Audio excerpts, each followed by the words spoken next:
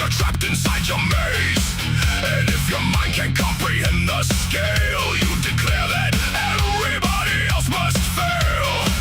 You draw the limits of your tiny frame, then stamp the universe with your God's name. Round and round, twist and turn, watch another bad conclusion burn. You call it wisdom, call it fate, but you're just trapped in a figure eight. Round and round, nowhere bound, lost while claiming higher ground. You think you've solved eternity, but you're choking on infinity.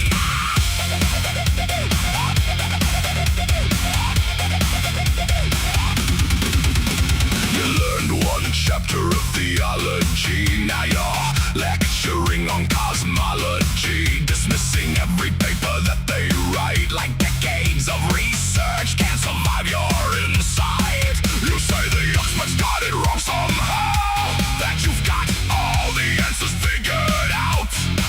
But if your theories really change the game, where's the Nobel Prize beside your name? You shout from mountains made of sand and call it understanding. Round and round, twist and turn, watch another bad conclusion burn. You call it wisdom, call it fate, but you're just trapped in a figure eight. Round and round, nowhere bound, lost while claiming higher ground. You think you've solved eternity, but you're choking on infinity. Nowhere,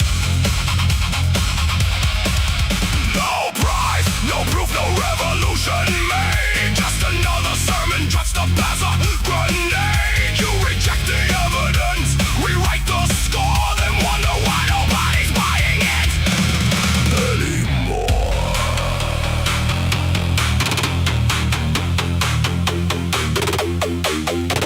You cry about evolution every day, 'cause you need to feel you're built a special way. A soul that lasts forever after death, a cosmic guarantee with every breath. You'd rather trust a tale that's centuries old, a man from dirt and a rib turned whole, than scream why.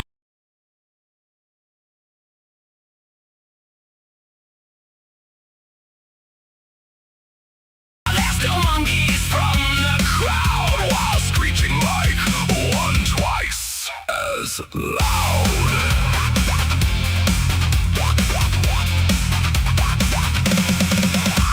You love telling atheists what we believe, inventing things that we never conceived. You paint us monsters, bitter and obscene, then act surprised when we don't fit the scene. You think you know us, think we're cold and mean, but we're more caring than you've ever been. No threats of hell, no promised reward, just helping people because they're worth fighting for. Round and round, twist and turn, watch another bad conclusion burn. You call it wisdom, call it fate, but you're still trapped in a figure eight. Round and round, nowhere bound, lost while claiming higher ground. You think you've solved eternity, but you'll never own reality. Round and round, figure eight. Round and round, too blind to see, you're going nowhere.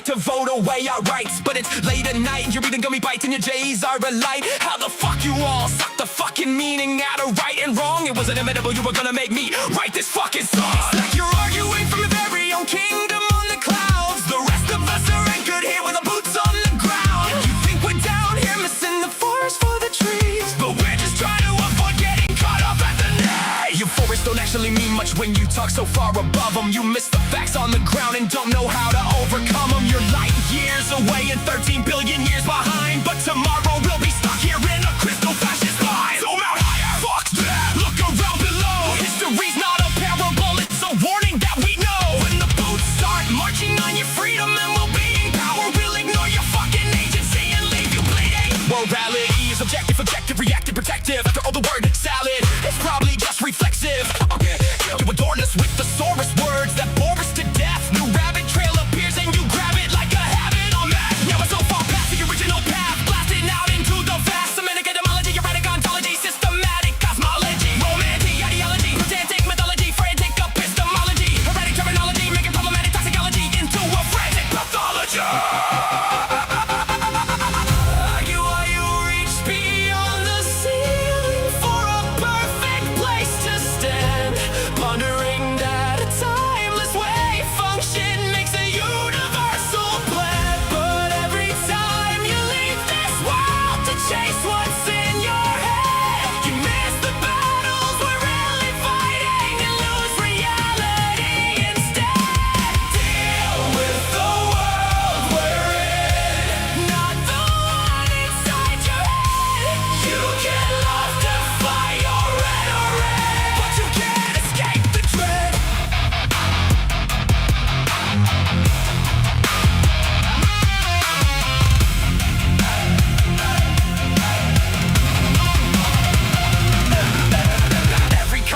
Spirals into lexical gymnastics, twisting every honest question with metaphysical mechanics. Consequence ain't coming from light years away, it'll come from the choices that we make every single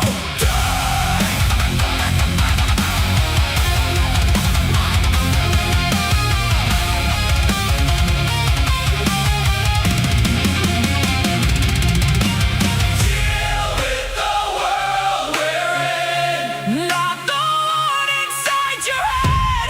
You get lost and find your rhetoric, but you can't escape the dread.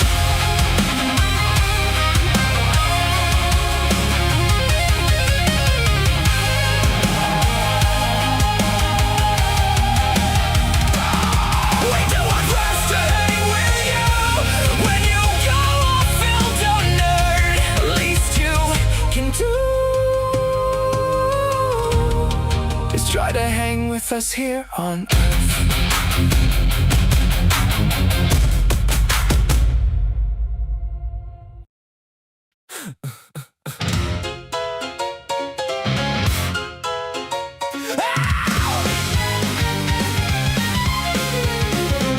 You dress up doubt in velvet robes, throw dead men's quotes like holy stones, name drop Plato and wave your hands like a mystery will make us understand. You sell transcendence cheap online with cherry-picked and twisted lines, a sermon built from smoke and mirrors, preaching louder cause the truth gets nearer. You claim spirituality, philosophy and historicity, but all you got is sophistry. We don't believe your silly fairy tales, but we're ready to talk about it if you want to. We'll even fight about it if you need to. So light the match, strike up the choir, turn your doubt into wildfire. We're dancing on the altar rails tonight. You call it faith, we call it theater, cheap illusions dressed up deeper, but everybody loves a beautiful lie. Whoa, whoa, you want salvation with the spotlight glow. Whoa, whoa, but the house always wins the whole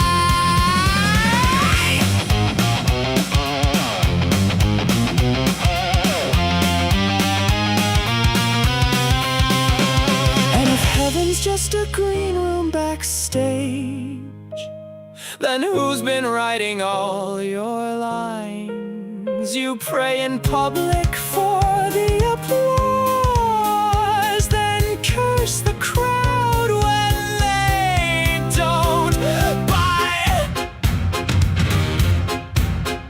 By the way, darling, not sure if you know this, but we absolutely noticed that your family values venom has infected your whole system now. It's dripping on your ballots, making every vote a weapon. Your blind faith inspired prayers are now our Christo-fascist nightmares.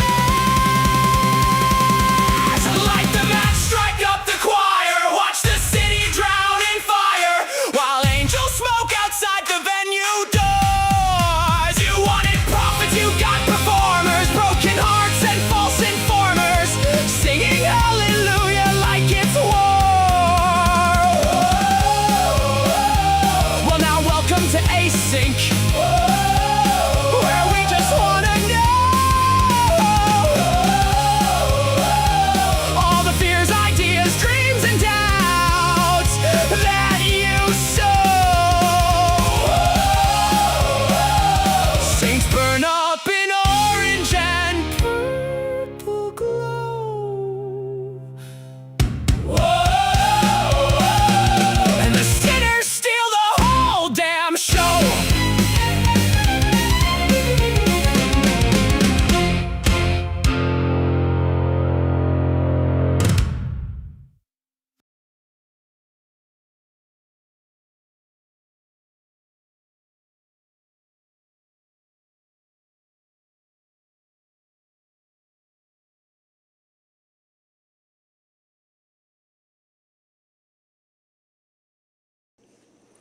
What's going on?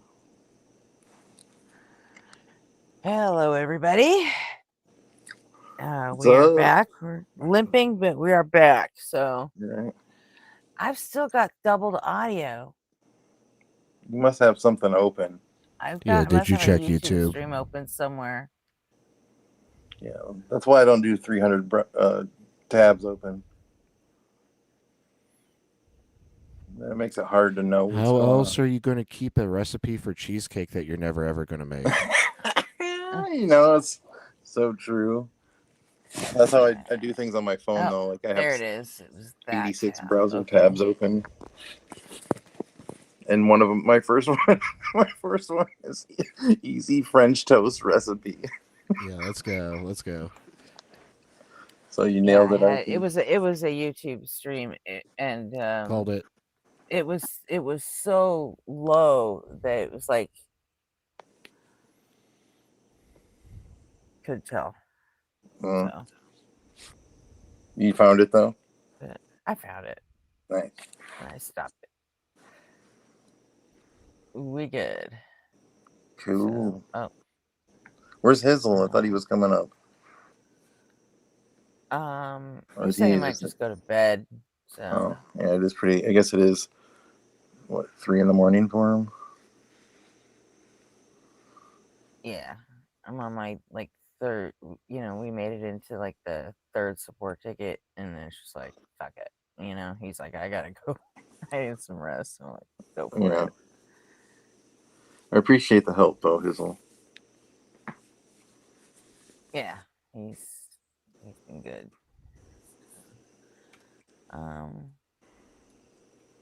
What did I? Oh yeah,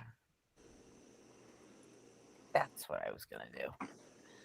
So Jamneck. Oh, do you want to? all right. We should probably greet everybody. Actually, RP, you should change your avatar I can't. until Even on the guest, you want to see some absolute shit. really. Yeah, I can change Oh, mine. now I Oh, you get know- like here. Check this out. I'll post it in the Discord. Like the You first know thing what? I tried to do was apply an avatar, and now I'm getting this fucking thing. This fucking capitalistic corporate bullshit. Oh, yeah. What are you talking about? I posted in the production chat. Anyway, we did figure out that if you put the YouTube, the whatever avatar you want on your thing, make that the avatar for your Gmail address. Oh yeah, And that's how. it That's why. will import it directly from Google Yeah, that's how I get and mine. and force that to be your avatar. Yeah, that'll work, RP. That's how I have mine Are up. you sure? Because Yeah. like Nobody on I Fire figured have it out. Yes. Look at mine. Look at mine, and it's I because that's my Gmail account. I have a profile picture for my Gmail account, but it never imported that. Well, mine is because it's the same as the one that I import. At least that's But what I didn't have to import nobody this figured one. out. And then we tested it earlier Yeah. with Hizzle. He did that. He went and And changed it worked for him. his picture, and it worked for him. And mine, I never added this So, I mean, avatar to this. It brought it in from Google. I don't know if that's what I don't understand why RPs is. It just doesn't treat RPs. It's like cases are alike except for RPs. Well, I did you check guess. the screenshot I just put in the production chat? Yeah, I'm looking at it right now. Yeah, like Uh, it wants me, like a person who logged onto this without any sort of account, to make an account and purchase a subscription. Yeah, it does. Why does it want money from me but nobody else? It does. It does Yeah. from StreamYard too, though. At least with me, it did. Yeah. That's how I've I ended gotten up this getting message sucked into before. that $90 a month thing, because it wanted me to make an account, and Yeah, then I think. on StreamYard, when you do the 7-day free trial, you'd think it would revert to a free account after that, but it doesn't. It reverts to the most expensive one. Yeah, I don't understand what's the problem with all this shit, but something's wrong, and I don't think it's us. So It's their shitty dev team. Yeah, it's just probably a mix between the dev team and the marketing team.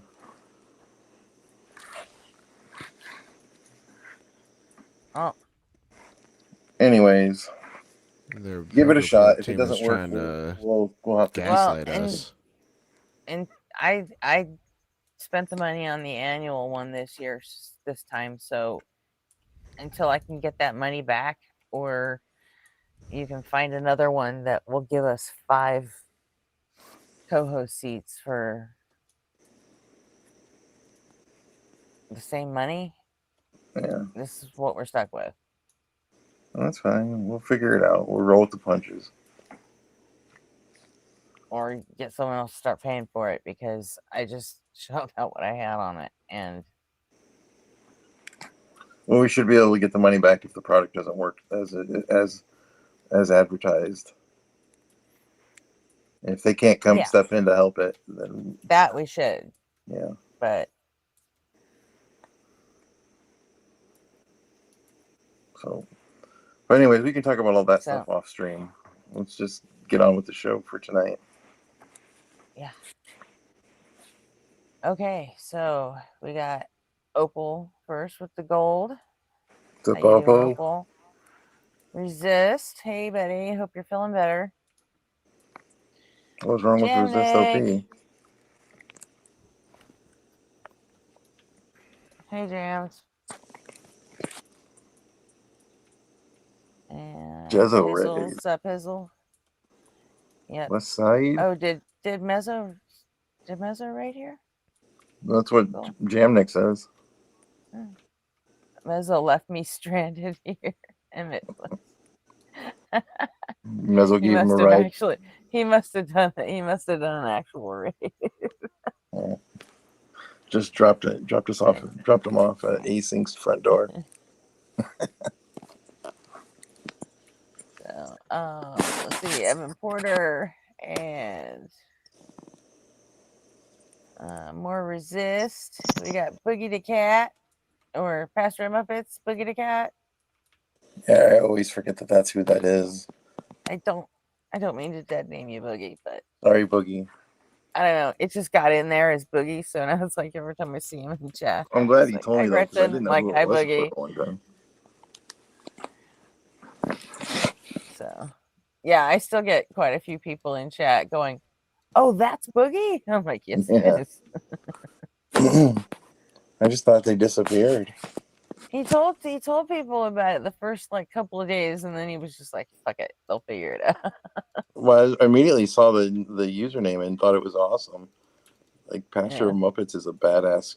That's a good ass username. But yeah. it didn't Mezzo make really the likes it too.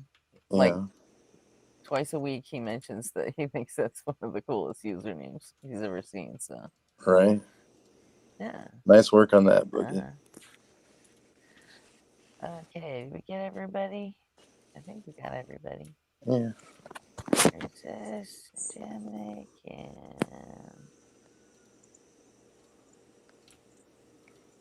Yeah, I think that's all of them for now, anyway. So, hi everybody.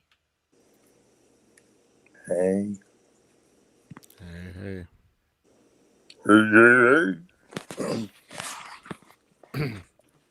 I'm not fat Arpy.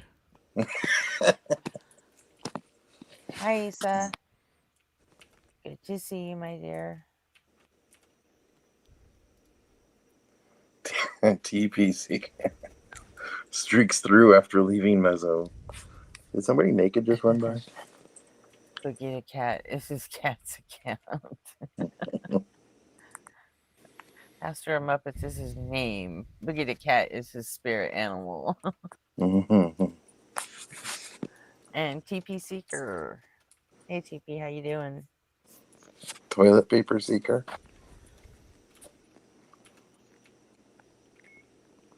Could be. Just question mark. He might be Beavis. He might need TP for his bunghole. Mm-hmm. Yeah, it happens. It does. You have TP? TP for my bunghole?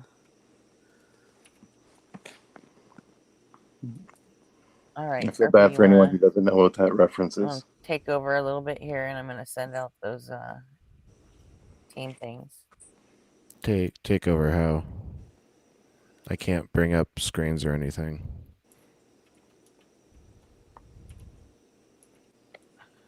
Yeah, I can't either. You'll have to run everything, Gretchen. I just meant talking to people, but okay. Okay. I don't have like a monologue or anything prepared. Just do No, but you stream of like saying hi to consciousness. people. You know what? Never mind. Forget I mentioned it. Okay, I'm sorry. I was confused what the job You're not was. confused. Come on. Stream of consciousness monologue. Just start talking and don't stop until the brain stops. My brain's kind of stopped. You can bring something up and watch a video and pause it and control it yourself. You can? I just have to Or put you it on can, screen. That's all I have to do.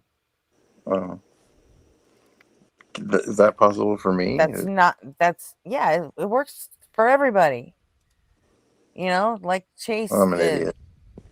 last night. You know, just pulled up a fucking video. He controlled it the whole time. All I needed to do was just put it on screen.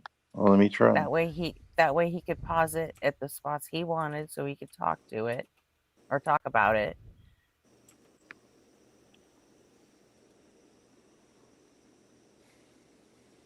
It's not working for me. When I click on share, now it's not doing it. It's not responding. Oh, are you on an iPad? Yeah. I don't know how that works with an iPad. I probably won't. I won't worry about it. I don't need to bring anything up. I don't have a whole lot of time tonight. So at least at the start of stream. Maybe if later I'll be back.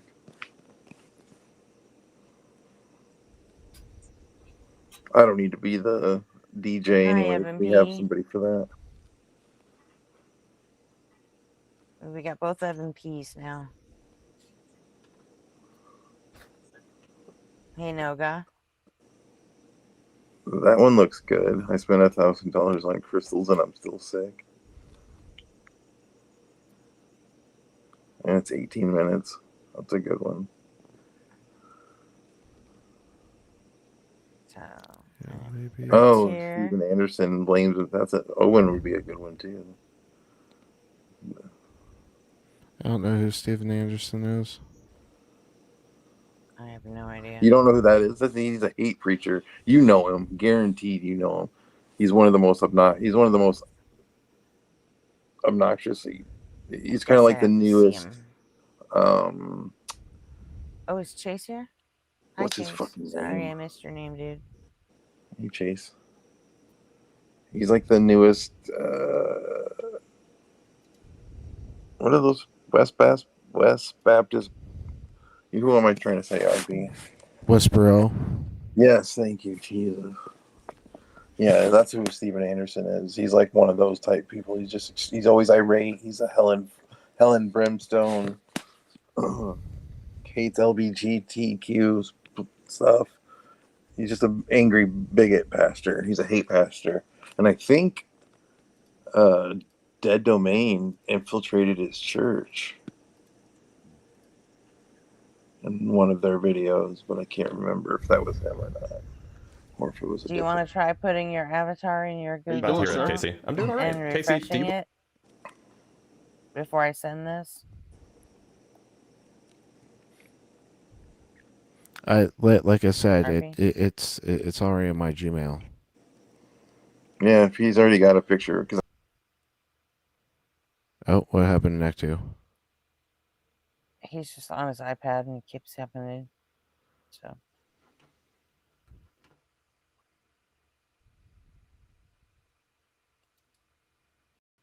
Okay, then I think you should talk to What if I try making a talk new to Gmail nobody account? or Professor Hizzle because it worked for them. I don't know how they did it because I don't have I never had to follow that link, Mhm. so I don't know how it worked, but it did.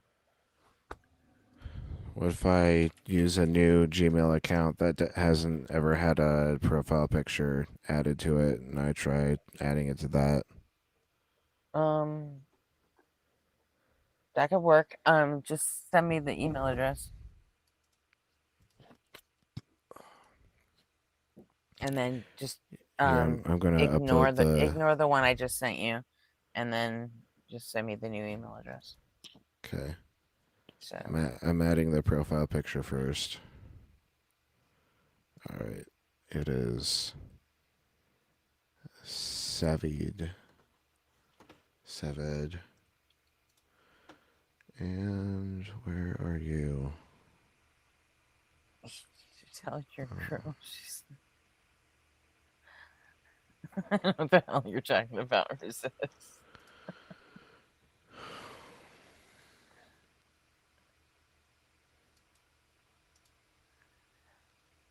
Oh, it's about something about Robin. Yeah, I missed the whole thing with Robin.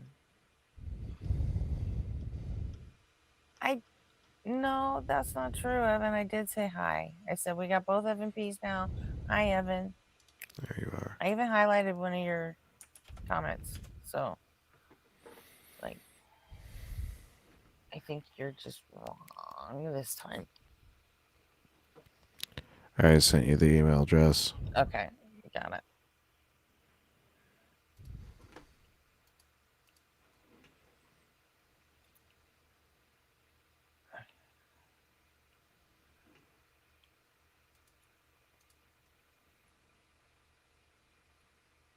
All right.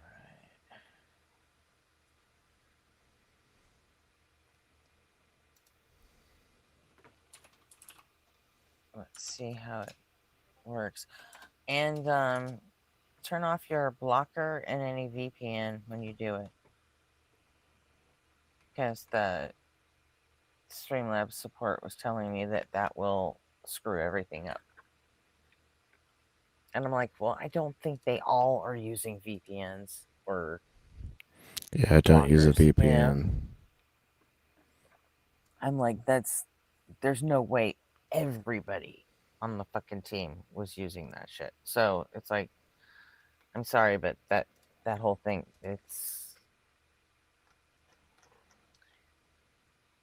I don't think that's what was causing the problem. It's like, your shit's just fucked up.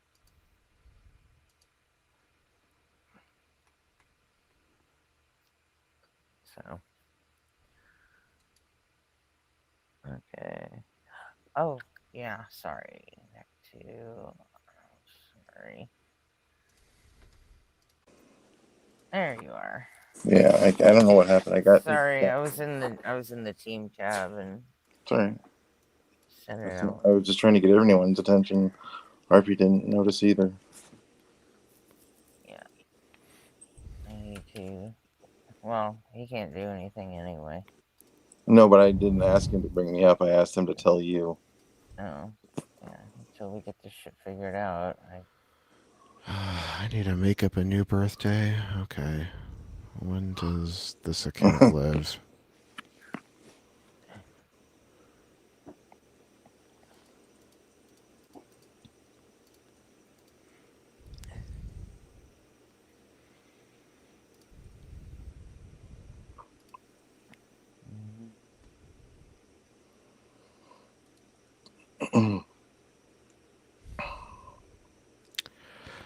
Nope. No account profile picture. No, it just doesn't like you. Yeah, it just fucking hates me, I guess. Well. No, it's not our fault. Yeah.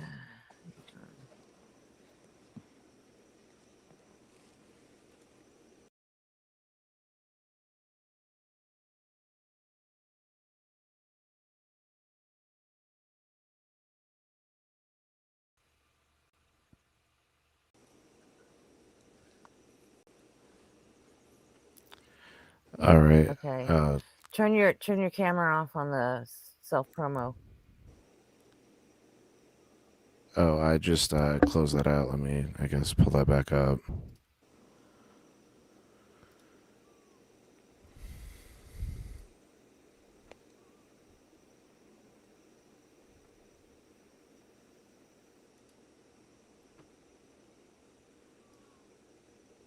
Okay.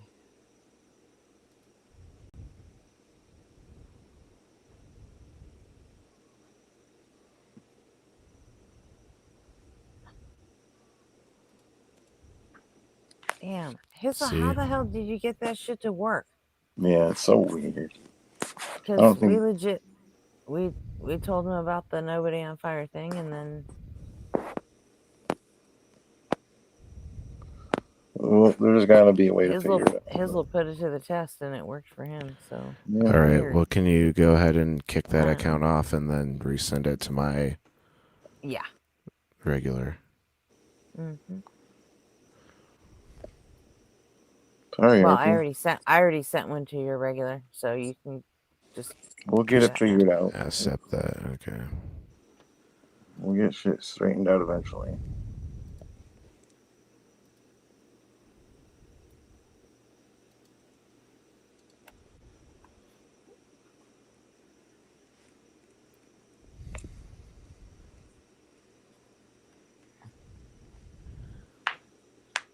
So what happened on Robin's channel, guys? That you guys are I don't know what anyone's talking about. all up in arms about? Sounds like there was a fight, which I don't understand. Between. Right? I don't know. I don't know. Resist said the boys wanted to fight, so he told Robin to email him a time. Wild. Anyways, fuck that. The boys can't pick a time after school and can pick it. I don't know. And have Yeah, at what it. the hell are you talking about? Just out They of were yelling at the curiosity, chat. 'cause-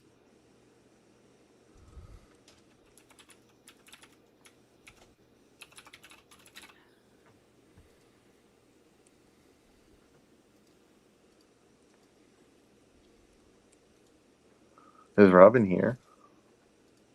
Robin isn't a secretary. Keep up. We know she's a truck driver.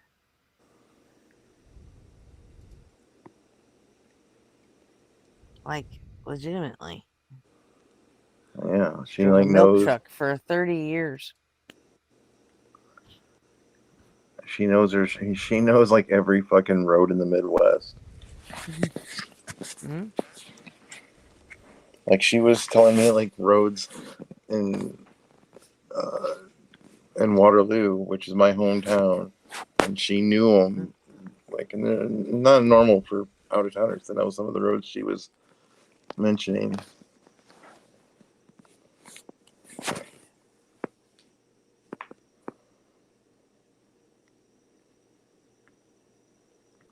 What is that? Oh, that's my mic. Got it.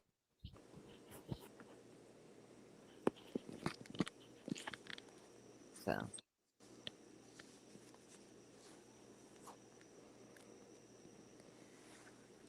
that was a second mic.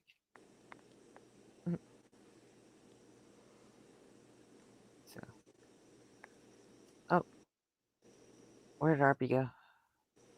I was just gonna ask you that. I do not know. Message them into the Discord. There. I just noticed that they dropped and they're back.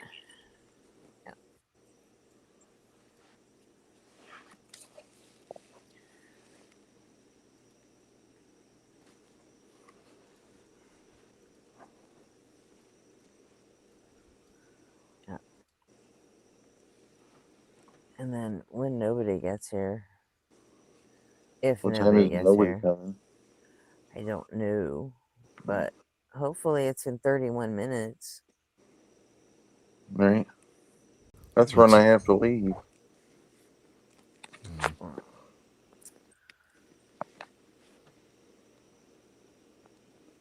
That's a It's his good birth. short though. It's That his. Blitz short It's right his there. birthday in 31 minutes. Oh, Oh happy yeah. birthday, nobody. So Happy birthday to nobody. So that's why I don't even know if he's gonna be here tonight. Well, if he shows up after I go to bed, tell him I said happy birthday. I don't think he worked today. Mm. I think he took his birthday off.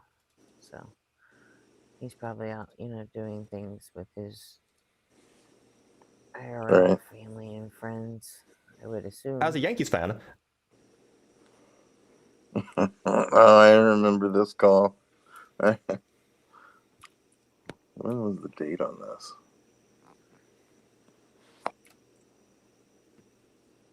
It was recently, I know that. I never saw the guy's profile picture on the vert. So that's funny. This is my first chance of seeing what this color looked like. Blitz also read a few of my comments on stream today too, RP. Oh yeah, W. Yeah, but though wasn't as obvious. The one I had told him about, I said something like he wasn't. I corrected him. I can't remember it now. What happened? And he read it and he got the message and he was like, "Oh, I see. Thanks." But I can't remember what it was specifically. Not a big deal or anything. Blitz read mine like pretty much right away.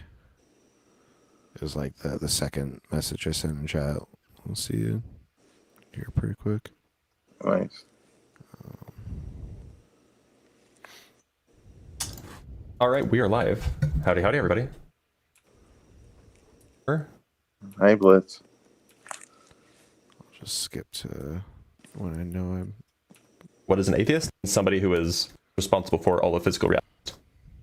What is an atheist? Someone who is responsible for Hello all from physical Denmark? reality. Believe in something. All right. There you can see my comments coming up. There's He everyone read don't my hail. comment before he even saw it.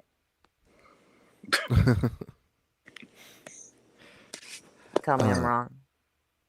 Everyone don't hail atheismo, for they have not risen. No glory on high to atheismo. Here it comes. How can you say you do not believe in something? How can you do not believe in something you say does not exist? I feel like the only way that you could think something doesn't exist is by not believing in it. Exactly. Don't hail atheismo, for they have not risen. No glory on high to atheismo. Nice. Indeed. Let's go. Hell yeah.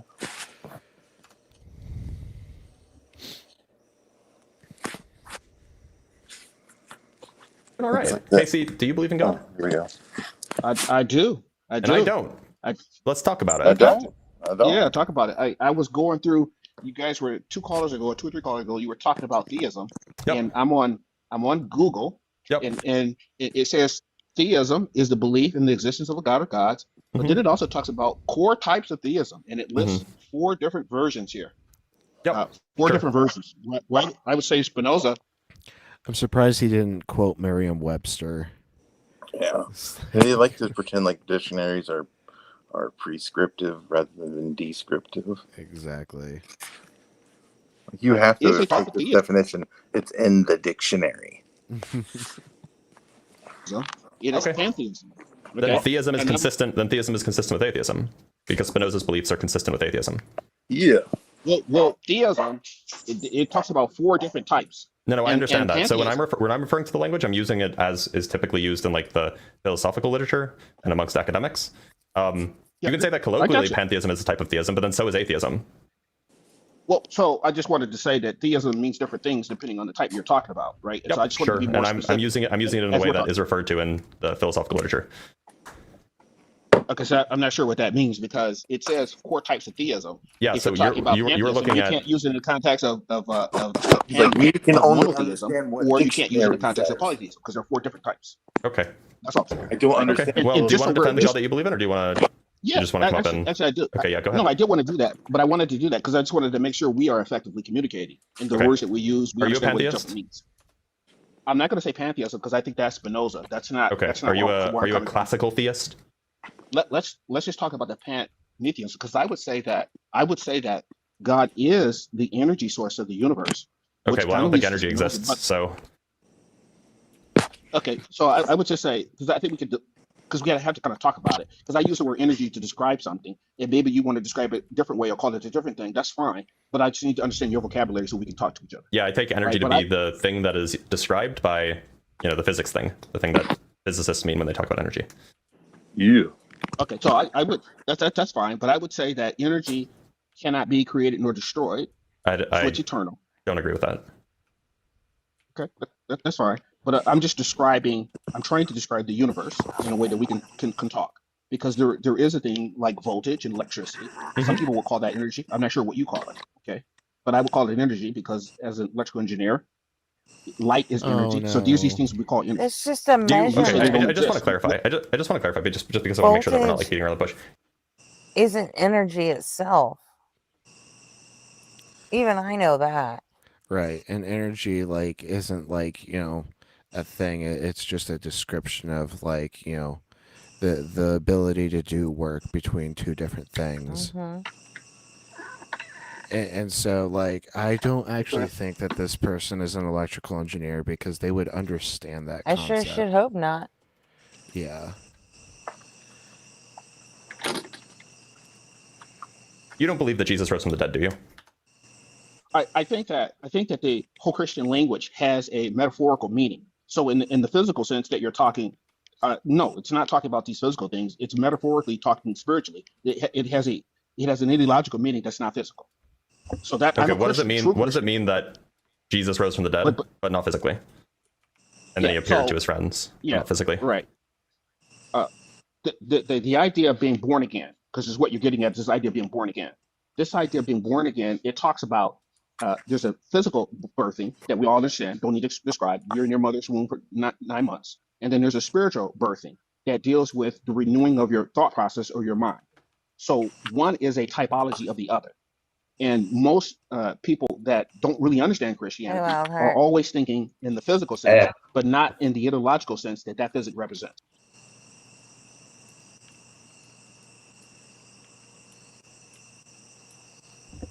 Any introductions or just hey? Huh? Any introductions or just hey? It's Wildheart. Yeah. Yeah, no. I was just saying hello. Yeah. What's up, Wilder?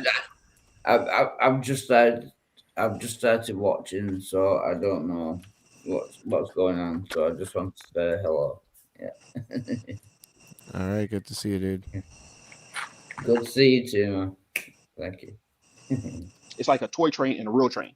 Yeah, and if so you're like, talking toy train and I'm talking real train, we're not effectively communicating. Right. So like, Okay. do you think that Jesus was like a person?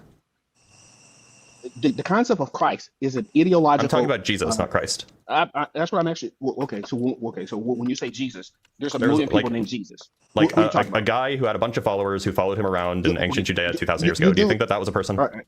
So you're talking about Jesus the Christ, because you're not talking about the 10,000 Jesus that are out there. No, I'm talking about specifically the guy. Specifically, the guy that had a bunch of followers around Judea around 2,000 years ago. Yeah. So I'm actually saying to you that person described in the 4 Gospels is a physical person described in the 4 Gospels. I'm actually saying to you that when you really understand what Bible's talking about, that person is really a typology of a spiritual concept. This guy does So not. if you're talking physical, how do you feel we're talking about about the lobsters? concept. We're talking about 2 different things. How do you feel about lobsters? Lobster, Yeah. like a lobster. Like, do you think that there's? in the sea that you, Yeah. You know the I'm archetypal saying male all dominance this- of the lobster. You know. Well, I'm saying that all physical things have a spiritual, ideological parallel, and that when you're talking Bible, it's never talking in the physics. It's always talking in the ideological, spiritual. So if you're, to be clear, you can't walk both sides. Do you think that there was a physical man, Jesus, that was referred to as the Christ that lived around 2,000 years ago? Well, so I would say this. Obviously, I wasn't born that many years ago, so I don't I'm know not for asking sure. you. I'm not asking you for certain. I'm just asking you what you think. No, I'm answering your question. Did it physically happen? I'm not sure. But what I'm saying is, when I read Bible, it has a ideological meaning that's got nothing to do with the physical. That's what I'm actually saying. So you're just when I avoiding talk my about question. Christianity- No, I'm just saying I don't know. I wasn't. Okay, so you're not even sure if there was a guy named Jesus who wandered around who was called the Christ. Well, here's what I'm sure of. Bible is. Do you believe it? teaching us. I'm answering your question. Do you believe that it's true that there was a physical guy walking around, or are you just like, yeah, I don't know? I just said I don't know. What I actually believe is that the book is a typology of something deeper. The and if book you're is missing the deeper. When Bible says you can't understand the God of the Spirit, that's actually what it's saying. And most people are trying to understand it physically, and you're missing the ideological concept. So you're missing the whole point.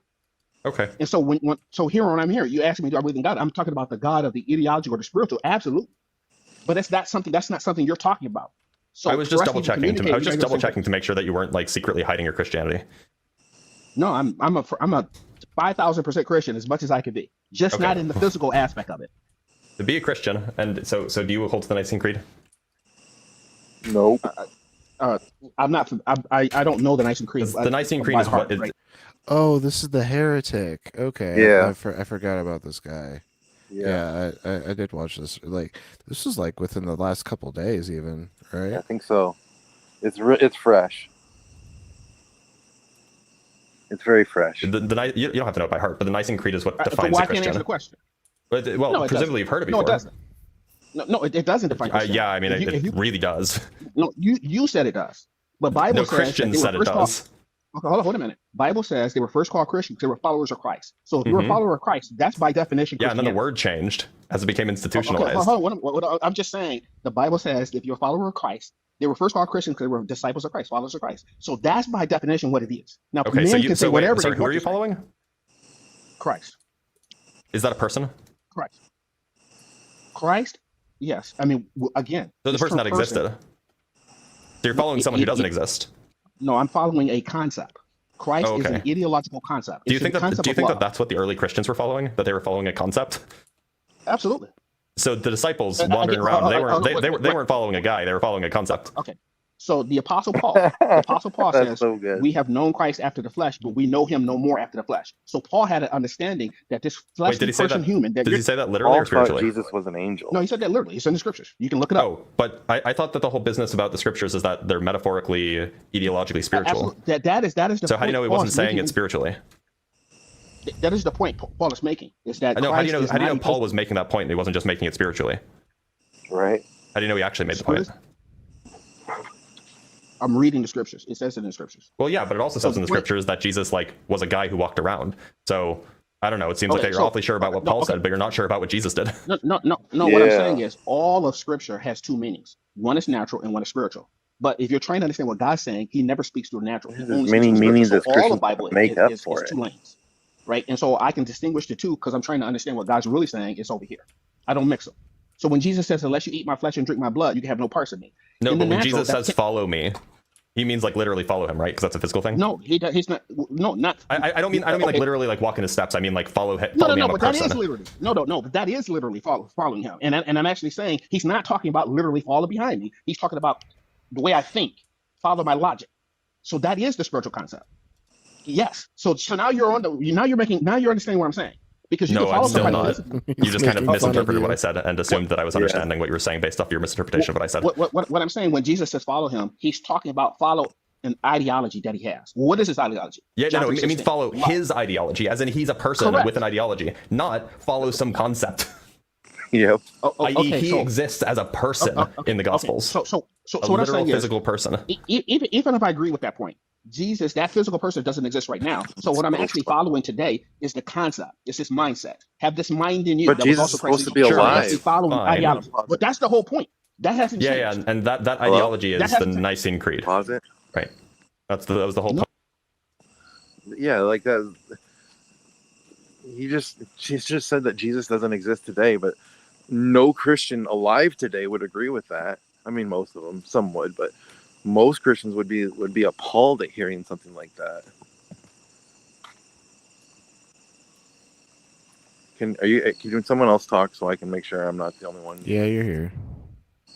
Okay. Sometimes when the audio drops, like I need to hear that somebody respond to me. So otherwise I Oh, assume. yeah. No, sorry. My brother is here, so I will respond to you so you know your internet's working. But I'll be You're fine. I just couldn't hear, so I wasn't sure. I'm dealing yeah, with like- somebody in chat who isn't showing up in chat for whatever fucking weird ass reason. Weird. It's JR. Oh. So Anyways, you I'm can just play it gonna again. live and RP. try to figure that out. Point of the Council of Nicaea. Just to figure out what it meant to be in a Christian. love. No, that's John 3:16, no, it's the that's what it Nicene means. Creed. Oh no, you said that. Okay, No, you're the defining it that Christians way. said that. That's not me. That's the Christians. Listen, I'm a Christian, and I'm telling you, I You're don't not a define it Christian. that You're way. a heretic. Yeah, he is. Okay, so what I'm saying is, you're trying to take the Christianity that you want to refute. This is not You're a trying me to define thing. it. This is what the Christians say. Well, I just told you I'm a Christian, and you're not listening to me. So you're not saying that. I Look, just told you I'm a Christian, I and you're not know listening to my you're definition. telling me you're a Christian, all but the Christians. institution of Christianity disagrees with you. Okay, but you keep saying those words as if that's written down in stone, that this is what Christianity is. No, that's just your perspective. There is no. It's not my perspective. It's the perspective of the Council of Nicaea.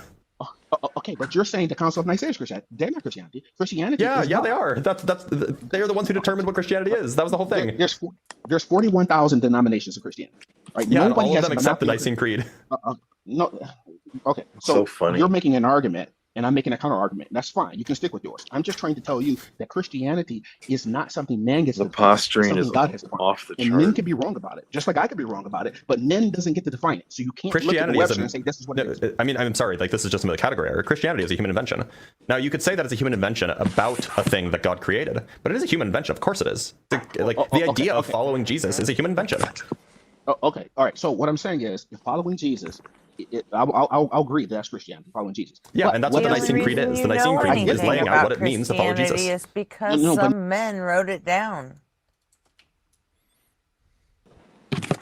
True. But is this one of the times where the word was inspired by God, or are these like the actual accountings of the men?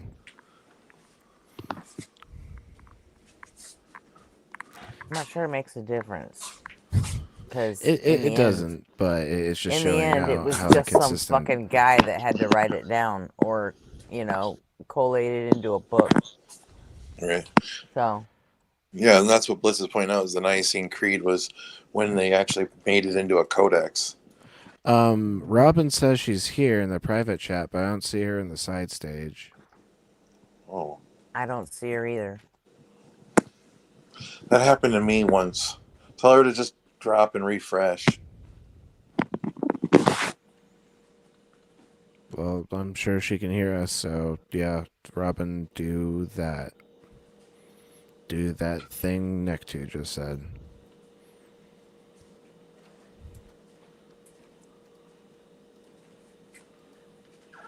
Nobody gets to define that except Yeah, Christ. yeah, of course they do. This is a human thing that humans have invented. No. Christ lived a certain way. So if you're following him, you follow how he lived. If I come in and give you a different definition, that doesn't got nothing to do with how Christ lived. How he lived is how he lived. So nobody else gets to define Wait, that did he? except for So how okay, Christ so he lived. did live. He's recorded in the Gospels. Right. You know what else is recorded in the Again- Gospels? That he like appeared in physical flesh after his so death. all words, even the word lived, right? Eternal life. It's not talking about physical life. You're talking about. So all You're words- talking about sides of your mouth. No, Like no, obviously, no, what I'm like on saying- the one hand, you're relying on what the gospel Life- says to figure out like what's true I'm physically. not lying about the gospel. No, No, you're not about lying. You're the talking out of both sides of your mouth. You're saying on the one hand, oh, it's just metaphorical. Oh, it's just spiritual. On the other hand, you're saying that these are things that actually happen physically. I'm You can't have both. not saying other, and I'm not saying other hand. You're saying that. I just told you it's all metaphor. It's all Sorry, can symbolism. you pause? Okay, so then you can't. Can you pause for a sec? Yeah, I think Robin's here, but I've got to leave as well. So I think Robin's here in the background, but I've got to leave. So thank you very much for having me on. Okay. Thanks, I love Robert. everyone. All right, bye. I'm taking care of Robin.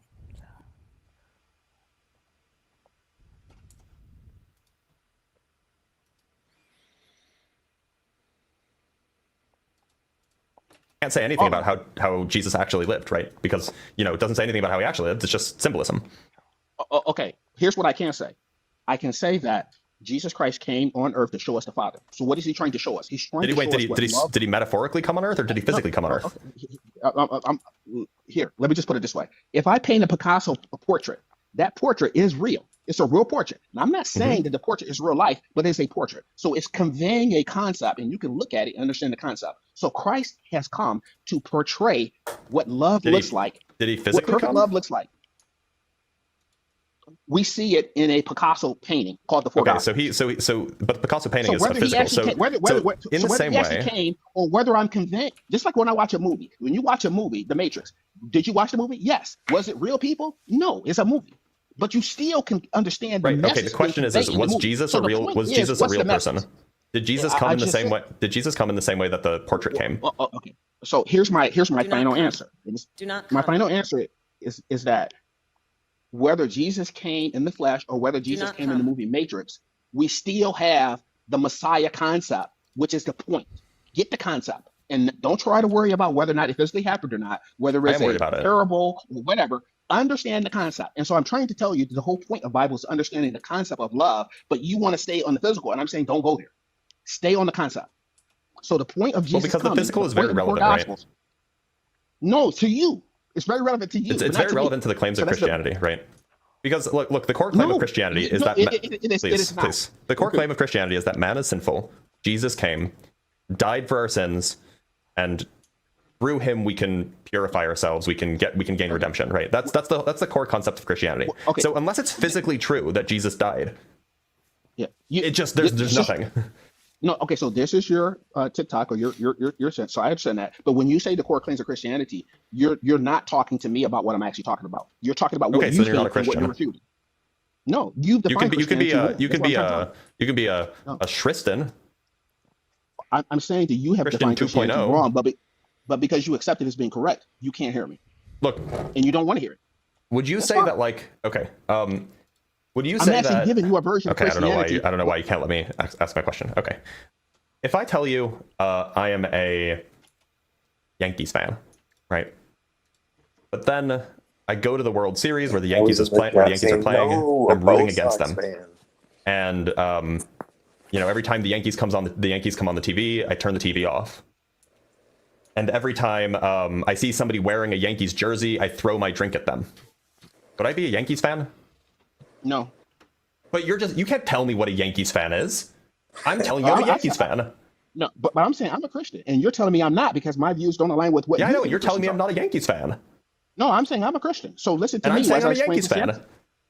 Hold on, wait a minute. Who's the person saying they're a Christian on this call? Is it me or you?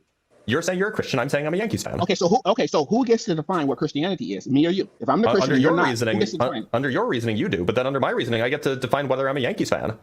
Okay, but we're not talking about the Yankees. We're talking about Christianity. Okay, do you understand the analogy? Do you understand the what just happened here? Your analogy, because you called me not a no Yankees sense. fan. You called me not a Yankees fan, but I'm the one who's the Yankees fan. You can't tell me I'm not a Yankees fan. No, I agree with that, but we're talking about Christianity, not Yankees. Okay, so we agree that So you can I'm be the a Christian. so, So I'm the- hold on. I'm Hold the on. Christian. Just to clarify, you're telling You're me that you not. can be a So I Yankees get to fan while define not Christianity, enjoying not you. watching the Yankees? No, I agree with your point you made about Yankees. Okay, But so we're the not point using this call. the point that I made is that somehow it's sensible, according to you anyway, to be a Yankees fan while rooting for the other team in the World Series, while turning off the TV when the Yankees come on and throwing drinks at people who wear Yankees. Look, if you're a Christian, then I'm a Yankees fan. Okay, it's fine. So I will let you tell me how Yankees fans think and act. But Okay, if we're talking and a about Yankees Christianity, yeah. So we're not you'll let talking me about- tell you. So we're I'm going talking to about tell you. Christianity. Right. So you're saying that you're going to let me tell you. So I'm But going to we're tell you. not talking about As a Yankees, I know. As a Yankees fan, I root for the other team during the World Series. I throw drinks at people who wear Yankees jerseys, and I turn off the TV whenever the Yankees come on, and I'm a Yankees fan. That's what it is to be a Yankees fan. That's fine. I'm not going to argue with you about. I mean, yeah, low-key, it kind of does. Like there are like sports team fans out there that like hate their team just because like They don't they've do been losing well for so long. Yeah. They want them to succeed. They're just tired of losing. Yankees fan, if you're a Yankees fan, I'm not, because you get to define it. I'm not going to argue with you. But if I'm a Christian, Okay, I take that to be a reductio. Yeah, no, I'm just thought he was saying, gonna if end I'm it a right Christian, there. Then you'd allow me to explain what Christianity is. You can't say I'm not a Christian, but then you're telling me, a Christian, how to define Christianity. That makes no sense. Yep. Except to you, it does. If that's what we're doing, then nothing means anything. Right. No, I just told you what Christianity is. I told you No, what it is. It's been I follower can tell Christ. you whatever Yeah, I want. words just don't gonna mean disagree with anything. No, follow Christ. Jesus came down here, John 3:16, God so loved the world that he gave his only begotten son. So Christ is the evidence of God's love for the whole world. So if you are a person that Good luck Wait, with did that, he buddy. literally give his own son? you are Christ. Or did he metaphorically give his own son? Okay, all words. I don't know how many times I keep saying the same thing. All words have a spiritual meaning. So in the spirit, he absolutely gave his own son, but it doesn't mean the physical thing that you're thinking about. So if you don't want to understand what it means Okay. spiritually, then we're going to keep So going he didn't back down physically this give his road. own son. Got it. No, of course not. Of course not. It's all Okay. spiritual. Everything is spiritual. Okay. So We're the glad that we question agree. is, do you want to understand what it means spiritually, or do you want to stick to the natural? Because if you stick to the natural, we can never effectively communicate. Because I Well, look, actually agree with you that I'm only Bible is not natural; it's spiritual. I mean, actually the agree with that the point. Yankees are only a spiritual concept. They're not a physical concept. We're not talking about Yankees. I don't know why you keep bringing it up. You're right. We're not. He doesn't I'm sorry. I can only do that for so long. Got him. That was such a painful call to listen to. That is essentially what a pastor is, though. That's all they're doing. They're just trying to take the words and sell it to you, package it in a way that you sell it. So you keep sitting there and nodding your head and giving them 10% of your income. I'm gonna try something. Does this come up on the stream?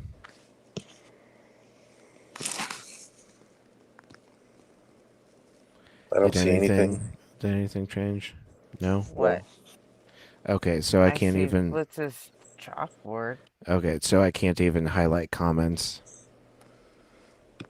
Like highlighting comments as a co-host doesn't even work. Oh, I guess not. I don't know. I can't do that.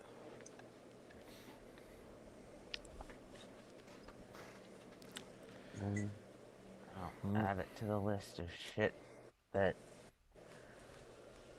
they're gonna have to give me my money back at some point. Yeah, co-hosts can't do anything. Like before we switched to StreamYard, co-hosts were like at least able to do this shit, and so this is like shit that they broke. Yeah, this is all new fuck up. Well, it's 2 in the morning, guys. I gotta go, but I'll check back in the morning when I get up and see what's happening. All right, Alright. no, dude. But Yeah, before we got off StreamYard, it was just the audio echo thing. When anyone had any media up.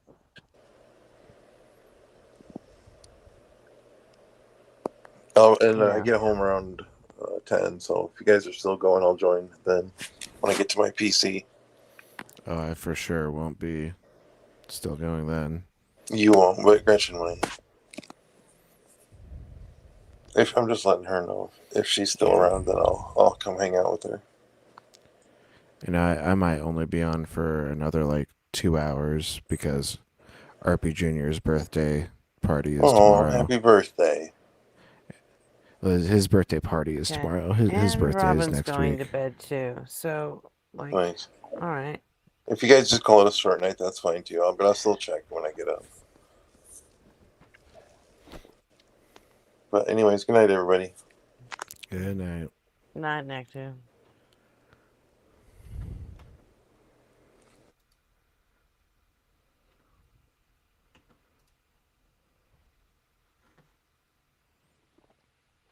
What? I think it's just an iPad quirk. He's gone now. Yeah, I think so.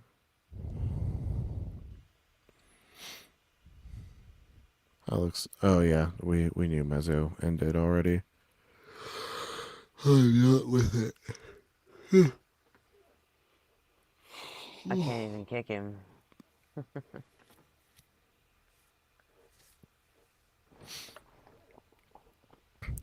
Oh, that's a problem if you can't even kick guests. Because if someone gets up here, No, starts. it wouldn't let me kick him because he's a co-host without any actual co-host abilities.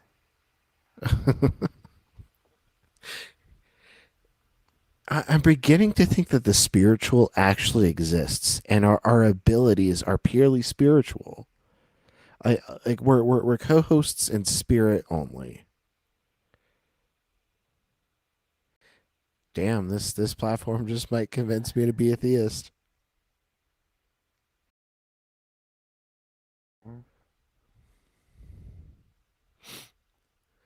I guess we'll figure it out based on how fucking tight they hold on to my money. Have you considered a chargeback?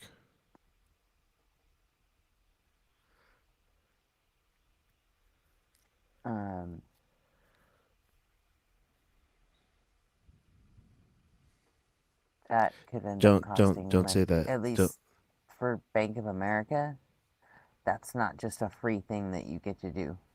Oh, that sucks. Mm-hmm.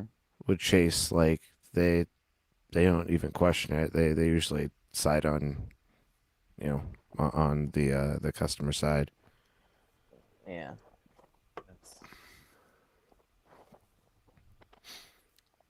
But if they charge for it, like, you know, it's better getting back some of your Well, money than. yeah, we have there was a problem several years ago where people were just using the chargeback system as a way to like end lien accounts, you know? Or like instead of like going onto Google and ending a subscription or something, they would just do a chargeback and block them. And it was like, it became a problem. And especially for the Silicon Valley companies. So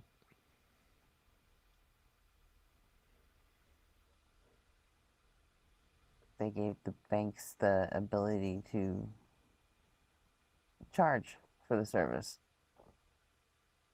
Because of course we did.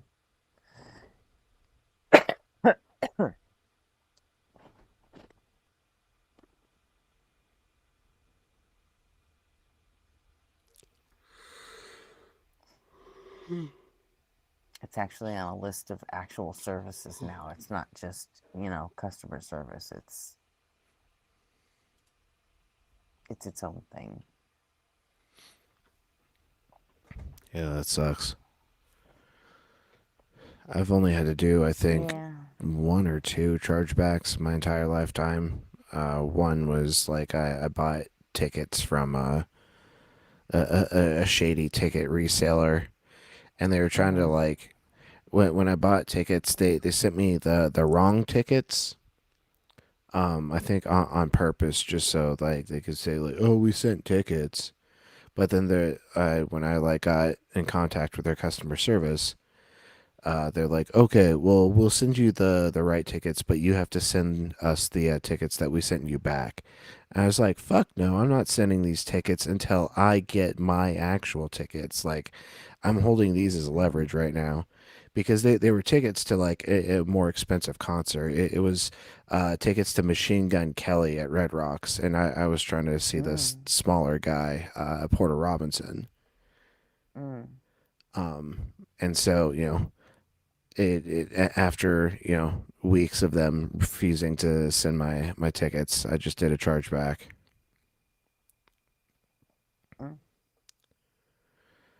And I kept the tickets. The Machine Gun Kelly. I was gonna say. I hate Machine Gun Kelly MGK, tickets? but my partner had a friend that liked MGK, so we just gave him to her. Like I'm it not during looking to his like rap thing or his pop I punk don't thing. I don't fucking know. I don't follow him. Oh, you and didn't go? I didn't go, but my partner's friend did. Yeah. And it wasn't something I was looking to profit on. It's not like I was intentionally like trying to scam this company, but like because they're trying to scam me, fuck it. Yeah.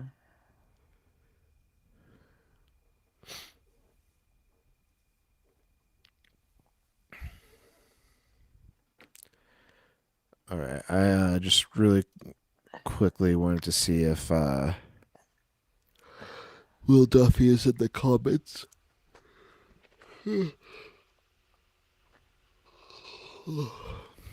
Oh yeah, I heard he actually. I think I heard it from you. He's always crying in the comments on those streams. On the last video, he didn't though, which is interesting. Maybe he's finally learned that like it's just not a good look.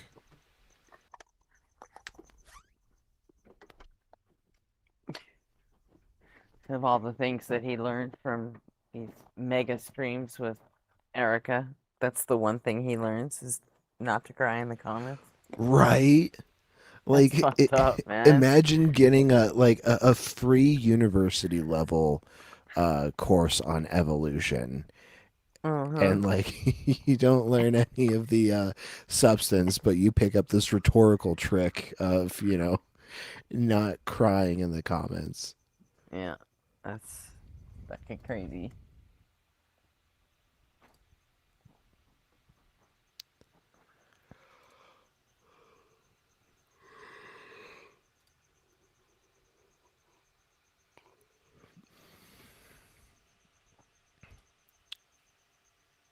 I'm gonna try Control F. The final. Nope. I guess he's behaving now. Good for him. Too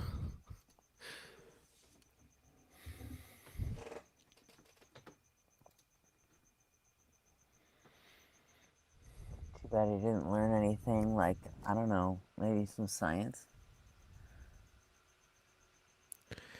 Well, like I haven't watched the last 2 episodes just because they're so fucking long. But each one that I watched before that, like the beginning like 30 minutes to an hour would just be him like presenting a PowerPoint of things he thought Erica got wrong in the last stream. Like imagine that, like the first like 20 minutes of every lecture are dedicated to like students telling the professor they're wrong. Like what? Weird. Fucking Christians, man.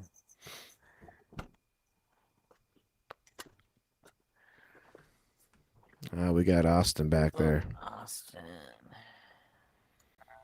Hi, Austin. Hey, what's up, y'all? Changed to a new system, new platform here, I see. Yeah, we went back to the one we were on before StreamYard. It's been nothing but problems so far.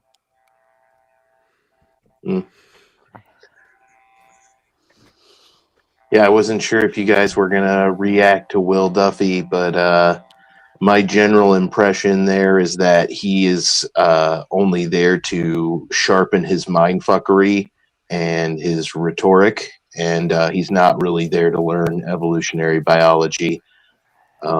It seems his skill set is solidly Christian apologist debate bro and Christian pastor. And I doubt that his science denial would dissipate unless he expanded that skill set. And I don't think he's really interested in doing that. I wonder if that's the reason that he did the final experiment, was to like make it look like he had some sort of ground to stand on. Well, okay, so a lot of flat earthers are religiflers. They're biblical cosmologists. So they're people that claim that the earth is flat because the Bible says quite explicitly that the earth is flat, that it's round like a clay seal held up by pillars and has a dome called the firmament over it. So for Will, that makes his religion look a little silly because that's, obviously not true. It isn't, the earth isn't resting on a turtle's back and it's turtles all the way down, right? So he has a vested interest in going against flat earthers to keep his own worldview from looking dumb. But I don't think he realizes that he ironically uses the exact same. Dumber. Yeah, he uses the exact same epistemology that flat earthers use towards a globe Earth, towards evolution and old Earth. It's like conspiracy theories and cherry picking and appealing to fake experts and impossible standards and just oodles and oodles of logical fallacies. Yeah. Yeah, I sent a super chat on the last one asking Erica, do you think giving Will knowledge is going to make his science denial dissipate? And she was like, look, Stephen Jay Gould taught Kurt Wise, and Kurt Wise stayed a young Earth creationist his whole life and never changed. So, all I can do is give him the information. And then Will stepped up to respond and he goes, sir, why don't you tell me what a science denier is? Because nobody's ever told me what a science denier is. I'm like, oh my God, this fucking moron. You know what? Go to Google and ask it, buddy.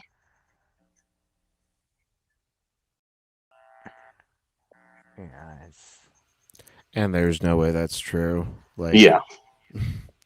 Everyone has defined what a science denier is for you, buddy. You just plug your ears and go, Jesus. Yeah. Science is what Jesus says. Right.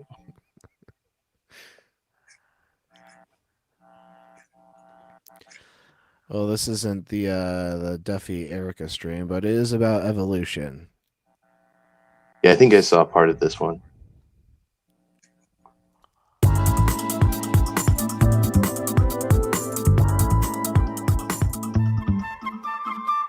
Okay, so how do you deal with the overwhelming amount of scientific evidence that supports evolution? What evidence? Genetics, the fossil record, comparative anatomy, what embryology. Wait, be very specific. I mean the fossils. Every single fossil specifically supports what evolution. Fossil? Every what single fossil? one of them. What fossil? Every single one of them. Bees from millions of years ago that still look like bees. They show evolution. They do? Do you see evolution? Yes. Which fossil in particular? Every single one of them. Let's pick up Bacillus. Let's pick Bacillosaurus for example. Don't you see the whole evasive answer there?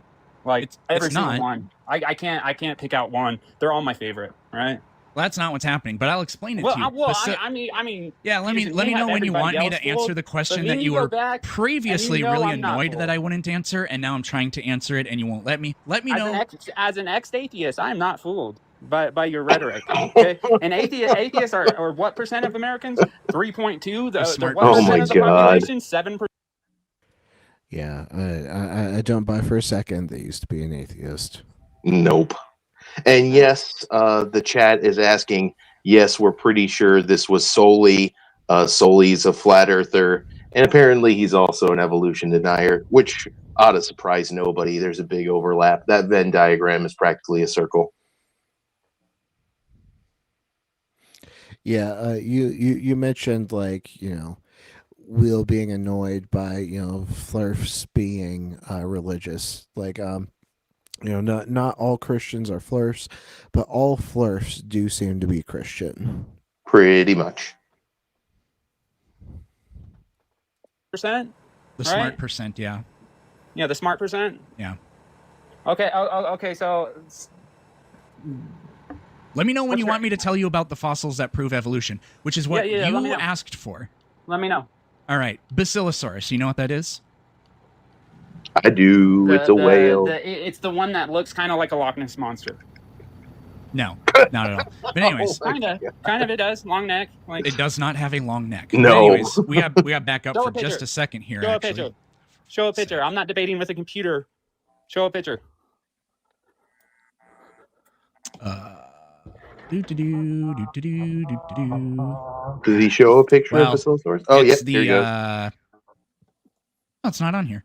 Hold on. I Pause got it. my book Pause now. it. Go back just like a little bit to where he had all. Guess who sent him all those pictures? Yes. You got Let's 3 go. guesses. Let's go. And it was Austin motherfucking Sims. That's who. That's great. You're welcome, Eric. So you got the whale That's chart not on here. there. And then on the right side, those are vestigial whale pelvis bones. And they're arranged in an array so that you can see the ilium, the ischium, and the pubis, which are the identifying parts of a fused pelvic girdle. These whale pelvis bones have them even though they're unfused. So it's a dead to rights clue of their ancestry as bones that the whale ancestors used for walking on land.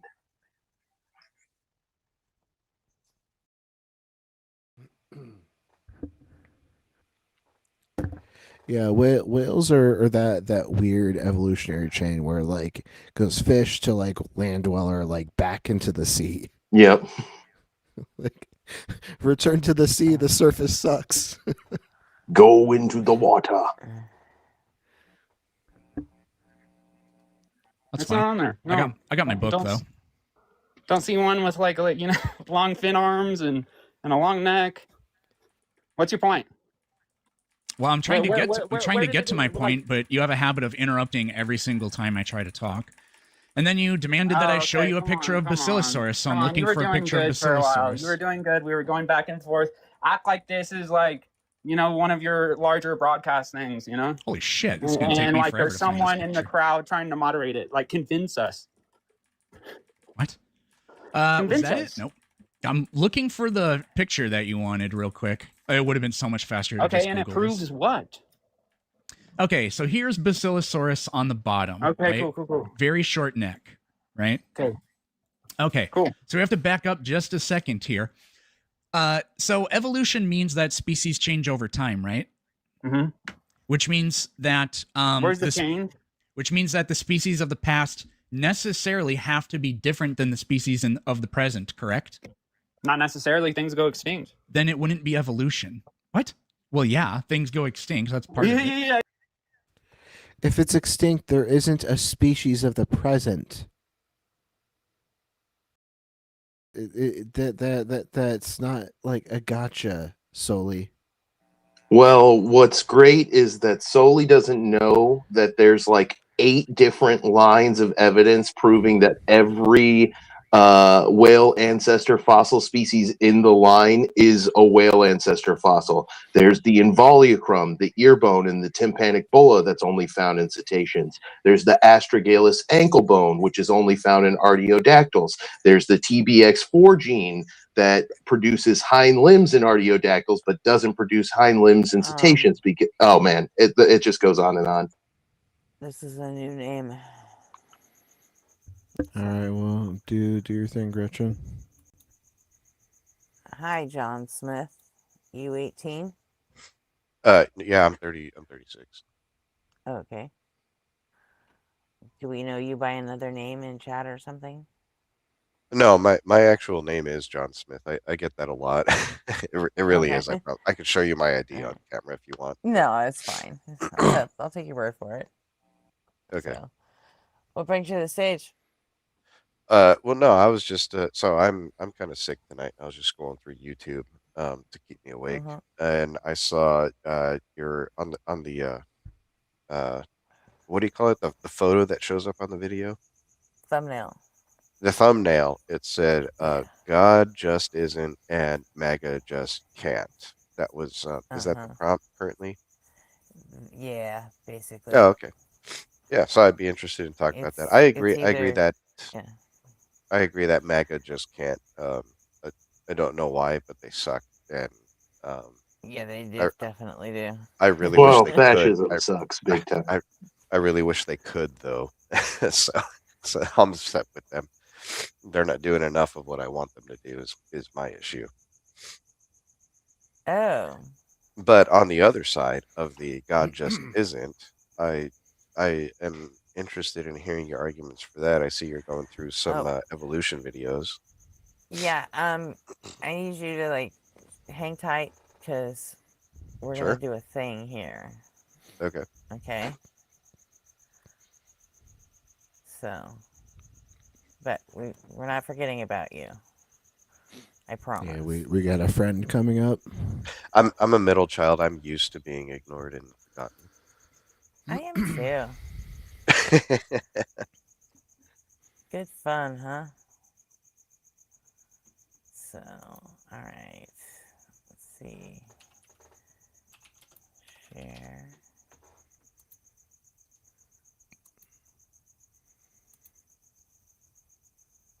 Okay. Is it up? It's not on stage. It's just back there. Okay.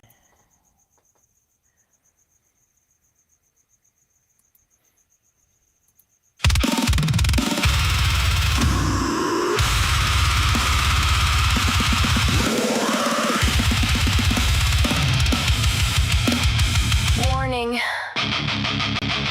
Containment failed. Live stream initiated. Unknown BOW detected. Designation. Freeze up.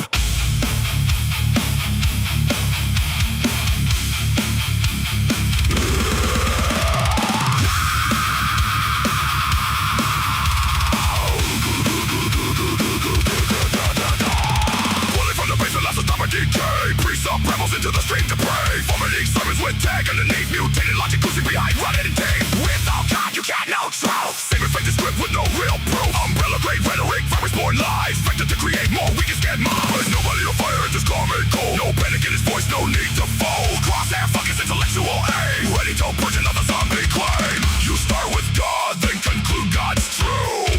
A closed loop system with no way through.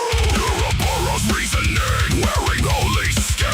A self-replicating virus, spreading within. Within our human, like a Gordian knot. Another priest-up is losing the plot. Nobody on fire, just a room where precision biologic burns hotter than any messiah. Nobody on fire shows patience and poise. Gun through noise with a surgical voice. No rage-bait tactics, no desperate anointing. Just clean precision while the facts keep pointing. Priest-up mutates when the pressure climbs. Redefining words in real time. Transcendental necessity screamed in rage. Like a tyrant trapped inside a semantic cage. Priest-up fires off transcendental rounds. Big words echoing hollow sounds. Epistemologized, fetishized, dogmatized. But nobody on fire sees through the disguise. Severed and loaded into every reply. While holy assertions decay and dawn. No miracles found in the source code haze. Just another gulp caught in the blaze. Every single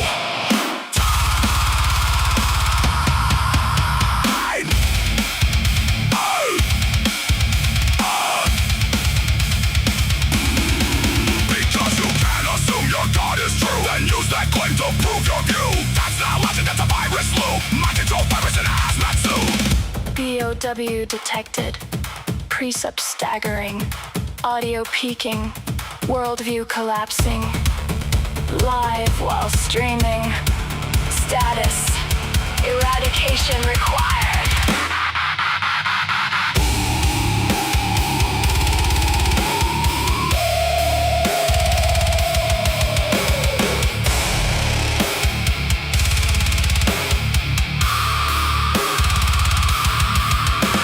Static flickers like fluorescent lights. Another theology war in digital nights. Nobody on fire walks through the flame, understands precepts, and he's hacked their game. No fear of hell, no need for gods, just reason and logic marching through the odds. And when the final argument expires, the only thing left is fire.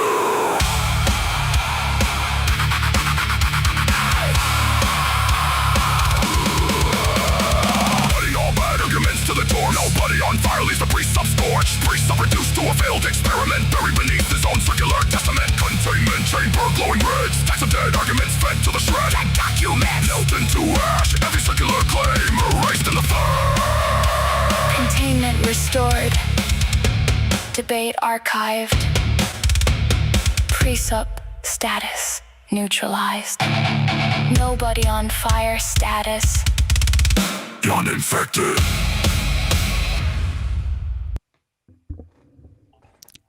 Happy birthday, dude.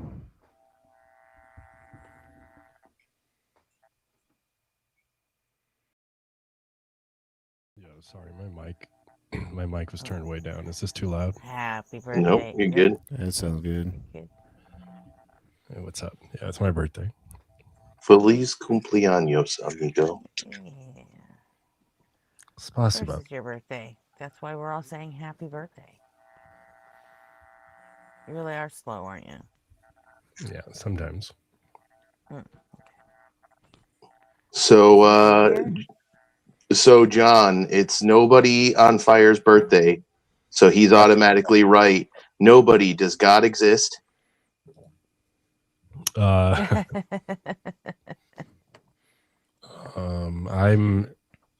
convinced it's not the case. It's his birthday, so he's right. Yep. God doesn't exist, man. Argumentum ad escapum birthday, vaginum. birthdaism. Yeah. Happy birthday. I reject P1, and that being someone's birthday doesn't make them right. Oh, I know, Okay. Gretchen. I'll fight you on that. Actually, it's his birthday, and he is right. Oh, based. Oh, Let's go. Welcome to concession, okay. atheism, brother. But that means next year on my birthday, I get to be right. So. But you'll already be an atheist, so. but whatever I claim will be correct. Okay, so Well, that what was did you want to quick. talk about? What else do you want to talk about, I guess? Yeah, we're done here. All right, everybody. I'm going to wrap this up. I'm going to go to bed. Thanks for having me. You're an atheist that thinks MAGA sucks. I mean, that's a win. I'm actually Christian, and I am a conservative, and I wish MAGA would do more, but they suck because they can't. So. Yeah. Are you like a real conservative, like free MAGA conservative? I don't know what that means. What do you mean by free MAGA? Pre-MAGA. Oh, pre-MAGA. Oh, yeah. No, like so, what conservatives were before MAGA. Yeah, I've been conservative pretty much my whole life. Yeah. Yeah. That's rough, man. Yeah, it is rough because they're all spineless and they try to play by the rules too much, and the Democrats never play by the rules, and that's why they keep losing. So the Democrats keep winning, and that's not right. Look, I'm not saying that they're cheating. I'm just saying that they play the gray areas, and then the conservatives are always so like stick up their butt, like, oh, we have to follow the rules, and then they lose every time. They have a 32-time that would make felon. Christopher Nolan blush. I'm sorry. What was that? They have a 32-time felon leading the party. Was Mitch Stick up their McConnell butts. playing I thought it was playing by still the before. rules when he stole Obama's Supreme Court Right. appointment? I'm more interested in talking about the God argument because we can both agree MAGA sucks Okay. right now, right? Yeah, like we Sure. can agree MAGA sucks. So, Sure. okay. So So what for, is God?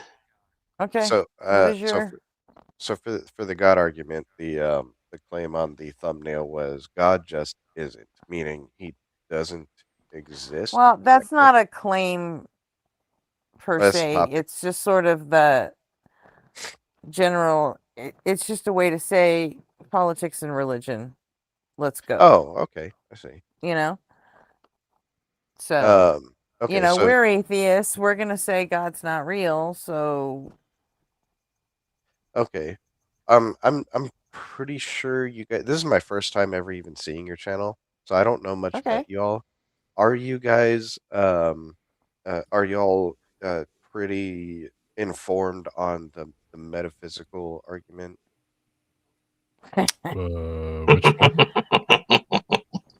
Well, I would. that's why I'm asking this. I'm pretty sure that I'm gonna if leave you're you with Arpy and nobody on fire here for that. okay, yeah, Go that's fine. for it. Yeah, they got this. Sure. Okay. What does metaphysical argument mean? So I don't this enjoy it, so I'm going to shut the fuck up now. okay, and sorry, forgive me for my coughs. I have some kind of sickness. I don't know. Anyway, so this if the I think one of the first mentions of this entire idea was the idea of justice, and the argument goes, I have a sense of justice. Others have a sense of justice. None of us has the true sense of justice, and yet something must exist out there that actually is true justice. Therefore, it's outside of me, meaning Yeah, that's it's invalid. Yeah, category error. where is that an error? Can you show that to me? Do you understand what validity is in an argument? I understand what the formal argument would be. Tell me how it's not valid. Can you give me the rendering of the formula or the formal argument so that we can see whether it's valid or not? Because if an argument is not valid, then we cannot determine the truth value of the conclusion. Okay, so if it was premise 1, it would be everyone has a sense of justice. Premise 2 would be no one's sense of justice is the same.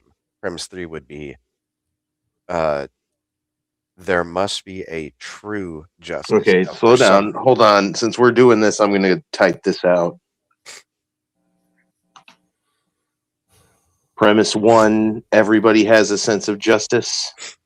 Yeah, actually, let me look this up for you because this was presented like way back when, like with Aristotle and Plato and whatever. Let me look up who actually made this argument so that we can get it accurate. Is that okay? Yeah, Sure. go for Sure. it. Hey, Gretchen, we got Kurt backstage.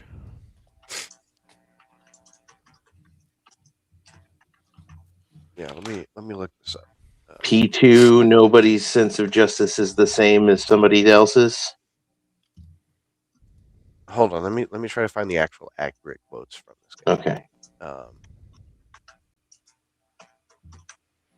Hey, Kurt, how's it going? Hey. What's up, Kurt? Good to see you.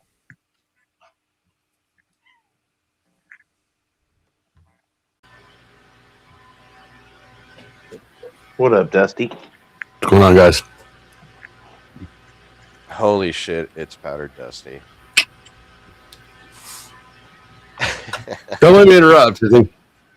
No, what's it's funny? The best thing. Hey, Dusty. No, can what's you funny turn is the gain down on your mic a bit. You're clipping.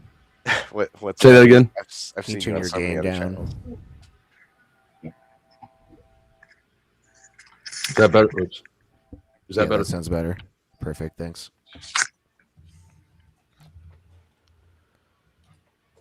Right, yeah. Premises are being mentioned. Notepads out. Yep. Shoot, was this Plato's vision of justice? Let me see. I think it was state of harmony and order. Let me see here. I'm trying to find the exact quote. If I can't find the exact quote, can I give you a rundown of it that you can type out? Kind of makes sense. Yeah, I got my notepad up and ready. So far, I've got P1. Everybody has a sense of justice. P2. Yes. Nobody's sense of justice is the same as somebody else's.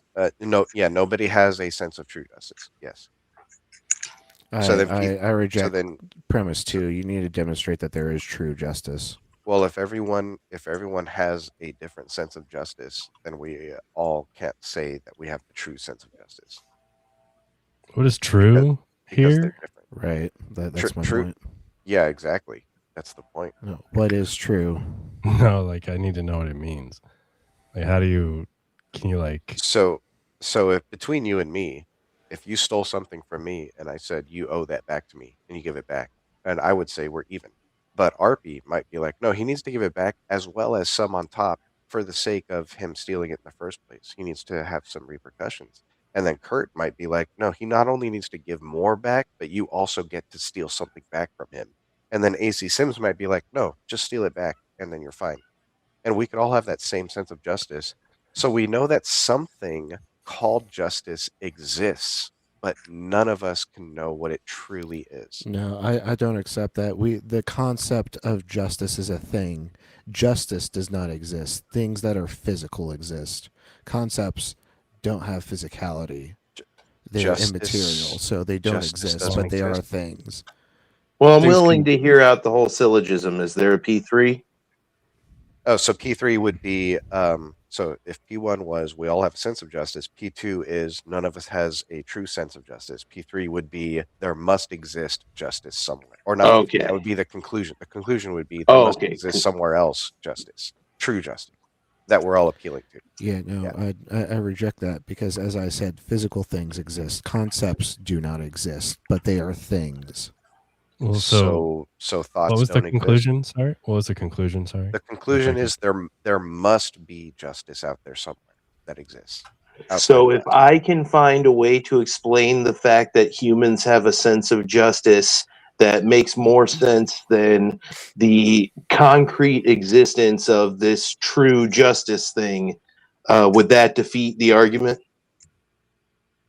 Sorry, can you say that again? If I can find a more plausible explanation for the fact that everybody has a sense of justice than the existence of this justice thing in a real sense, this true justice thing, would the argument be defeated?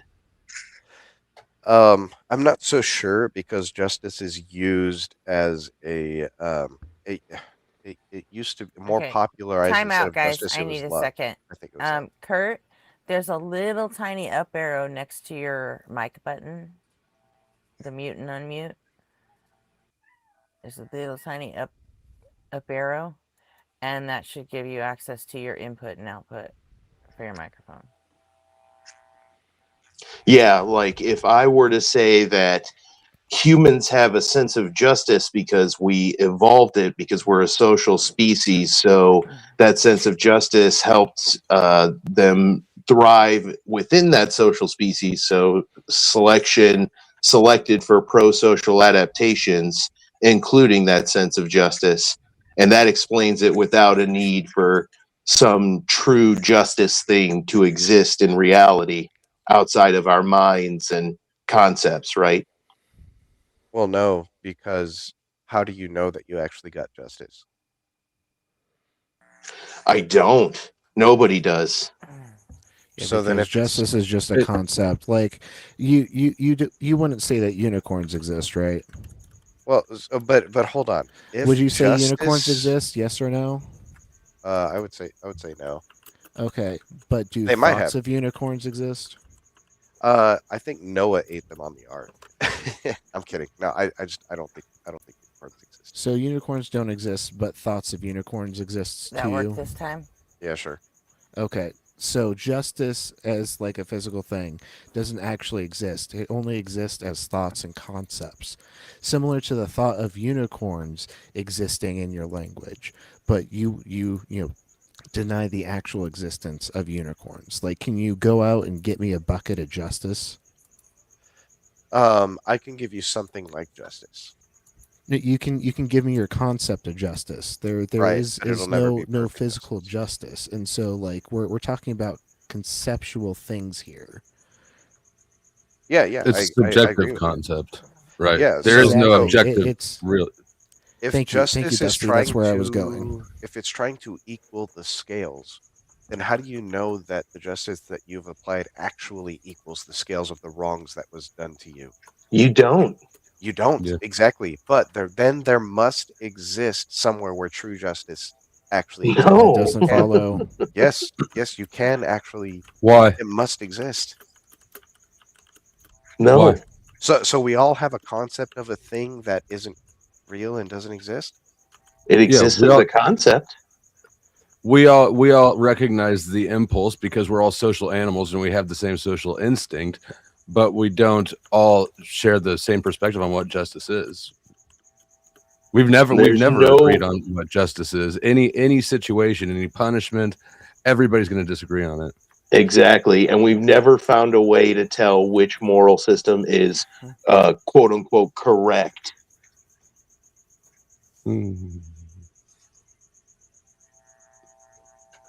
The way it works currently is just that the moral system that's the most popular is the one that tends to reign in your society. And that has to do with your history and your culture.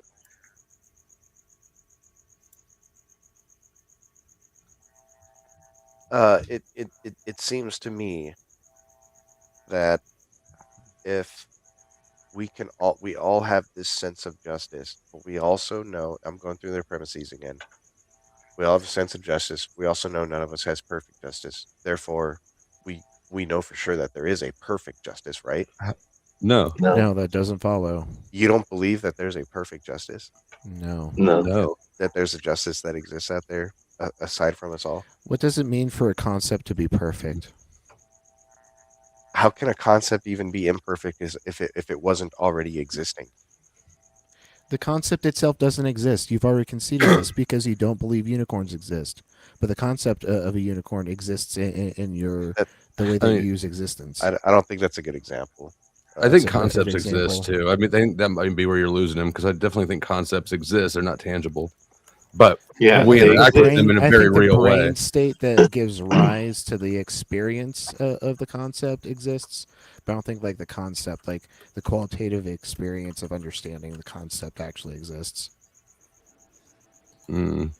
Conventionally, when we use the word exist, we mean something that maps to something more than just our thoughts, our dreams, stories, feelings, right? We're talking about things that are equivalent no matter the observer too, right? Like, yeah. So when we talk about deities and souls and soul realms, these are things that really only map to feelings, thoughts, dreams, stories.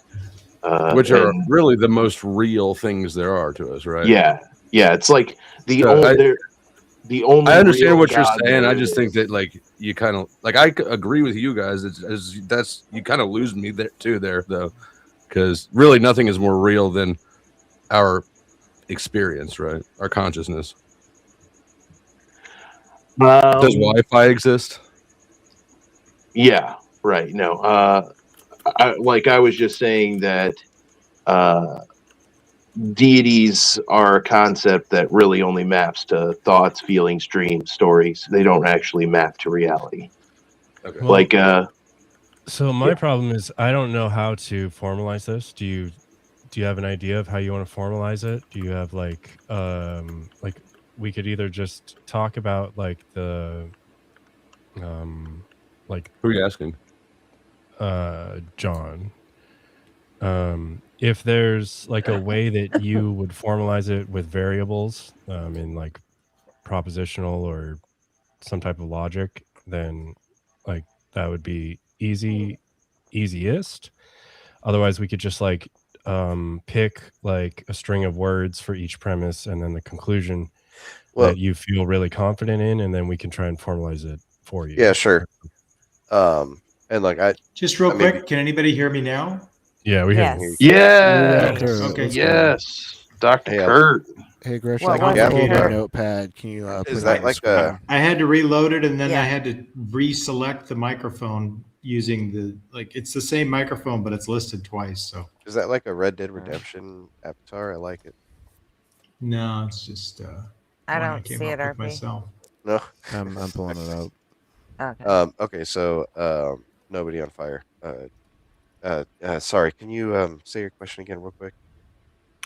Well, I think what we want to do is pick like a string of words for each premise or each proposition that you really think is accurate, and then formalize it. Or we can, if you have like a formalization, so we can look at like the structure of the argument.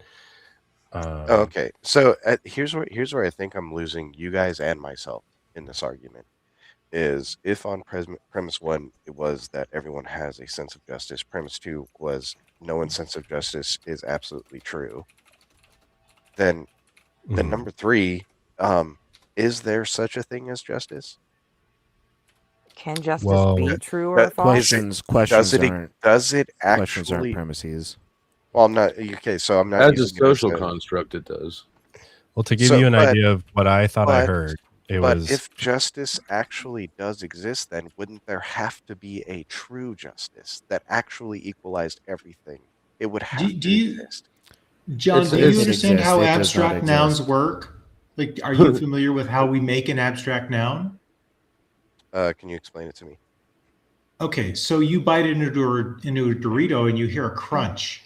And then that creates an impression in your mind and you think, oh, that's like a crunch. That's what people are talking about when they say crunch. And then you say, oh, this is crunchy, right? And the other person says to you, oh, yeah, it has a certain crunchiness. And now they've just made an abstract noun. Did something start to exist?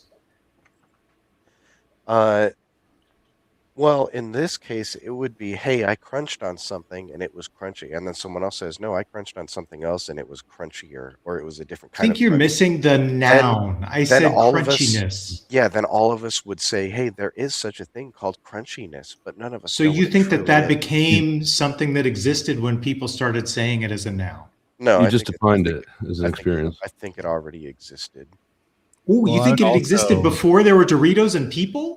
Yeah, there was crunchiness before it existed. Wow, where was it? This is like some kind of like. That's the point. Where was justice before any of us existed? This sounds like. So you think God is perfectly crunchy? Would you say that mastication is a necessary prerequisite for crunchiness to exist? No, I don't think so, because you could crush it with your fingers and it would still crunch. Okay. Do you think like a subject being able to crunch something is a necessary precondition for crunchiness to exist? Well, there wouldn't. No, crunchiness still exists even if no one crunched. The experience exists. Well, You've just defined it. We've identified the problem in your thought. Okay, go ahead. Oh, look, do you think that like a glass has like some type of power to shatter? Well, yeah, I mean this is a physical question though. That's like potential energy and kinetic energy, so that's different. Well, okay, no, well, I don't know. Because it's in a state of tension. So the quality of brittleness? Power would indicate some sort of agency or choice. Like the glass would have a choice to shatter. No, it wouldn't have like a choice. It doesn't think. Well, not like a choice. It's like a power. Oh, yeah. Thanks, how I'm Lisa. using it. A power how I'm using it is like potency with like act potency. I assume you've heard act potency before. I haven't. No. Oh. Okay. Well, shit. Is it like glass has a flex point, and if it gets bent beyond that flex point, its ability is that it breaks? Is that what you mean, or you guys have completely lost me now? Yeah, me too. I'm a bit lost here. Look, if does justice exist, even if there are no is people glass crunchy? and no injustice has occurred, does justice still exist if no injustice has occurred?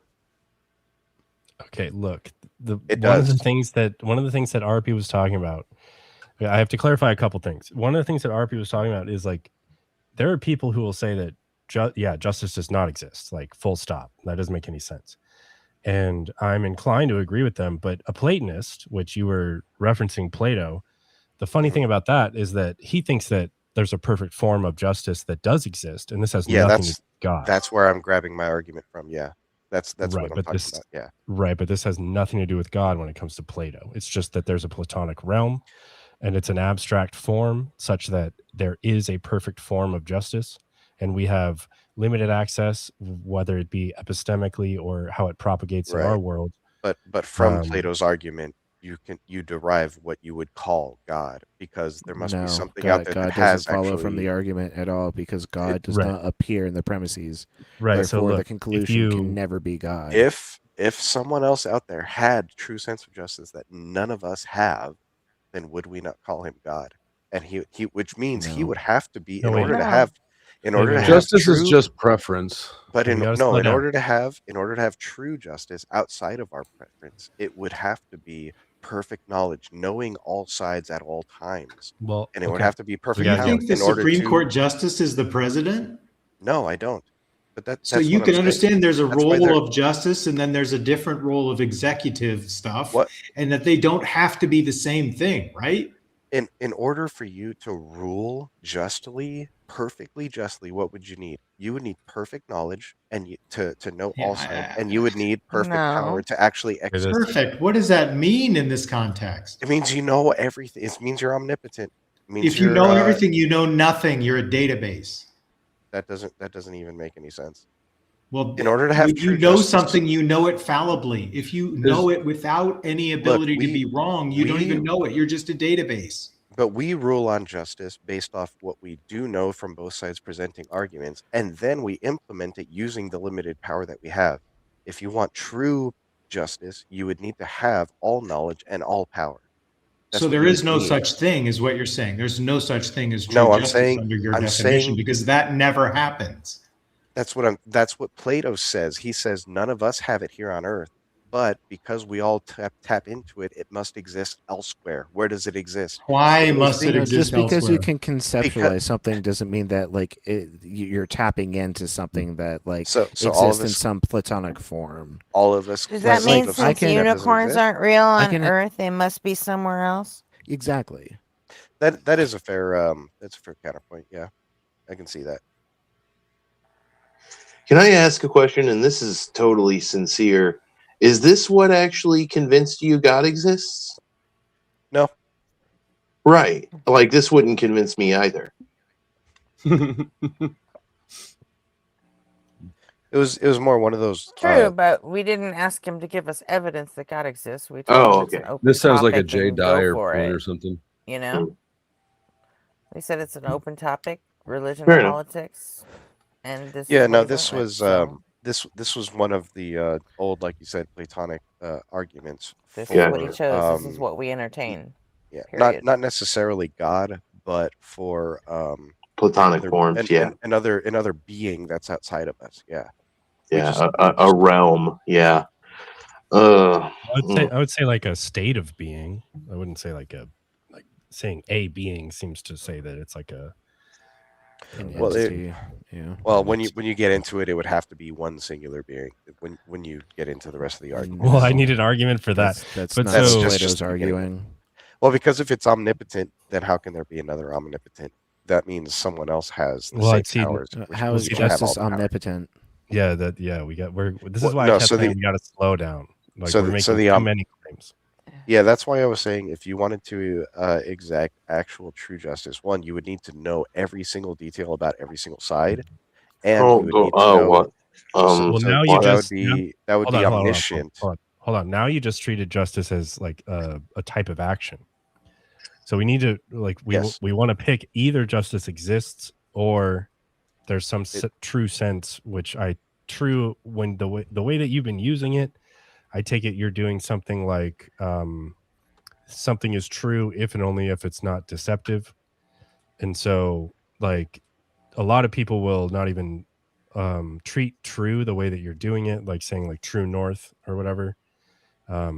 They would just throw that out. But if we're just going to use it the way that you seem to be using it, like true north, like it's a non-deceptive interpretation of what north is. That means we're moving north when we move that direction.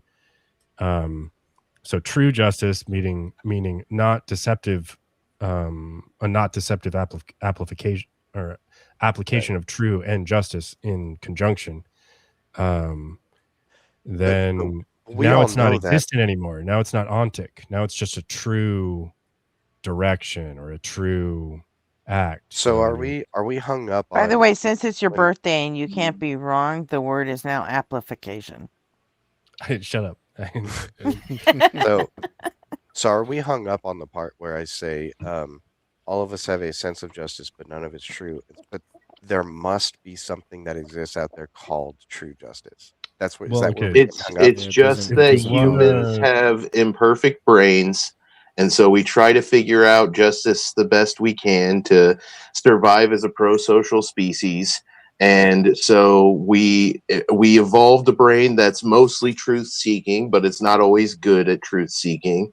And so it comes up with this story that helps it endure life that says, I'm going to get to see my grandma again when I die. And it's unfortunately not actually true. So I mean, justice is sort of a negotiation, right, between parties involved in something. Well, no, that would just be where everyone agrees that I'm okay with this, you're okay with this, fine. Like that's fine. It's But a was it actually restoration to the social contract. But was it Do you- actually true justice? Do you think that I d- intersubjectivity can't yield some type of use of the word truth? What do you mean? Like, do you not think that if all parties agreed in, like, let's say like 2 or more societal landscapes, and they're interacting for some reason, and they decide that they come to the truth, or they come to like the correct way to deal with each other or this situation, right? Do you not think that that would warrant the word truth? You're saying that truth would have to be some type of objective, completely stance independent, it would have that qualification? I think truth would, yeah. Okay. But let me try putting it this way. Let's say someone unalived my dog, and then I just said, you know what, it's fine, you're okay. That would be between me and them, and we would think that justice was served. But true justice would not say that that's okay. True justice would be an equaling of the scales. My forgiveness of them doesn't matter in the equaling of those scales. Okay. So true justice still hasn't been served, even if me and that other party came to an agreement. I don't think you want to say this because it ends up with God being unjust. It ends up with religious belief being unjust by whose unjust. definition? It ends So is up there- with religious belief being unjust because religious believers now get to ask their imaginary friend for forgiveness instead of the people they treat like crap when they treat people like crap. And I think that as an taking this very empathetic personally for some person, you can only get true forgiveness from the people you've treated badly. You can't appeal to God and say, God, forgive me for this. You have to admit to the people you treated wrong that you did them wrong and ask them to forgive you. But yeah, you can still get forgiveness. Justice still has to be measured out, though. Okay. I see 2 routes from here, and it's giving us the like necessary and sufficient conditions for what is true justice, or we could look at the argument as it stands and talk about like it seems to be invalid to me. So I mean, it's really up to you or anyone else on panel too. I don't know. Well, I'm sure that you've probably watched the debates about who does it. I think Jay Dyer and Andrew Wilson, and I think I've seen Jim Bob do this, and I've seen Gavin Ortlund do this. You're talking about tag. Who is Jim Bob? I don't know. He's another ortho bro. He's a man with an eighth of a penis. So Jay Dyer and Jim Bob would be ortho, I guess. Gavin Ortlund, I think, is Protestant, and then I'm aware of all of them. But yeah. what about So when they, I don't know if it's tag. I actually haven't looked into that, but I'm sure that you've seen their arguments. That's where all they do is tag precept. Yeah, so they get into the idea of Andrew Wilson's just a piece of shit that beats this you is with how they dirty start tricks. off. They start off with is there objective truths? Are there things that exist outside of your mind? And if you say no, then you have to admit that it exists within a mind. And if it doesn't exist in your mind, it must exist in an outer mind, which leads you into the. I mean, I'm like shortening this and like dumbing it down a whole lot, but I think that's how they get to it, where there must exist a mind out there. For example, in this case, that still holds justice, even if you don't. John, I don't think you've really like explained how these abstract nouns have separable existence. Right. So well, they treat the argument that he's referring to. They treat concepts as if they're supernatural and as if they require an external source, whereas they deny that, like, you and I can agree with the meaning of a word, right? Well, that language that we both see the word, so it must exist somewhere outside of us, without recognizing that we can agree to use a word to describe the thing. So the thing being described does exist. Yeah, I think. So yeah, if we were all dead, would it's like a still exist, or would that other thing still exist? And if the answer is yes, then it must mean that it exists in the mind of someone else. If you don't claim, John, I want to clarify something. So you previously said crunchiness would exist if there were no people. So do you agree that that's also true for things like Britishness?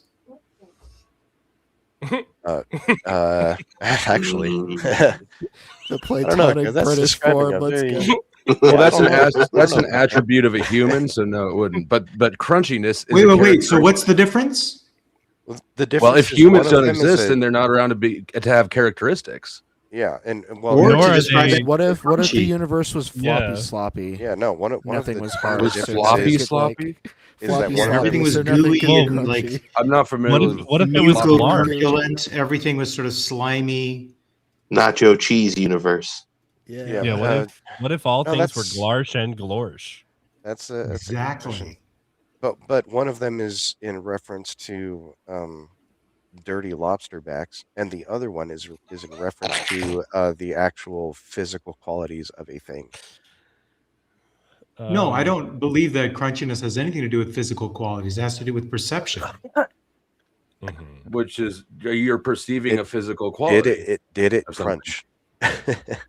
Yeah, but the crunch only takes place in a person who's trying to have either enjoy the experience or dislike the experience, but they're going to describe an experience they're having that is the crunch. It's a process. It's not some sort of thing that inheres within a substance. Like a Dorito doesn't go to the factory and then they add crunch to it. The crunch is how we experience the external phenomenon. I think that the difference between Britishness, the Britishness versus crunchiness. But it's a perception of a real attribute. There really is brittleness to the object that is crunchy. Yeah, but brittleness is just a physical characteristic. I'm talking about the crunch, which is separate from it being brittle or not. There are metals that are brittle, but that wouldn't crunch. Crunch is how we describe brittle things we bite. Yeah. Correct. It's an entirely mind-dependent description of an experience. Britishness just like Britishness is only how we describe asshole tyranny people. So. What if it was not the only way? That had no sound? Red is you red. Still call it a crunch? I think you can still understand what crunchy. That something being crunchy is referencing a trait of an item that's external of you. I think you can still understand crunchy even if you can't hear. Yeah, you know what, Dusty? I've seen a few of your videos. Don't we more freely associate the word crunch as a noun with an actual sound? Isn't it I didn't hear. What was that, John? Oh, sorry. I was saying, Dusty, I've seen some of your videos. I really disagree with you on almost everything, but I'm really happy you're here right now and clarifying my nonsense.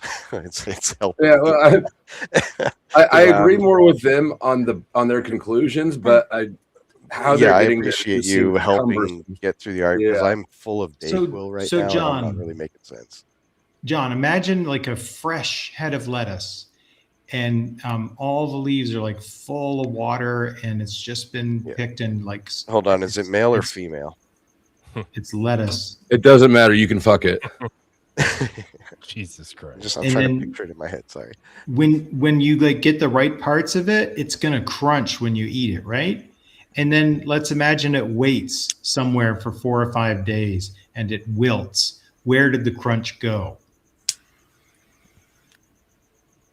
It no longer has that attribute.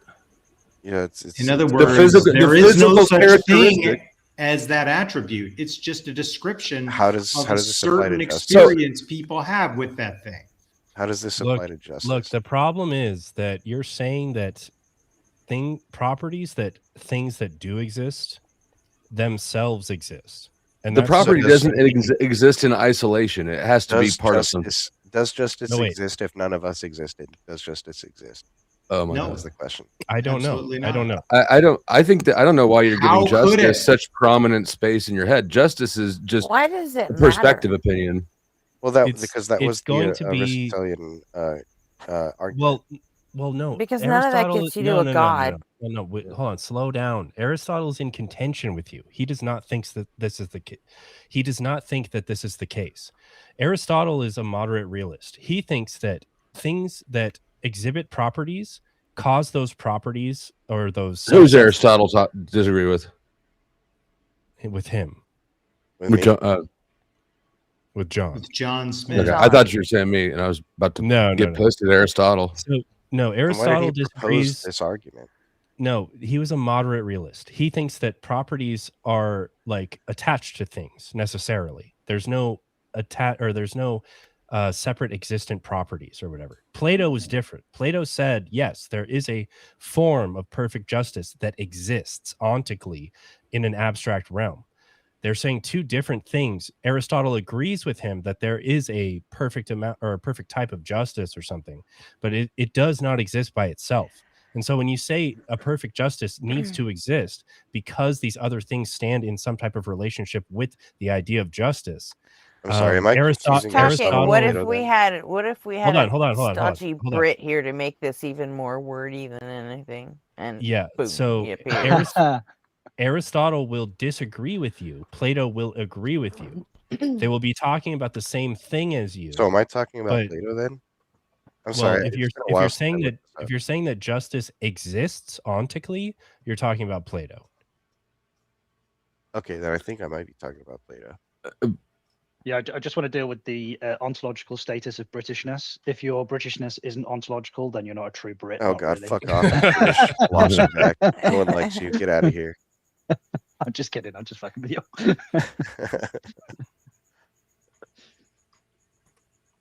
Morning, all. How's everybody? What up? Good. It's 3 a.m. It's not morning. Based dude. as fuck. Get on. Well, on I'm, your I'm, time. I'm in. And I'm glad to in know that the- Aristotle apparently does not disagree with me. I'm in Look at the I'm in top of the screen, he would John. just say GMT, he would the original time zone, the first, the one Look and at the only. top of the proper time screen, zone. John. Oh, happy birthday, nobody! Happy birthday. Oh, yeah. There you go. Oh yeah, thank you. Again. Yeah. What's Yeah, it like to be Aristotle would 22? say 20 what? 22? What?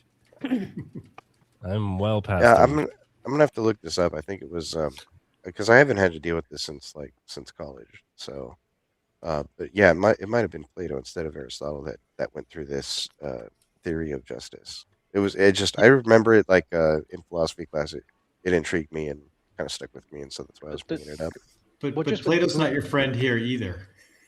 Well, just with Yeah, he what? doesn't I don't have any Does friends everybody- here. He Apparently. doesn't think that the I'm your friend, homie, even though you disagree with me on everything. he No, doesn't Does think everybody that have a Does everybody have a sense of justice? I mean, I would say everybody has a sense of self-interest and potentially Well, everybody has a sense of altruism. yeah, Does I that would make I say agree. for fairness, like if someone cuts in front of you in line, even when you're like 2 years old, you're already pissed off about that because it's unfair, which is justice. So, It is self-interest ultimately, though. mhm.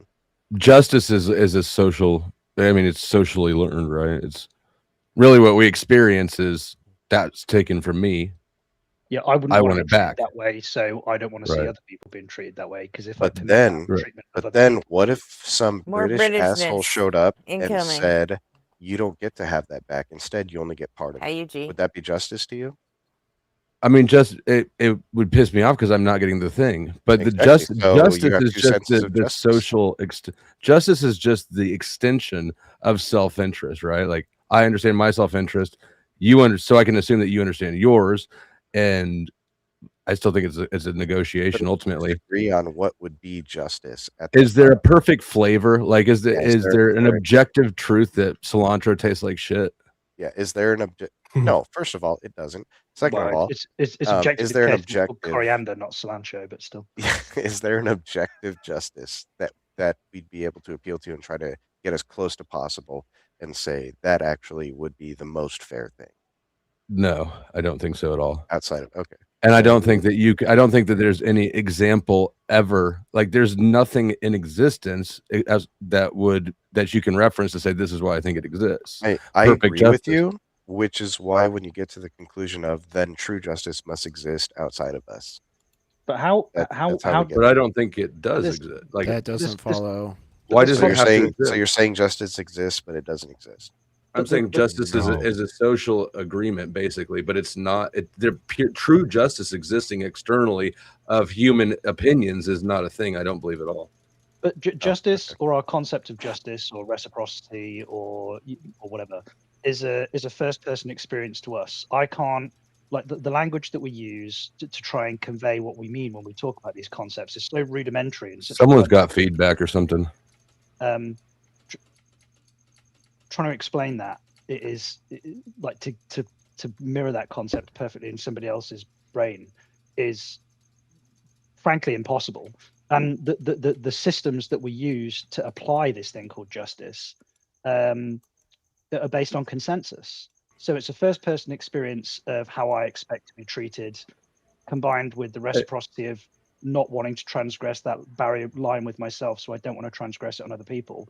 Plus, I find enough people that agree with me on what we believe to be justice, and that's it. The notion that there's this perfect thing floating around in the ether that would allow us to compare our conception of justice to the perfect conception of justice and somehow travel, that seems to be nonsensical with a subjective thing, right? Do you think that right and wrong exists, like morally, just right and wrong, Dude, look, in general? They're contextual. One of the biggest problems with what we're doing even if right it's now. contextual. One of the biggest problems with what we're doing right now is we're using the word exist. No, I don't think right and wrong exist. But I think that we know what we're referencing, right? I did try to disambiguate this earlier.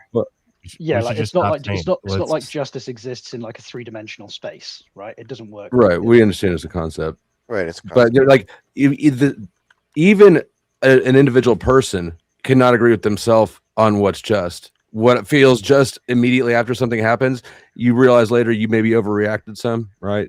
Yeah, everybody has a degree of dissonance, you know. So because of evolution. Sure. So here's I think I found the actual premises that were written out. It says for right and wrong, or for justice, for justness to be meaningful, there must be justice. Because we have a concept of right and wrong, and that means justice exists because we are going between right and wrong with it, right? What? So, if you have right and wrong, then how can you isn't meaningful? Right? Can we see that then there would diagram be now? no, Because then, I'm not then, sure what you just then said. there would be no right and wrong. If there's no right and wrong, if there is right and wrong, there must be justice. If there is no right and wrong, then there is no justice. Like that doesn't follow. There can be like right and wrong answers. How to do you a have math right? How do you have equation. right and wrong? That has nothing to do with justice. They're also The characteristic of language- something, usually. The language is a problem because to me, B means that it exists, and like you're already going to lose like over half of the people. Well, if you say something is right or something is wrong, then there absolutely must be justice, because if someone wronged you, 2 plus then they must 2 do equals something 4 that's is right. 2 plus 2 equals 5 is wrong. Yeah, There's let me no just give justice you needed for that. very But existence those are of right and contextual wrong. to within the mathematics system, right? Yes, but even So- contextually, So the right very and wrong existence is of always right and wrong- contextual. John, very you're existence of really right and wrong. confused here, and I want to be clear on something. If someone is standing to someone's right and they say this person is on the right, are they correct? Sure. Okay. So, and then if another person is in a different relation to that person and they say the exact opposite thing, but the thing is indexically correct to the other person, are they also correct? I don't think it matters. I don't see how that matters. So you're saying there is no right and wrong then? Good. No, I'm saying there is a right and a wrong, and if those two things If you're exist, saying then indexically that justice statements can be exists right or because of it. wrong, that's probably true. But if you're saying there's like a non-indexical truth about a relational proposition, I just don't think that can be the case, right? So, something can be in a northern relationship to Well, something yeah, else that is a you're southern talking about relation just to it, but none facts. of them You're not. have absolute like northness or southness to them. Yeah, those are just facts and whether descriptors. You're not talking about whether moral things that happen. Like, did Well, I but wrong morality is in somebody? exactly the same position. People make judgments about the more moral action or the less moral action. They don't make absolute judgments about Yes, morality. I agree with you. Somebody's So in a if situation where they have to kill a chicken to save people. yeah, They do something was that would that otherwise be wrong because it is more moral, not because it's absolutely moral. right? yeah, and So, the but problem then that's here what is that the begs the notion of question: is there an absolute moral? but John, the notion of right and wrong, or the notion of justice, is contextual based on an underlying value. So, for example, the values that guide me are things like consent and bodily autonomy. If somebody infringes upon somebody else's consent, or Consent if is somebody infringes overrated. upon somebody else's bodily autonomy, then I would consider an injustice to have been performed against them. So it would be the responsibility of the society of all of us agree that the principle at play is bodily autonomy and consent to intervene to stop that from happening. But again, this is based on a consensus. It's the society at large agrees with, for example, consent and bodily autonomy. Now, if the society has a fundamentally different set of values, then that different society, justice would mean something completely different to them. There's nothing objective about this at all. It's subjectivism all the way down. I'm Can sorry, we I take heard a your moment? accent, and then all I heard was taxation without representation. Can we can we take a moment to appreciate us that reinvade.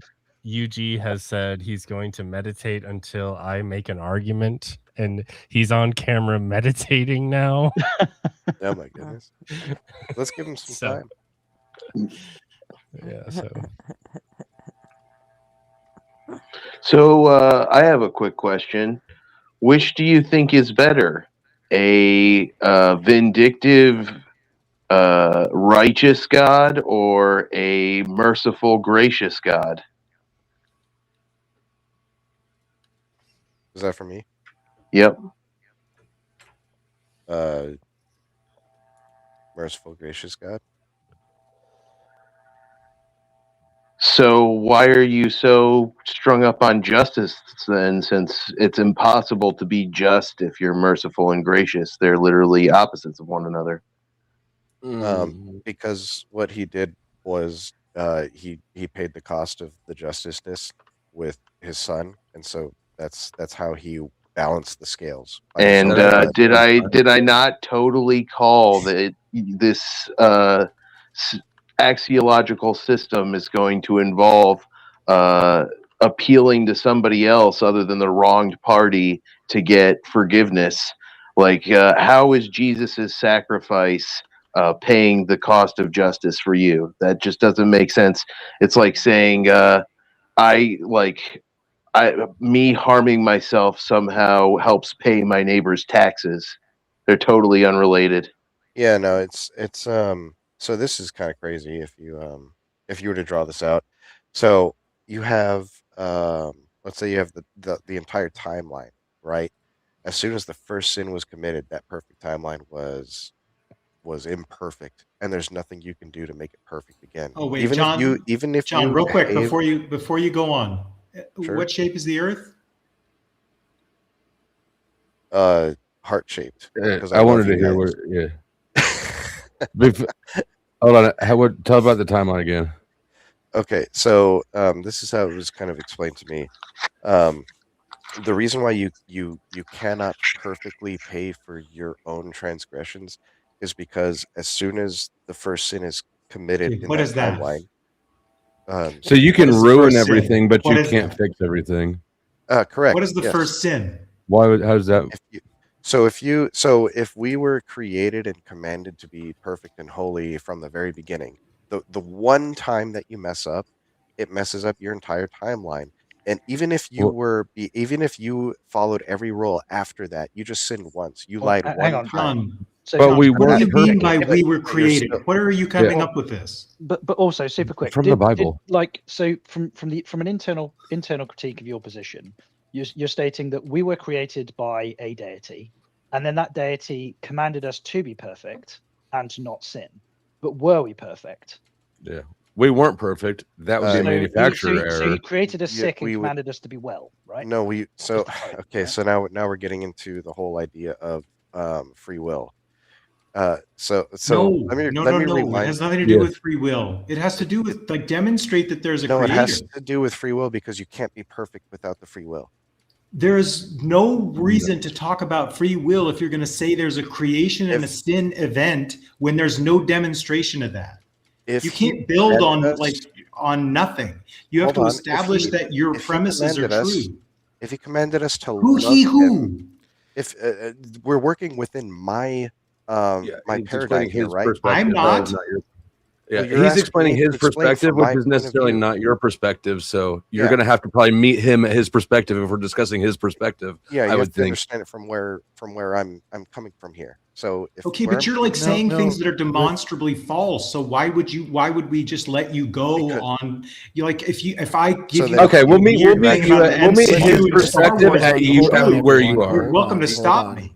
Hold on, everyone. Okay, So so the question. if- Hold on, John. The ahead. question here is, does God exist?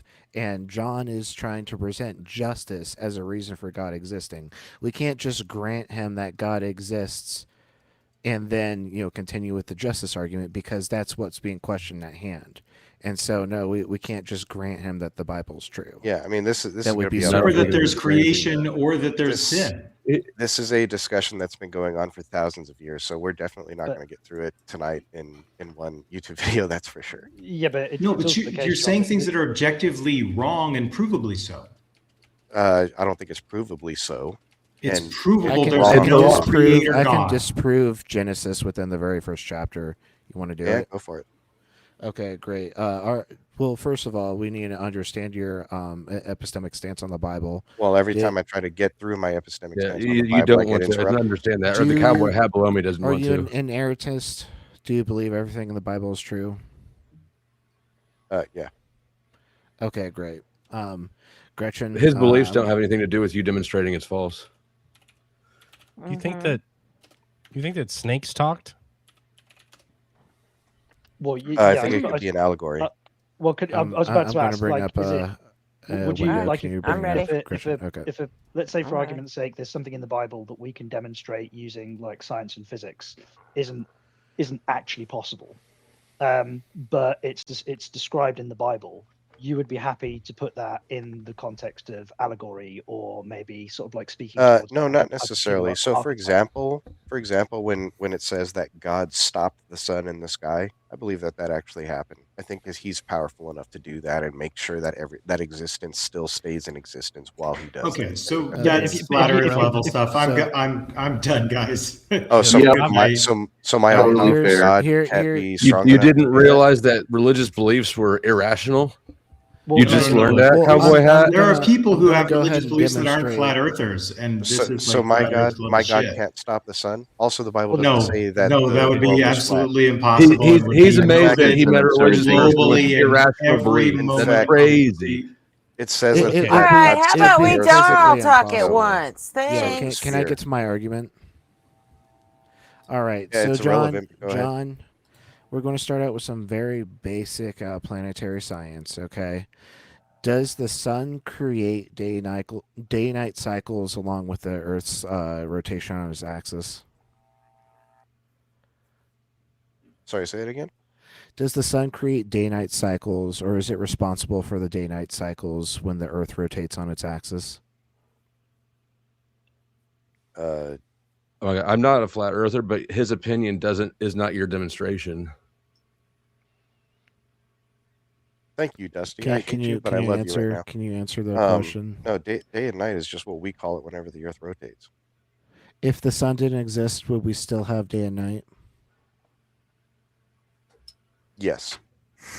How would we differentiate day from night? Well, if you go up into Alaska or in Iceland, then there is no sun for like 6 months.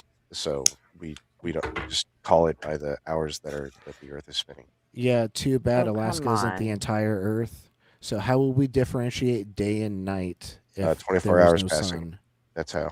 24 hours How do we have a concept of 24 hours if we haven't measured it from the sun?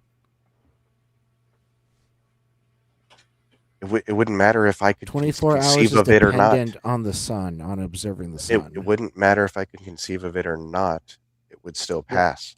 No, the there's no differentiation between experiencing day and experiencing night. It would Doesn't just matter. be It still 24 happens. hours have passed. It happens whether I experienced it or not. I'm not talking about a day as in 24 hours. I'm talking about the experience of day and the experience of night. There is a difference in experience because day there is sunlight. Night there is much less sunlight. Are you gonna do the thing where you take every literal word and say that this must have happened, or He's just going to else ask you God is 1,000 lost? questions and not demonstrate anything. Or Are you or gonna or are be you this- gonna this, like- are you gonna say that time has passed is what it's saying? It's allegorical. John, It's bullshit. Are you going to be this intentionally obtuse the whole time? Yeah, What we a are middle pointing schooler out- could answer this. Like day Yeah. and night would obviously not exist without the sun. 24 hours, the increment would exist, but that's not day and night. Okay, sure, I grant you that. What is the creation story is trying to say? Okay, Is great. it trying to So say that time you, passed? you Is it grant trying me, to say you that grant time me passed? that day and night. Is it trying to say that time passed? Listen. You Is it trying just to said say you that time grant passed? that day and night would not exist without the Is sun. it trying to say that time That's passed? great. That's Is great. it trying to say that time passed? Listen. Is it trying What, to say on that time what passed? day? On what I day answered your question. did You answer God mine. create day Is and night? it trying to say Yeah, that you time answered my passed? question, and now we're going to And move you're on not, to the and you're not scripture. answering mine. John, Is on it what trying day to say did that day and time night? passed? On what Is it day? trying to say that On time what passed? day of creation? Is it Is trying to it say trying that to? time passed? You know what? Hold Is on a it trying to second, say that time RP. passed? John, is it trying to say that time passed, or is it Yes. trying to say that God created a day and a fucking night? It's trying to say that time passed. He created day and night, and Where does it say created that? different. It's saying he created different Where things does it on say that? different parts of time. How many It's a extra words metaphor. did you have to cram in there to your, precious scripture to make it mean that to you? I didn't cram anything also, in there. Also, John, the problem here isn't whether time passed. Yeah, clearly it's the case that time passed. But the point is that the order of creation makes no sense. How can you have day and night cycles on a sodding planet before you've got the luminary body at the center of the We solar haven't system got there. that You just generates gave the day away and the night? argument, but thanks. Yeah. Yeah, I get where he's going with this, but this is a very elementary, literal reading of No, the it's scripture, and not not actually because a study of it. right here, then God said, "Let there Yeah. be light." There was light, and God saw the light was good, and Have God you- separated the light from the Have darkness. you- the God words called mean the words light reading. day, and Have the darkness you- He called night. And there was evening, and there was morning on the first day. And so Have this is you looked talking at- about hold on, the can I send you a link? actual lunar experience on the planet. Now we go down no. to the fourth day, and Have this you is where looked God at- Words mean actually what makes the words sun mean. and stars. Have You you looked already at- conceded that have day and night you- would not exist without the sun. Oh my Yet God, the do you ever Bible stop is trying talking, to dude? say day and night existed before the sun. So Do you have a you- problem there. You're He's host lo- on you're- this channel. You're Deal with reading it. this. You're reading this from a Western philosophy point of view instead of the original Hebrew, using their logic from Eastern logic. You're That's just the in a problem. damned if you do, damned if you don't position, John, because you Logic either is not admit that Really not. you either admit that the right move is to reject or reinterpret the scripture rather than rejecting or reinterpreting the evidence, which seems to be the bullet you want to bite, or you're going to say no, you have No, to that's- reject or reinterpret the evidence, which makes you impervious to evidence, it's and your not- it's not a worldview is sealed off by reinterpretation. doxastic closure. So It's not reinterpretation. It's interpreting it as the original people who wrote it interpreted it. Do you, You have speak to study that. Hebrew? No, I don't, but there's plenty of historians Boy. that have written about this. Okay, then how- what how do are you you know- fucking talking about? How So do what you I'm know talking- How RP how do you doesn't? know So- that the Jewish people didn't have a different concept than what I'm describing right now? Because the way that they Because break down, it defeats the Bible. Is that why? Because you can shut up while I talk. Calm down. Okay, so do you Pull want up to hear your my little, answer or not? Your little diaper, buddy. Do you want RP's to? the host, you Do you want know. to hear my answer and actually have a conversation about Yeah, it? Or when not? I stop talking is when you can talk, and I've given you plenty of times to talk. Okay, So go except I ahead. started talking and then you started talking over me. So now am I okay to talk?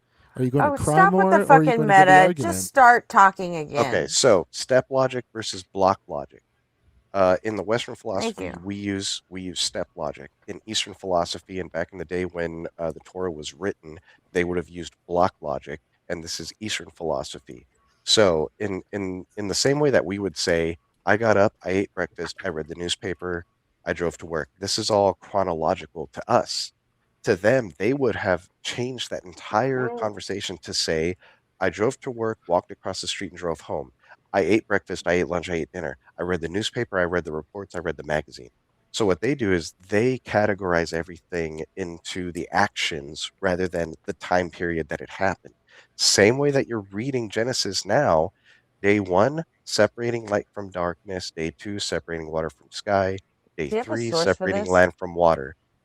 Nope. Yeah, I do. I can put it in your back chat here real quick. Thank you. So then day 4, 5, and 6 mirror day 1, 2, and 3. So day 1 was separating light from darkness. Day 4 filling light with sun, filling dark with moon. Day 2 separates water from sky. Day 5 filling water with fish and sky with birds. Day 3 separating land from water. Day 6 it mirrors it, filling land with animals and man. So it's a separation, then it's a filling, and so they categorized it by actions rather than chronologically. Let me post that link Okay, for you so you I can have see I this. have a simple defeater to this. Is every day the Sabbath? Appreciate it. No, that would be day 7. Oh, okay. So there would be steps that you'd have to take to get to the Sabbath. Let's go. Well, it does seem that the existence of the Sabbath would indicate that this is a chronological process. Exactly. Yeah. The Sabbath just means you purposefully set aside a day that is holy to the Lord. That's all. Yeah, It means. and how do they derive which day that is? Doesn't matter. It's the day on which God rested. It does. The Well, religious that's my escape case. hatch is God could do anything, right? It doesn't- That's the out for all these examples. No, it if doesn't God have can do anything, then he can do contradictions. Then No, he it can make doesn't. himself exist and not exist at the same time. Why are you It's just a making up an ridiculous- argument from me that I'm not making and then trying to defeat it? That's not my argument. Well, this is why I asked the question earlier. Like, is it like how do you identify which bits of the Bible are allegory or speak to archetype? What methodology do you use to determine which is which? And then you went on to say, well, I believe the God actually stopped the sun in the sky. But so, if the God that if the conception of the God that you're talking about has the power just to invoke magic at will, then what methodology could you possibly apply to the biblical text to determine which is allegory and which is physics breaking? Well, what kind of God would I be actually serving happen? if he couldn't break physics like that and still hold it all together? No, I'm talking. It doesn't like. It's your ability to Who determine the fuck which knows? parts We of don't the know what text- kind of God you serve now. Yeah, my God's powerful enough to do that. I'm sorry. So Sorry so that why I don't you raised just you. So your God's super the powerful. Bible's literal. Here, So- so yeah, your some your parts your of it, God yeah. is super powerful. Does he have the ability to make a knife so hard or a knife so sharp it cuts anything? That's an illogical question, so it doesn't matter. No, it's not. It's literally an illogical Is he question. able to make a knife so sharp It's that it literally can a cut anything? self-defeating illogical question. No need to answer it. This is actually physically Okay, possible. so can my God see the monkey that doesn't exist on his back? What? Yeah, I'm not saying It's an that- illogical question that no. doesn't matter. Exactly. Questions aren't illogical; they're just questions. No, there literally are illogical questions. Like yeah, the one you just asked. logic. The laws of logic are simply the rules for valid inference. Go ahead and give me the inference of my question. It's literally an illogical question. Yeah, you're not. You don't even understand what it means to be illogical. It's a self-defeating what question. what is the contradiction in my question? It would be like me saying, What "Oh, is does the your P mom and know not you're P? gay?" What is And what you're is like, the P "But I'm and not not gay." P? Like What is the there's no P and yes or not no question P? to that, or And no can yes or no God answer to that. create a knife So so does your sharp mom know it you're can gay? cut anything? Does your mom know you're gay? I'm half gay on my father's side. Oh well, shit. Okay, well, you beat me there. Now, does your mom know you're great necrophiliac? if you could, Does your mom know interface you're with my necrophiliac? question. Can Okay, but God does your make a mom know knife you're so necrophiliac? sharp it can cut anything? John, So grow does your up. mom know you're a necrophiliac? John, That's the same kind of Just question. It's the same kind of slow question. It's down. illogical. Your argument's dead, and I've been fucking it to That death. doesn't. So yeah, that I doesn't am a make it. necrophiliac Look, at this point. Look. It does not make it illogical. It makes it. It means that it has a presupposition, which It's I guess invalid. makes it. yes, it's arithmetically invalid. Thank but that is only the case if it's invalid in the context of the conversation at the time. I don't understand how it's invalid in the context of the conversation at the time unless you want to try and explain how it is. It's like trying to say, does God know that right now you're I don't know, beating a dog? And if it's like, I'm not beating a dog, then it's like, well, no, he wouldn't know that. Oh, so he doesn't know everything. So he's So not what's omniscient. what was the question, RP, and what's the presupposition in the question? I'm asking if God can make a knife so sharp it can cut anything. That's just, what's the presupposition, John? Exactly. How many philosophy degrees are there on this panel? I wish. Why? What's the presupposition, John? I have a degree in Is it logic. is it I'm a an secret electrical question? engineer. Does a science degree count? No, what are we gonna like throw around degrees like and? I'm just curious. I have a BS, so that I'm not a philosophy. yeah. I wasn't flexing What if- credentials. I'm just observing that you guys are using collegiate level philosophy to discuss something that is generally beliefs held by people without college degrees. We definitely are. And you're all pretty fluent in it. And I went to college, and I'm much less fluent than you guys are. So I'm just wondering if you are all like. No, I went to college too. I ended up getting 4 degrees. None of them are in philosophy. I'm just a scientist. I have I'm training in actually logic. I'm an actually a electrical slow engineer. boy when it comes to scientists, but that's still pretty smart compared to a lot of other people. Yeah, I mean, I think most people on the panel are credentialed in some field, right? I'm at least American, so I'm ahead of that guy for sure. I mean, Gretchen's got 4 degrees, I believe, in the social sciences. I've got two BScs, one in radiography and one in architectural technology. No, only one. UG is an architectural technologist, so he's a chartered a BSc chartered. I work in biotech.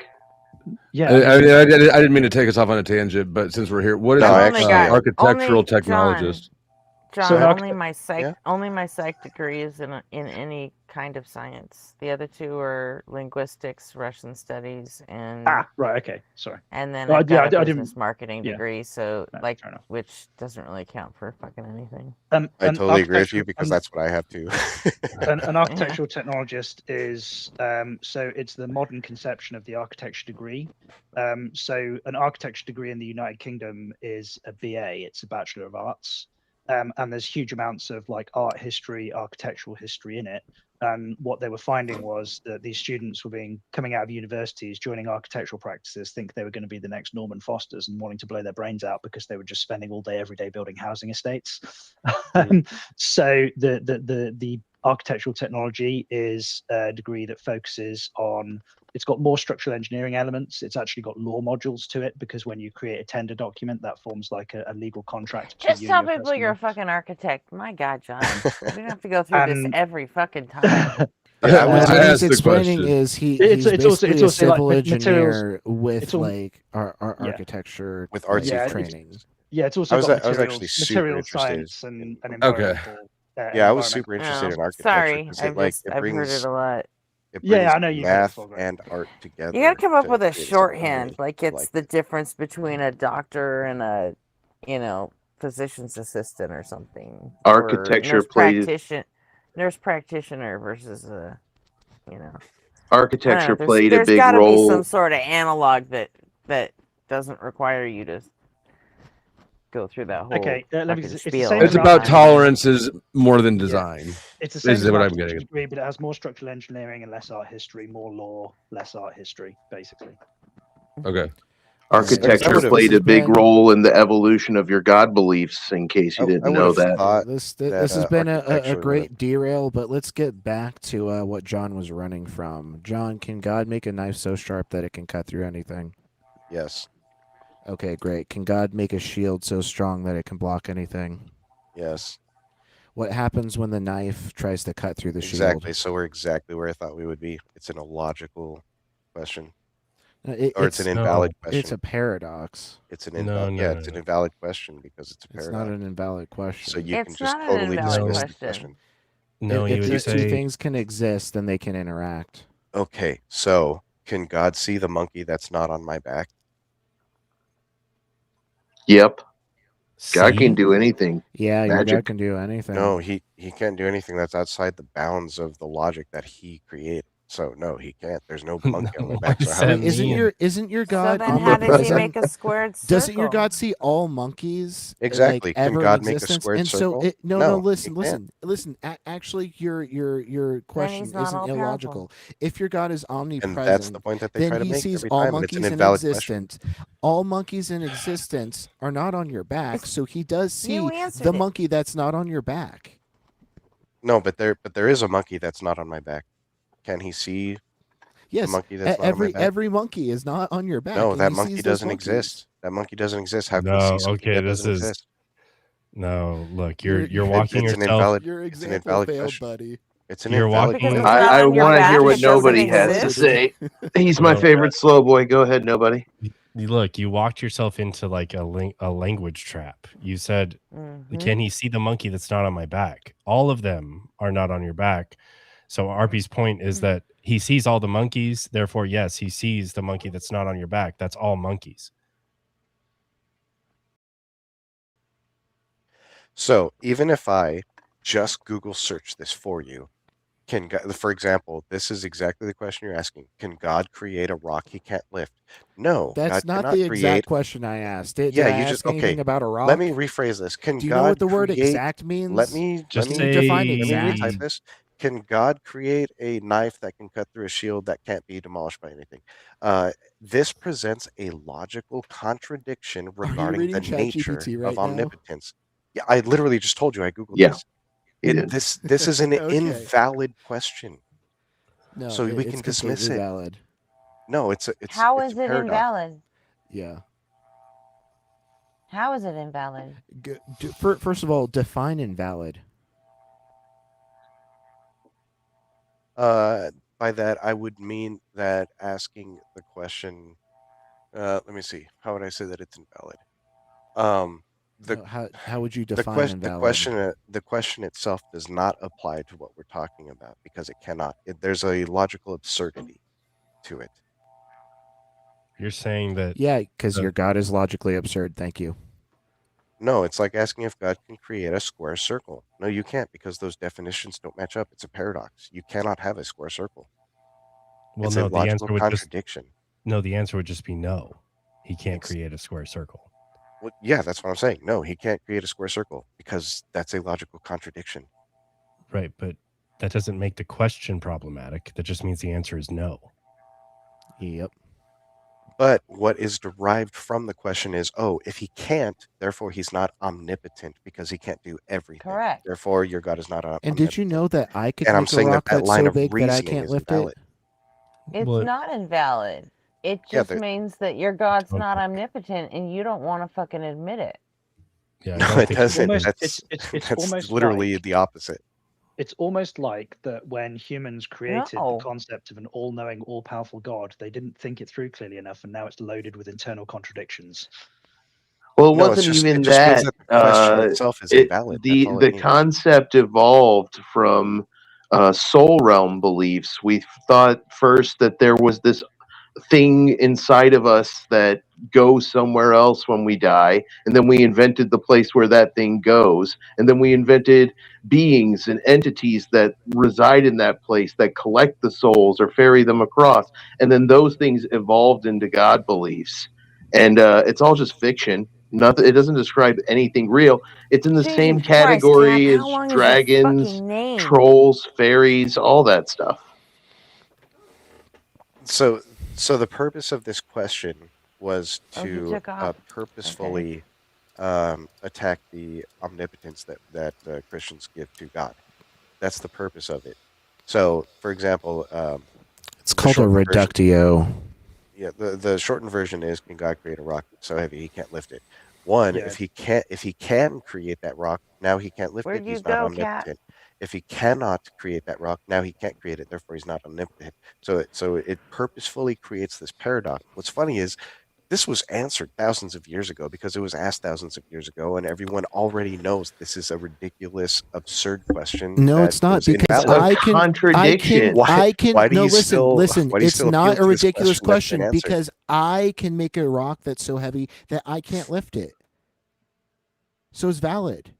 It's literally an invalid If question. you This can was ask a answered question thousands of about years one ago. entity, you can ask it about This was all answered by entities. philosophers thousands of years ago. I don't know why you guys are hung up on this and still hanging your hat on it. Like, oh, let me prove that God's not all powerful. Yeah, they You already actually tried thousands of years you ago. haven't given a defeater for why it's a ridiculous question. The defeater for it would be. Hold on. And you haven't given a rebuttal. You haven't given a rebuttal. John tagged me in, even though I disagree with your conclusion. The go rebuttal ahead. is that God's omnipowerful. He can do anything. That doesn't mean that you can understand anything. Exactly.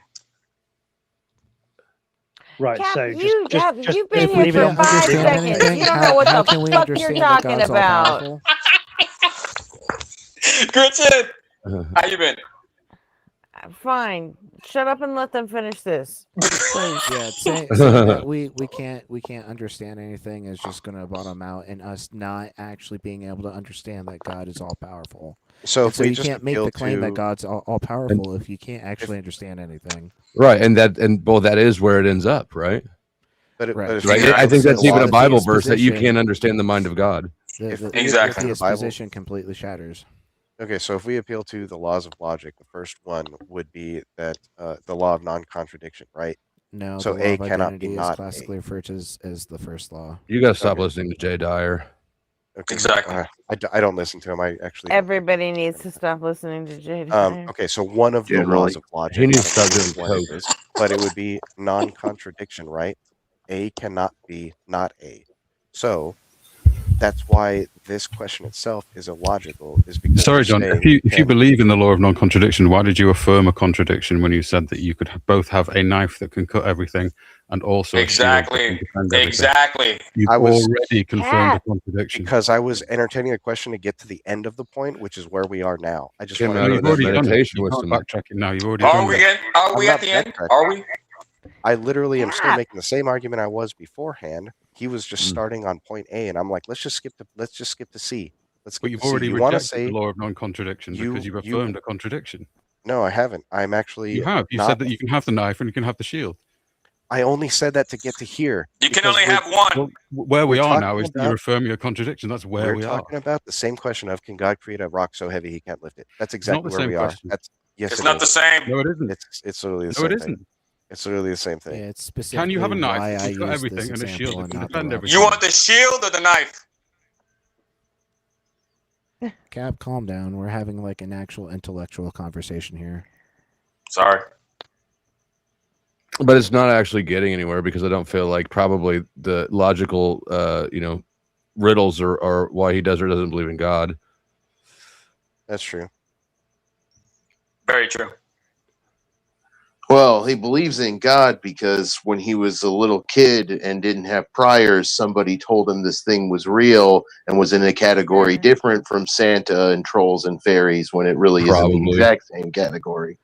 Probably that, and probably some The purpose of this tribalism. exercise is simply to demonstrate that John Being raised holds in an a illogical country with a belief. church on every corner, and yeah, it's straight up indoctrination. Period. What's indoctrination mean? It's how we get doctors. Just, Oh, I'll tell you all about it when we're well done with played. this. Well played. Cheers. Do you guys? Okay, let's move this away from the Christian thing for a second. Let me just ask you: do you think there is like a spiritual realm outside of us? Hell yeah! Fuck You no. don't think so? Hell the fuck no. Like There's no for demonstration. example, I literally Cap. I talk all the time about how the soul realm is just a fictional thing humans made up when they were evolving soul realm, and soul realm resident beliefs through a sequence of animism, totemism, shamanism, polytheistic paganism, and monotheistic deism and theism. Well, Bro, okay, how like many how many isms did you just mention? God That was damn, a lot it's of hot 4 words in in the a row morning, bro. there. so like Yeah, come on, relax. So I'm not talking about. I don't mean another realm, like realm, but Sorry. like dimension. Like, is there another dimension? Do you guys think that Thank we you, can Gretchen. sometimes Cap, interact with? you And can touch? sit back there for a few minutes. Let I them was finish vibing their with him. I think that he was discussion. onto some shit. Because, like, for Justice for example, Cap. you've heard Cap stories is just here to fuck with you. Period. I'm here for it. And it doesn't matter who you are. He's just have you guys heard those stories here to bring the about, like, chaos. like moms? And I love that just- about him.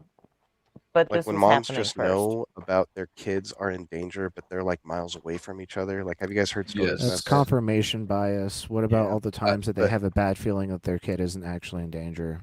You think? I'll think it's meet you. just I'll meet you confirmation? that far, John. I definitely think that there's something we don't know what it is. Like I think that there's more there than we are aware of. I've Is there experienced. some other Y'all can say it dimension can just go. that Oh, sometimes you're we you're have? seeing patterns that aren't there, and I can't demonstrate it to you that that's not the case. But I don't believe that that's the case. Yeah, I I think can't. that there's.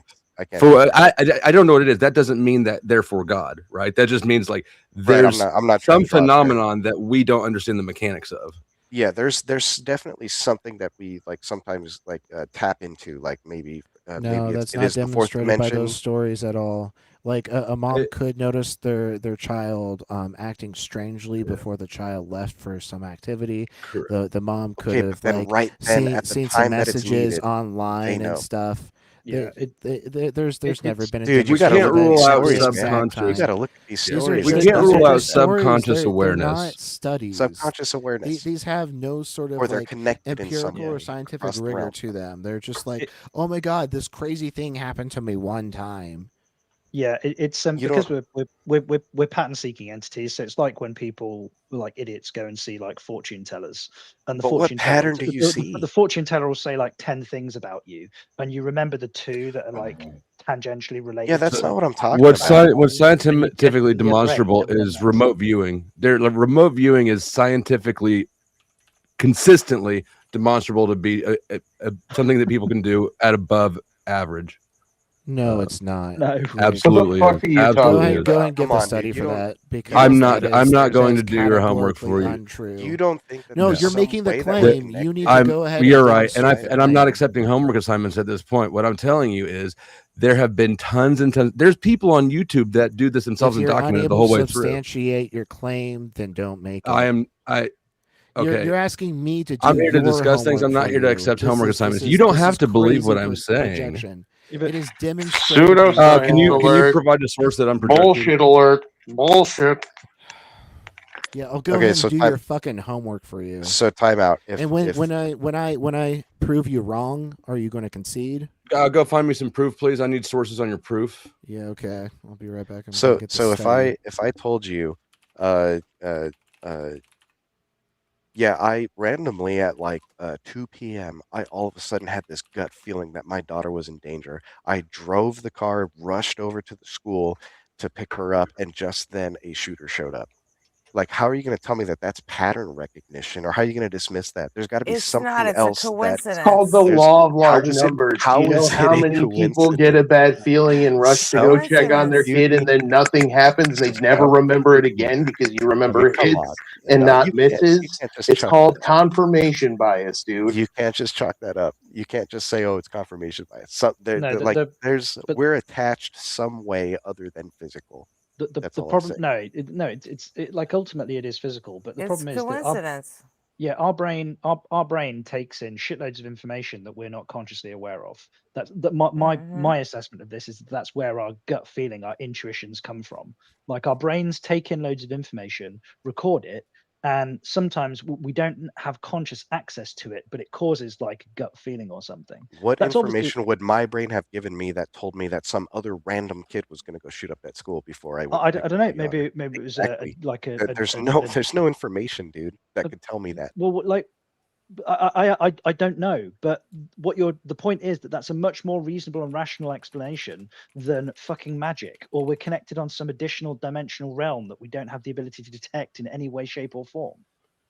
you know. And also there are the you know, people do this all the time with statistical outliers. You know, they find I had it yesterday. I was on Missing Mods channel yesterday, and we were talking about idiots that were accidentally setting fire to fires. And literally, I was mid-sentence, and my phone blipped with a government alert about not having barbecues out in the open because we're in a drought right now. Because they're a fascist country. Yeah, I get it, man. I feel but, you. But the point is that's an incredibly unlikely thing to happen. And we were making a joke about, oh, the government's spying on me. I said I didn't trust the government, and you know, maybe people should not be idiots and have fires in open places. And then they sent me a trust the government alert.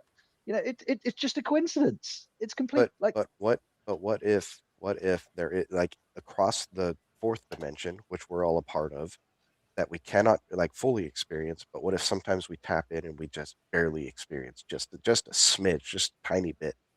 Like, is that not possible? I mean, I find it really impressive that, you know, you've added a second reality when, you know, this one's causing you enough trouble to explain. It's not a second reality. I'm You're saying just reifying metaphors. It's nonsense. It's all part of the same reality. Is there a spirit realm? What are you talking about? You don't think there's something outside of us? No. You don't think there's Why a would fourth I? dimension, fifth dimension, sixth Why dimension, would I? 10th dimension? No, Because he science, doesn't. And he's a because fucking science proved Buddhist. it. So, like, You're looking at good luck with reality. that. Yeah, but are there additional dimensional spaces that can be mathed out? Are there like Yeah, M-theory? science proved that. Yeah, Yeah, there but is like additional- multi-dimensional spaces with respect to time. I don't know how we interact with it, but Like that's what I'm thinking. I can't remember how many it is now within string theory, but I think string theory bears out 11 different dimensions. I think but so. That's Yeah. that's a very, very different thing to what you're referring to, which is the notion that there's some other kind of dimension where the entity that is you or me or anybody else, this sense of self, survives the death of our physical body and is also able to convey information from person A to person B across huge distances.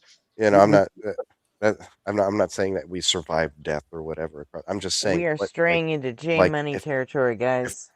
if we are existing in the third dimension, and we already know that there's other dimensions that exist, we don't know how to personally interact with them yet. Maybe science will help us get there. But what if somehow, some way, sometimes we do, and that would explain why sometimes a mom could be like, "My daughter's in danger. I gotta go get her right All right, now." so for all the You know? for the intellectually lazy, I've just dropped more 3 likely- studies in the back about remote viewing. I googled it and I chose the first 3 results, and it's all right there. So it's, you know, It's I don't just know why more you weren't able likely to that find parents this yourself. randomly get concerned about their I've got a kids, study and right sometimes here debunking out of body experience. So I am not fucking looking at remote viewing. Boom. shit. I am That's looking at I mean, these studies. y'all asked for them. Yeah, so- I'm looking at these and I studies. have a Wasn't study me. debunking your claim. Dusty just proved Okay, these so studies. Thank you, Dusty. why don't you provide that then? I am back, and also I feel like we've completely removed ourselves from arguing for God. Mm-hmm. I'm okay with that. Yeah, I God like- doesn't I like exist. The title is but- Out of Body Experience Interpretations Through the Eyes of Those Who Live Them. Yeah, by could you Jenny provide Miggs. the link and back for me like I did for you? Yeah. I mean, if you won't provide your sources, then you can fuck off with them, right? No, suck my Yeah, dick. you tell him, Dusty. Why are you on my side right now? I don't understand. Because I'm not. You're wrong. But the intellectual hubris on this panel is unbearable. What did I do? Well, you don't have to not everybody on this panel. Yeah, Definitely nobody on fire hasn't RP. even made an They argument them up yet. there is What did I do? Not everybody. RP for sure. I guess the Cowboys going to. Well, what's wrong with what Arpy said? What's one thing that When Arpy do you said have a that's problem? wrong? Since when do you have a problem with Dr. Kurt? I mean, it's Who's nobody on Dr. Fire's birthday. I mean, he can't even make an argument. Leave him alone. You know, Kurt from Tacos Channel. Yeah, what's wrong? yeah. What's something wrong with something Arpy said? I would like to hear that. See, he can't do it. Well, It's that's for sure. You want an example of my preference or dispreference? Hey, John, what's wrong They with my them's pronouns? name is Arpy. It's right there, in front of the pronouns. Did you Yes, fail the- middle school English? Yeah, the pronouns are incorrect, is all I'm saying. You don't think they're singular they them? No, they and them would be plural. You've never used they them singularly? Go ahead and Google singular they them. It's been in use since like the 13 fucking hundreds. The non-gendered singular is it. No, that's No, it's not. You've it's not never said, necessary. I don't know if I don't know who keeps leaving shit in my mailbox, but I'm gonna hurt him whoever Yeah, they are. If I said they, So, if I said I mean, they, if I so I said Googled they it. came to my house for lunch, could I be you're talking gonna about act like singular that's person? something you've never said anything along the lines of? Right. That's Will. something Yeah, so acknowledging that I Googled you it. don't have a and gender assigned to it, right? You don't Yeah, know who's leading it. You don't know the gender. It So says you can't it's assign a gender. referring, it's referring to an unknown. Exactly. Oh my god! But I know it's RP. Precisely. You can't make this stuff up, dude. But I know it's RP though, so it's not an unknown person. You landed on the exact Yeah, reason I'm why agender. I'm the they or non-binary. them is Yeah, dude, non-gendered. you're a bro. And then use the fact that it's non-gendered to criticize the Stop. fact that we use it because it's non-gendered. Yes, it like Oh, you proved this his is point. not an unknown You proved his person. point. Yeah, You but proved his it's a point, known and then person. It doesn't matter you're if they're both known or proving not. his point, and then you're But it's a trying to known rage person. bait. Yeah. It's like No, I'm saying not trying someone, to. someone No, left I'm their just, Bible I'm just here. trying I to hope say they why come it's back for incorrect it. and why I am correct. Oh my god, let's just stop talking about this. Otherwise, like, I don't even care if you guys get kicked. I just don't Yeah, care. fair enough. That's fine. You know what? You go ahead, Cap. Yes. So, Oh god, I mean, here we go. yes, yes, I would like to know, for the most part, if I'm being conscientious right now, am I able to be respected to the point where you guys are saying she, he, him, they are the? Oh I mean, god, dude. I don't What respect the you at fuck all. are you Yeah, talking buddy. now about? he believes in I don't God. respect No, you no, at no. all, Now bro. he believes in God. Now he believes in God. What did you just Nobody say? fucking Kick this guy, no. No, dude. no, no, no, What no, are no, we no, no, no, doing? no, no, no, no, Yeah, no. He, Cap. You know what? Preach, You're just Cap. gonna yeah, come up yeah, here and yeah, be a yeah, fucking yeah. dunce. No. He just said. What did you say? I said preach. You know what? No. If You you're gonna said come up God. here and be fucking said- loud and say stupid shit, at least get your No. fucking audio under control where it's not fucking clipping all over the place. It's annoying. Okay, I get that, but I didn't say God. They did. I'm not talking about God. I'm just talking about your audio's fucking annoying. What do you mean you're not talking about God? Your whole platform is based on God. Gotcha. I'm talking about your audio. Cap, I just want you to know right now that I don't respect you at I'm all. just talking Is this about other your guy audio. funnier? Thank you. Is this other guy funnier? Is Satan funnier? Satan's, Nah, man. No. Satan's he's on a our friendly. team. Satan Stalker is my What's alt. what's good, my alt Ryan? account. Yeah. What's up? My So blood you know Shakespeare was using singular they. Of course. Okay. It's grammatically correct. There's thought an we were entire moving on. Wikipedia article about the singular they. Well, if it's in Wikipedia, It must be true. Indeed, you are. Wikipedia cites sources. Yeah, can we do we really want to talk about like freshman English? Is that what we're here No, it's for? a boring topic. We can go I back. need It to is know really freshman boring. English. Let's go back to the Cap, fourth dimension. get a fucking headset, Cap. I can't, What do you mean? man. Oh, okay. Sorry. John, do you even understand what the fourth dimension is? justice for Cap. Based on the videos I've seen, it's just time. So how everything Right. is moving in 3 dimensions. Cap is but a across regular time. here. He So, I so yeah, I you gathered. can't be It's fine. receiving He's a gonna be signal fine. from the It's fourth fine. dimension. What It's about just the fifth? The signal is in the time. What about the fifth? Yeah, is there a demonstration that there's a fifth dimension?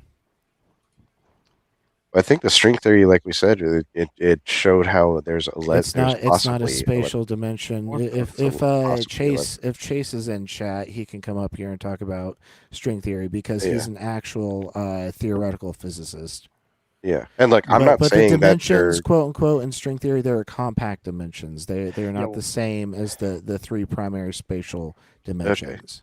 And Yeah, and well, look, I'm not That's saying you just there not is a Bummer. We understanding just what a happen to have a dimension is physicist in chilling. string theory. Like, like Well, that I'm sucks. not defending any side. I'm just saying this is where like this is how I asked you for a demonstration of a fifth dimension, and you tried to I'm talk not about something that defending you the don't fifth dimension. understand. I'm not defending the fifth Then dimension. why did you bring up the fifth dimension? Because I was just saying, hey, you know how sometimes moms have this gut feeling and they are absolutely correct, and it's insane how that works? Do you think it's possibly because there are other dimensions that we are connected No, through? I That's don't all I think was that's a saying. possibility. No, Yeah, Well, I Maud, think I there think just a I'm is. complete actually misunderstanding of string sub-adjusting. theory. String theory You know? isn't suggesting there are other universes somewhere else. It's suggesting that there are other dimensions here that can be described mathematically. It's nothing to do with there being a spirit realm somewhere else. You just added that in because you thought, oh, there's this scientific theory I that never said spirit realm. describes other dimensions, and I'm talking about this other weird dimension. Maybe they're Chase said talking about he'd the come same up. thing. That's Yeah, exactly no, what you've yeah. done without any fundamental understanding or any basic understanding of what these scientists are actually trying to say. I You've don't know why shoehorned you're your attacking nonsense me. in I'm there not to try and get the saying that kudos there of having was a scientific spiritual. theory I'm not around saying it. there's It's spiritual nonsense. anything. I'm just saying, is that a way to explain how that phenomena happens? No, it isn't. No, it's Try not. again. I mean, and in In fairness, fact, I know I'm sub-adjusting. you did It was start this after line he of. put a fucking hurt on Eli Hey Nixon Gretchen, one night. can you highlight Chase's comment? This is saying exactly what I was saying. Yeah. Also, Or John, Chase, you Chase, did you could just come up and say it yourself. you did start this whole line of questioning by saying, "Hey, do you guys think there might be some other kind of spiritual realm?" And then started Yeah, like a different realm. Yeah. So forgive me for so- using That that one? term. Forgive me for using that term, but I yeah. wasn't trying to imply that it had to do with the spiritual or anything like that. So John, go ahead and read Chase Teaches Physics They're comment here in the compactified, meaning blog. super small, not proven, and have no empirical evidence at this point. String theory is yeah, I know the string theory is not proven. Mathematical framework higher dimensions are mathematical. Okay, yeah, that's interesting. Right. So I asked you to demonstrate a fifth dimension, and you tried to invoke string theory, which actually hasn't demonstrated anything. It's just a mathematical framework. Yeah. So Look, again, man, I'm look, going to ask you: can you demonstrate a fifth dimension? Yes or no? No, because I'm not trying Okay, to. great. So then, why are you trying to invoke it? I'm not. Look, I'm just saying. You literally I watched just tried to invoke it as a reason for why these all mothers I'm are saying like is, having sudden realizations all I'm that saying their is, children are in trouble. you're Like trying to say this like I'm. You invoke did say He's that. grasping You for said it ways was to a. as a describe pathway for phenomenons Oh my that don't goodness! have You're names. trying to say this like I'm arguing with you to prove this, and I'm not. All I'm saying is, I No, watched but some you videos. posited it as a way to make the spiritualism real. You know? Yeah. You did. So that part I'm retracting now because someone else pointed out that I started it off with that, and I didn't mean to. So I'm retracting Okay. that. But all I meant to say was, hey, I saw some interesting videos about other dimensions, and it made me wonder, hey, there are actual real life circumstances where this stuff happens and it's unexplainable. Could these other dimensions explain it? That's all I was trying to say. Do you really think that it's completely unexplainable with the things that we have at hand now? Some of them, yes, I would say. Like what? Well, like for example, when you guys were saying, "Oh, that's just pattern recognition," but if I look at Hi, the Eric. story, then it's like Hi, Woody. there's no pattern to recognize. How could there possibly be a pattern to recognize How there? do you know that there's no pattern to recognize?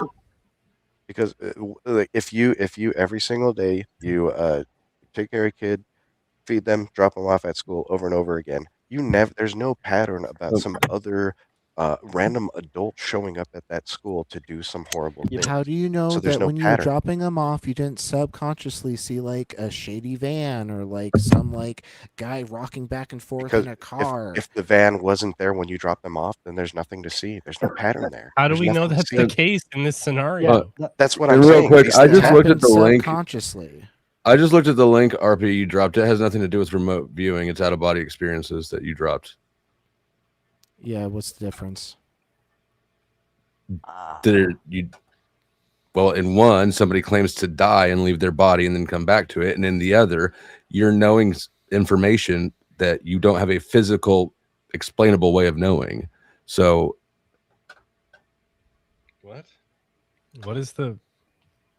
Yeah, What are the? I'm Dusty sorry. thinks remote viewing is an actual thing. And RP proof that it's not tried to pursue remote viewing and completely. Okay, so the dismantled that best program. evidence you've got is evidence of actually a different phenomenon entirely not being real. Well, wait. What are the two things you just brought up? Out of body. I mentioned that remote viewing is science statistically demonstrable.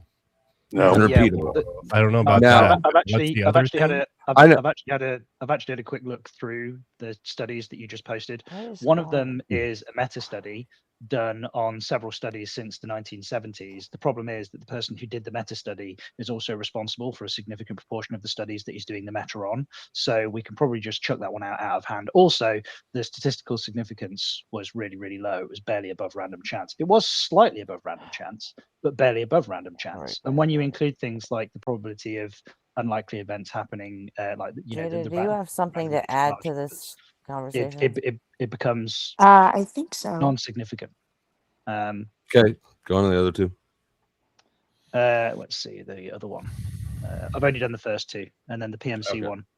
Okay, so Dusty, you said two things, right? It was that there's some type of statistical like confirmation to this, Remote and viewers then have been shown to be able to remote view at I'm phrasing this sloppily because it's late and I'm tired, but they're more successful than would be explained by statistical chance.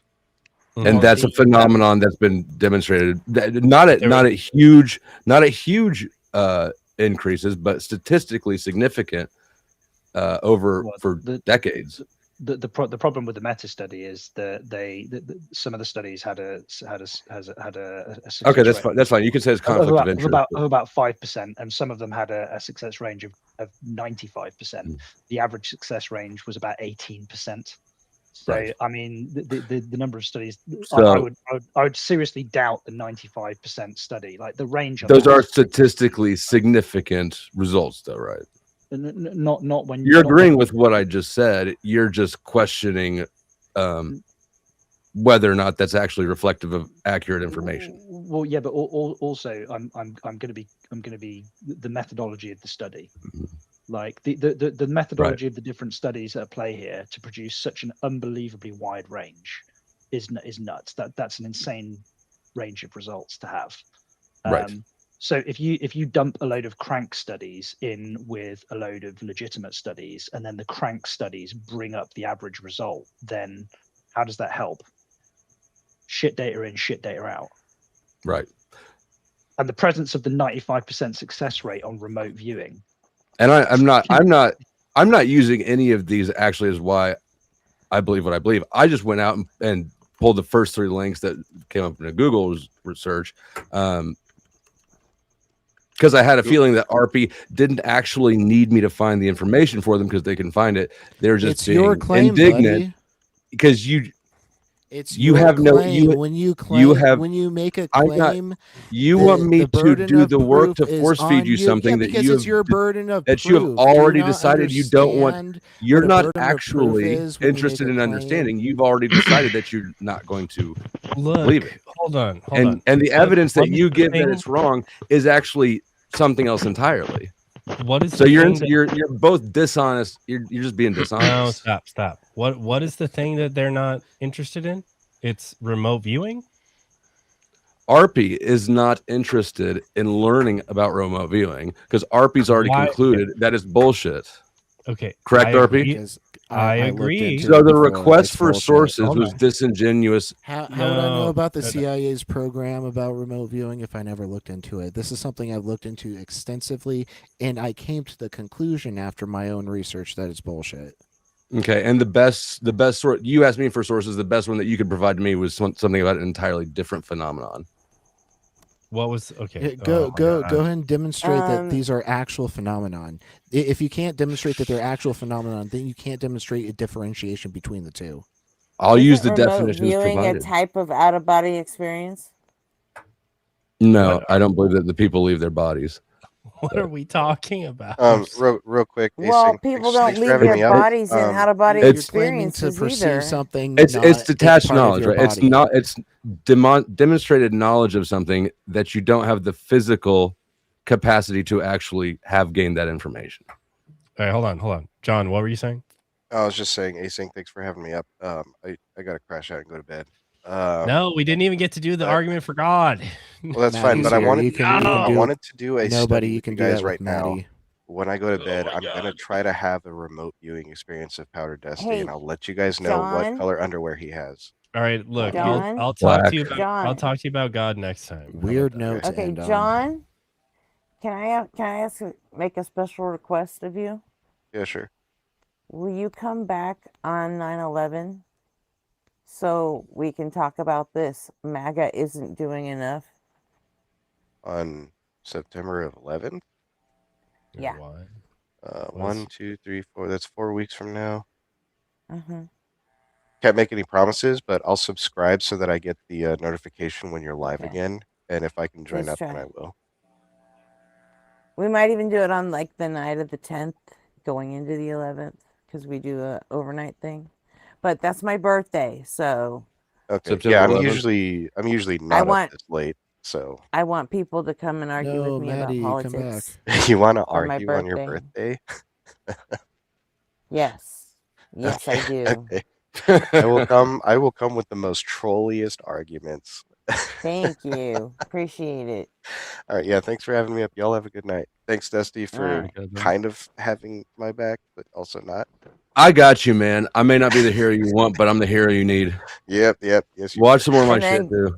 I and will. then come back any other time and do the God thing with nobody on fire. All righty, thank you Please. guys. Good night.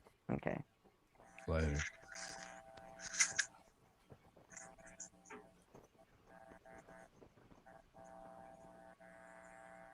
Okay. Well, that was worthless. Yeah. Well, of course it is. Yeah, this last paper I'm just reading through quickly as well. Basically, what they were doing was they gave the person a longitude and a latitude and a target person. They gave them the name and the social security number of the target person, and they were tasked with describing the general ambience of the location of the person at 8-hour intervals. And if they were even vaguely close, they deemed it a success. The general fucking ambience, like this is like one person was on a farm and that roughly correlated with where they were. Another person was at like a gym and a swimming baths and that roughly correlated where they were. This data is absolute dog shit. You can't draw any conclusions from it at fucking all. Surprise. The thing we all said is Yeah. nonsense is nonsense. Almost as if there's no demonstration of remote viewing. You asked for research papers on this shit. You said I said that there's decades of data on this stuff being statistically significant. Is that wrong? Is that wrong? I didn't ask you if you like it. I didn't ask you if it passed your muster. Is that wrong? For a demonstration, so you just failed the task completely. If I heard asked, a weird. If let's say, for argument's sake, that I had to describe the ambience of your environment once every 8 hours, and the time that I get allotted is 8:30 in the morning, and I say, oh, the general ambience is a bit breakfasty, and it just so happened that you're having breakfast at 8 o'clock in the morning, would that provide any kind of actual useful information about my psionic ability? No, it wouldn't. You're straw manning. You're all of you are avoiding my question. And you're straw manning. Is there decades of research showing statistical significance of remote viewing? No. Okay, well, hold on. This is why I wanted to pause a second ago. What does significant mean? It's a statistical definition. It means it's been 20 years since I took it means a high number of standard deviations from the mean, which hasn't been demonstrated. Okay, and what's the threshold? Are you asking me? Yeah, like what makes it significant and what line did it Yeah, I'm cross not a statistician. if it It's been over 20 years since I took that class in college, so I don't recall. Well, it's fine. I don't care. It could be like it's past 25%. I don't know. It doesn't matter to me. Yeah, you can basically it seems to be the measure that is used. You can literally pick any value you want for alpha. Common values are like 5 to 10%.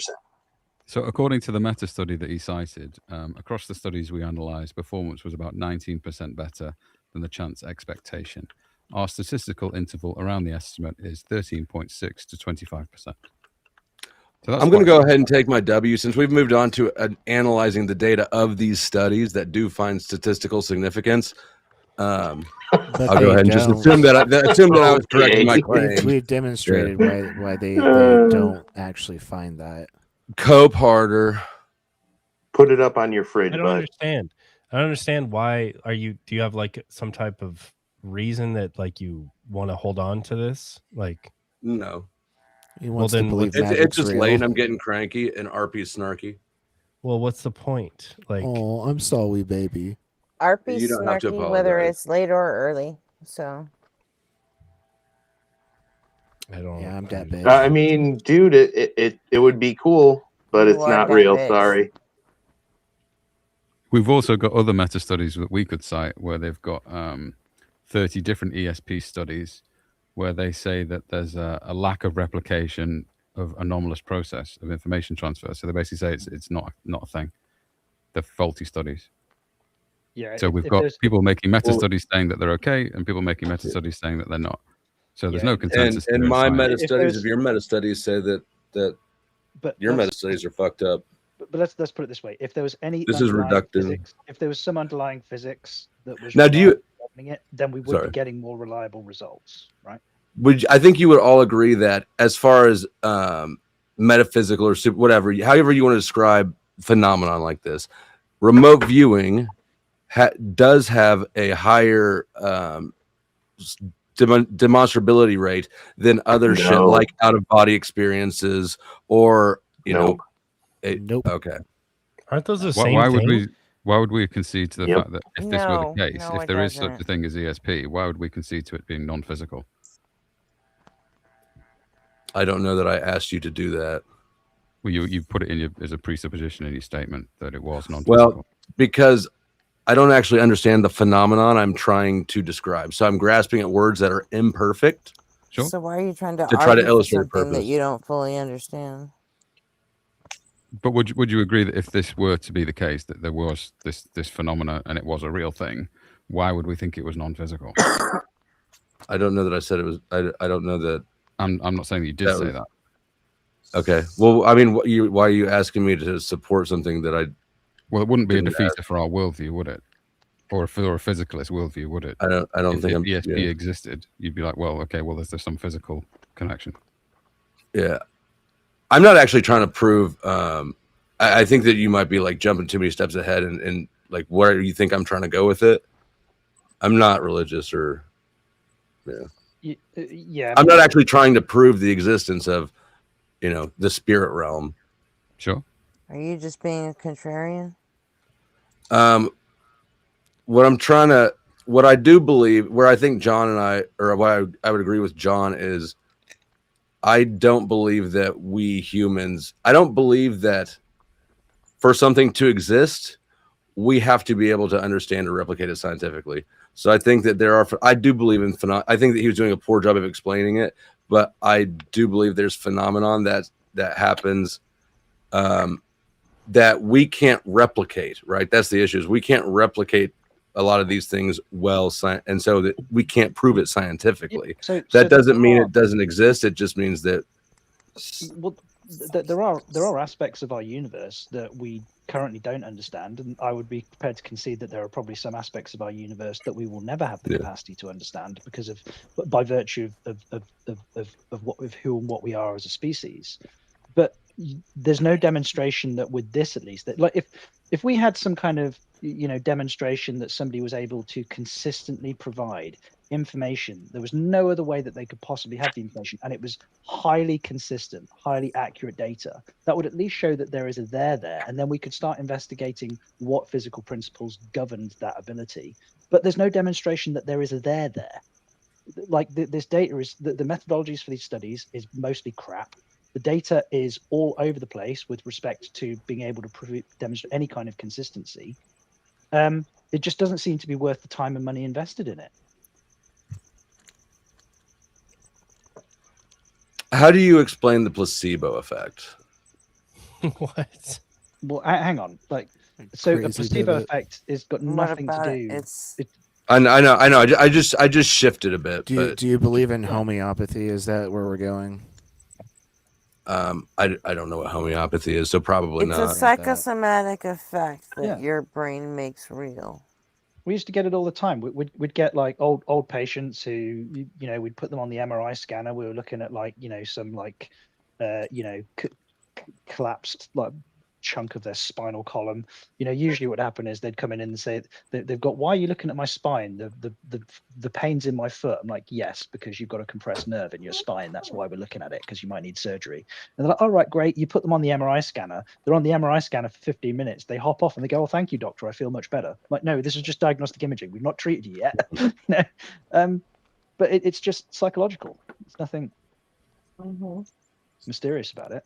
It's like there have been studies on the placebo effect where actually people, when you do a medical intervention, they actually, even though it was like a saline injection or a sugar pill, if you give them the sugar pill, or you give group A a sugar pill and you give group B a saline injection, you tell them both that they're painkillers or there's some kind of treatment for what ails them. And the ones that had the injection reported a higher incidence of the psychosomatic effect, the placebo effect, because it seems like a more aggressive medical intervention because they're being given injection instead of a pill. It's all in their heads. But the benefits. The placebo effect is the psychosomatic version of like confirmation bias. I mean, it's not always psychosomatic. Sometimes it is psychophysical. This is particularly understood with pain. That's so people true. are given placebo analgesia. So they're not being given a pain medication. Right. If you go to a doctor's office, but humans have your an brain endogenous. fills in the gaps, though. No, and it's not. makes It's not that the brain somatic. fills in the gap. It's that your brain literally has its own opioid system. You have an endogenous opioid system to combat pain. But when these patients are given Naxalone, which is to combat opioid, the placebo effect goes away. So it's your own brain creating an opioid because of a placebo, but we can chemically reduce that. So we know that it is the brain doing it. It's not just a thought, it's actually physically in the brain. There is opioid in the brain that's created by the brain that we can get rid of. And it's caused by a placebo when we give it. If you go to a doctor's office and you're like, that's not exactly right, Doc, I'm kind of tired and just like my bones hurt and my eyes feel weird. And like the doctor's going to be like, you know, drink more water, get more rest, eat more fiber. And you just don't feel paid attention to. If you go to some pseudoscience peddler who pays a bunch of attention to you, just the fact that they're like giving you attention is going to make you feel better. And you might attribute that. You could attribute all of the benefit of what you're actually given there to just that. Just the fact that the pseudoscience peddler like asks you more questions and seems more interested in you. But I mean, the placebo effect is when. I mean, that's studying the same, well, not the same treatment. The person thinks they're getting the same treatment. So going to a spiritual guru who loves on you is going to be an entirely different experience than getting a shot from a doctor, right? I don't think that your point addresses placebo effects. Well, I'm just talking about how even is your argument for about the placebo effect. You've just said my explain argument the is that placebo they effect. them is a plural. No, I'm just kidding. I don't even remember where I was going with it, honestly, at this point. What I was saying is that just the attention you get from the person can make you feel better, and that can account for a lot of what the placebo effect claims to do. It might not even be the thing you get from them, but just the human care and interaction. Yeah, the positive psychological side effects of this person cares about me. They've paid attention to the problem that ails me, you know, and they even if they're not actually going to do something about it, like because they can't, because they're some like homeopath, but people feel better because they feel that their needs are being met. Compared to the doctor that gives you an actual piece of medication, but he's like, doesn't seem. Yeah, he's just like, yeah, get more rest. Here's what the fucking thing. He's got 5 million patients to deal with, and a lot of them, their problems can't be solved. But in placebo studies, yeah, they give both the test and the control group the same experience. You still go get a pill or whatever, right? But look, if you go in, if you get given the same placebo by Dr. House, from House MD and you get given the same placebo by fucking Patch Adams, your real world experience is going to be like really fucking different, right? You know? Right, but that's not how that's not how studies those studies work. Besides, I'm definitely going to House. I want Vicodin. I don't want to fucking clown Those absolutely are experimental variables that they need to track. Yeah.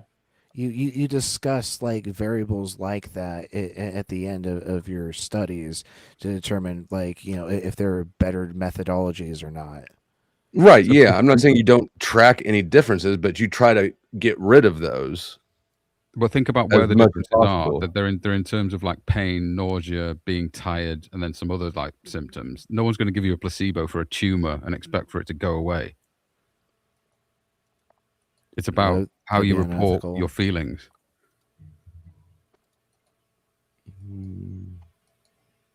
Well, I mean, with the extent there are actually some medications that are given in like oncology or like with some neurological conditions where people do sign up for studies knowing full well that there is a good chance that they might be getting a placebo and they're not being treated, but they know that going in.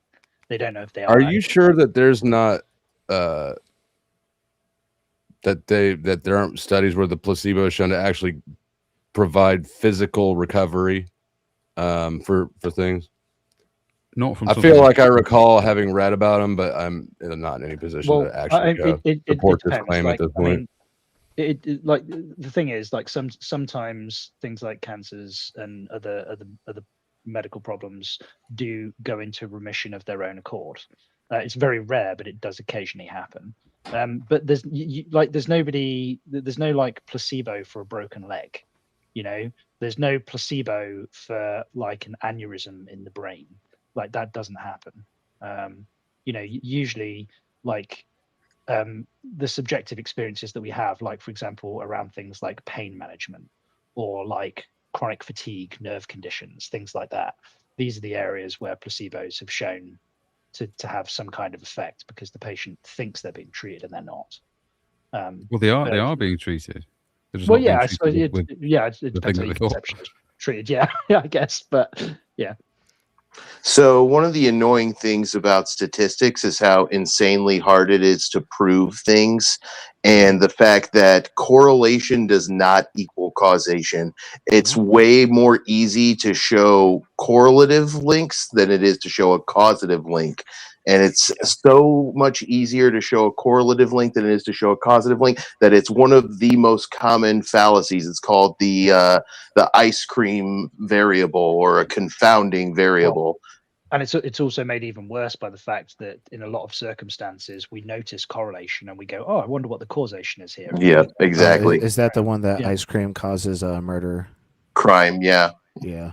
And the actual variable that's not being reported is summer. Summer causes increase in both ice cream sales and crime. But if you didn't know about the summer variable, you might think there's a causative link between ice cream and crime.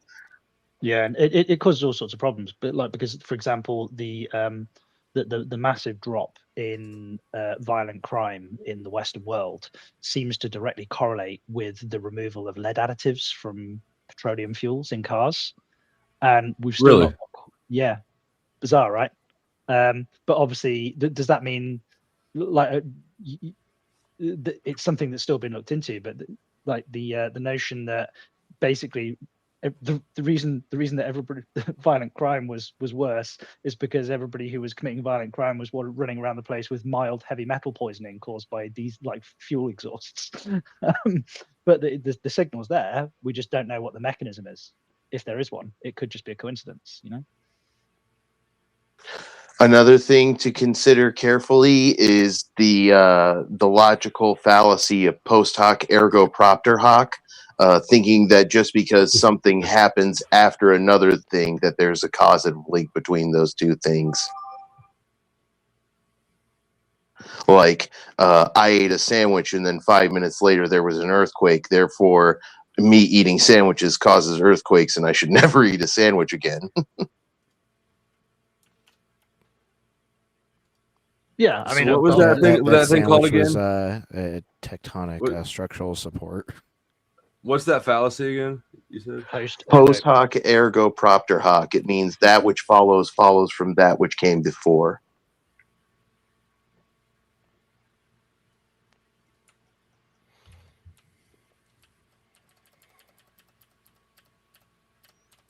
basically A happened, then B happened, therefore A caused B.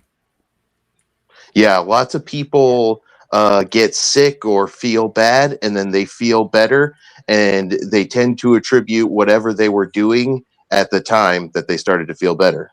Yeah, it's like a rain dance. We performed the rain dance, then the next day it rained, therefore the rain dance worked. Could you use that concept to undermine basically any causal relationship we think we know about? Well, Like, couldn't you? Hume did this argument with induction, yeah. It depends It's if called you the can. problem of induction. It depends if you can identify the mechanism. If you can identify the mechanism and repeatedly I test mean, it's basically pointing out that you may misidentify the mechanism, which is yeah, well, of going course, to always that's be the always case. that's always a risk, and that's a product of the methodology for identifying the mechanism. But that's why anybody with any kind of degree of humility has doesn't operate from a position of certainty outside of the deductive fields. It's exactly what Eugene was just saying with respect to induction, right?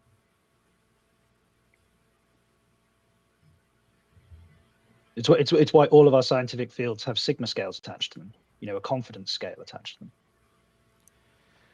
This is our resident in chat, theoretical physicist's response to all those quote-unquote papers about remote viewing. Oh yeah, I'm not worried about that. Like, I don't know theoretical physics, so. Well, he it might be like a great dunk. He doesn't talk about theoretical badly. physics. He just talks about the problem with the studies. Mm.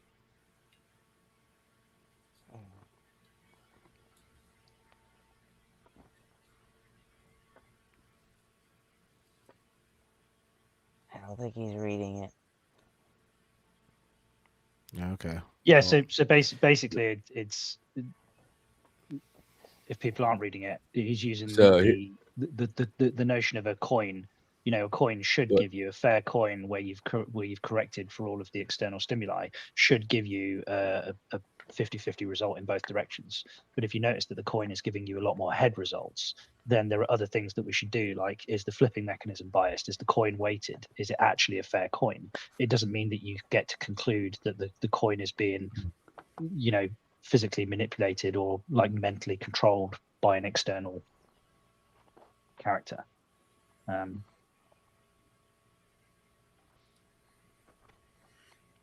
Yeah, and then at the bottom it goes on to say these groups have never tried to eliminate the possible other explanations, like, for example, what I was saying with regards to, data that our brain takes in that we're not necessarily consciously aware of, and it just gives us like an intuition or a gut feeling. What I see here is my W. Looks like those studies exist. They certainly exist. Hmm?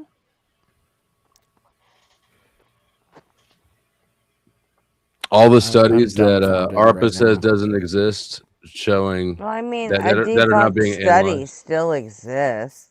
They're bunk studies. They're not legitimate studies. I asked you for a demonstration, and you gave me bunk studies. You wanted It's a not demonstration. What do you want me to remote view over to your place and tell you what you're drinking? Yeah, but That'd be cool. Yeah. The problem is, John, like, one of these studies took a Bayesian approach. The whole mechanism was that a person was assigned It's not John, another that's individual. Dusty. John's not here anymore. Oh, is it? Oh, sorry, Dusty. My bad. I do apologize. The whole premise of the study was that person A was assigned person B. They were told their longitude and latitude given their name and social security number, and they had to describe the ambience of the place that they were in at 8-hour intervals. And and then they assigned like a percentage value of how accurate the description was. But how do we there's no objective standard for the ambience of a place that you can assign it's a Bayesian process. Like the scope for bias in this is just obscene. Oh shit. Oops. Yeah, you read some junk science, my friend. I mean, it's got more evidence than, say, the Big Bang Theory. Not at all. No. That's if you think those studies that you posted outstrip the massive, unbelievably accurate prediction of the CMVE, you are out of your mind. Yeah, John, Is that his reminds me mic of I think low he's for being anybody serious else? right now. Is his John, that mic low? reminds me of a joke I used to tell my kids. I told them I could tell the time by looking at the stars, and they say, "Really? Can you?" And I'd say, "Yeah." I'd look outside. I'd go, "It's daytime." Yep. Yeah, that is a good example of a dad joke. I'll grant you that. It's the other one. Like I like saying something. So between me and my brother, we know everything. And they go and ask me a question. They'll ask me a question. I don't know the answer to it. I go, well, my brother knows that one.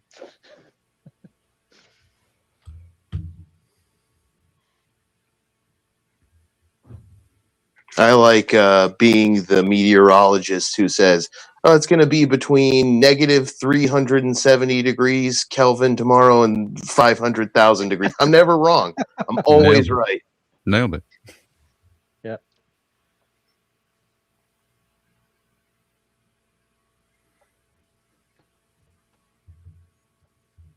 Better put your coats on, kids. Might be absolute zero tomorrow.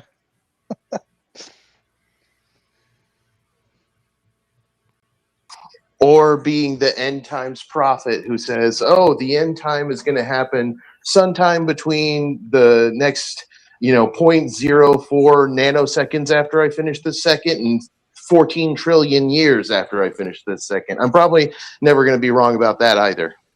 I like Nostradamus's method of just not making a lot of sense at all. And Hey Chase, how's it going? Oh yeah, I was messaging. Yeah, I was coming in to kind of talk about what the write up that I said, because it was a steel man, a very charitable position. I wasn't trying to say the studies were bunk or even give an opinion on them, because I was trying to just read them objectively. So what I was getting at, Well, when you say for you, objectively, Dusty, is do you mean impartially? Would probably be a better word as opposed to objectively, right? yeah, I mean, I wasn't trying to debunk them. I wasn't reading them with the idea in mind that this is crazy and I need to attack it somehow. So what you are right about is that there are statistical anomalies in some of the studies. What my point was, hold on. What my point was is that to then say that remote viewing has been empirically demonstrated by science is an overclaim, because you haven't eliminated the many other possibilities, and those studies didn't either. If they wanted to, they would have to continue doing studies wherein you systematically eliminate the other possibilities. Because if your data is compatible with more than one idea, then you can't just claim that your idea is right. You need to eliminate the other ideas. So that's what I was saying is, I wasn't reading it to try to like attack or debunk. I would never read a study with that in mind. If you send me a flat earth study, I'll still take it seriously as science until I find the issues with it. There's also something called the law of large numbers, Dusty. If you sat in front of me and I had a deck of cards and I pulled the top card off and asked you to guess what it was, and you got every card right, all 52 cards in a row, that would be amazing. It would be less amazing if you had done a billion decks before that and hadn't gotten a single card right until that deck where you got every card right. So the law of large numbers says that. Wait. I didn't follow what you're. Yeah, I'm about to explain it. Okay. In the large numbers says that in a series of very large, near infinite events, all possible outcomes are going to occur, even if they're extremely remotely improbable. I got you. The more turns that you have, the more likely something will occur. If I roll a six-sided dice a million times and every time it comes up six, that's amazing. It's less amazing knowing that dice have been rolled trillions and trillions of times, so eventually something like that is going to happen. Well, it's like the probability of like the lottery numbers coming up 1, 2, 3, 4, 5, 6 is exactly the same probability of them coming up as some other random number sequence. And if we play the lottery for long enough, we will eventually end up with the lottery numbers coming out as 1, 2, 3, 4, 5, 6. What's interesting about the deck of cards example is that no two shuffles of a deck of cards is likely to be the same. statistically speaking, in terms of probability. So if 8 billion people have shuffled a deck of cards once every second for the entire 13.8 billion year age of the universe, we would have only produced about half the number of potential card arrangements.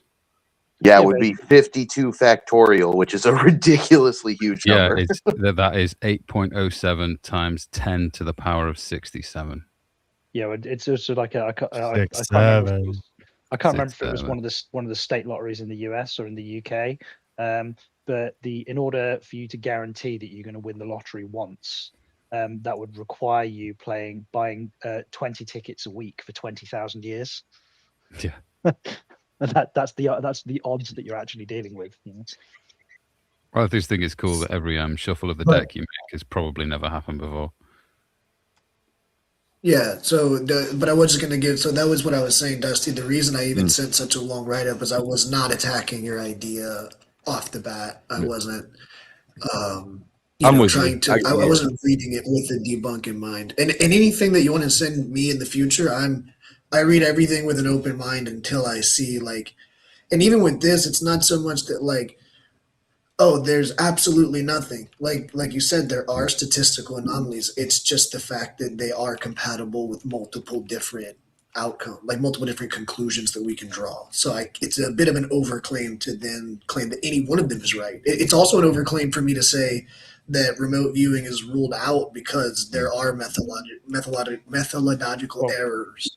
Well, given that there are more problems with the methodology that could account for the signal in the data, if you've got 20 problems in the methodology that could account for the signal in the data, and the conclusion that they're looking for is that remote viewing is possible, then it is much more likely that one of the errors in the methodology is responsible for the signal in the data. So I wouldn't necessarily say that's an overclaim there, because I just quickly skimmed through them. You probably spent more time reading than I did, but these studies are crap.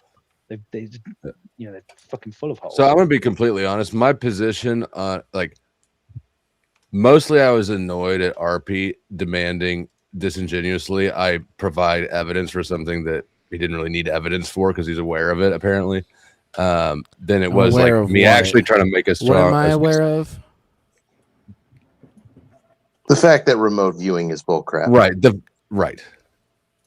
You're acting like you didn't know that this research exists out there, and apparently you do. So, and I asked for a demonstration. I didn't ask for just research. I asked for a demonstration. That you asked for sources. You did not ask for a demonstration. I asked for a demonstration. No, you didn't. You asked me to provide sources for you. You have tracking issues.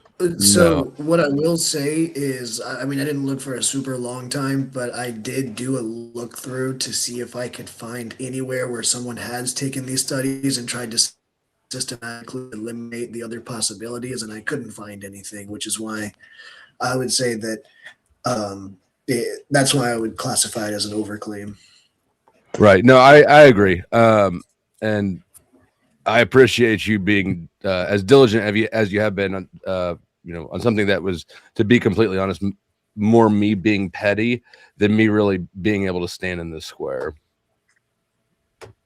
Yeah, well, I wouldn't really have the job that I have if I wasn't willing to go down rabbit holes for way too long. It's that inbuilt curious nature, right, Chase? Yeah, it makes you a good scientist, but it's a bitch for everyday life. Sounds exhausting. Yeah, my wife will laugh at me where I won't see her for a couple of days. Like, let's say she goes out of town for work or something, and then when she comes back, I've learned everything about the history of a pear because I was eating one and bored.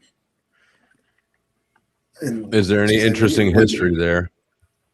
Oh, that was just an example. I don't know, but see, here's the problem. Now I probably will spend tomorrow doing that. Well, I did something similar. I was curious about. It was actually apples and apple trees. We'd planted an apple tree, and it was a grafted apple tree. And what a lot of people don't realize is that the vast majority of the apple trees that you buy, they're grafted onto a dwarf rootstock. So they take the roots from some other plant and graft the top of the plant onto the roots. I've tried. There's like apple trees that you can buy. We've got one in the garden now that's got grows 4 different types of apple because they've grafted 4 different branches from 4 different types of apple tree on the plant. Yep, that blew my mind. I couldn't. Yeah, like when you find it, you can actually find where the grafts were, where they grafted them on. Since a lot of plants survive on photosynthesis, which just requires water, carbon dioxide, and sunlight, it's easy to graft and hybridize a lot of them. Yeah, I think there's a famous apple tree. It grows like 37 or 38 different types of, like, as in it doesn't just grow apples. It's got like pears on it and stuff as well. They're sufficiently closely related that they can graft other fruits onto the tree.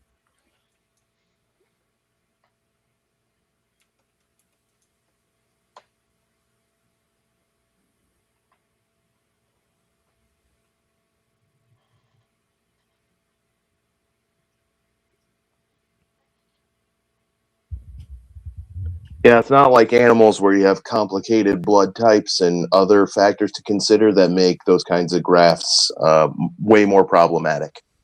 Yeah, well, you can't just graft a dog onto a horse. Come on. Yeah, but you can sure try a lot of times. Well, yeah, like it's I'm probably, because I've got keratoconus, I'm probably going to need a cornea transplant at some point in my future, unless something fundamentally changes about the technology. But because I had an eye infection in my teens, I've got blood vessels growing through my cornea, which means I'm going to have a typed cornea in ordinary circumstances. Oh, Anybody God, can that's give anybody rare. else a cornea. Yeah, it's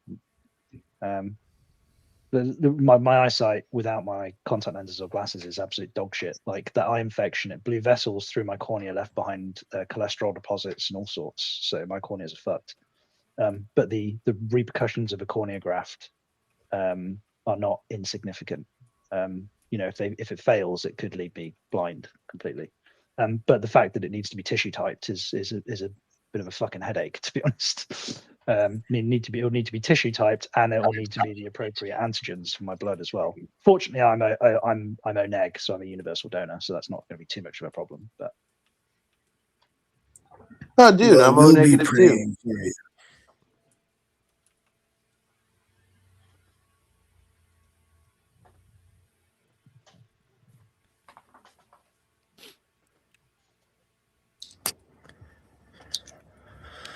I only got about 13 minutes before I have to hop off. Yeah, I was mostly joining up about the just to kind of clarify it was a long write up, and I didn't want to I didn't want Dusty to see it and think that I saw it, and I was like, hey, let me just rip this apart. I was, it was a very steelman and charitable position to take.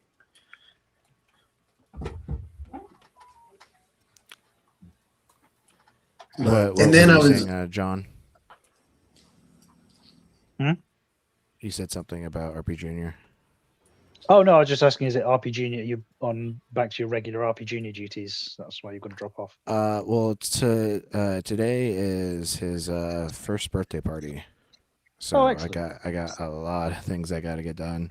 Got to get pizza from Costco. Got to pick up the smash cake from one bakery, and then the cupcakes from another bakery. Then got to go and decorate.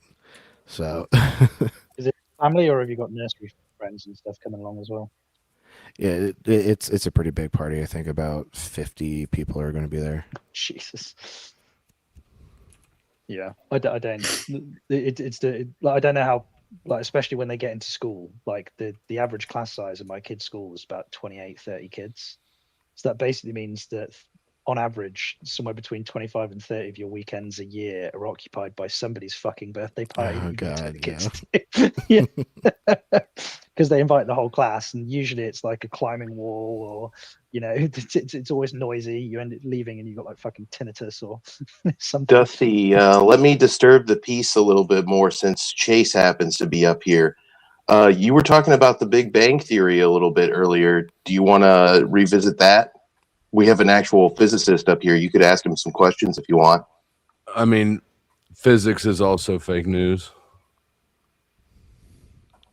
I definitely have a response to that, Yeah, Chase. my degree says that I have my degrees say on them that it's a degree in fake science. So that actually does check out.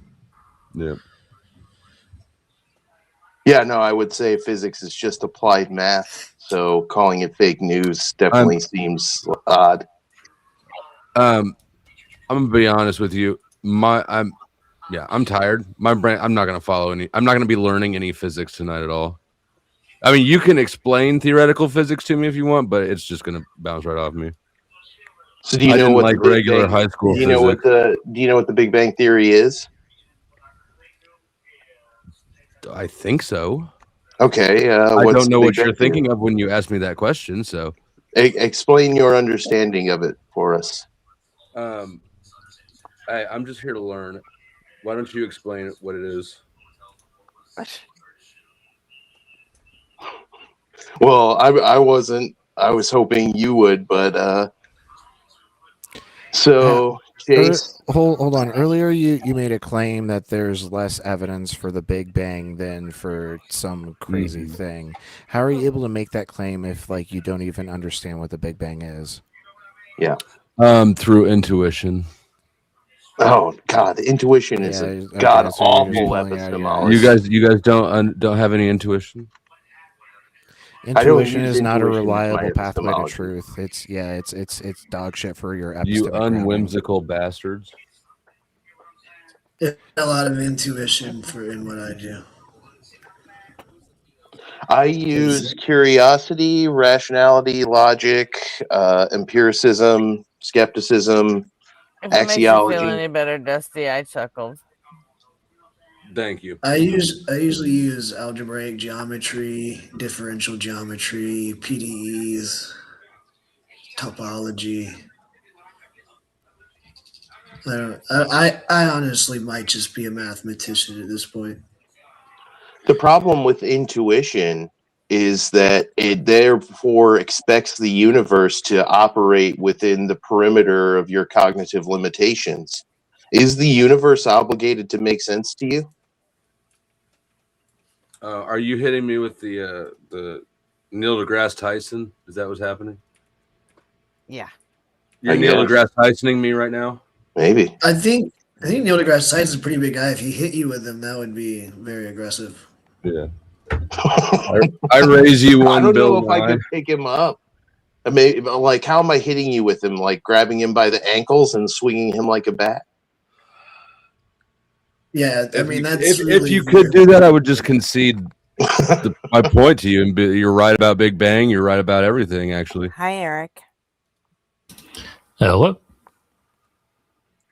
My understanding of the Big Bang, and Chase can correct me on this if I'm completely wrong, but I don't think I am, is that the universe is currently expanding. There's a trend in entropy that if you reverse that trend, the universe ends up in a pre-geometric state that's really, really hot and really, really dense. Yeah, it's more or less good. How did it get into that state? Which state? The hot, dense one. Yeah, there's a lot of competing ideas about it right now. Yeah. I don't think it's possible to know currently. Is there more substance to the Big Bang Theory than basically an observation that the universe is expanding? Oh yeah, 100%. there's a lot. Yeah, there's It's- things it's like been- cosmic background microwave radiation, redshift and blue shift of objects moving either closer to us, further away from us. What dark matter? Big Bang nucleosynthesis. Yeah. There's different like lines of evidence that indicate that yes, the universe is expanding. And they all cross-confirm one another. Yeah, background baryonic acoustic oscillations. Redshift and blue shift is pretty cool to me because it's like, okay, the further out you look, the more red galaxies are, the more red the light is because the wavelengths of light are being stretched out as the space stretches. It's pretty fascinating. I've definitely outkicked my coverage with this topic. Y'all just listed a bunch of things. I've never heard of any of them. So, well, Also, don't forget to leave room for the intergalactic space supervillain alien. intergalactic planetary. Mm-hmm. Well, intergalactic would be between galaxies, wouldn't it? Like, it would be another dimension. Yeah, but then it wouldn't fit the Beastie Boys song. There you go. Gee, You guys- sometimes things are just jokes.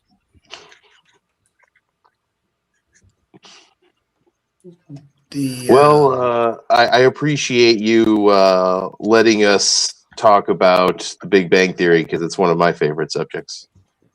It is definitely very interesting, and some of the data that we have on it, like was predicted from the theory itself, like from the mathematics of the theory, and it came out to being like either absurdly close or dead on. Yeah. Yeah, well, isn't it that the prediction for the CMBE with respect to temperature was the prediction said that it was going to be like 5 Kelvin, and then when we actually measured it, it turned out to be like 3.8 or something. It was just unbelievably close. But it was 3.8 with error bars of plus or minus 1, so it could be 4.8 when we predicted 5. Yeah, yeah. You know, just an unbelievably accurate prediction made decades before we had the capacity to actually measure it. Yeah, and so And then how did what inputs went into this prediction before we can? Is it mathematical models basically? Yeah. Oh yeah. We're talking physics. We're talking math. Well, how many whiteboards do you think that problem is, Managed to make Chase? that sound dirty, Chase. Like six or did you got that too? Like how many inflection in whiteboards? your voice is like fuck yeah, baby. 6, 7, maybe. Oh yeah, differential equations. Oh yeah. Tell me about your derivatives. Yeah, differential equations is for like the fucking masochists. Yeah. Yeah. Integral science. Come to me, Mistress. Like I never, Diffie like I hated quadratics, I hated differentials, and I hated tensor calculus as well. I hate fucking all of it, but no, I had to do it for my college math. Yeah. Oh, that shit was rough. So Austin, Not forgetting to add the plus C when you do an integral. Oh, it's such a turn on. Yeah. The constant matters. Yeah, and physically, it's accounting for initial conditions. So, like, if you were to think about Galilean kinematics, like just like the regular kinematic equations, you have A equals A, obviously, acceleration is acceleration. But then you integrate the acceleration to get velocity. And what do you get? You get VT, and then you get this plus a V naught when you think about the equation, which is the You initial get a velocity. prematurely balanced equation. So I'm just saying, like, the integration constant ends up in physics being taking an Okay, accounting fuck for you the all. That initial was fucking funny. I recognize that it was I a was joke, but I laughing didn't at get it.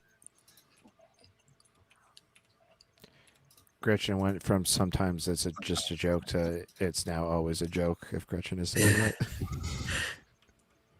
Well, I think she made a math joke. Yeah. So I was going to tell you, Austin, you asked about that calculation. I don't know about that one exactly, but I can tell you when I was learning general relativity, you start off with calculating, obviously general relativity is about solving the Einstein field equations and getting a metric, right? And you start usually with a Schwarzschild metric, which is a non-spinning black hole metric. And then we were asked to go from that to what if this black hole had charge? It's called a Reisner-Nordstrom metric or a Reisner-Nordstrom black hole. That calculation where I went from the Einstein field equations to the Schwarzschild metric to the Reisner-Nordstrom metric, so just two pretty straightforward calculations of general relativity, I ended up turning in over 50 pages front and back to my professor for that. I have a question. Yeah, that doesn't surprise me. That might sound dumb. What do you actually do with this stuff? So it depends on what you mean by do. Like, do you mean what's the pragmatic value of it? Is there any utility to it, or? So the real answer is there's no way to know, but historically, understanding the universe better has led to incredible advances. Right. So, for example, when we were studying, I say we, but when physicists were studying quantum mechanics in the early 1900s, if you had asked them, what can you do with this? They probably would have shrugged their shoulders. Like, I don't know. Sure, yeah. I think, but it seems like this is the way the universe works. Well, yeah. I I didn't mean to imply that it's not. I can actually maybe I can actually maybe give a concrete example of a practical application of this. Einstein's theory of general relativity is critical for our use in GPS satellites. Without it, GPS would not work. Yeah, and isn't it the case that because obviously the GPS was an American military project, and they were so skeptical about the notion that time was going to pass differently for a satellite in orbit than it would for the computers interpreting the information on the ground, that they had a switch in the software that would allow them to turn off the maths that governed it. It turns out it needed to be accounted for. But essentially, GPS satellites rely on very precise timing. You need 3 satellites to talk to whatever your GPS device is in order to triangulate your position, and timing's critical with that. But because satellites are up there traveling at a different speed than we are down here, time dilation kicks in, and even though it's very, very minimal, it accumulates over time, and it becomes a problem after certain days or weeks or months. And without that knowledge of general relativity, we can't account for that and correct it and keep the satellites working. I mostly, my background is in economics, which I guess is, I don't know if that's a science or not. Actually, kind of pretends like it is. It is. It's a social science. But I was just curious if there's like industry that actually we need more nuclear physicists or theoretical physicists, or if it's basically academia for academia's sake. Well, I mean, it depends. We don't. And again, I want to reiterate: I'm not like, if anything sounds derogatory or devaluing, and that's not what I'm doing. I respect knowledge for knowledge's sake. Everybody. Sorry, Richard. I just wanted to say goodnight to Arpy. Yeah, thanks. Yeah, I was about to interrupt. Yep. Good night, everybody. Thanks for coming up on panel. Thanks for hanging out in chat. All that good stuff. It's a good thing that Gretchen jumped in. I was getting very offended. See you later. Enjoy the party, RP. Happy birthday to you, Little. I'm prone to losing my shit. Would you agree, Chase? We don't necessarily. I'm sorry. What was that? I was just going to say, would you agree, Chase, that we don't necessarily know where the utility is going to come from some of the heady science that's being conducted? Like we wouldn't necessarily anticipate that like the MRI scanner was going to be a very functional outcropping of some of the physics that we're engaged in, like nuclear power generation from us fucking about with nuclear weapons during the Second World War. None of these things were necessarily. That wasn't the goal in mind. It's more a function of discovery and innovation than actual production and implementation. Yeah. We started studying protein folding and synthesis to try and give us a better idea about how life formed on the planet. And as a result of it, it's very likely to revolutionize medicine and solve the problem with antibacterial resistance evolution. Well, and how proteins fold as well. If we can get a grip on how proteins fold and manipulate it, then we could actually potentially cure prion disease, cancer, all kinds of things. Yeah, all sorts of stuff. Yeah, we could do like protein origami too. Make them in little swans. You can actually. It's the ironic thing. Cancer is way too big in industry. That's a good stocking stuffer. But yeah, so that's to answer the question, Dusty. Yeah, there could be utility, but that's not what I'm doing. So like my job is to take the models that we have and try to see what needs to be changed, altered, added to them, or even maybe an entire new theory needs to be proposed to push the model forward to explain the things that ours currently can't explain. So for example, you have like the past geodesic incompleteness of the universe, just meaning that classically gravity goes back to a singularity, which singularities are mathematical infinities. We usually don't take them as physical. So that means that you have to have some idea where quantum gravitational effects come into play, and we don't have a theory. What is that? So you have particles that behave classically, like a baseball on Earth. If you like throw a ball or kick a ball, it behaves classically. If you get to particles that are small enough, they behave quantum mechanically. So there's an entirely different set of rules, different equations for predictions, different everything. And at that level, at that level is this shift to quantum quantum gravitation? That's consistent and uniform, like Okay, now we're turning to this page.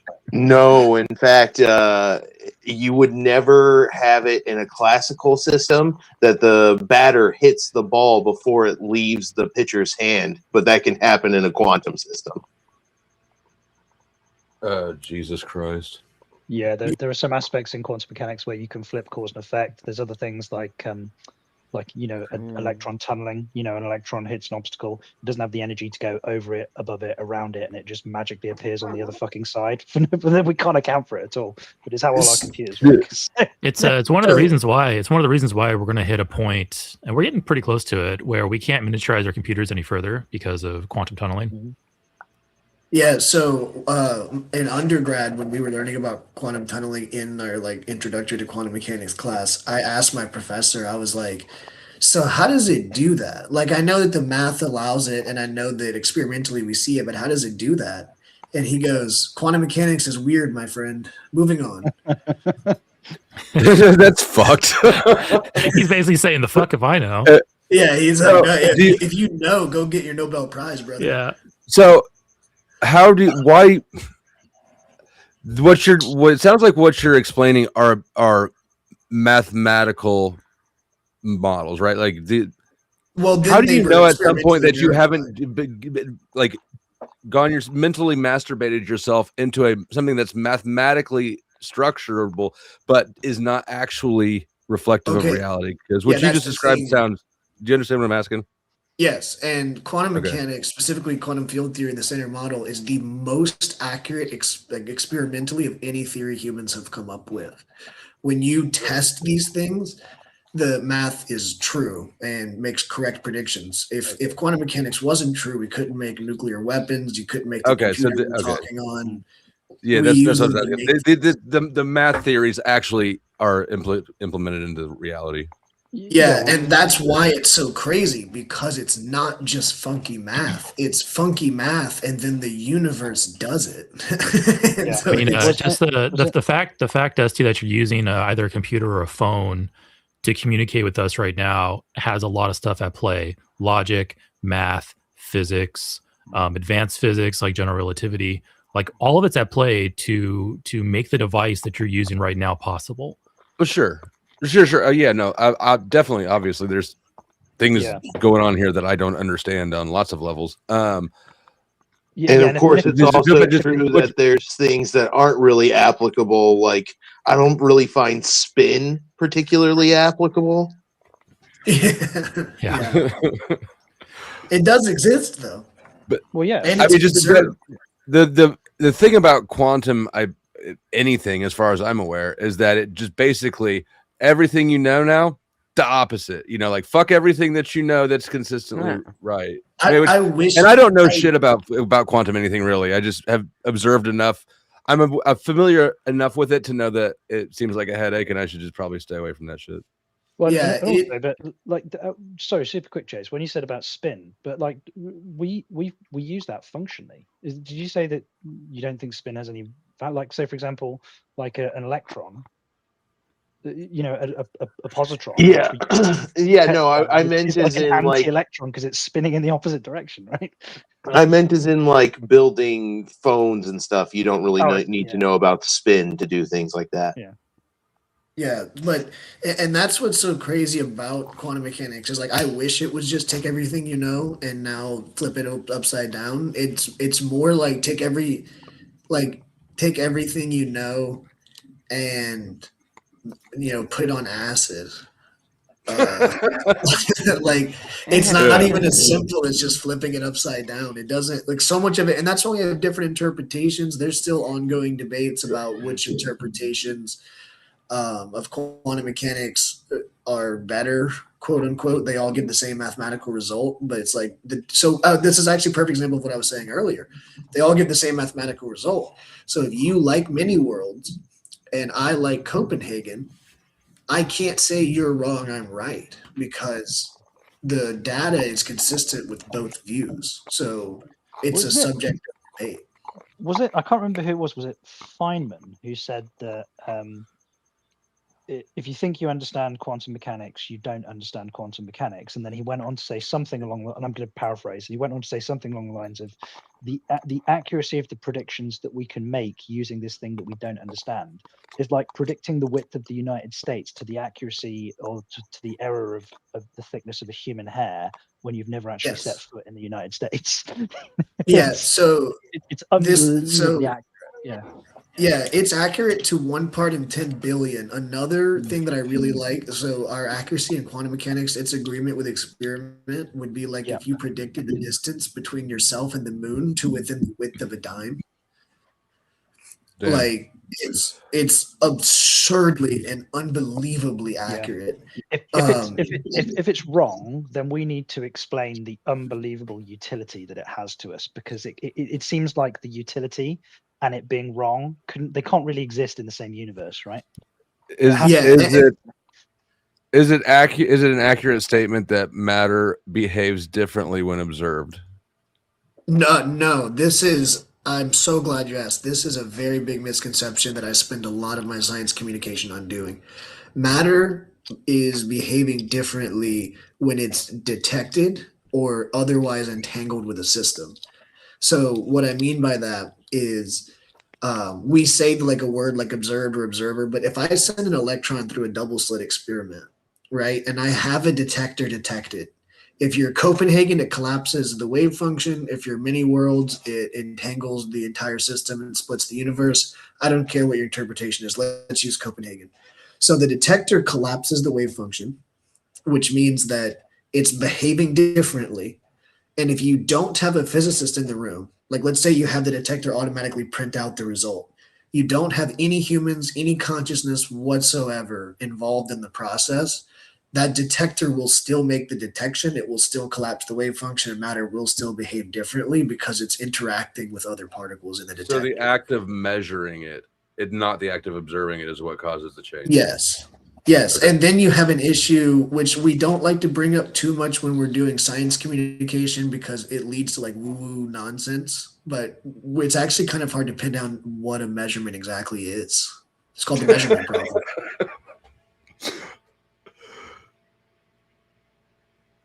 So, but when you're dealing with the frontiers of like what's even possible to know for humans, you're just going to end up with some there's always going to be open questions about it.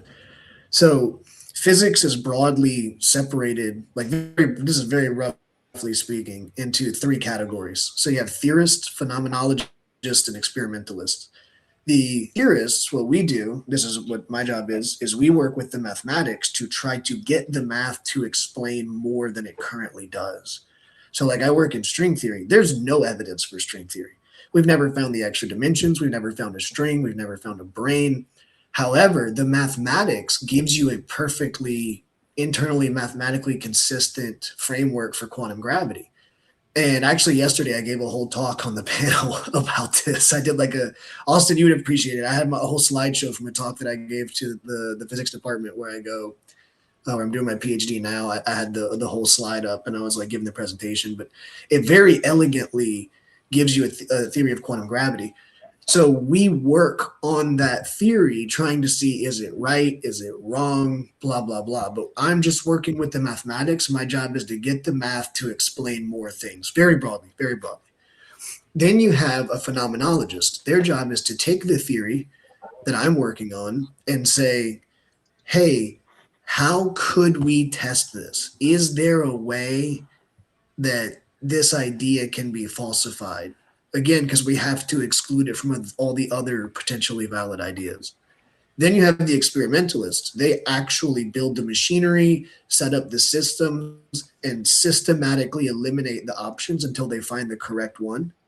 And then this model that has survived mathematical consistency, proposed experimentation with prediction, and then it predicted the outcome of the experimentalists over and over and over again, that's what becomes a theory, like general relativity or quantum mechanics. So that's whenever we give something like the Big Bang Theory, the reason we were able to give so much evidence is because it went through a very rigorous process to achieve its status. And not to mention it avoided falsification the whole way. Like every theory requires some type of falsification criterion, preferably criteria. But if it avoids being falsified the whole way, then it just adds more weight to the confirmation of the theory rather than some other theory. Yeah. So like, and if it's a non-disprovable hypothesis, if it in principle has no methodology with which we could disprove it, then that would also indicate that we should probably reject it as well. Yeah, and that's probably the biggest difference between scientific theories and like layman ideas, and especially things like religion, is that there's no falsification criteria associated with those things usually. So it puts these people in a position, people that accept these ideas, it puts them in a position of only being able to find confirming data for their ideas, Right. and never anything that debunks it or falsifies it, because it's just simply not there. And that's kind of the dangerous pitfall of those ideas, because you become stuck in the idea and you can never get out. I mean, they sort of debunk themselves if they're intellectually honest. You can use the Bible to collapse the religion itself. So.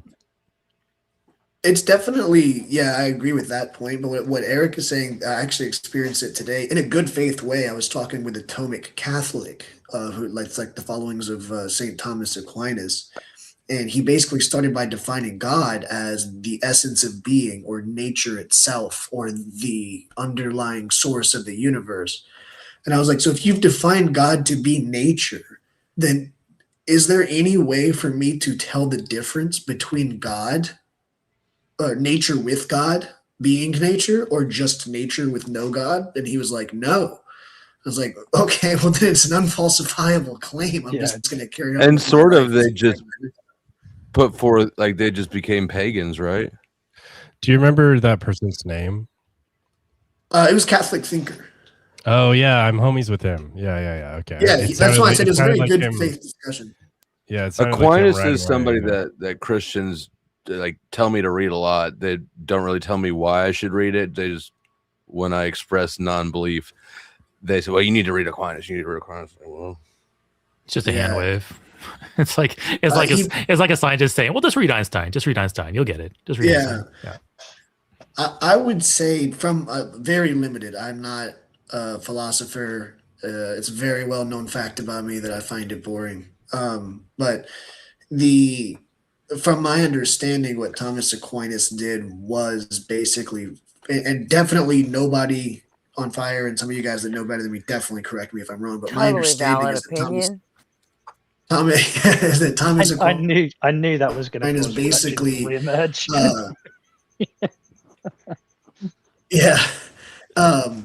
But my understanding is that what he basically did was found a way to make God unfalsifiable so that you can't really argue with any other points. And I'm not saying that's like what he was trying to do. I'm just saying that's every time I've talked with the Thomists, that's exactly the outcome we end up at is, okay, so I can't even tell the difference between this God being here and not being here. So what's the point? Yeah, I decided to maybe I'd take a look at it after the umpteenth time it was recommended, and so when I looked up Aquinas, turns out there's like 250 fucking writings by him or some shit. They wouldn't even tell me where to start on it. So I just treated I just assumed it was like a deflection. Just go read Aquinas. Okay, let me just go read all this fucking Aquinas. You kind of need to shunt together Aquinas with Pascal's wager as well, because if you swallow Aquinas hook, line, and sinker, then you do end up in the situation where you go, well, even though it's non-disprovable, I should probably just believe it anyway because just in case, Yeah. And so what I've kind of done, and actually I took this from Joe and Mezzo because they do it brilliantly, is, okay, that God's real. How do you get me to Christianity?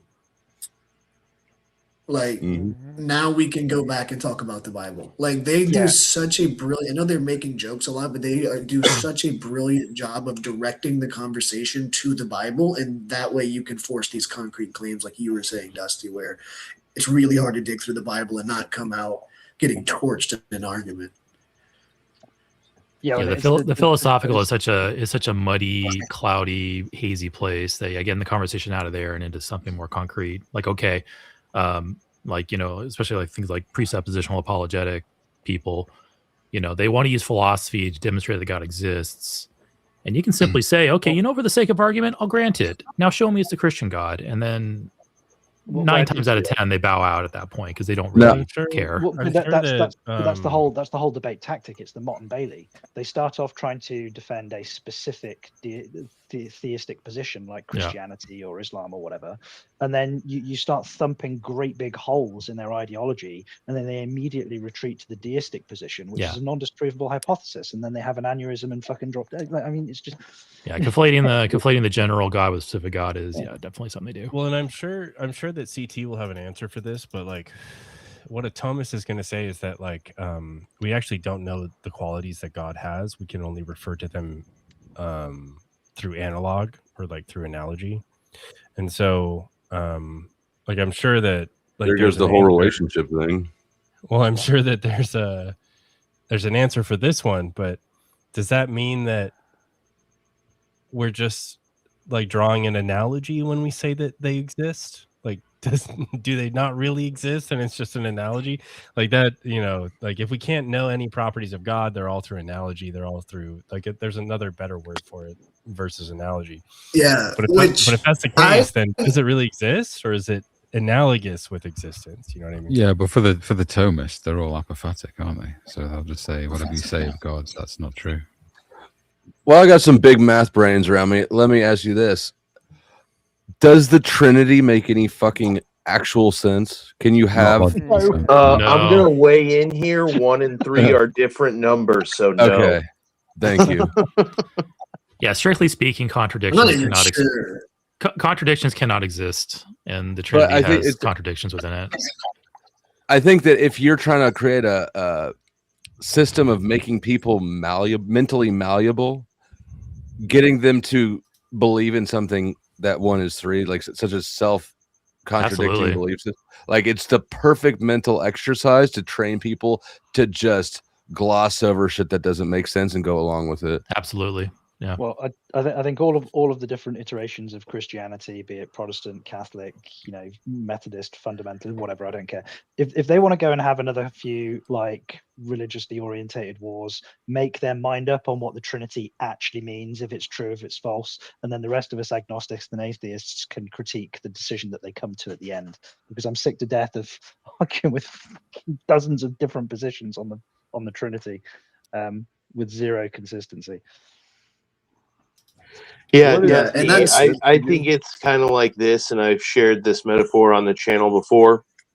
It's like, imagine, you're sitting on a bus and some lady comes up to you, some old lady, and she points at an empty seat and she says, my grandma's sitting in that seat and I talk to her all the time and I feel like she's still right here with me, even though I lost her.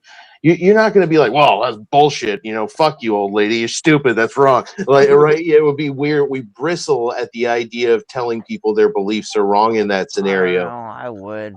That's what I love about you, Ryan. Do we bristle at it or do we get off on it? But then the problem is if some disheveled lunatic then comes up and points at the empty seat and says, no, Maguthu the cosmic war walrus is sitting there and he demands you acknowledge him this moment or you must die, heretic. That's where we kind of have to start pushing back against those beliefs and, telling people they are wrong. So, but yeah. It is funny. Like, if somebody said that on a bus, would you go and sit in a different seat, or would you sit down in that seat that she just gesticulated towards and go, I'm just giving your dead grandmother a lap dance right now? I mean, it's not, I would just say that No, you sit there and shut the fuck up and you figure out what went wrong in your life that made you have to ride the bus with these fucking people. True, yeah. I'm just talking about what I believe the mechanisms that led to the rise of religion were. And I think this emotional desire to have a contact with our lost loved ones was a big motivator. I think it's tribalism. Yeah. Don't you? I mean, I just think it's tribalism for sure too. Yeah. Yeah, a combination of a few factors like tribalism. John would go absolutely crazy having to ride the bus with the great unwashed. He Was that wouldn't know me? what to do with himself. Transportation. Yeah. I agree. No, I get the bus into town every now and then. Like, if I'm going out. I'm just fucking with you. Oh, I'm not. Have you been on the metro? I'm just making jokes for John has a pretty deep conservative bent to him. That's all. Yeah, sometimes public transport can just be like, you know, a theater of just people where you wonder, like, well, how the fuck did the wheels fall off your life so comprehensively? You never met anybody at a bus stop who's got their shit together. But I've totally forgot what I was going to say now. you literally derailed me. Never mind. I can't remember what I was going to say. I see your bus and I raise you a train. Oh, also, I'd be remiss if I didn't point out that Anani correctly pointed out that I was wrong. You don't use 3 GPS satellites to get your location. You need 4. So I stand corrected. Thank you, Anani. You slow boy. I know. I failed. I fucking failed at life. It's a good thing you clarified that before I try to make some decisions with the false information. I value accuracy. I think Eric is trying to get this stream taken down. Yeah, that too. Misinformation. He's peddling misinformation. If this was TikTok, we'd be down by now. That Eric. He's just trying to take the onus off nobody on fire. That's all. I thought you could use 3 as long as you've got a precise altitude. So 3. Yeah. So that okay. was the slow boy equivalent of throwing yourself on the grenade to protect your buddy. From what I read, if your phone already knows your altitude, it doesn't need a 4th. But the 4th is useful for timings and for also like determining your location on the sphere. So 4 is preferable.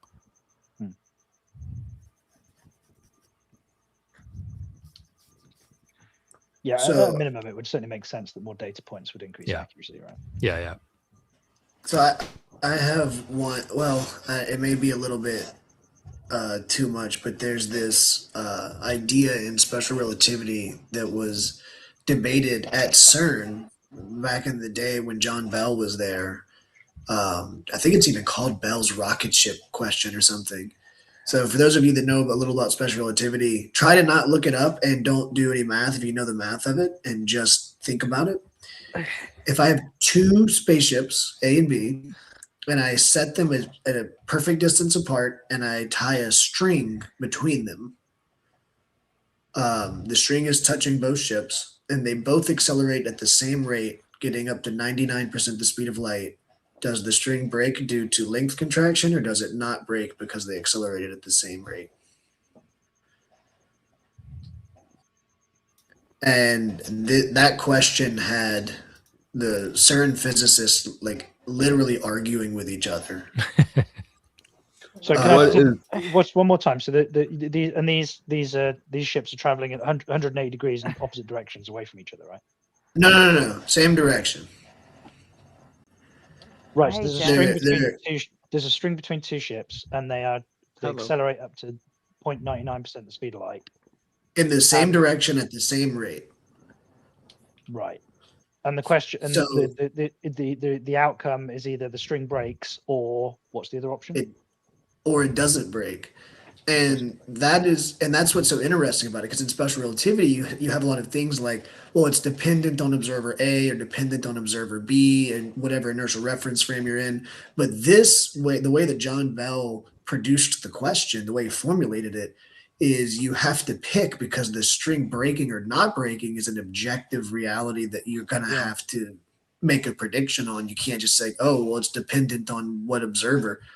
Like, no, the string, and you can do, and when you put pen to paper and do math, it's easy. Like, you can figure it out. But his whole point was to like test the understanding of special relativity or the intuition behind it. And you literally had the best physicists in the world. When you told them not to do the math, were arguing and fighting over, they could not. And then eventually he told him the answer he thought it would be, then they did the math, and it turned out John Bell was right. And well, the string remains intact would be my intuition. I don't think I've ever heard anyone say you can't do the math. Don't even try. Well, no, because it's asking you to use your intuitions as opposed to actually math it out. Yeah, if you use the math, special relativity, the math is pretty trivial for a physicist. My Wait, what? intuition would be Even that- anybody who just has like. I would intuit that it didn't. I got distracted for a second. Did I just hear you say intuition is a better source of information than math? No, the point. That's what I'm taking away from this conversation. Thank you. No, actually, the exact Goes opposite. all the way full circle back to the beginning. Yeah, huh? I was actually saying the exact. Yeah, I was saying that your intuition may or may not fail you, but math definitely won't. Yeah, the point is that you've got a room full of highly accomplished world-class physicists who are told not to do the math, and their intuitions lead half the group to one conclusion and the other half of the group to the other conclusion. When the whole group sits down and does the maths, the answer is trivial. So I'm about to get out of here, but one last stupid normally question. What is the fucking purpose of the particle accelerator? Oh, yeah, it's not a stupid question. To break shit. Or to summon demons. I'm not, Yeah. Yeah. Well, Totally. actually, This ain't Half-Life. That was a great game. Like, I'd be all right with that, actually. So you have protons, which are held together by the strong force, which is, as you might consider, strong. And again, I'm going to be like very surface level with it, but basically, if you want to know what happens inside of them, the best way to do that, it turns out, is to accelerate them to like 99% the speed of light and smash them into each other where they like explode. And then you see the particles that come out. And at first they were just looking for quarks inside the proton. Then they discovered that you could do this and get other particles. Like you could, because of the decay reactions, that quantum field theory allows. So you can start getting W and Z bosons. You can start getting tau electrons and muons and all these different particles, kaons, pions, you name it. And so then it became a way to study these other particles. Now, the Large Hadron Collider, one of the major reasons it was built was because there was a calculation done that this Higgs particle should exist. I think that was 1964. Don't quote me on that. But it was a long time. Don't worry, I won't. It was Dr. Higgs. He was a UK physicist in the 1960s, late 60s. Yeah, so he made the prediction that this thing should exist and the properties it should have and all of these things, right? And so the LH, basically, you can also do the calculation. This is where the theorist stuff comes in and say, well, how much energy would you need to make a Higgs boson, and how would you know that you made one? It's not like they come out with name tags on. And the significance of the Higgs boson is that it was predicted and then is confirmed? Or yes, it was predicted like 40 years before. It was confirmed in 2012. That's the God particle, right? I knew you were going to say that. It is a poor name for it, but that is what it's called. But it's a poor name for it. But does it implies that this particle is more significant than a typical particle? No. Yeah. The real story behind that is the real story is that it was called that goddamn particle, and a reporter took that and changed it into the God particle. It's a distorted thing from the science. Yeah, don't. So the science confirms God exists. Exactly. You got it. Totally. You got us. Jesus wins thanks again. For stopping by. Fuck you, but thank you for stopping by. Time to shut down the channel, Gretchen. So anyways, they did that calculation. Oh, happy and then birthday, they Nobody determined, on Fire. Oh yeah, thanks. Oh, happy birthday, bro. Yeah, thanks, dude. So they did that, then they determined, well, we need this much energy, and then you get funding from a bunch of countries to say, hey, are you guys interested in doing this fundamental physics? Can we, there's probably other discoveries that are come out of it, but we should be able to find the Higgs. And then they did, which there's like a famous video of Peter Higgs like seeing it happen, and he's like crying because it'd been like his life's work was finally confirmed. So yeah, it's So that's the point of the particle accelerators. But now we've gotten good enough with them that we can find other things and look for other physics. And so you get bigger, stronger ones. If you have bigger particle colliders, you can accelerate the protons more. You can do higher energy collisions and make even heavier particles if they exist, and possibly find things like, if there are extra dimensions, you could possibly probe that in a strong enough collider. Yeah, but they also have fairly rudimentary uses as well. Like when I worked for Alliance Medical, I used to work at the Keele University campus in England, and the office that we were in was sat on top of a cyclotron, which is what we used to make the fluorodeoxyglucose in. So it doesn't just have which is basically a miniaturized particle accelerator essentially, and we use them in our nuclear medicine all the time. So. And no need to worry, Powder Dusty. I am working on a modification that will allow it to summon demons. So it'll be based in every imaginable way.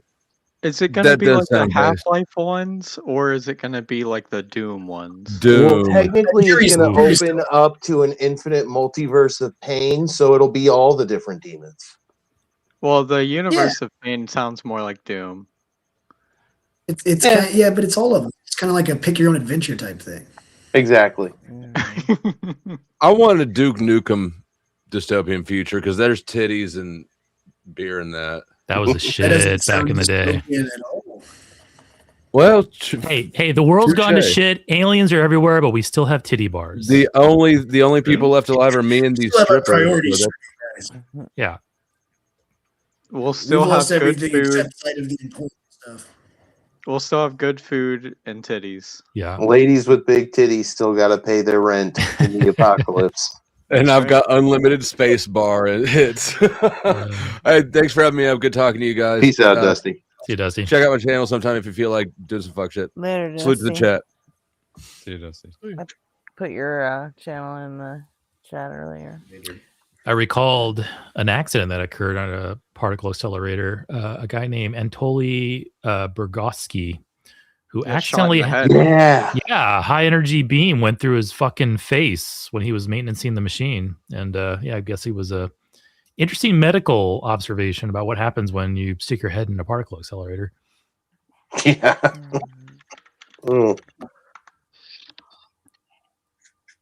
Oh my God, he's still alive. Wow, he's 84. Mm-hmm. He's still alive.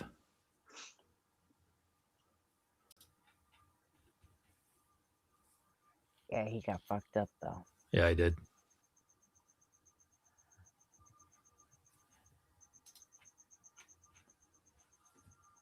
Oh man. I hear a cricket. That's really appropriate for this moment. It's Gretchen. It's my crickets.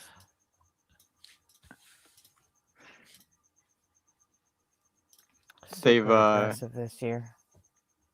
They've annoyed her into acceptance.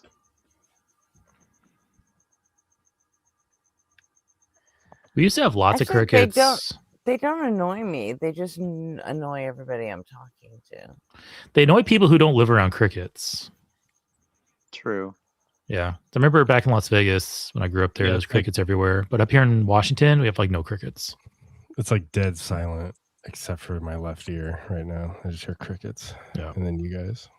As long as the crickets are outside, that's fine. But if they're inside, that's where it gets annoying. Yeah. Oh God, when I was on DZ, like the whole TikTok chat was just like, what the fuck is that? I'm like, oh guys, I'm sorry, it's my crickets. They're like, can you stop that? I'm like, no, they're fucking crickets. So how am I supposed to stop it? I'm like, I guess I could just leave, but it was weird because it was like it was the middle of the day. Usually crickets are, they go off in the evening and at night, but this was like 3 p.m. So I'm about to go to bed. Does anybody want the answer to Bell's spaceship paradox before I do? Sure. I looked it up, but yeah, I want to hear from you. I was just thinking about that today. Care less, but sure, Chase, go ahead. The string does snap, and actually for 2 different reasons. So if you have the stationary observer, which would be like you have spaceship A, spaceship B, and then just some other person watching it from the side, the string itself undergoes length contraction, so that even though the distance between the ships remains the same, the string itself contracts and therefore snaps. And then if you're in the spaceship frame, you have to remember that due to the relativity of simultaneity, clocks that are not synchronized in the stationary frame are not synchronized, or sorry, that are synchronized in stationary frames are not synchronized in moving frames. So as the ships start moving, the rear ship sees the front ship ignite before it does, even though another observer would see them at the same time. So because the front ship starts accelerating sooner, it pulls away from the rear ship and the string snaps. So either, no matter which observer you pick, the string snaps. That's cool. What if the string was strong enough to not snap and it pulled the rear ship along with the front ship? I don't know. Like an unsnappable string. Yeah, I don't know. Yeah. Just trying to throw a wrench into it. Yeah, I don't know, but it was really interesting. It's interesting because you could put pen to paper and do it and be like, oh yeah, look, it contracts. That's cool. But figuring it out just off of the concepts and like your understanding of the theory itself is what John Bell was proposing, and it was. The argument that the CERN physicists were having would be the observer one.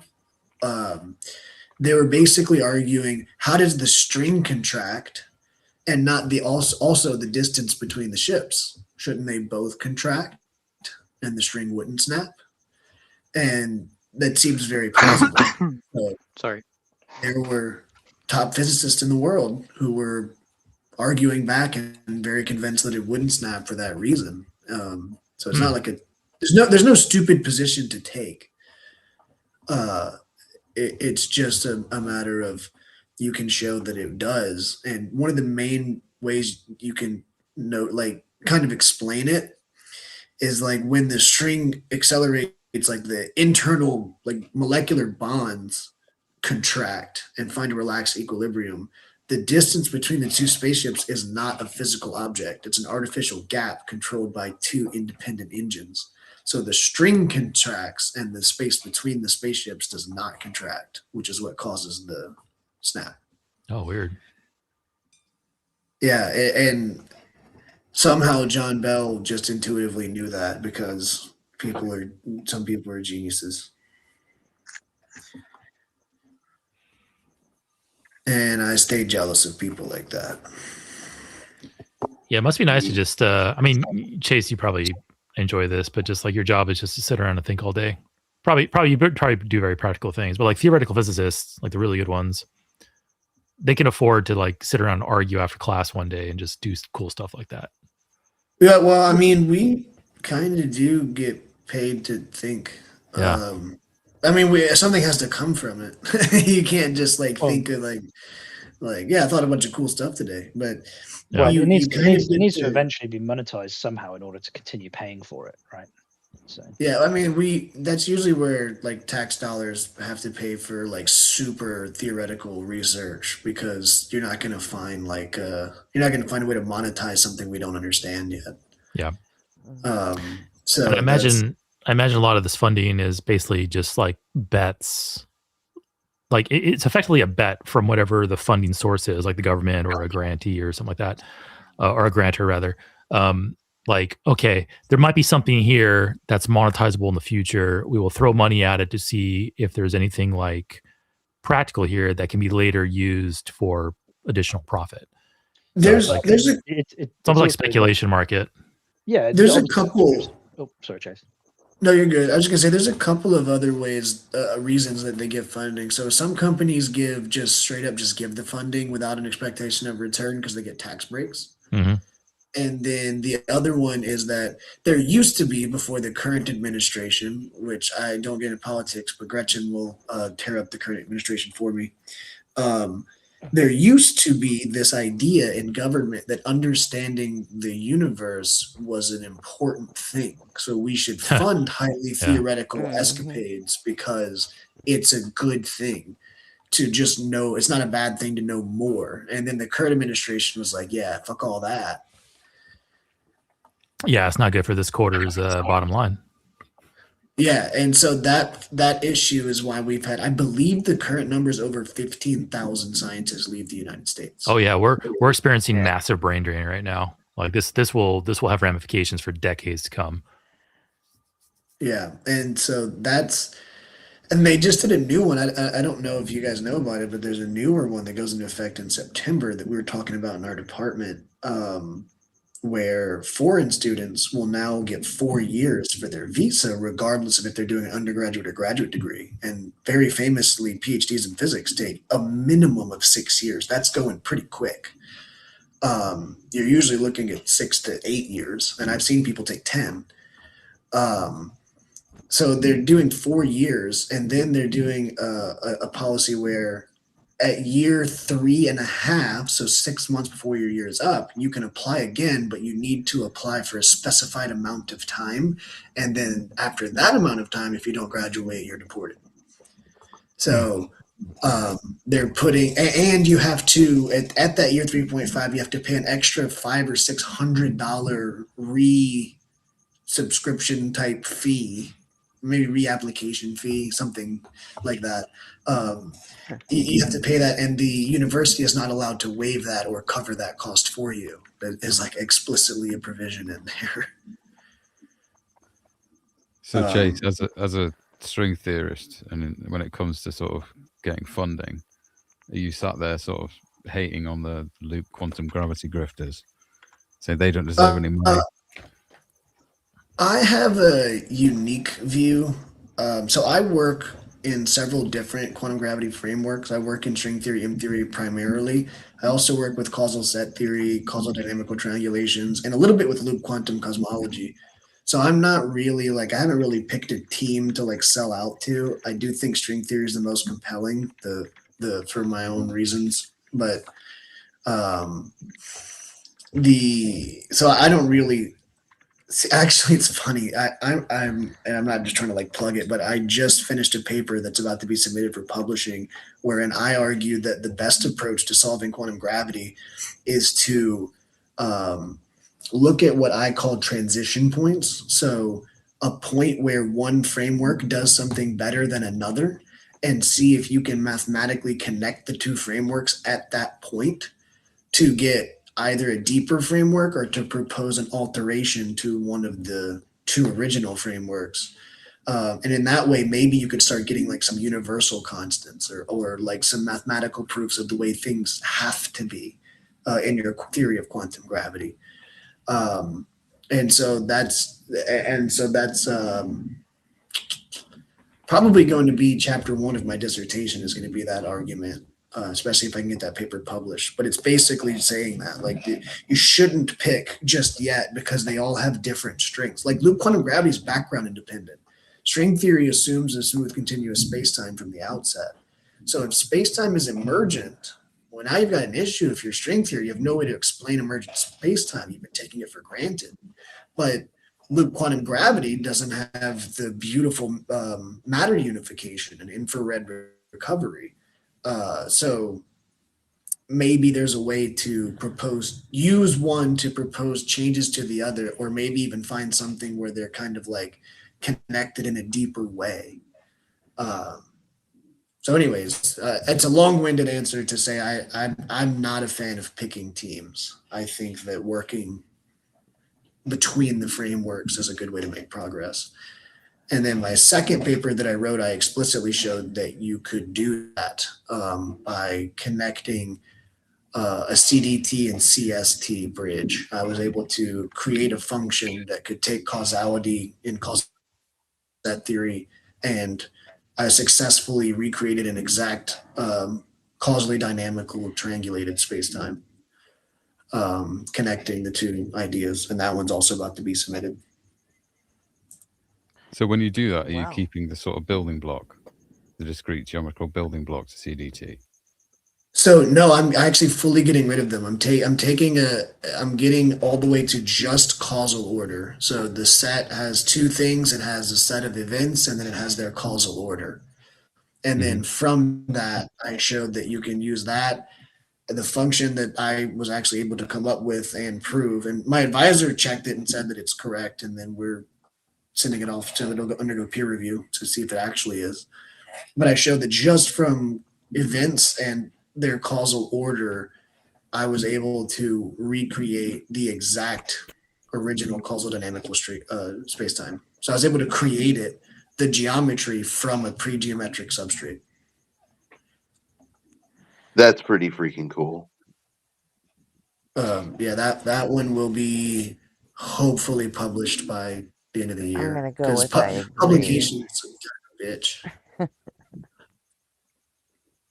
Sounds interesting. I think it is. My wife tells me to shut up about it. No, she's great, but not all she has to people are listen. into that. Yeah, no. She's great and supportive. She just like, I'll be talking to her about something. I'll get all excited and she'll have a blank look on her face. And she's like, I haven't understood what you said for the last 20 minutes, but I'm so glad you're excited about it.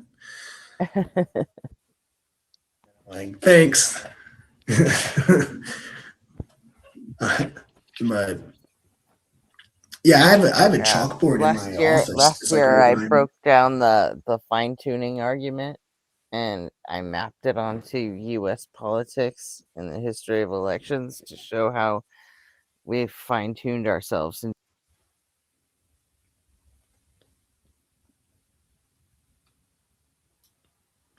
Hello? You cut out there. It cut out.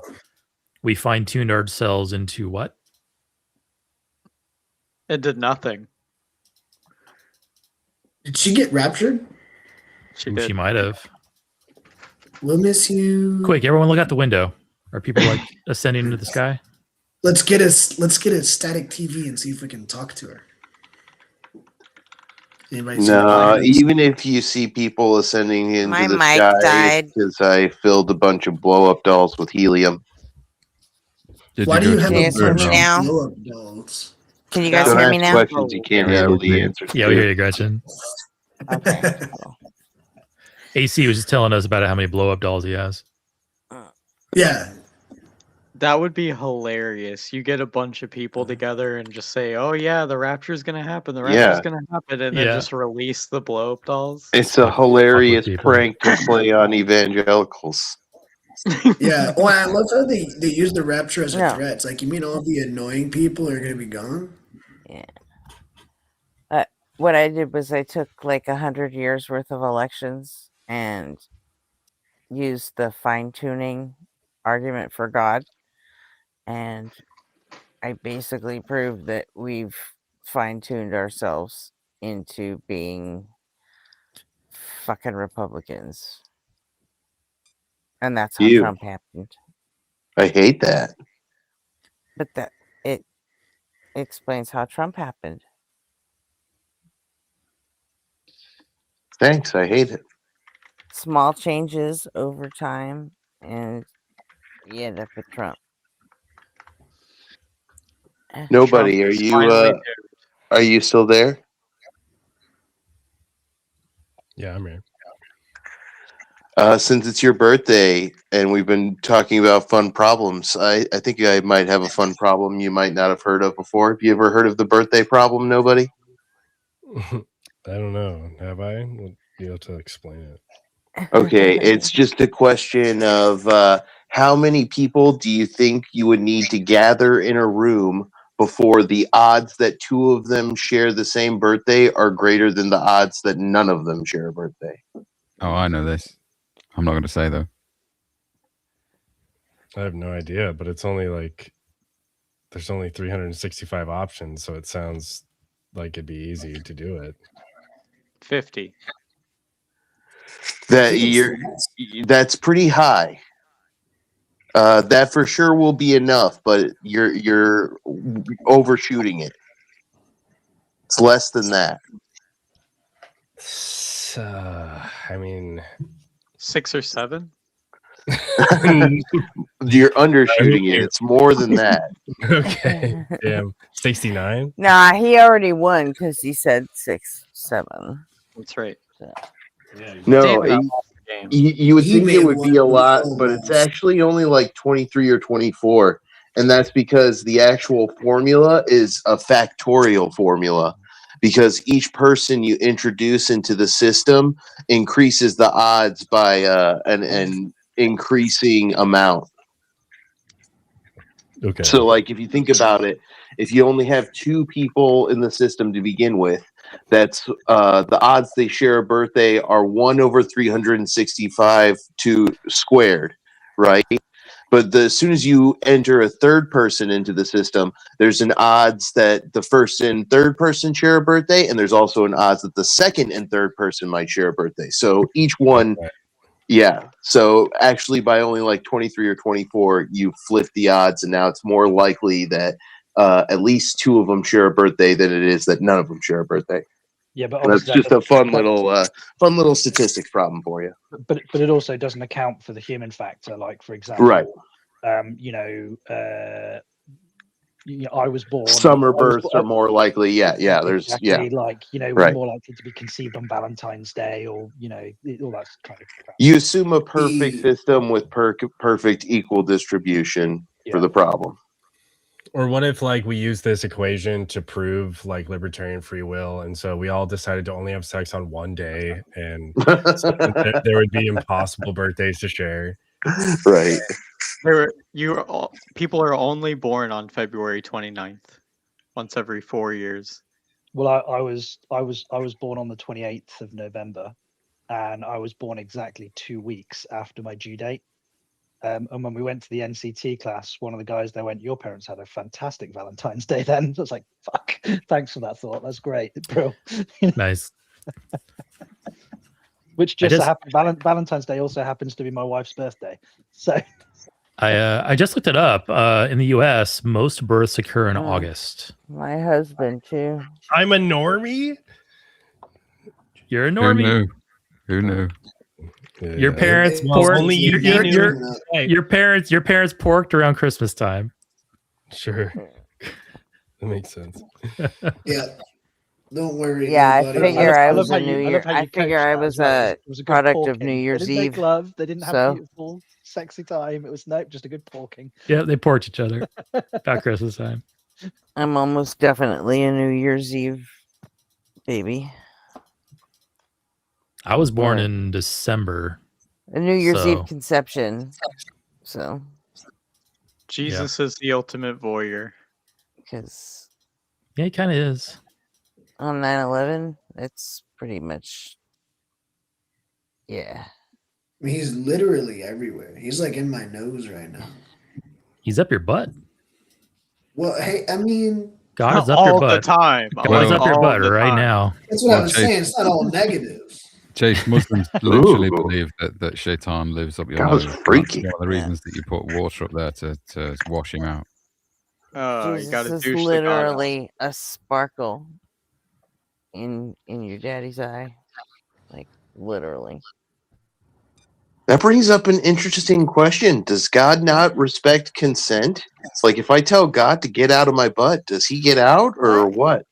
Well, You it's read his the butt. No, he Bible. already You came know into he you. doesn't respect consent. That's a good Yeah, question. you know what? Fuck me. Well, did Mary consent? No. She was like, "Well, I God guess I already don't have came a into you. choice." Yeah. Wh- Jesus. What if I don't play along? I'll burn forever. Okay, I consent. Yeah. Isn't free Sounds will reasonable beautiful? to me. Yeah. Consent or else seems to be about the beginning, middle, and end of it. I think there's a word for that.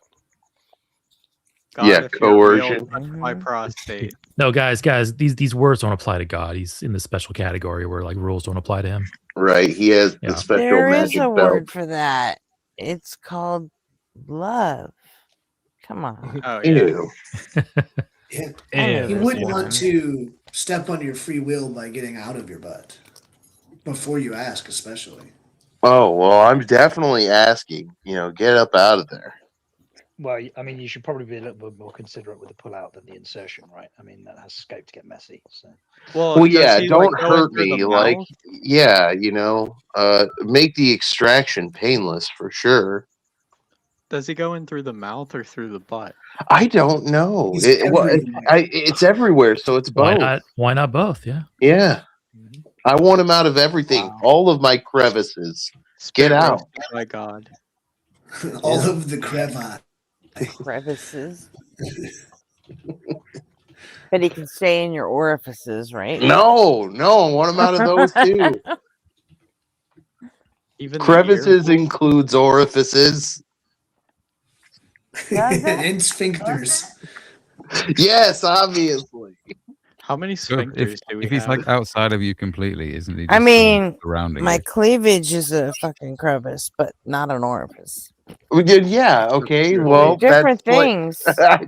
Well, it's like how all squares are rectangles, but not all rectangles are squares, Gretchen. Your cleavage is a crevice, but it's not an orifice. But my mouth is a crevice and an orifice. How far is that going to have to get away from? I wouldn't consider that a crevice. Like don't know. Well, I nostril do, is not a clearly. crevice. Okay, well, I'm sorry. Crevices and orifices. I want them out of both. There you How go. far has he got to I get don't know. away? I don't know who asked, but the human body is actually full of sphincters. Any Yeah, part of holy, any part, I did. any part of our body that does this thing called peristalsis, which is a contracting ring of muscle. So all of your bowel is basically a collection of sphincters. Like when you swallow, and it's this concentric rings that contract, and the motion is called peristalsis. It's what pushes food down your throat. It's what pushes like stool through your small and large. Yeah, but there's only there are three over we really 60 care types. about. There are over 60 types of sphincters. That's a lot of sphincters. There's only 66 if you count Donald Trump. Only one fun one though. Yeah. What the hell? That's a lot of sphincters. There's like 100 or something in the body, right? It's a little over 60. That's what I'm reading. All right, guys, I'm gonna go back to bed. I was in bed with my wife, and I had to join because I heard so much dumb shit being said. Priorities. So, yeah. Fuck you guys for making me put pants on. In his bed with his wife, and then he's like, "Wait, async streaming. We got to go over there." Whoa. Priorities. Sorry, honey. Somebody's wrong on the internet. There's 60 types of sphincters. That doesn't mean there's 60 there. Yeah, there we go. I put a valid and sound syllogism in the chat. Any Christians want to come on up and dispute a premise? I didn't see it. What was it? Premise 1: God is present in every place. Premise 2: up your butt is a place. Conclusion: God is up your butt. God is up your butt. Fucking A. That looks valid to me. Do you disagree with premise 1 or 2? I disagree with the conclusion. Well, since he's also a maximal being, wouldn't he be present in all of the? He's maximally up your butt. Yeah. He's all the way up your butt, Morty. God is all the way up. God is like that basketball player you used to date in college. All the way up there. He is the transcendental grounding of your butt. Mm. Don't ground my butt. Sounds Without painful. him, Is that like sitting down? Your butt exists only as a concept in his divine mind. He divinely conceptualized your butt and then put himself up it. Divine simulation theory.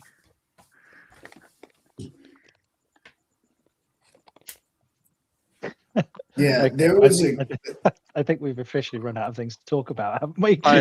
Oh my gosh! I want to Spirit hear of that empathy scream has from a- a pulpit by a preacher.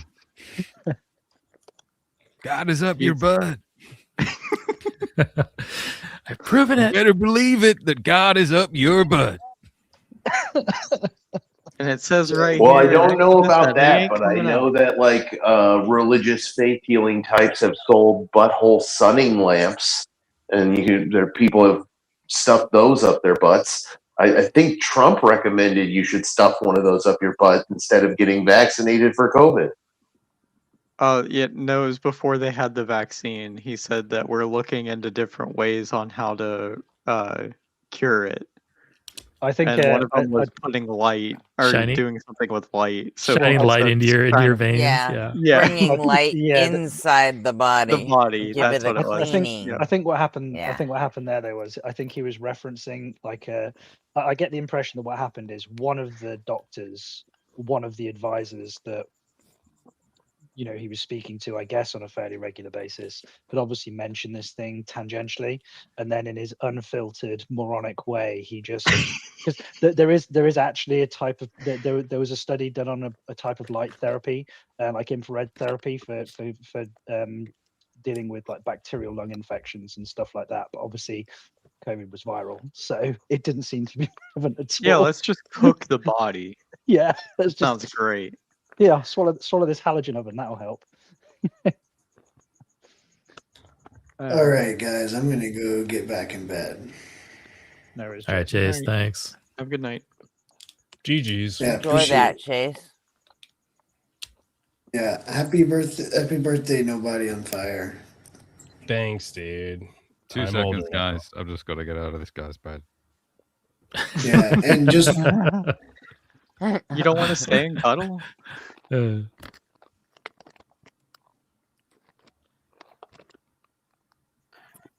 Yeah, I picture one of his assistants was like, we're experimenting with light therapy, and we've got, we think we should emphasize cleanliness and disinfectant, and Trump's harebrained translated that to go ahead and shove a UV light right up your butts, everybody, and help you protect from COVID. Inject some disinfectant, chug some bleach. Yeah. The thing is, like, What a clown. Yeah, obviously the way he interpreted it was absolutely nuts. But like we use light therapy all the time, like with neonatal babies or newborns. Like a lot of the time, their liver doesn't function exactly as it should. They've got an excessive amount of bilirubin. They're jaundiced. You put them under a high intensity UV light, and a lot of the time that's all they need. Like there are certain circumstances when you can use light, but it does seem like that for COVID that would have been less than useful. Well, they're in this position where he's cozied up with all these people who have been super anti-establishment and peddling conspiracy theories about vaccines for years, and then all of a sudden they're in charge during a fucking pandemic. And of course, a vaccine is their solution, is how they respond. But they do that, and then they still talk shit about vaccines somehow. Somehow Trump supporters are still, MAGAs are still fucking anti-vaccine, even though dear leader, the Orange himself, got fully fucking shot up with every vaccine and booster there was. Like, publicly, he was in stoking rage and invoking anger and hysteria, but privately he was like, jab the fucking shit out of me, doctor. I don't want to fucking die like those idiot peasants that I'm lying to every day. Like, I thought Trump was like, it wasn't Trump in office when they were doing like Operation Warp Speed. Didn't they get to the point where they were vaccinating nearly 1 million people a day? Yep. These seems like incongruous positions to hold. Yep, and now they want to hang Fauci for that. Yes. Like, are you fucking kidding me? And people are complaining that he pled the fifth. Yeah. People are complaining that he pled the fifth, even though the leader of the investigation onto Fauci said that we can't really get anything because of the pardon, so we have to get him on contempt charges after the pardon. So they were literally looking for anything that he would have said during the what is it called, the congressional hearing, that would contradict anything he's said in the past, like no matter how irrelevant it was to what they were actually investigating for. Right. So the safest thing for him to do was just to plead the fifth to everything, because then there was no. Yeah, it was a perjury trap. Yeah, you can't charge somebody for contempt if they've just refused to answer when they have a right to not self-incriminate. So they just. And he's retired now, and there isn't any upside. He just wants to be left alone. Yeah, he knew they're not really on any kind of fact-finding mission. They're just let's fuck with. Yeah, it's a fucking witch hunt. It's a witch hunt meant to distract the base that did, because they didn't actually get anything that Trump promised them. Prices went up, gas went up. We started new wars. The Epstein files didn't get released, and nobody was held accountable for them. Yeah. And the thing for me with it, like, never in the history of like medicine or vaccines had what was a relatively new technology been so widely dispersed.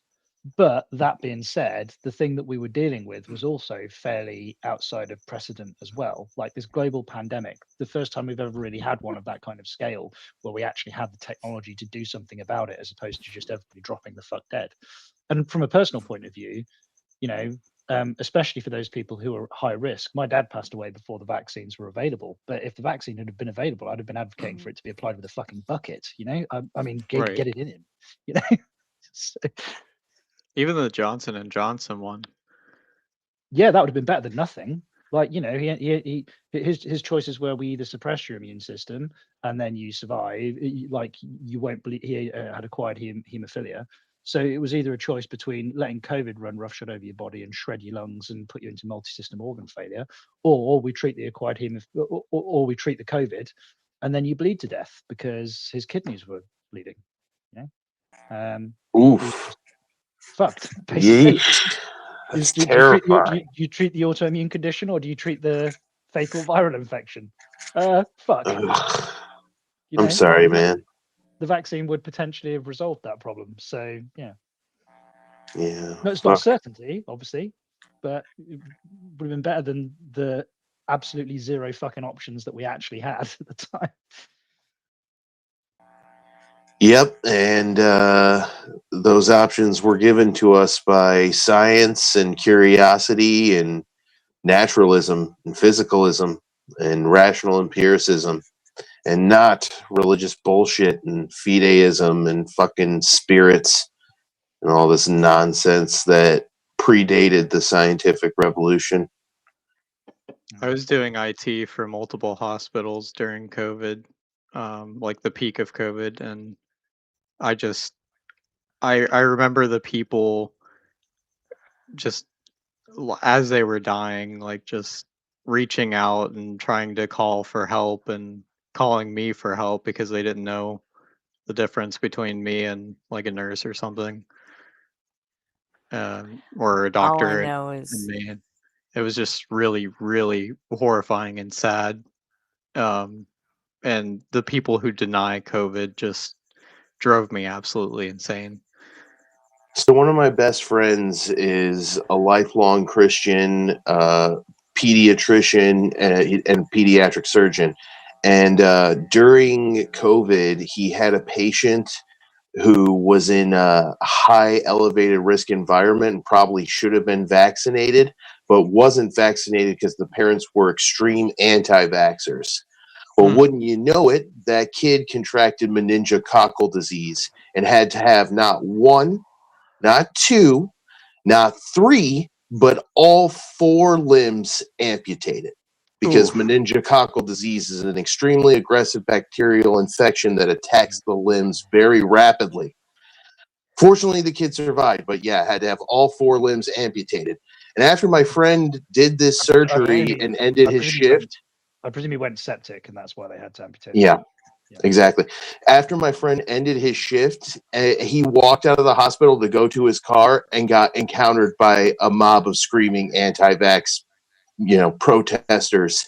And he called me from his car, bawling his eyes out about the fact that he just had to do this horrible surgery. No doctor enjoys doing amputations, let me tell you. And then got attacked by all these people like he's the fucking enemy. Like he's the one who's causing their suffering that's happening to them, and literally they're causing their children to lose their limbs. Anti-vaxxers think that when they choose not to vaccinate that they're avoiding a risk. The reality is they're taking a much bigger risk. And they won't tell you about they'll show you a photo of a kid with a rash and go, oh, look what happened to this kid who got a vaccine. But they won't tell you about the kids who don't have any freaking limbs because they didn't get one. Right. And that's a fucked up story. I was gonna make a fucking stupid joke about I got like Dude. 5 COVID shots and I never got my free Wi-Fi and my, You know what's fucked up, Gretchen, is this happens to at least 100-something kids per year in the U.S., and not all of them lose all 4 limbs. Most of them will only lose 1, but some lose 2, some lose 3, and some hit that terrible lottery and lose all 4. And it's just nightmarish to think about. I think about that family all the time. Like, that kid is going to be reliant on somebody else for the rest of his life, probably. And I wonder if the parents hold themselves accountable for it or if they justify yeah, it. you said the kid survived, but Yeah. I mean, like that's a matter of, Yeah. Yep. I don't know that It I'd keeps call me up that at night surviving. sometimes. For sure. Oh, but we were created in a perfect world. Right. It's all part of God's plan that he doesn't have limbs. Yeah. I think I'd probably let that kid go. And I saw on John Cohen last night the guy who was saying how his dad, was it John Cohen? I forget. Maybe it was yesterday, but he was saying that his dad was he died of cancer, and he was also like depressed and stuff, and he didn't do the things he was supposed to do. He was a wretched Christian that needed, saving or whatever. And so that was why he took his dad away. Also because it made the guy who was calling in happier uh, to like look at his life and not be as depressed because he put his faith in God and he knew that God was taking care of him now. Even though he said that God was the one who gave him cancer, God was the one who made him depressed and everything like this. And yeah. I don't know, I think it was on Mezzo. But Mezzo said that well, like what kind of fucking asshole God like makes you sick to give you the cure just so Oh, that yeah. way you follow him. I know who you're talking about. It Yeah. was Joel on Mezzo's show last night. Yeah. Mm-hmm. Or Yeah, Mezzo and Joel last night. It was just so sad to listen to him like say this stuff. I don't understand. Do you guys have a favorite on those atheist shows? I know Gretchen likes Justin and Joel and Mezzo. I like I John like Monkey Cohen. Boy. He's probably my favorite. I'll probably pick Monkey Boy or Ian. Sorry, guys. Yeah, I like Erica, Forrest, Aaron. I like all the people that have a science angle. Yeah. Who was your favorite, Jack? John Cohen. He's Okay. just so patient and calm, and I don't know how he does it, honestly. He doesn't even take a bathroom break. I always liked Aaron Ra. He's funny. He's like He's he's like great. an AI. People joke that he's an AI because he doesn't do any bio breaks. Yeah, Who's your guys' favorite Christian apologist? The one that you can actually stomach to listen to, if any. Oof, that's a hard question. Or your Dan your most disliked one. My most disliked one is probably Inspiring Philosophy. I find it really irritating, and I couldn't really pin why. Because they're all as dishonest as each other. I don't know why I picked him. I think it's the voice crack. I think the ones that I dislike the most are like William Lane Craig and the likes of like John Lennox. But that's because they try and like stick on a veneer of like mathematics or philosophy. Yeah. John Lennox can fuck all the way off. Yeah. I have to go with Deathless Light. Just because he's crazy. Yeah. What was the I love question it. again? Worst apologist? Yeah, Yeah. worst. Who do you like to hate? Like to hate watch? Your favorite Yeah, who'd you hate watch? apologist. Yeah, I think Capturing Christianity, Cameron Batuzzi for me, because he's had so many like demon exorcism priests on, and they tell these stories, and he just nods his empty head, just accepts it as fact. It drives me nuts. Doug there's also Wilson. like Frank Turek is another one as well. He's really Doug quite... Wilson, if you can count him as an apologist. Oh, I have a great answer for this one. Took me a second to get it. James Tour. And the reason James Tour is my favorite to hate watch is because anytime I catch him in a live stream, he panic retreats from me. He's panic ended like 3 live streams when I've showed up in them now. Oh, Austin Sims is here. Gotta go. God bless everybody. Bye. I had to drop off. I had to go and move some car seats around. But just when you were talking about the medical stuff, the thing that drives me absolutely batshit is the huge amounts of unnecessary suffering that wouldn't be an issue if parents weren't interjecting their religious beliefs into the process. 100%. Science beliefs. It's things like the Johos with not wanting blood transfusions. Like this is a simple fix. Like this is a trivial problem for us to fix. No, won't allow it. So the anti-vax lunatics, not even just with the COOF vaccines, but even a lot of the stuff that has been tested to fucking death. If Like, your God wants your baby to die instead of getting a blood transfusion, your God is stupid as fuck, and you're stupid for worshiping him. But I think they changed their stance on that a little bit, didn't they? No, they didn't. It's slight. It's slight. No. Certain blood fractions are acceptable, and I think they recently changed their position on storing your own blood temporarily to be That's later what it give it is, back and into that you. doesn't do shit. Yeah, Yeah, it's very like- limited what they are allowing now, but it's not enough. It's obviously banning whole blood transfusions is like ridiculous, but that's what they do. I think it was like this. The minor changes are things like, well, you can have plasma, but you can't have it's somehow it's the antigens in the blood that make it holy or something. Yeah, it's just it's really weird splitting of hairs that they do. But and the other thing, which is actually in the opposite direction, it's when you end up with a patient, either a child, or like an elderly parent who they're fucked. There's no brain activity. If they can experience anything at all, it is just absolute agony and pain. There's no way they're going to recover. Short of God actually parting the clouds himself and zapping him with his magic fairy wand, this is not recoverable. The only ethical thing to do is to withdraw care in the gentlest and kindest way that you possibly can, and the parents or the medical executor is like, no, absolutely not, just keep going, keep filling them with rocket fuel. They've got limbs rotting off, their brain is turning to pudding, and it's just like, this is just cruel. Now you wouldn't do this to a dog, why would you do it to a person? Yeah.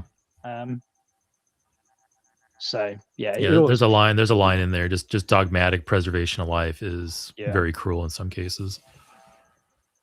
Ricky hits with the absolute banger lineup. I don't know how we all forgot Shannon Q.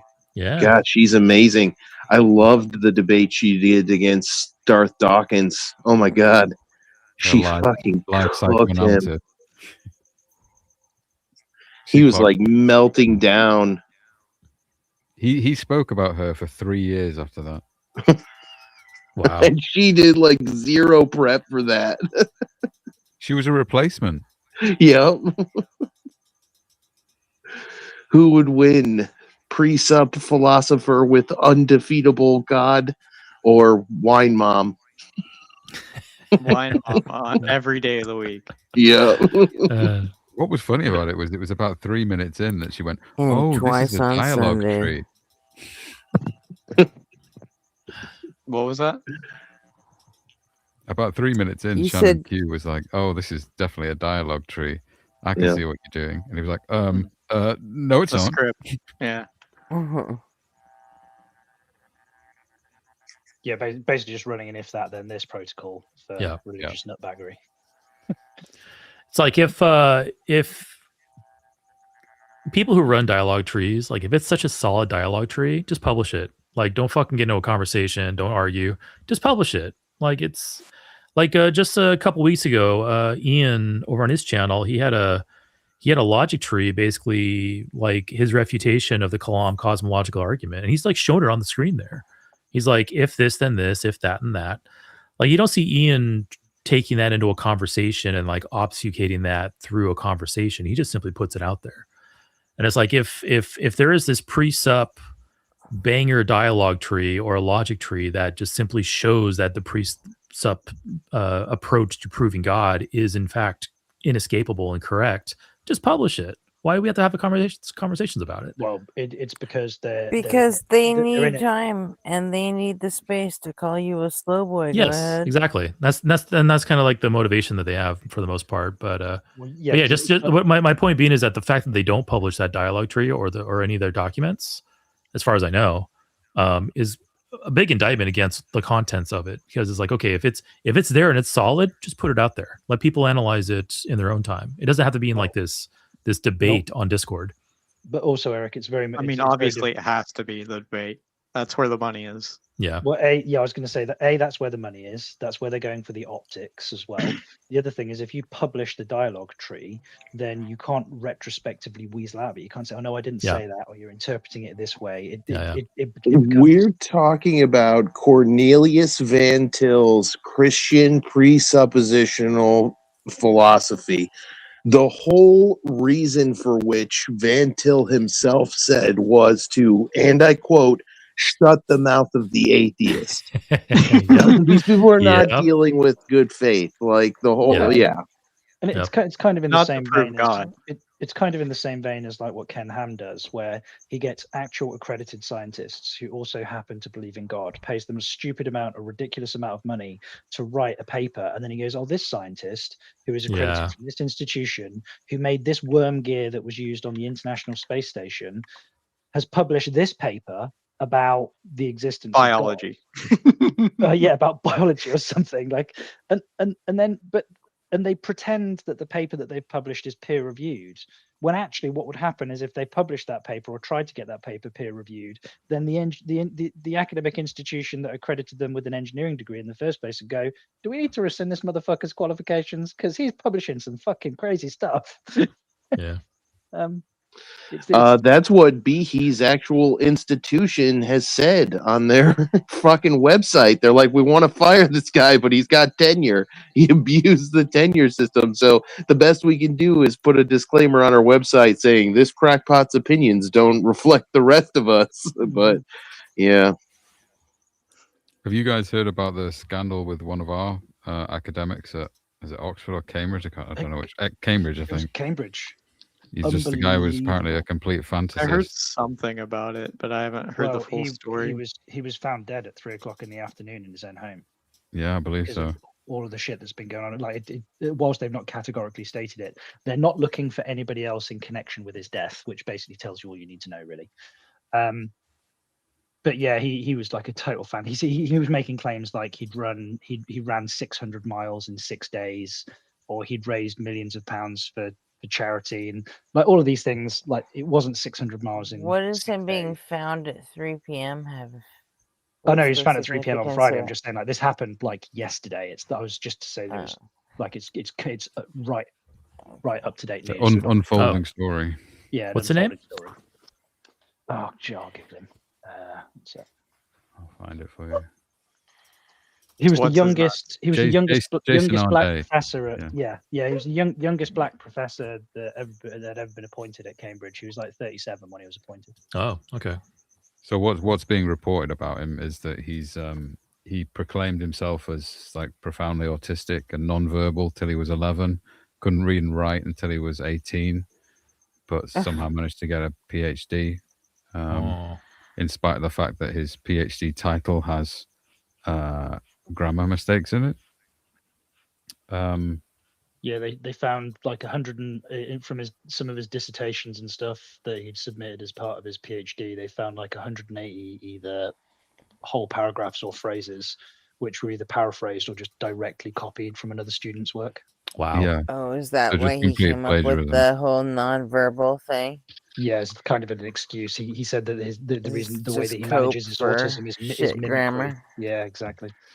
Yeah, but people from his childhood have said no, he wasn't nonverbal at all. He spoke. He's just a complete fantasist by all accounts. He said that he was like a professional footballer. He said that he was a snooker player. All sorts of things, just complete fantasy stuff.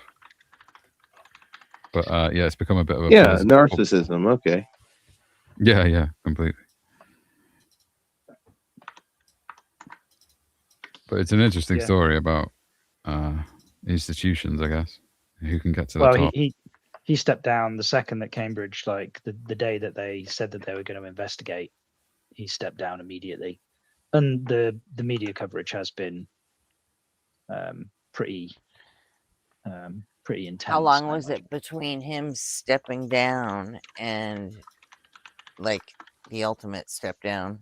Like a week. This is like a week. Yeah, this is A like week. immediate. Yeah. Yeah.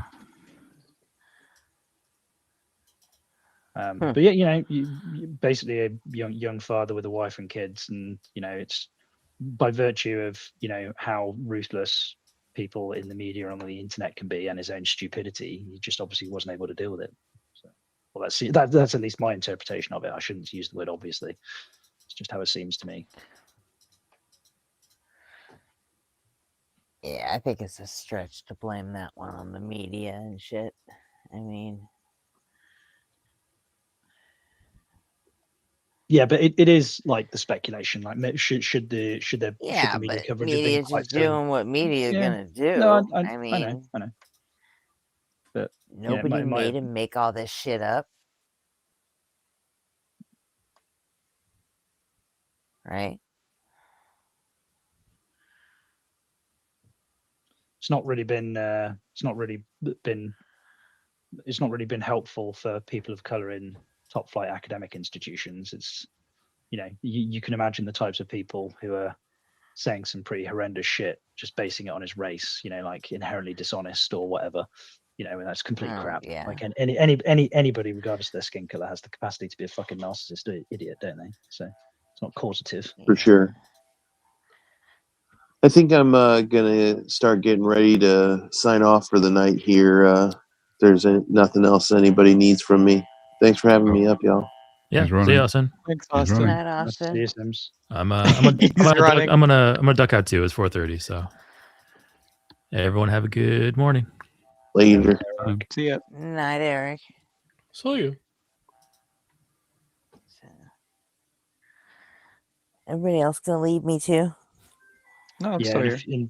I'll probably be dropping in a few minutes. I've got to mow the lawn. Of course you will. Everybody tends to drop out in shifts. It's like every time I join, usually people drop. Nah. Had you tried being less annoying? Actually, usually when you show up, can try. You and RP typically drop out together. We do. That's because I have work at 7. Well, I have to Uh-huh. leave for work at 7. Right. So, just the way it happens. But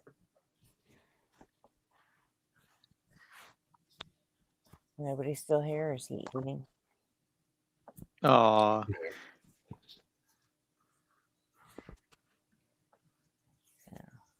Did you get your tech problems sorted out the other day, Gretchen? I saw you had No, I did not.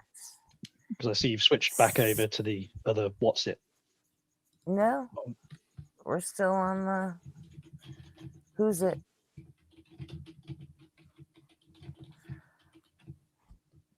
We're still on the platform we were having trouble with.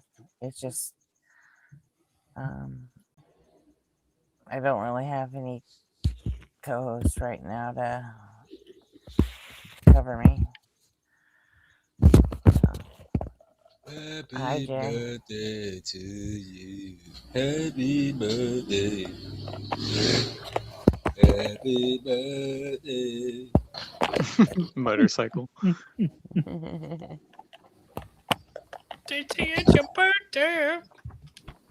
It's my birthday too, yeah. If you don't mind me asking, nobody, how old are you? Like, what did you turn today? Or is that 39? 39.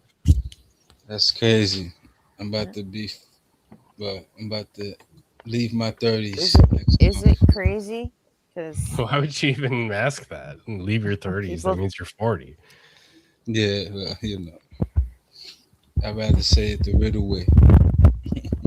True. yeah, but you're How would already that even past that count as a anyway. riddle? Yeah. Leaving 30s. Yeah. I mean, as long as you can count between 39 and 41, I think we've got it covered. Here's the thing, though, John. Some people can't count. No, it's not. Yeah, that's an Yeah. actual real problem that we're studying right now in schools. Like Dang. post-COVID, we're having some really serious learning issues. Yeah. I On had, my upcoming birthday, I'll be officially leaving my early 50s. Yeah, what were you going to say before that? Or is that what you were going to say? Me? Yeah, you weren't going to say like, oh, that was it? What was I Okay, gonna so say? I don't know. I have no idea what I You're was gonna leaving say. your early 50s? Okay, so Yeah. yeah, see, that's not much of a puzzle Well, either. because Well, I'm gonna be also it's a bit more 54, so like technically, that's not. I mean, well, it's a bit more I guess if subjective. you It want to depends. cut the decade in half, then sure, I'm still early 50s. But But that means it depends where you subjectively draw the line, right? Yeah. You know, do you divide the Right. 50s into like thirds, quarters? You know, I you're mean, not wrong. yeah, if you like break it up into early, mid, and late, then You're in your early, mid to late 50s. yeah. Gotcha. But you're not wrong with like the education system, because even things like basic, like, you know, you're running in a race and you overtake the person who's in second place. What place does that make you? The number of people who say first place is actually quite concerning.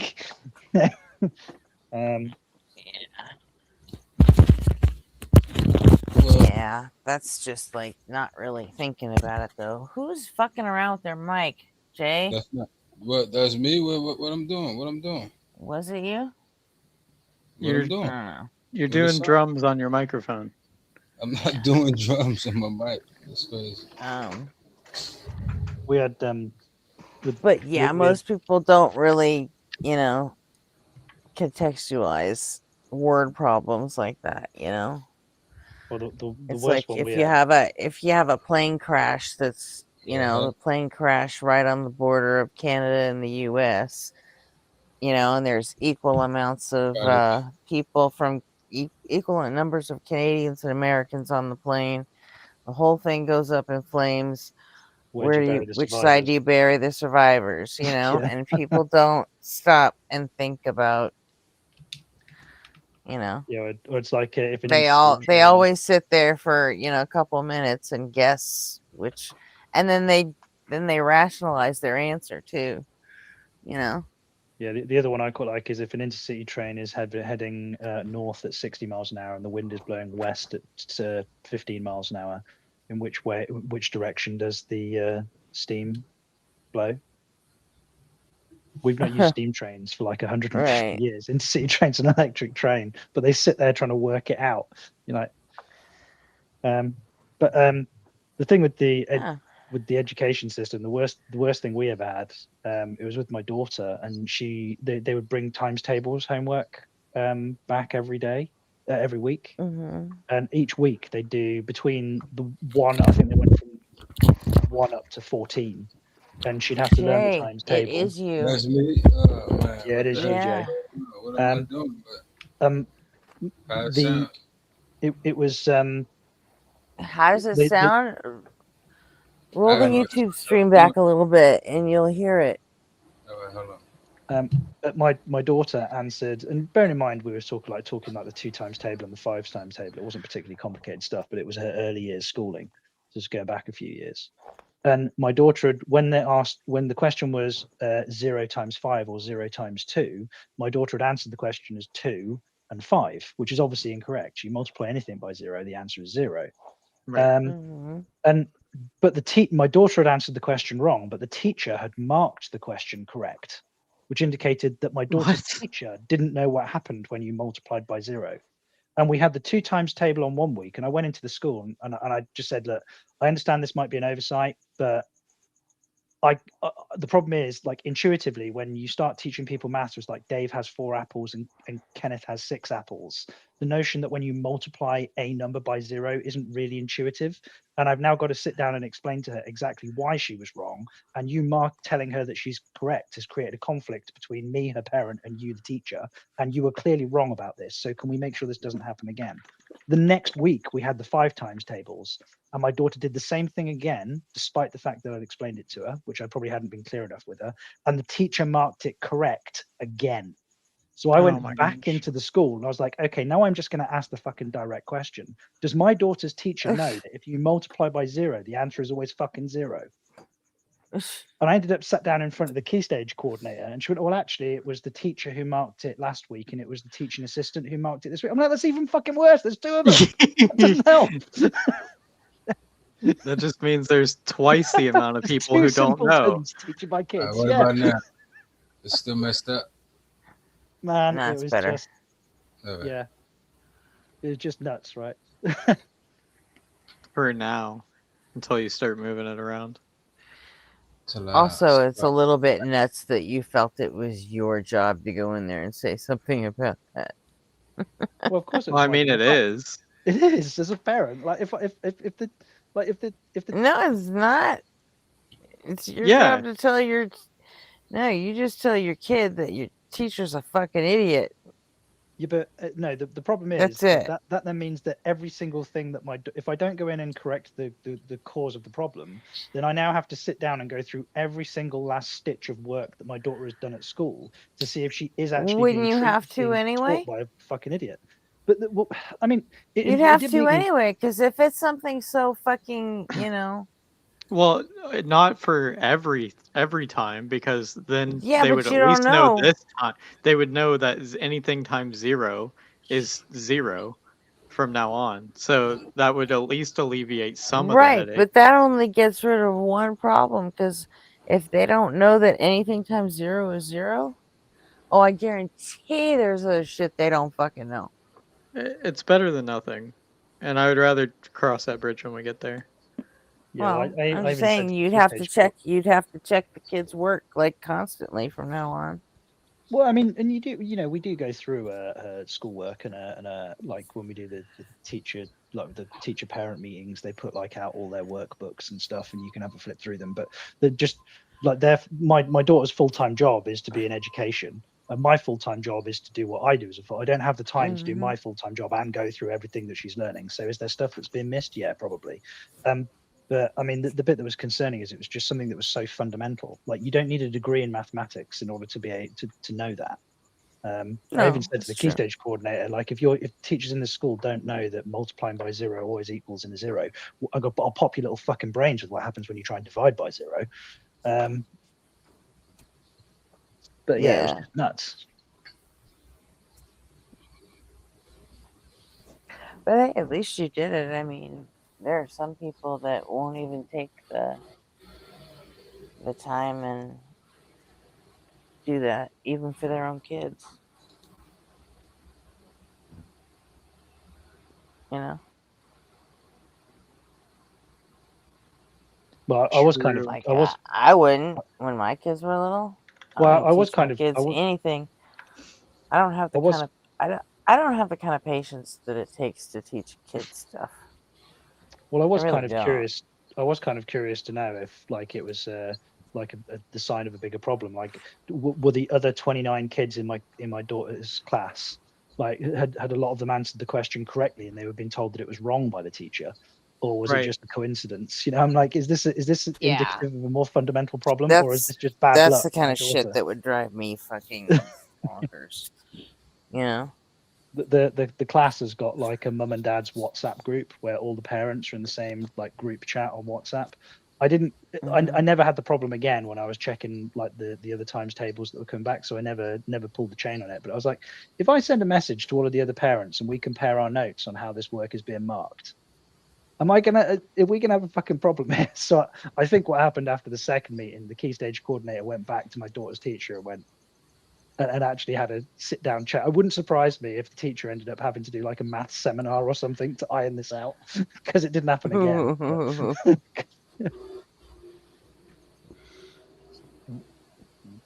On that note, I am going to go though. I've got to mow the lawn. So I'll Is catch that you what later, the guys. kids are calling it these days? No, I literally do have to go. Never mow the mind. I'm lawn. just See you later, Daddy. just kidding. Catch you later. Happy birthday, nobody. Hope you have a good one. I'll see you all in a bit. Oh, peace. Thanks, Pat.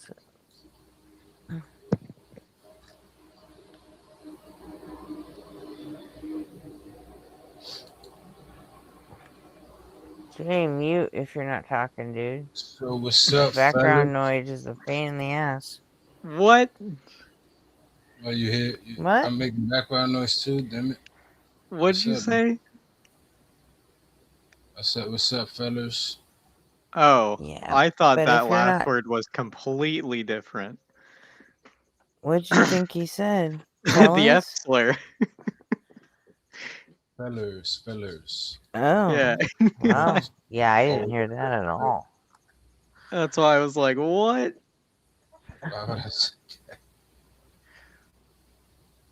So. I have terrible hearing though, so.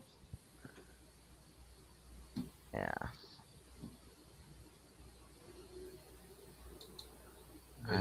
I cannot believe I'm still. What? Fuck these people, man. What people? You can't believe you still fuck Streamlabs these people? Yeah.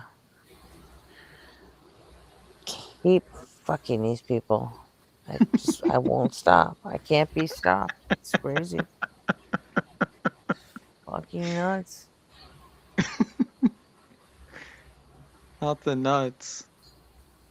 I keep opening tickets for a tech support thing, and it's like they'll wait a random amount of time and then send me an email, and then they'll send me like 2 or 3 emails in the space of 10 minutes, and then they'll say, "Oh, sorry we missed you. If you didn't figure it out, you can open a new support ticket here." What? And fuck They off. they didn't even try to help you out, and then they're like, "Oh yeah, sorry, if you didn't fix it, just let us know again." Pretty much, yeah. Wow.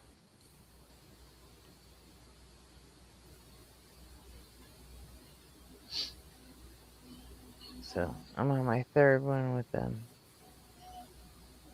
You know, technically, they found the black hole sun, like Soundgarden was asking for.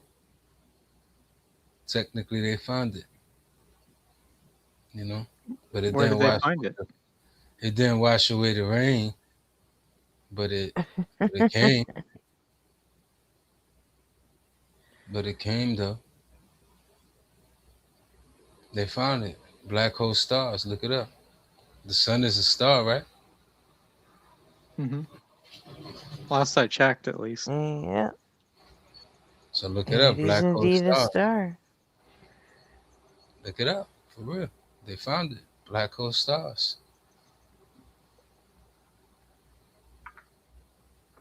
Is this because of the eclipse yesterday? No.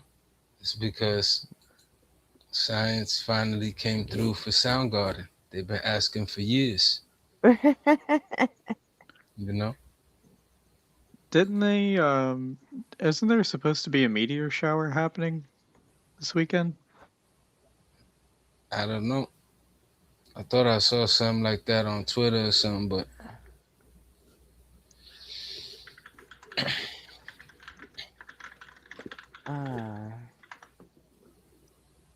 whatever it is, it's cause for celebration. You gotta go buy some gummies. Active, the Is Southern it Delta the Aquariids and the Perseids. Is it the Perseids? Yeah, the Perseids and the Southern Delta Yeah. Aquariids are both happening right now. Yeah. But Perseids is like every year right around the same time, isn't it? Yeah, until August 24th. Perseids. That sounds like a faction in the Roman Empire or something. We're past the peak. Call the Perseids. It's the Perseid. Technically, it's the Perseids named after Perseus. And this the Perseids. What does it proceed? I The Orionids. I think that's the next one. So, yeah, I'm gonna have to put another fucking support ticket in, and then if I'm not like watching my email like a fucking hawk, unbelievable. I'm just like staring Freaking at people. the picture, waiting so patiently for Tuesday. You're Oh, looking man, at a my kids- picture, waiting for it to be Tuesday. Yes, for the Ninja Turtle pies. Oh my god, you and the fucking Israel pie. Yeah. Did you ever are you like a huge fan of Ninja Turtles? Oh yes. Okay. Yes. Did you know that Magic the Gathering had a set that was Yeah, I Ninja do. Turtles? Yeah, I do. I need to collect that because it's gonna be money, but It's really not, but go ahead. I collect a whole bunch of useless shit. Maybe one might say, but no. Sell it though. I saw Magic cards, and the Ninja Turtle set was very underwhelming. Yeah, because there were you gotta some good hold it. cards, but overall, it wasn't very lucrative, and it probably won't be. Because you gotta hold it. Everybody loves Ninja Turtles. Those cards are gonna go up in time. You have I've to never wait. really been a fan, honestly. I absolutely truly love the Ninja Turtles. Hamato Yoshi, Oroku Saki. Those guys developed a tale that would last forever. For sure. I also wasn't really a big fan of Scooby Doo, although I did like Shaggy. Oh, what? No Scooby. I know. What? People hate it. People hate when I say that. I don't Same hate thing it. with Breaking Bad. I never No, liked Breaking Bad. Breaking Bad is cool. You could like fuck Breaking Bad, but Scooby Doo. What? Open your door. No Belma? No Daphne? Come No. on. No. No Scooby? Never liked Shaggy? them. I like Scooby and Shaggy as characters. But like I don't know, it just got repetitive. You know what I mean? Scooby Doo got repetitive? Yeah. You don't say. You're right. Scooby Doo. Same thing. It's Same always thing the with, old like, man in a mask, yeah. Like it's always the owner, CEO, or whatever. the caretaker. That's Right. how it always is. That's how it always is in real life. There's always some fucking corrupt. Sure. It's always some old white dude fucking shit up. That's There's always right. something. There's always some crooked motherfucker making it seem like it's some other shit. You know? It's very true. I know an old white CEO that is currently fucking shit up. It's what they do, man. Just one? Well, it's the one that I work for, so. Mm. Trying to get out of here.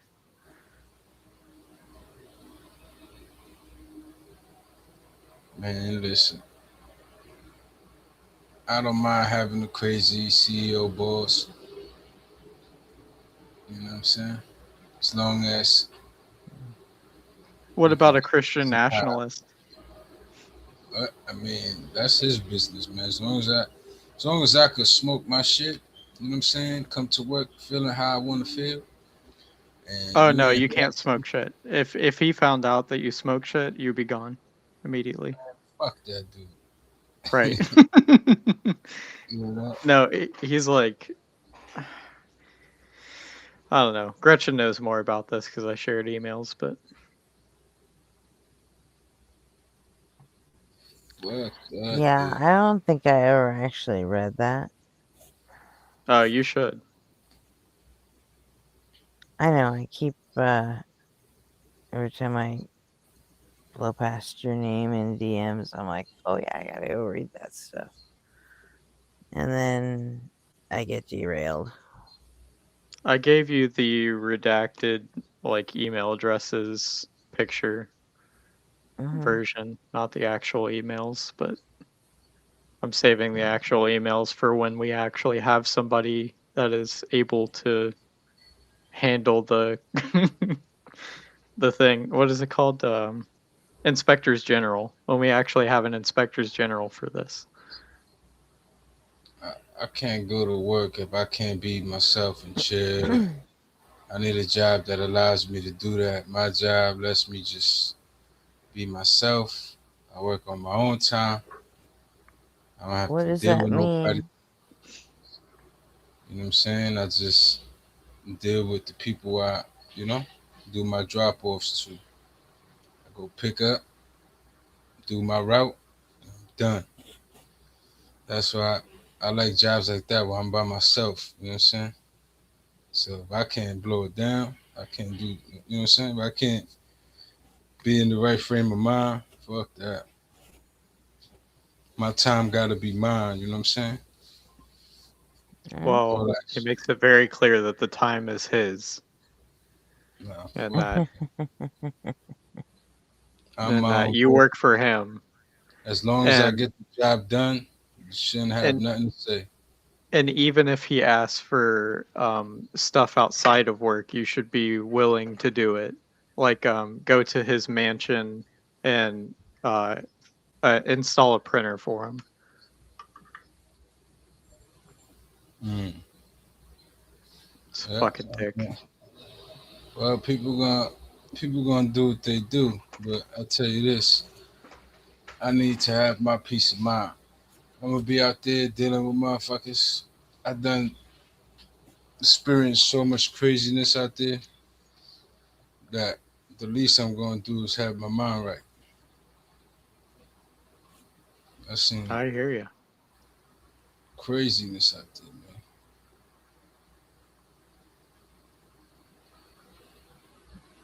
You know.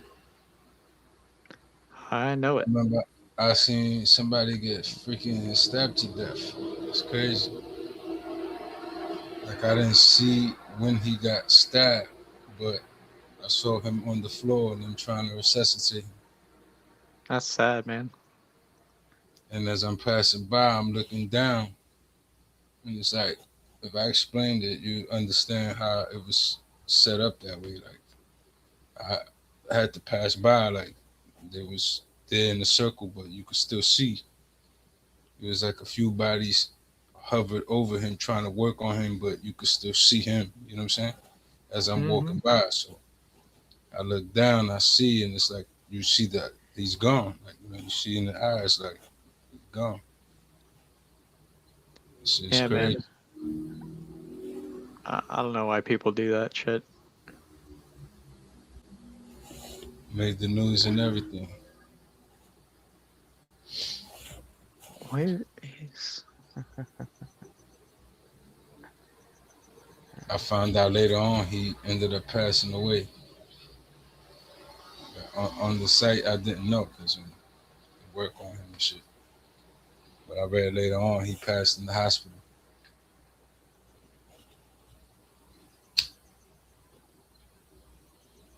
Shit like that, you know. See all kinds of craziness, man.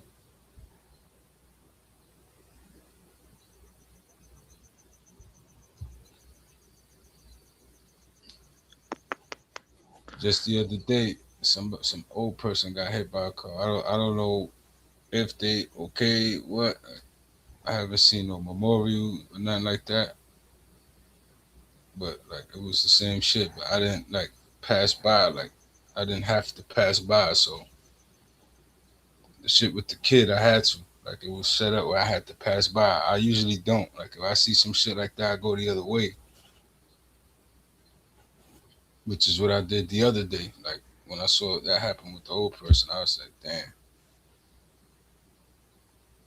The UPS dude told me, he was like, oh, I seen him. It He got hit. happened with Oprah. Is that what you said? The old person, like some old person got hit by a car, like flew in the air and like landed on the floor and you know what I'm saying? This shit is crazy. It's like senseless accidents. It don't even be like violence, like right. You know what I'm saying? It's just accidents, but it's crazy. Yeah, I tends to seen happen so to much old of that shit, people. like just walking around.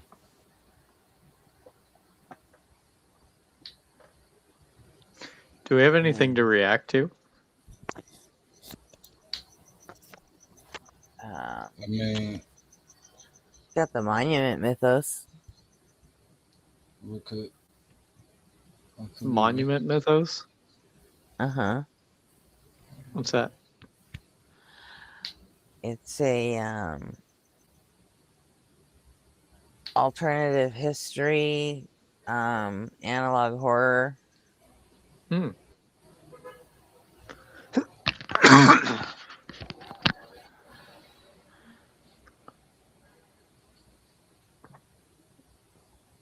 Got a sci-fi alien-ish kind of story to it. Kind of Lovecraftian.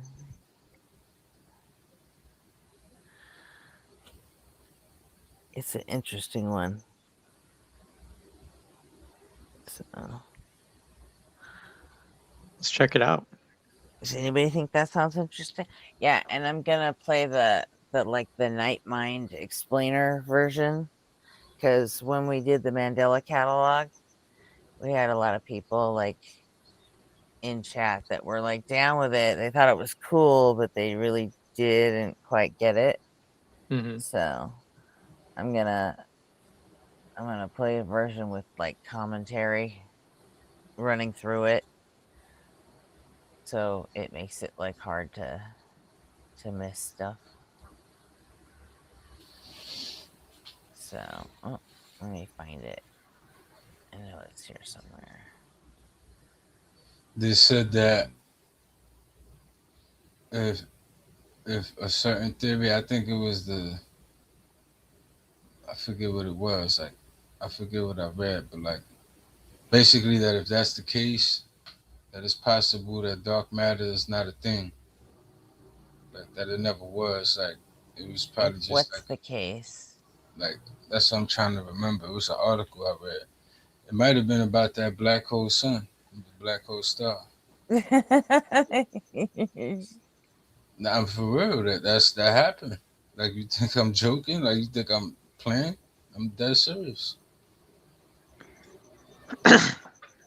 Jay, Just look it up. Black got hole. Soundgarden on the brain. He does.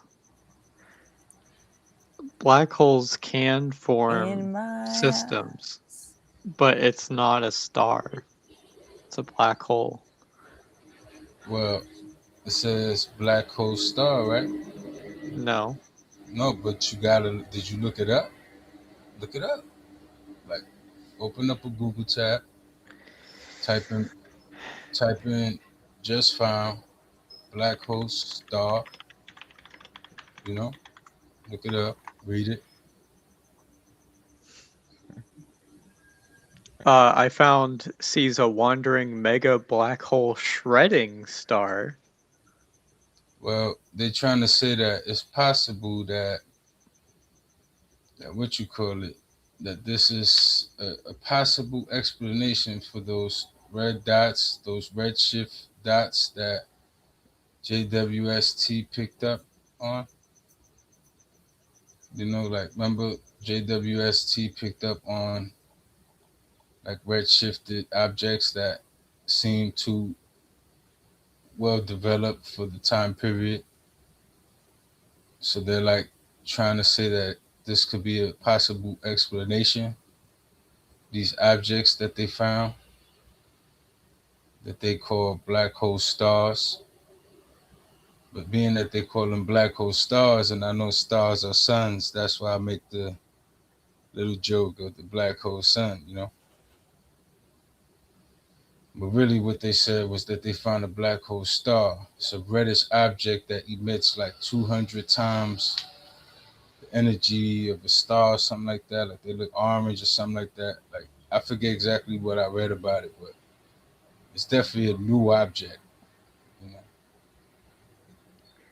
Okay, so I looked into it, and it's just a black hole, but they call them black hole stars when they're supermassive black holes entombed within huge clouds of gas that have spectrum similar to cool red stars. So they appear as red They look stars red, exactly. on scanners, but they're actually supermassive black holes. Well, yeah. And a giant cloud of gas masking it.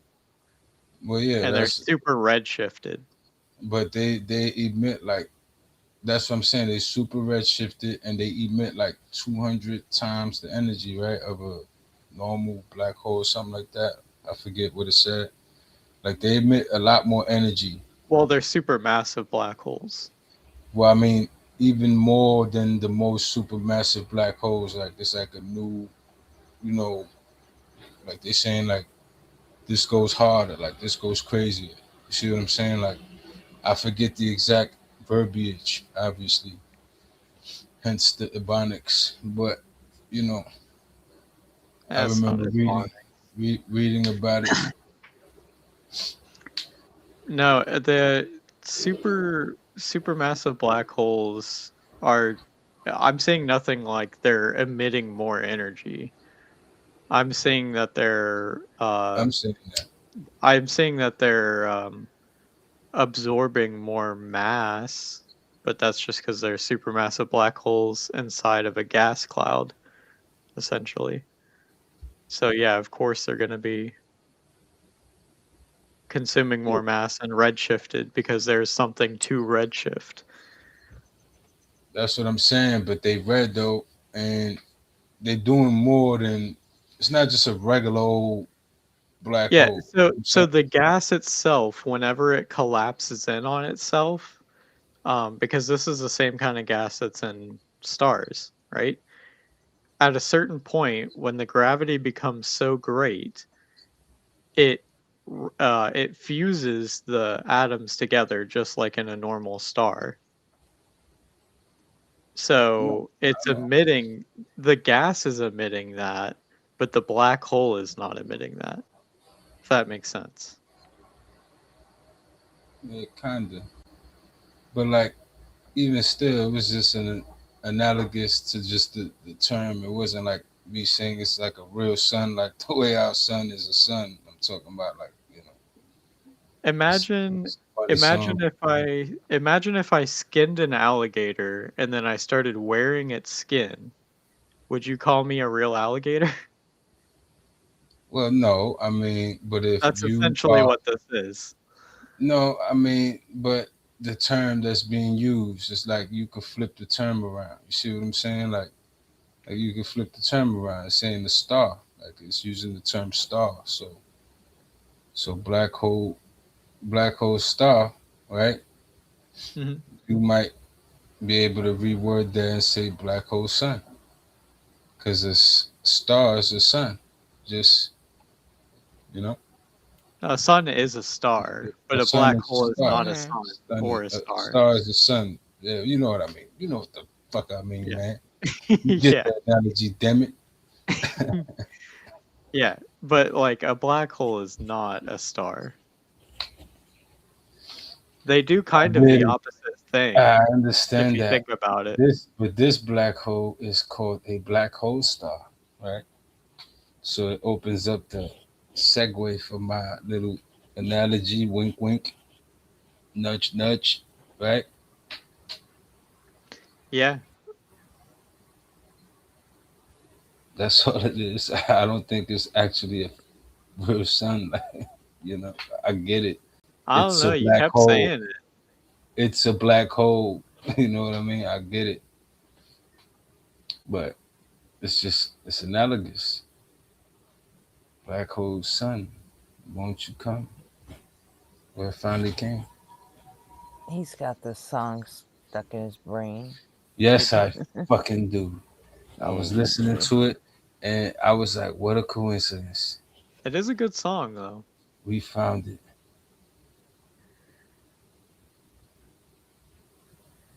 It is a good song. I give him that.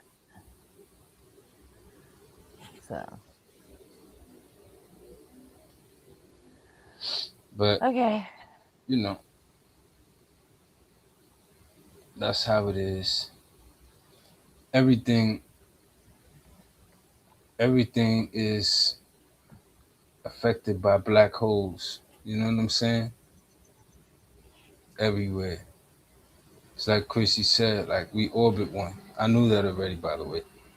But we orbit one. You know, there's one that it's called, I think, Ton 618. I don't know if that's the one she's talking about. Sagittarius A. She might be Yeah, talking that's a about big that one. one. She might be talking about that one. Um, but basically, everything is affected in some way that at least we could tell by that, by those structures. You know, it's almost like waste disposal for the universe. You know what I'm saying?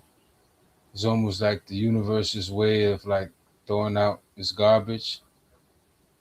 You know what I'm Well, saying? Like, I thought it converted mass into energy yeah, like through that's what I'm Hawking saying. radiation. Like, that's what I'm saying. But imagine if it wasn't doing that and all this stuff was just still out there, just building up over the eons, and nothing was doing that to that stuff. It would just pile up everywhere. You know, it'd be too much stuff everywhere that I like mean, regulates things. we have a lot more space than we do mass Stuff. and Yeah, matter.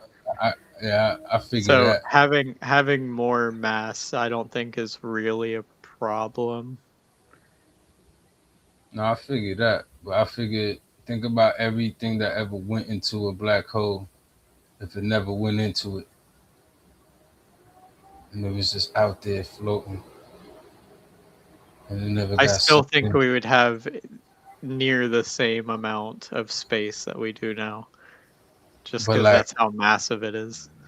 but like the Earth is in the void, right? It's Not in the Earth, but, space. Yeah. but our solar system. Like if you look at it, they sent scientists. I read that scientists are saying that our solar system might be located in a cosmic void.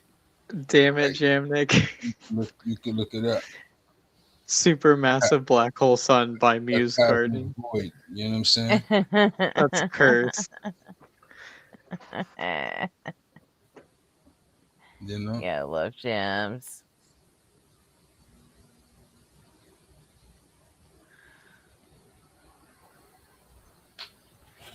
You know? Oh, I know. You know, you know. So, damn, what got put in the?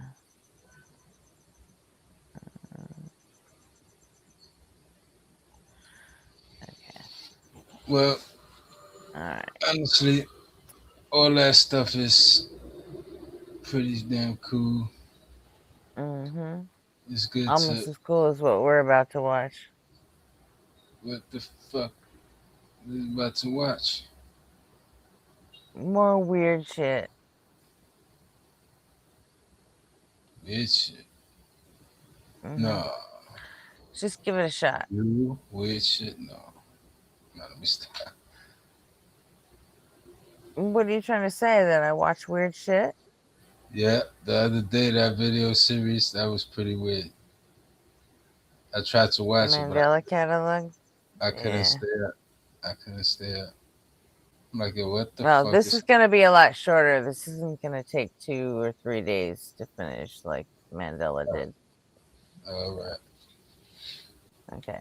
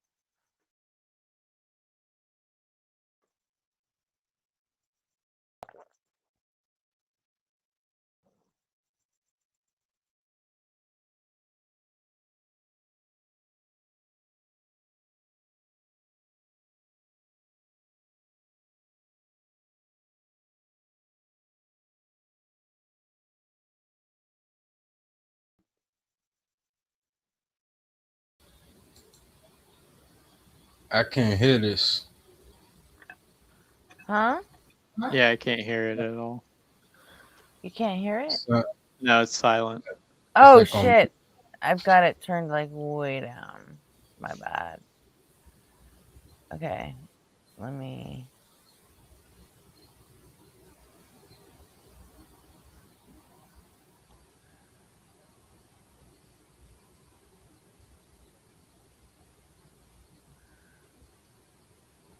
Okay.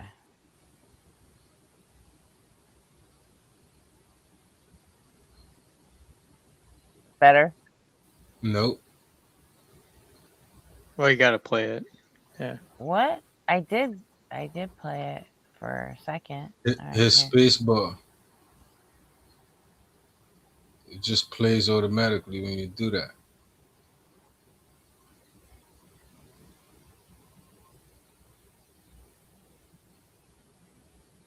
Better? Yeah, I can't hear anything. Nothing. That's what I'm telling you. I can't hear Are you nothing. serious? Yep, yep. All right, hang on. Like, is it silent, or just down really low? Yeah. No, it's dead silent. Michael Myers. Then, yeah, I probably.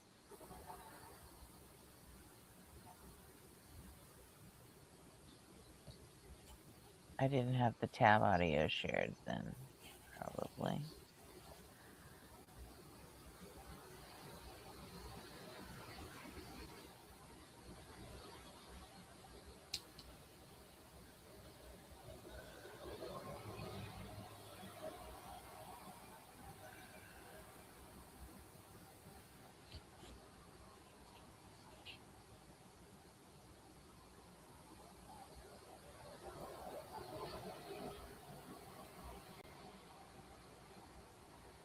Okay.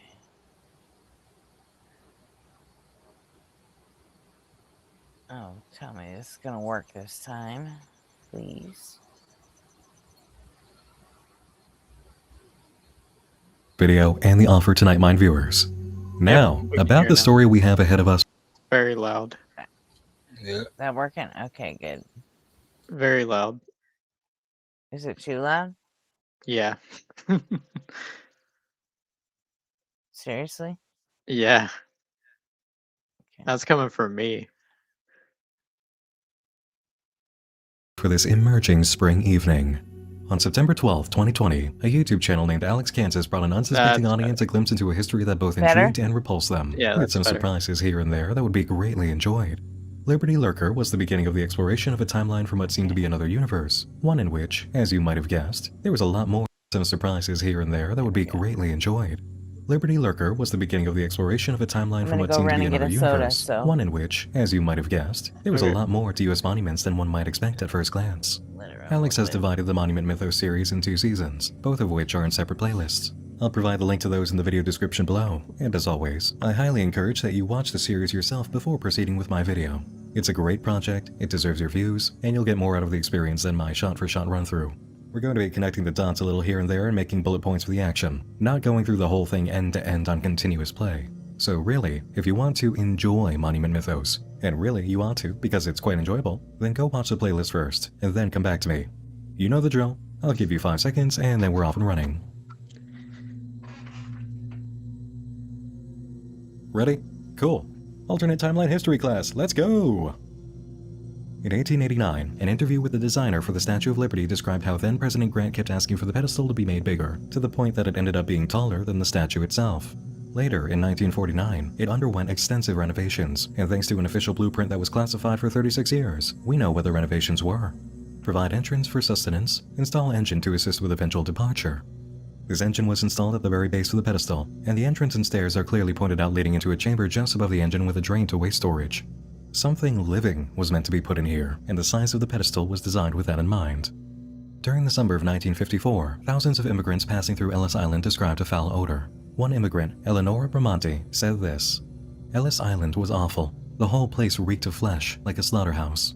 There were also dead birds everywhere. My sister even found one in the toilet. The evenings were so hot. I stayed mostly awake, even though the rest of my family slept soundly. I remember looking out the window each night and seeing lines of people being led to the Liberty statue by officials. After they would go into the pedestal, the officials would leave, and nothing else would happen. The following morning would smell so much worse though, like a slaughterhouse. The Ellis Island Immigration Station closed the following November. August 1985 brought the first sighting of the Liberty Lurker. The Statue of Liberty shifted sideways on the pedestal, allowing something to creep out just before the footage cut away. Upon investigation, local authorities likened the waste storage compartment to a mass grave. We're informed that anybody with family members last seen at Ellis Island between 1949 and 1954 may be entitled to compensation. And now, a curious item found in the video description. Archivist note. It's believed that all surviving audio recordings of the 1889 Liberty Lurker interview are fakes produced by American publicists at the turn of the 20th century. Why would the audio recordings be fake? That's a question we'll have to hold on to for a while. In the meantime, it's easy enough to understand the mystery of Liberty Lurker. Since the early days of its construction, the Statue of Liberty's purpose was changed from being celebratory to, well, horrifying. Something horrible was placed inside, and the Ellis Island Immigration Center held a dual purpose: processing immigrants and choosing some of them to feed to whatever massive thing was being kept inside in the years between 1949 and 1954. This fact leads us right to the decades later backlash of Rushmore revenge. August 7, 2003, Mount Rushmore National Memorial is found vandalized. The US government can fund mass murder if it's labeled a national monument. Every day, executions occur in 2,600 American landmarks. The blood of liberty will be avenged. The souls of Lincoln will be freed. August 14th, more messages are found. I will introduce infection next week, Monday to Sunday, 10:12 to 10:13 p.m. Watch the symptoms. August 18th, National Park Service assigns patrols for the next 7 nights, who are told to videotape all anomalies during the time slot from the message. On Monday, a peculiar light. Jay, are you really not getting any of this? This is like a alternate timeline.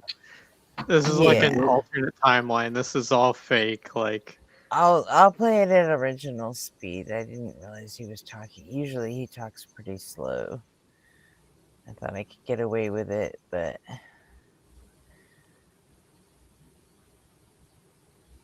yeah, he's just talking about all of our national monuments and all the weird shit that's been happening, like people disappearing and, you know, smelling like a slaughterhouse. And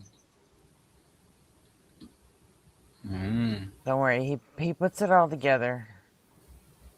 It appears in the sky, landing somewhere behind the monument. On Tuesday, another light, this time blinking in between the heads. Nothing appears to happen on Wednesday, but on Thursday, a small sort of spike can be seen. Friday's video shows what appears to be a second spike, growing in the same spot as the first. On Saturday, some idiot left the lens cap on, and we can assume they were promptly sent to Ellis Island. On Sunday, the monument is revealed to be covered in spikes growing from every head, and the heads themselves appear blurred or softened on camera, suggesting that a growth is covering the faces, or rapid deterioration has occurred, smoothing out the features. A quote at the end of the video reads, "Mount Rushmore smells just like baby powder nowadays. I think it comes from the stuff that the workers put on the heads." Yeah, I see them do it all the time. They go from Washington to Lincoln every night, powdering it like a baby. Hannah McElroy, local photographer. Now, we know that executions were occurring at the Statue of Liberty, but this informs us that it wasn't just there. There are many monuments where people are being sacrificed to things that we can't see. Alcatraz attack is a slight change of pace from all the mass murder. The island is shown 2 days before therapy. A title card is presented, informing us we're about to see a map. The first few items seem pretty standard for the island, but then we're shown a detector shed, which is a little peculiar, followed by the main prison, with a strange organic-looking site inside, almost like a spot of bacteria. We move on to a spot with a question mark. Ruins? The map goes over the tennis courts and then stops on another odd, almost organic-looking shape before blinking out. 1 day before therapy, the footage shows us the main prison, where unknown elements are interacting with the bacteria-looking image. What occurs is something reminiscent of cell division, resulting in 2 of the organisms. Radiation therapy occurs on the island, and we're shown projected movement of the island itself, starting in 1950. It rotates through the years into 1975, then begins moving in the San Francisco Bay, heading towards land, with a projected impact with the city in the area of Aquatic Cove in the year 2000. It remains there for 10 years, then does something to the entire city, the effect spreading throughout the years to engulf the area while the island grows in size. Feeding off the population, maybe? 1 day after therapy, the island is shown, and then its duplicate, and its duplicate, and all of their duplicates. It's reported that as of 2020, the Alcatraz zone extends to West Texas. The implication here is terrifying. Alcatraz Island is a living organism capable of self-reproduction, and it wants to get close to land. And now for something much lighter in tone. 1967 to 1968, Dean Democracy, a look back at America's 37th president. During ABC Evening News, host Peter Jennings spent a week informing viewers to look out for an upcoming special report, the most unprecedented announcement in recent history. Millions of citizens tuned in, all speculating what it could be. The title Dean Democracy appeared over a 10-second countdown, leading to the announcement that heartthrob actor and confirmed Bachelor icon James Dean was running for president, with a promise to end the Vietnam War. As reported by the documentary, loads of viewers burst into tears of happiness and celebrations broke out across the nation. Due to popular demand, the evening news was canceled the next night, replaced with a half-hour loop of Dean's announcement. Most of his campaigning following this was consistent with that approach. Special segments every Friday night on ABC. As America's original pool boy fantasy with nothing to lose, James Dean absolutely crushed his competition, putting Nixon's campaign in the dirt before the debates even came, and his approach included inviting Nixon to spend the day with him at a race car track. At the end of their racing, Nixon basically conceded, saying he would vote for his opponent. Dean wasn't without opposition, though. Anti-Dean groups. Can you imagine, like, if that had actually happened? He would have won, like, without even trying. I don't know who he is, so. James Dean? Yeah. Really? Really?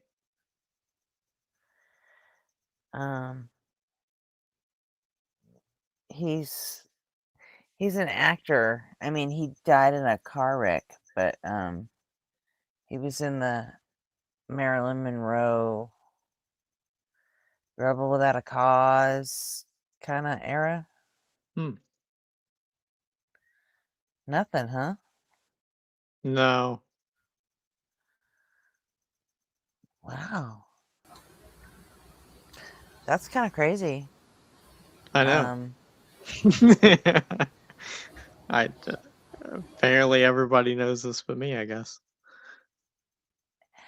Yeah, it would be like it would be like you not knowing, or like, I don't know, it'd be like you having kids and then in 20 years your kid had never heard of Taylor Swift. You know what I mean? I would consider that a spectacular success of my parenthood. Well, no, I know, but like, I mean, I feel you there. Taylor But Swift, man. What the hell? What's wrong with Taylor Swift? Do you know who James Dean is? She's just not my Money? cup of tea. That's it. Okay. I'm like, damn it. J Money, do you know who James Dean is? Or James was? Dean. I heard that name before. Fucking James Dean. Yeah, you always see like photographs of him, like when they show, when there's like paintings or pictures or whatever of like the icons of the 50s and 60s. He's always right there, right next to Marilyn Monroe. That's a singer, and Frank right? Sinatra. And yeah, exactly. James Dean was an actor. Something like that. I know that he was in show business. That's a famous name. I've heard that name before. James Dean. Like, I know I've heard that name before. I don't know who they are, but pop culture. You know what I'm saying? There's a lot of people I've heard their name. I can't point them out of a lineup, but I know their name. Like Milli Vanilli, for example. I can't point them out of a lineup, but I know their name. I have the opposite problem. Like I remember faces and people, but I don't remember their name. Yeah, like I'm telling you, like there's always that. Like, I've heard that name before. James Dean. I've heard that name before. Yeah, he was a young. I think he was only something like 25-ish when he died. Sounds super duper familiar. Does anybody know in chat like how old he was? He was considered like a, like a heartthrob when he was an actor. Yeah, I could tell that from the video. Yeah, and he only did like a few movies because he ended up dying so fucking young. So, and he was a method actor, and he took everything so super serious. And I do know Jerry Lee Lewis, Joker. Okay, well, there's that. Joker said Jerry Lewis. But then he had to do with music, so maybe that makes sense that you knew who he was. Yeah.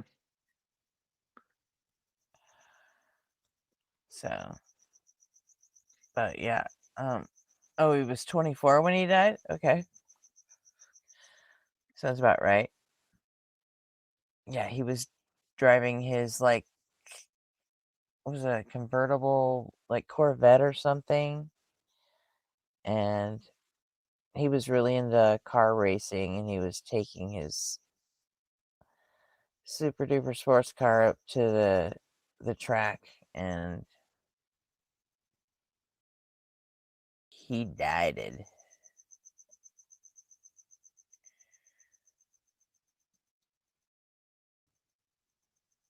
Yeah, Nani, I think we're just getting old. But then that man died fucking 20 years before I was even born. I mean, ish. Because he died in the 50s, I think, right? And like he died 20 years before I was born, but even, I knew who he was. It would be like if George Clooney ran for president. That's kind of what they're going for here in the series, that that an actor,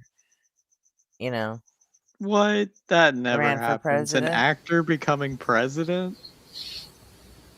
Yeah. Trump did it it. almost never happens, but Right. huh? Trump did wasn't an act. Trump was never an actor. He was a reality TV show star. He was on he was a TV. reality TV, but he was never an actor. But Well, then, I mean, he but does then acting you all forget the time. about. That's But worse. you forget about Reagan, and we actually did Yeah. do that. Ronald Reagan was a legit fucking Hollywood actor. Man, I would vote for The Rock. If you smell what The Rock is cooking, Fuck that. The Rock is a fucking yeah. Republican. I wouldn't vote for him for nothing. I don't trust Republicans as far as I can fucking throw them. So then I vote for Mick Foley. Mankind. Yeah, I heard he's like super liberal, and yeah.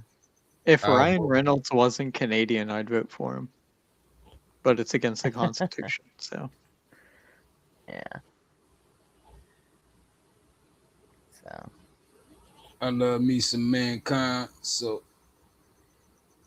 I vote for Mick Foley. Yeah, Mick Foley's definitely a lefty. So. Okay. Saying he would vote for his opponent. Dean wasn't without opposition. Nixon's approach included inviting Nixon to spend the day with him at a race car track. At the end of their racing, Nixon basically conceded, saying he would vote for his opponent. Dean wasn't without opposition, though. Anti-Dean groups hijacked radio towers to spread propaganda just a few days before the election and cut power lines that shut down his TV messages. As a result, Dean met up with electrical workers to literally help them fix the wires. He did this every day up to Election Day, and won in a landslide 75% of the popular vote, with a blowout of 395 electoral votes. He celebrated by inviting Nixon to race at the track with him again. 195 electoral, a landslide 75% of the popular vote, with a blowout of 395 That's Judy Garland, I think. Electoral votes. He celebrated by inviting Nixon to race at the track with him again. And as for his much-anticipated inauguration speech, I have a speech. and it has the flotsam that you people expect to hear. But that's not fair. No, that's not fair at all. I'm here for all of you. It's only fair that you speak for yourselves. My words shouldn't be louder than yours. So I brought many other guests to speak. They're just people like you and I. In the same time that many other presidents have spoken by themselves, America will speak. Thank you. Dean then introduced many groups to the microphone in his stead, including several minority and civil rights leaders, like MLK, who had survived an assassination attempt 9 months before, which ties into a quick fact we need to raise about James Dean. By the year 1967, he was very, very dead in our timeline, having been killed in a car crash in 1955.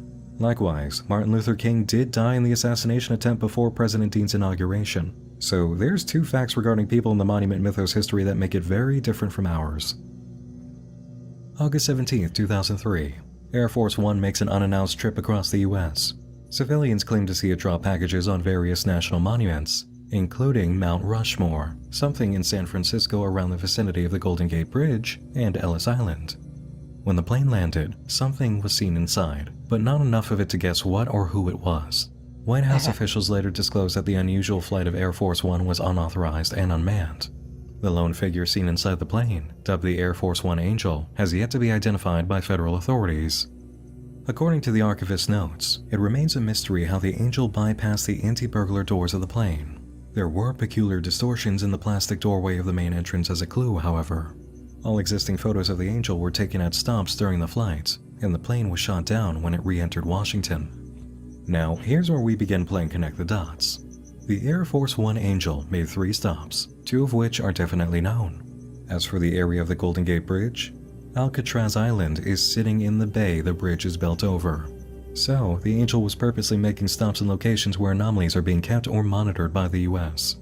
There's also the timing of this event, August 17, 2003. The vandal at Mount Rushmore swore they would introduce infection between Monday, August 18th and Sunday, August 24th, 2003. So, the Angel leaves on August 17th, and what's the first place it's spotted in? Mount Rushmore. What happened on that Monday, August 18th, just a day after departure? An unknown object flies over the monument. There's a very good chance that this is when the infection occurred. It was the Air Force Angel on its way to locations it wanted to cause damage to. Now, remember the message on Rushmore about the souls of Lincoln being freed? Lincoln Looker is a video using interviews to inform us of a very cruel and unusual punishment secretly dished out by the President of the United States. Every term, the sitting president can choose one person, no matter who, to be abducted and trapped inside the Lincoln Memorial. Literally inside of Lincoln. They're kept alive, being fed a weird sort of soup, but it seems they don't stay that way for long, as testimony from a visitor indicates. Hey Eunice, it's Howard. I don't know what I just saw. I was at the top of the steps, reading the inscriptions and talking to visitors, when I started to hear a faint scratching sound. I didn't think much of it at first, but when I got close to the chair, I realized that the scratching was coming from inside the marble.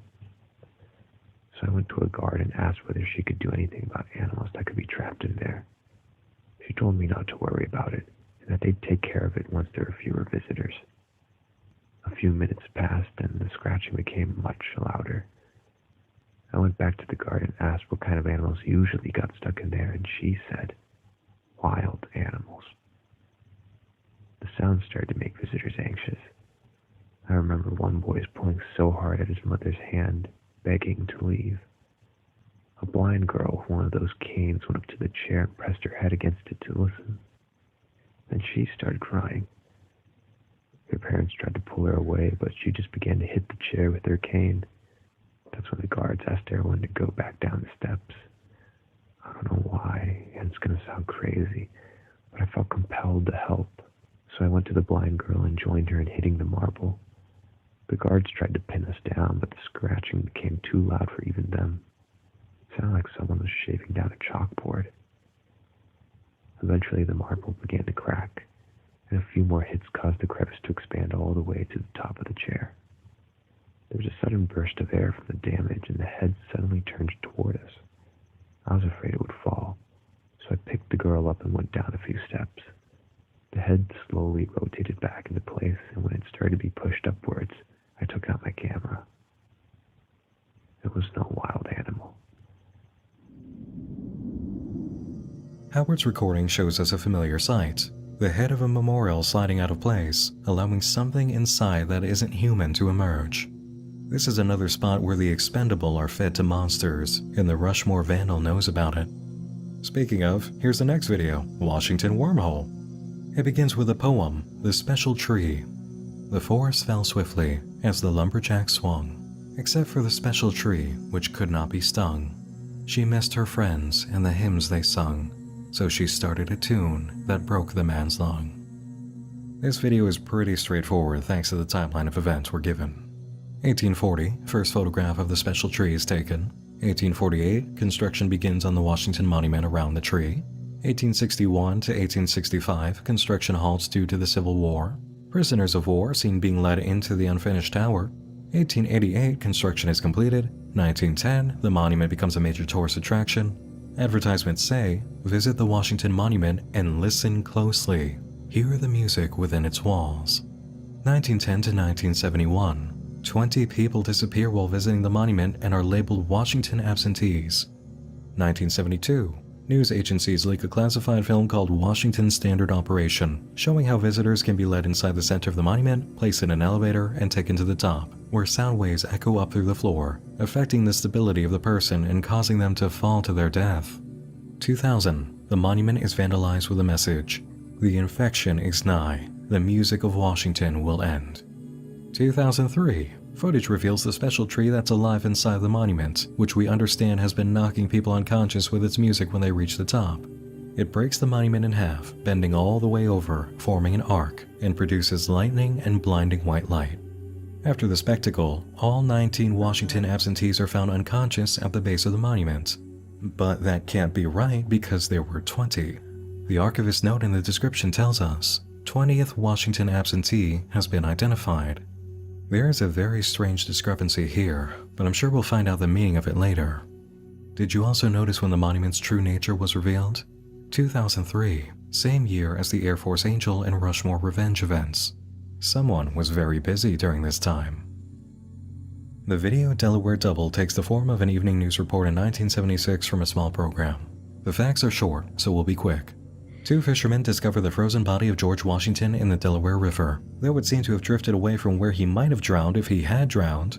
More evidence that this is one whacked-out timeline. This also occurred during the presidency of James Dean. The program reporting this news was shut down a day after airing the story. Alright, so, Rockefeller tragedy. This is a long one, but it's definitely the most revealing, and by far the most creative. We have an event discussed from 2 different perspectives, John D. Rockefeller and a little girl named Virginia. During the first winter of the construction of Rockefeller Center, workers put up and decorated a Christmas tree, a sight which inspired Rockefeller. The following year, he went to Babylon in search of a tree to bring for the center, wishing to start a tradition.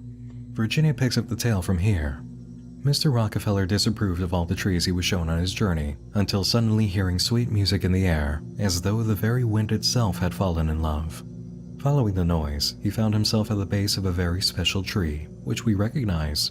It's the same kind of special tree the Washington Monument was built around, and just as we were told in the poem, it's musical. Rockefeller ordered his men to chop it down, but when dawn came, it was still standing.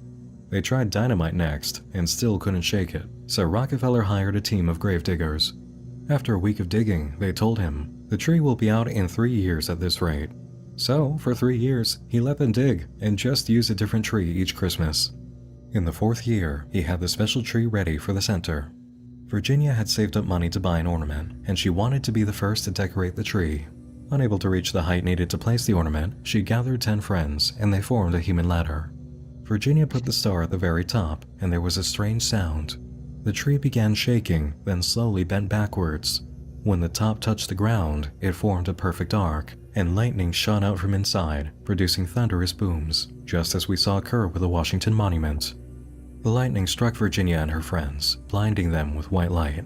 When her eyes adjusted, she was in a field of special trees. She saw many people around her, and one of them, a man, ran up and whispered, "The trees are not trees." The next page from Virginia's tale has been redacted. In a flash, she returned to the street where she and her friends were struck by lightning. The Rockefeller building, in fact, the whole street, looked a bit different than she remembered, and the special tree was nowhere in sight. The children and the adults all came to a world of confusion together at the hospital. Kids couldn't recognize parents. Parents didn't quite recognize their kids. Details of their lives had changed, and x-rays revealed that the placement of their organs were backwards. The children also revealed while answering questions about history that they didn't know Rockefeller served 2 terms as president, insisting instead that he'd always been a philanthropist. The tale ends with a photo of the special tree in its original location, and a statement. Many, including my father, believe that the 1934 Christmas tree vanished. This is untrue. I have seen it wandering in the plaza on many occasions, and it resembles a man far more than any tree. John D. Rockefeller, Jr. The final shot is of a building in Rockefeller Center at night, with someone on the roof. So, the trees aren't trees. They're people? Shapeshifters, it seems. They're also capable of transporting humans to other alternate realities, which, is kind of a big deal. There's something else I'd like to point out. The appearance of the trees. Have you made the connection yet that the infection on top of Mount Rushmore actually looks like a forest of special trees? We need better details than we get in the footage, naturally, but it's hard not to draw that comparison. Just something to consider, which we may get evidence for or against in the future. I'd call this next video a Windows Movie Maker presentation, but the archivist says it's Maze Movie Maker, another difference between timelines. Presenting My Crazy Grand Canyon Adventure by Lauren Arnoldson. We have plenty of pictures by a girl and her brother visiting the Grand Canyon with their father. Then I saw something really weird, the girl says in a caption.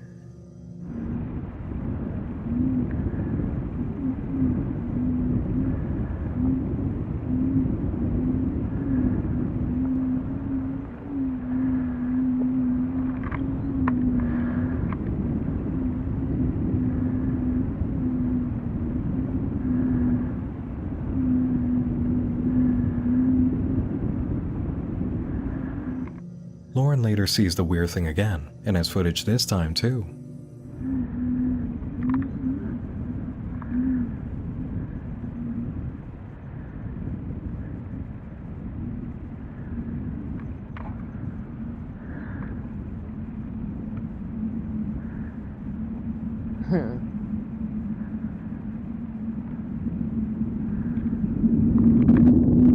We did a little research and found out what we saw.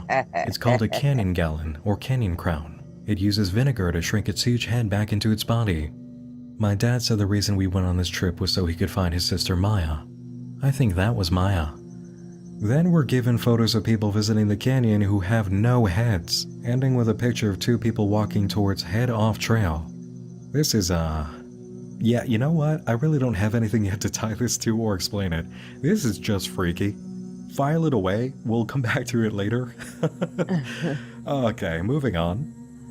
Freedom Faller is the last episode of Season 1, and composed of 6 parts.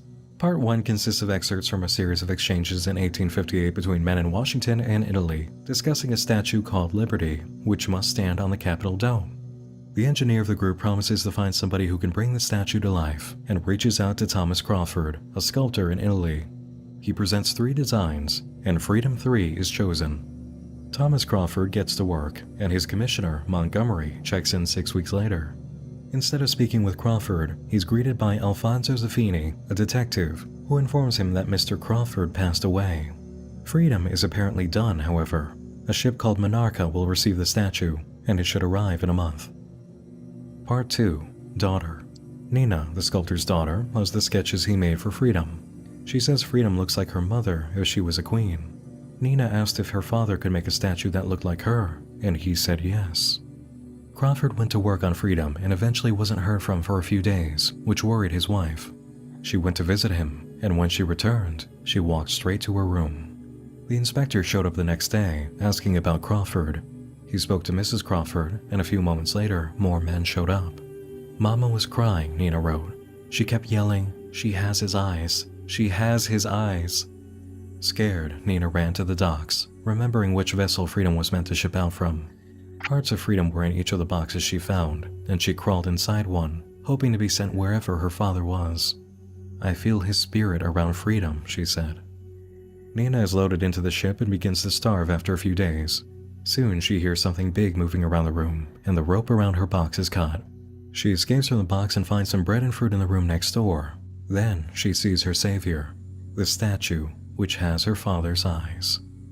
At some point in the journey, the statue escaped with Nina, holding her as it ran through a forest. Its sword cut hundreds of trees, Nina tells us. Freedom took her into a deep cave and started a fire, then spent hours sharpening its sword on the rocks. Part 3, Captain's Log. 6 crates were loaded at dawn on April 19th, containing parts of the Freedom statue. This means that Freedom had to reassemble herself during the journey. The ship landed in Gibraltar 10 days later. There were many, many holes in the storage room, allowing a lot of water on board. It may seem like the statue had been trying to sink them, but when the crates were opened for the customs officers, they were empty. Freedom had simply been trying to escape. Part 4. Getting this so far? Is it making sense now, Jay?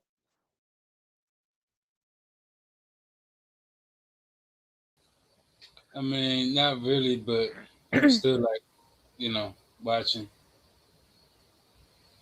Oh. You're saying that all of our national monuments have something... An infection. Yeah, an infection or, something... It's causing trees to grow out of them. Alienish happening, so...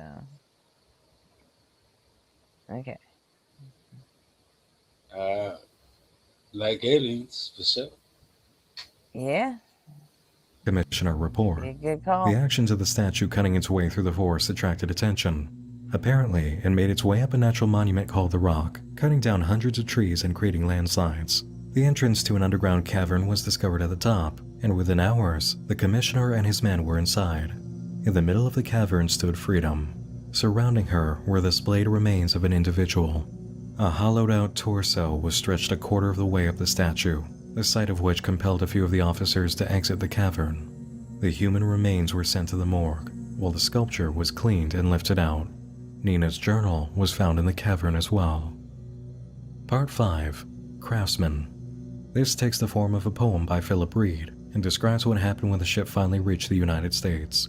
The plaster body of Freedom was absent because it was now inside her. Freedom craved liberation so terribly, she tried to take it for herself. She was locked up, Freedom in chains. The craftsman was told he had to take it out of her, so hook, rope, peel, and pull. When it was done, Freedom stood motionless. I see the final bronze woman, the craftsman says, and I feel as if, maybe even hope, she's only dormant now and will awaken again. The horror of this situation is hard to miss. When Freedom arrived, she was flesh. Her outer body was a body. She hadn't managed to put Nina's skin on successfully. After all, her torso only made it a quarter of the way up. But somehow, when she arrived, her wish was granted, and her body was torn away, leaving only the statue. Part 6. Sculpture.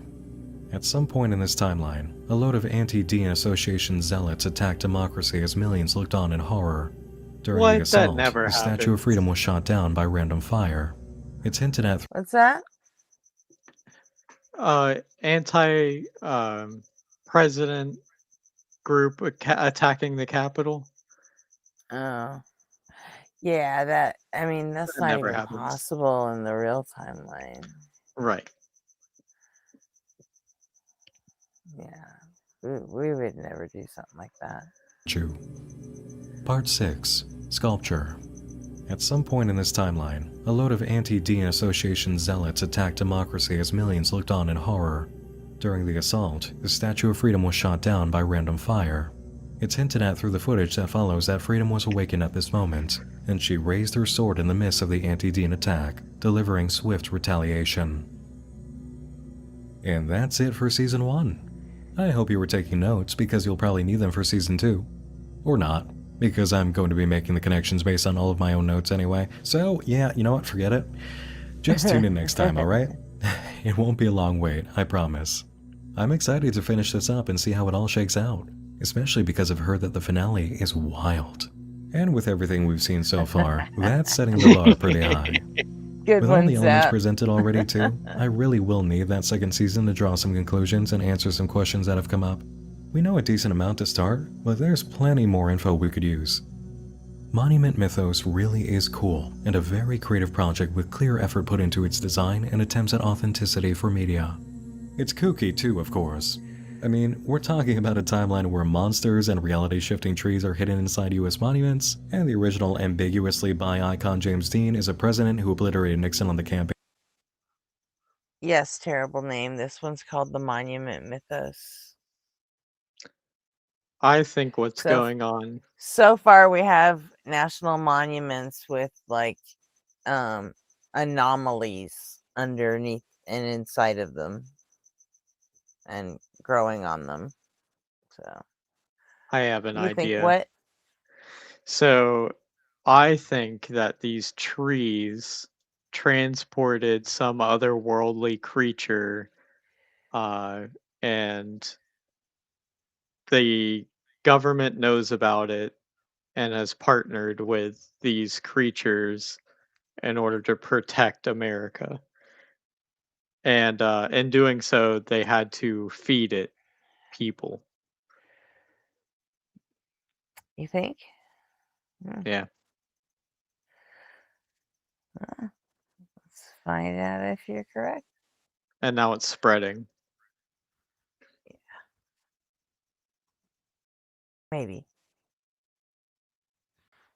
Trail and the racetrack after making entire families weep with his announcement. Which is, yeah. James Dean, way to go. Oh, and let's not forget about perfectly preserved popsicle George Washington, of course. I can't fathom where Alex Kansas is going with that one, but we're going to find out. I'm not sure it'll be as horrific as the slaughter of thousands every day under the shiny clean exterior of celebrated monuments, but it'll be something. Now, of course, you could skip ahead of me and watch the Season 2 playlist before my Part 2 video instead of just waiting around for my upload if you just want to find out right away, and I'm not going to hold a grudge about it. I mean, after all, I just trapped you into doing it, didn't I? Ha! You see that? Do you see it? I got you! Yeah, just having a moment, it's all good. But yeah, really, you have at least a few days, so go right ahead and hit that Season 2 playlist, then come back around to me here when my coverage for it is up. That's all for now. Thanks to Alex Kansas for making the Monument Mythos, thanks to all of you for watching, and thanks to my supporters on Patreon. Stick around to the end of this video to see the names of all these awesome creatures of the night. It's just $1 a month over on Patreon. This helps out so much more than you ever know for me to catch wind of Crate Index entry and a fun journey. And if you can't join Patreon but you're not subscribed yet, why not subscribe? You're missing out on new Nightmind content in your subscriptions feed otherwise. And now you'll want to be subscribed. Cut to the part. Nothing is going to make sense if you continue with this video without having watched that one first. Already done that, which I'm assuming most of you have, then you know the drill. If you haven't stopped to watch the content in full, I highly order. Once you and go. A lot more content to Season 2 than Season 1, and we get to make a bunch of connections and tie up loose ends. When we come back to the Monument Mythos, we're introduced to an aspect of the timeline we haven't seen yet. Big corporations. The analog to Apple computers, Maze Machines, is presented through a commercial advertising their personal computer, Popcorn Prime.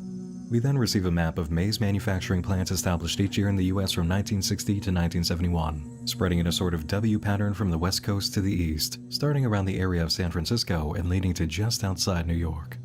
Maze and the US Consumer Product Safety Commission issue a mandatory recall of all personal computers after outbreaks are reported.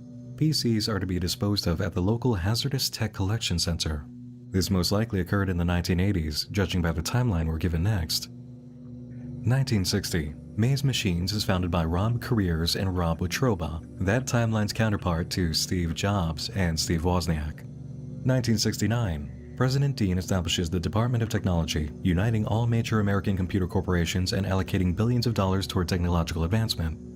1970. Maze produces first personal video camera and home computer. 1972. Maze collabs with Department of Defense to make first control system for true forces of mass destruction. That's the year I was born.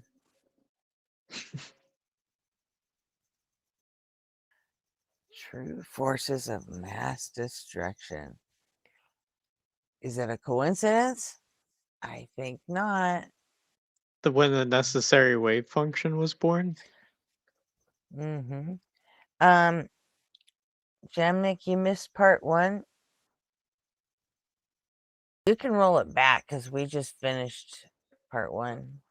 I think he's saying thanks because he missed part 1, but you just showed it. Mm. I'm Oh, not certain. okay. EFMDs. It goes under Project Horn Serpent, showing a logo that follows the pattern of the maize production plants across the US. 1980, maize is attacked. Difficult to understand the image we're looking at, but it seems like several buildings covered in special trees, with some shooting lightning. 1990, the last American PC is shut down on national television, with the sign-off screen promising a new beginning. And in 2000, a statement we always want to hear from giant corporations whose products needed a mandatory national recall. We've learned from our mistakes. Control is Sure. confidence, and today there are no doubts.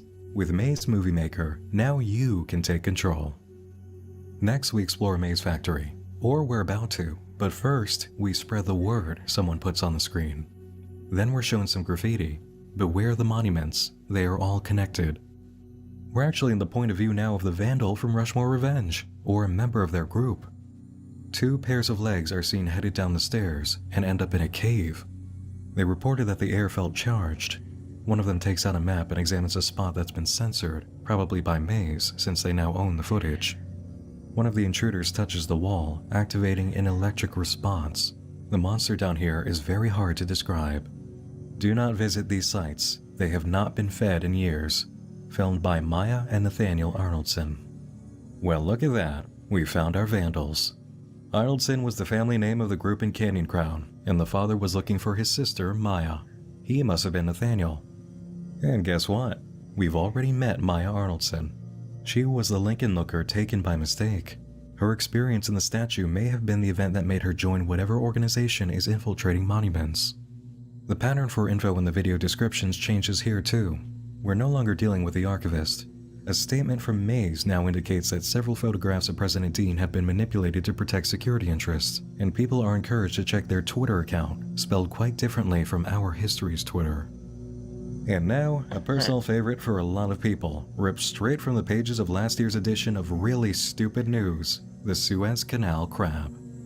March 23, 2021, the container ship known as the Ever Given gets stuck in the Suez Canal, creating an immediate halt in all supply chains and the world economy by blocking a critical route in the dumbest way possible. In the Monument Mythos timeline, on April 6 of that year, President Clinton announces a nuclear solution to the problem, broadcast through Maze News Network. With every passing hour that the ship sits there, it costs the global economy over $400 million. So, they're going to detonate a nuke in the canal to create enough of a force in the waves that it should dislodge the ship. On April 10th, the nuke is detonated. The waves go up, the Ever Given is freed, and then it tilts sideways, keeps going until it's lodged in even worse, and seems to be swallowed by the land. We're shown a Twitter machine, aka T-Machine, a handheld device that appears to just be for accessing a much more scaled-down 90s-style version of Twitter. An Egyptian account reports that the ship just disappeared, according to the officials. One person says, "It got up and left. Why is everyone confused?"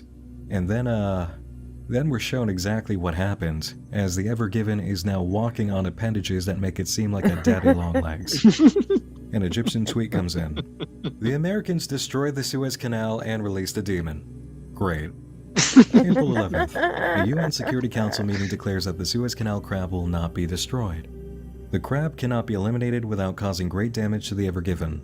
In this day and age, the world is unprepared for a loss of cargo of such magnitude. No containers will be lifted from the ship since the flying aircraft cause the organism to ambulate unsteadily. Efforts are underway to carefully manipulate the crab's route through Egypt. We're shown a diagram of 2 barriers, which it appears the crab gets through without a problem. Then, Cairo is shown, just ahead of it. The next segment is unexpected. A presentation from Dr. Disturbing about the 2021 Cairo Tower Stampede. And you know, I could keep on being a dark media spooky guy narrator for a minute myself, but I never get the opportunity to kick back and let somebody give me a chance to grab some water and catch my breath. So here, listen to this guy instead. Due to evacuations around the Suez Canal, millions traveled to Cairo in search of housing. In response to this migration, many building capacity limits for popular attractions were inflated. The Cairo Tower, one of the tallest buildings in Egypt, had its own recommended capacity limit increased from 700 persons to 1,000. On the evening of April 16, 2021, upwards of 1,200 visitors toured the Cairo Tower at once. Although concerns of overcrowding had been raised by several staff members, the building manager dismissed their comments. Since the Suez Canal crab would be passing by later in the evening, he also encouraged visitors to enter the upper levels of the tower, as that would provide a better vantage point. At 8 p.m., the Suez Canal crab was observed to have turned toward the Cairo Tower and proceeded to approach. Despite an alert sent out by the Egyptian government for civilians to immediately vacate structures in the crab's path, most visitors ignored the warning and stayed on the upper levels of the Cairo Tower as it came near. At 8:15 p.m., the Suez Canal crab was seen to have stumbled, and in an attempt to regain its balance, crashed into one side of the Cairo Tower, killing over 200 people. Oh my gosh. The resulting This is tremors so that traversed the ridiculous. building damaged its staircases and elevator systems beyond repair. The cascade of shipping containers from the Ever Given, knocked forward by the momentum of the initial stumble, lasted for over 2 minutes, as an estimated 800 containers broke from their locks and pushed forward an additional 1,000 containers. As all 1,800 containers tumbled down through the building, the structural integrity of the Cairo Tower rapidly diminished. Falling debris and containers are reported to have killed over 800 visitors. At 8:19 p.m., the Cairo Tower fully collapsed, dragging the immobilized Suez Canal crab into the ground. In total, only 39 of the 1,189 visitors of the Cairo Tower survived. 2 of the 15 staff members escaped to safety, including the building manager. None of the 6 security guards survived. Although paramedics and police officers had arrived shortly before the Cairo Tower's collapse, the visibly unstable tower prompted them to collect survivors on the ground and retreat to a safe distance. At 8:41 p.m., a hazardous waste collection team and soldiers of the Egyptian ground forces arrived to contain survivors within mobile quarantine chambers. Due to fears of a potential contagion contracted from the Suez Canal crab, all civilians in the vicinity were placed in quarantine under the authority of Egypt's military in collaboration with the Ministry of Health. Upon impact with the ground, the Suez Canal crab and the Ever Given separated. The large wounds caused by the separation discharged thousands of gallons of seawater and bodily fluids. The hazardous waste collection team and soldiers attempted to plug the gushing lesions. However, survivors report that their efforts were mostly futile due to the team's inability to stay standing on the slippery ground. With the number of accidental falls among the troops on the increasingly wet ground, the Egyptian army diverted its focus from closing wounds on the Suez Canal crab to evacuation efforts. By midnight, the civilian population within a 3-mile radius of the fallen Cairo Tower had been completely evacuated.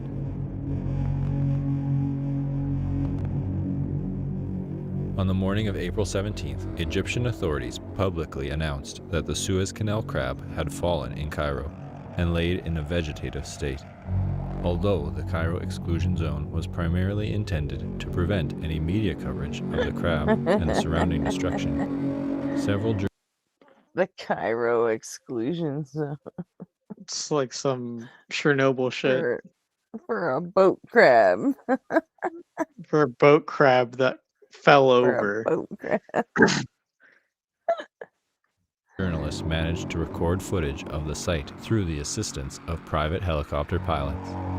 By 8 a.m., Sold as clips is, of the where crowd were is. No trending low on Twitter. pollers. I know what I got. Members of the Anti-Device Association attributed the severity of the disaster to the development of intelligent devices, Oh my God, I remember specifically what that Twitter was. machines.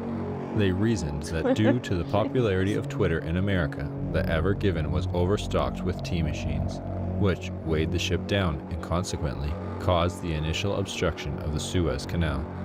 On Twitter, the ADA released a vicious string of messages criticizing Twitter, Hillary Clinton, and Egypt. Along with images of the Suez Canal crab, photos of scattered goods that had fallen out of the shipping containers became a popular topic of discussion.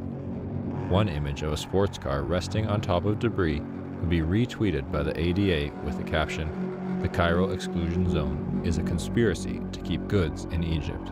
The American people have been robbed." Oh my gosh. Okay, back for my lunch break. That was nice. Thanks, Doc. Anyway, that Cairo Tower disaster was pretty messed up, right? But now comes another commonality between our history and this other history. Loudmouth idiots on Twitter spouting conspiracies as false justifications to run around being assholes, eventually leading to actual harm that could have been avoided if their parents had raised them to use their brains instead of always giving in to their infantile emotions and then deflecting criticism by yelling, "I don't give a damn what anybody thinks." Because of course those tweets about Egyptians concocting the whole thing as a plot to keep goods from Americans didn't stay as the ramblings of the village idiot impersonating the town crier. People added on by claiming they saw a sports car at an Egyptian soldier's home, and on April 19th, it would be the day to reclaim their property. Yeah, their property. Egyptian officials had managed to catch a few intruders in the exclusion zone, but mostly they continued working on attending to the situation. Keeping people out, treating the injured, making sure nobody got any giant crab fluids on them. But on April 19th, over 12,000 Americans who had booked flights to Egypt gathered at the gates of the exclusion zone. An Egyptian officer was murdered. The gates were broken down. The Americans immediately began going through the shipping containers, finding an array of goods, including firearms. Those who weren't already armed ended up taking weapons, and it wasn't long before fights broke out. These, mixed with accidents, resulted in several... Of course, firearms. It was an American ship, right? Yeah. It was a ship headed to America, yeah. What else would be on there? injuries Firearms, and many cars. deaths, even before a twitching leg. Mm-hmm. And I Twitter wouldn't be, machines. and Twitter machines, and probably hamburgers, and you know. Mm-hmm. So.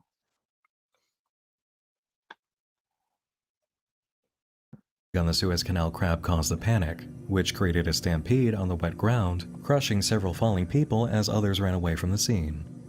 Then, when they met the metal barriers placed to keep them in the zone to prohibit the spread of potential diseases and violent trespassers, several more died from the crowd crush in the attempt to escape. Of the over 12,000 Americans who had arrived, only 944 No, survived. we make that domestically. Now, here's where it takes a turn from... What's that? Kelly Laughlin said, and meth, and I said, no, we make that domestically.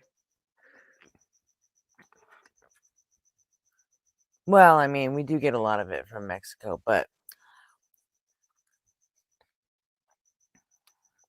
we do quite a bit of it domestically. Didn't they like recently make Sudafed over the counter again?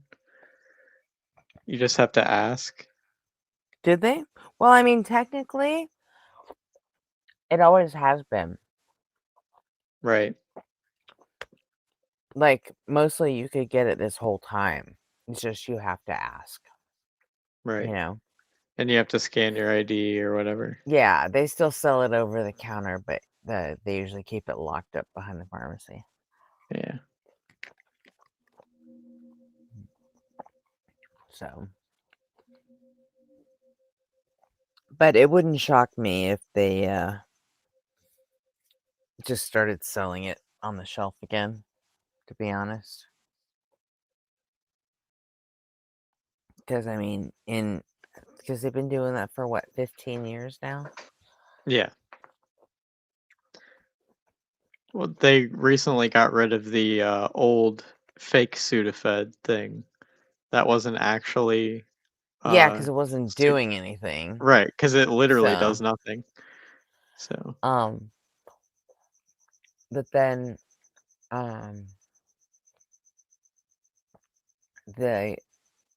the old stuff, the pseudoephedrine, the only thing they found that it didn't slow down the meth at all. That in 20 years, you know what the only thing was that managed to put a dent in the in the meth problem in this country. Hmm. The opioid problem in this country. I mean, I laugh, but that's really not, sad. Yeah, it's not even a joke, but like, I mean, it's damn near poetic, isn't it? It is. It's very ironic. Mm-hmm. The war on drugs. It's a complete failure. Depressingly realistic. Complete, yeah. Yeah, Zap got it. The only thing that took a bite out of meth is heroin. Too wonderfully creepy. 77 survivors were found kneeling around the body of the crab and claimed they were promised by a deity that they would survive if they prayed to the crab. None, however, could explain the dead worshippers around them. These survivors would later form the Church of the Ever Given together. The Church The Cairo Exclusion Zone is now designated a World Heritage Site. So here's where we have a moment to do some thinking, because it seems the Suez Canal crab wasn't just hanging out on board the Ever Given, right? We've seen evidence already that the use of nuclear technology doesn't really go to plan in this universe. The radiation therapy on Alcatraz Island ended up spawning duplicates of Alcatraz at an alarming rate. Who's to say that use of the nuke in the canal didn't irradiate what was a normal crab and make it something horrible? After all, that didn't look like any crab, judging by the legs. So they go It the could just as easily be Japanese that the route bomb woke up with a monster already radiation. living at the bottom of the canal, but it's worth keeping in mind that nuclear technology was used to initiate the event, and might just be the reason for this. You also may have noticed that the old anti-Dean group, the ADA, is now a new ADA, Anti-Device Association. What's that? So for those of you who don't know, I mean, it's kind of obvious when you realize it, but the difference between movies that depict radiation events and like mysterious things, they correlate them. The ones in the United States, they turned them into superheroes because the United States became a superpower and used nuclear weapons to quote unquote win the war. And then in Japan, they use it as acts of horrific just mutation and destruction. And for example, like Godzilla. Godzilla. Yeah. So that's why I say they went the Japanese route and not the American route. Yeah.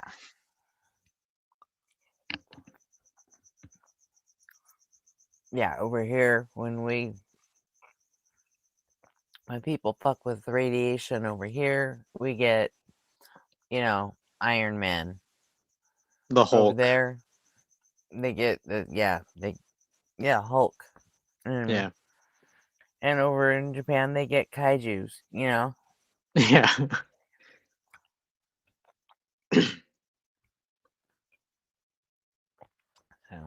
Speaking of President Dean, here's another video in relation to the hot device that may have the bomb woke up a monster already living at the bottom of the canal, but it's worth keeping in mind that nuclear technology was used to initiate the event, and might just be the reason for this.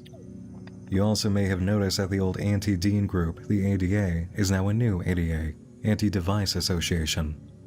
Speaking of President Dean, here's another video in relation to the hottest commander-in-chief you never had. Dean Disaster, the story of America's worst TV hijacking. During a broadcast of ABC News, anchor Frank Reynolds informed the public to prepare for a special program the next day, as they would witness the start of a glorious adventure. People assumed that, like one fateful evening on ABC, they would receive an incredible announcement from now President James Dean, and millions of Americans sat in front of their TVs on May 13th, 1969 for the broadcast.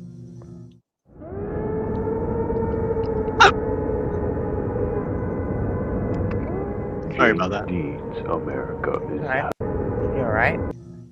Yeah. Look at the look on her face, man. Broadcast.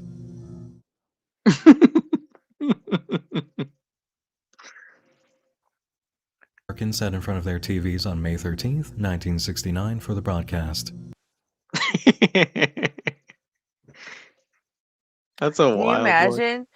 You think that was you think they did that on purpose just for the thing? Or whoever, like the filmmaker, just like saw an old picture of, you know, his mom or an aunt or something and thought, this is too funny, you know? I think that they made it Yeah, because because back it's an then, analog horror, so it's supposed to be like uncanny and stuff. yeah, that's true. But yeah, back then it's like they used to, you know, They these did used to photos and take shit were unflattering pictures. expensive. Yeah. Because you didn't get to see right after you took the picture what it looked like, and you know, Right. sometimes you were just stuck with unflattering pictures, you know. So Oh yeah, that's Aunt Sally. yeah.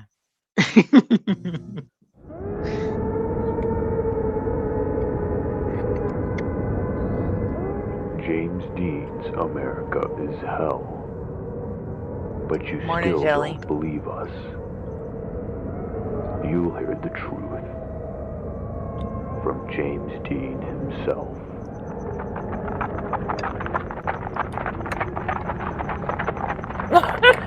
Oh my gosh.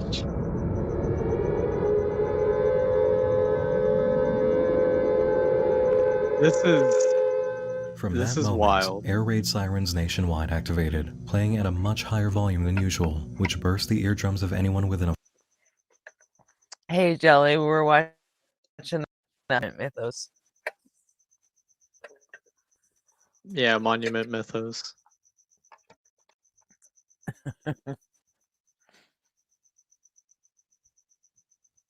4-mile radius.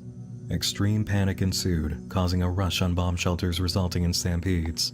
The injured flooded hospitals, overwhelming their abilities to respond to those in need. Fires broke out in all major cities, and the number of cars running on the roads generated so much carbon monoxide that it became lethal, some of it infiltrating homes and shelters.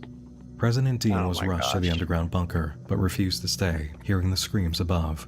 He gathered his people to shut off the vehicles on the roadways and put an immediate end to the risk of poisoning, then mobilized the National Guard to do the same.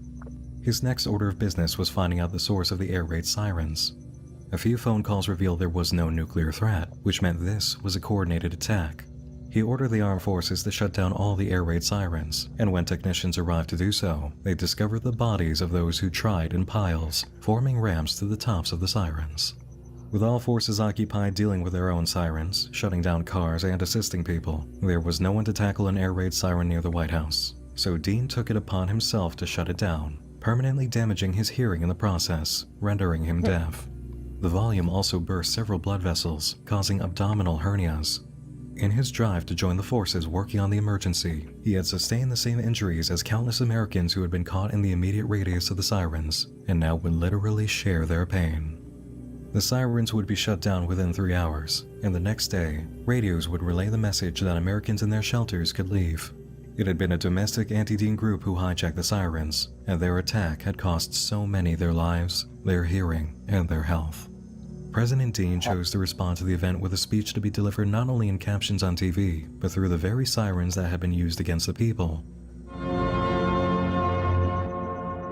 It's Jimmy speaking. I'm sorry. Jimmy Dean. Very sorry for what's come to pass.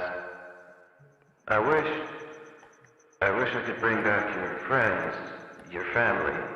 I want to fix everything. This is not the announcement I planned for. But as you know, there are people who have it in for us. The Anti-Dean Association. They hijack our systems. They hurt people. The Anti-Dean Association is an anti-American association. I want you to keep an eye out for them. They will not be hard to find because they are very proud. Who's that sound like? Ideas. Find them and bring them to your local Anti-Dean authorities. is anti-American. Make things right. Right. We have places for people like that. This is Jimmy signing off. In the wake of this announcement, hundreds of thousands of anti-Dean citizens would be apprehended and sent to correctional facilities nationwide, all in the vicinity of national monuments. It was a symbolic gesture, according to the documentary. Most of those detained would stay for a short period before being released, and their friends and families would claim they were rehabilitated. Their personalities had improved, they held no memory of their criminal past, and some came back with changes to their physical appearance.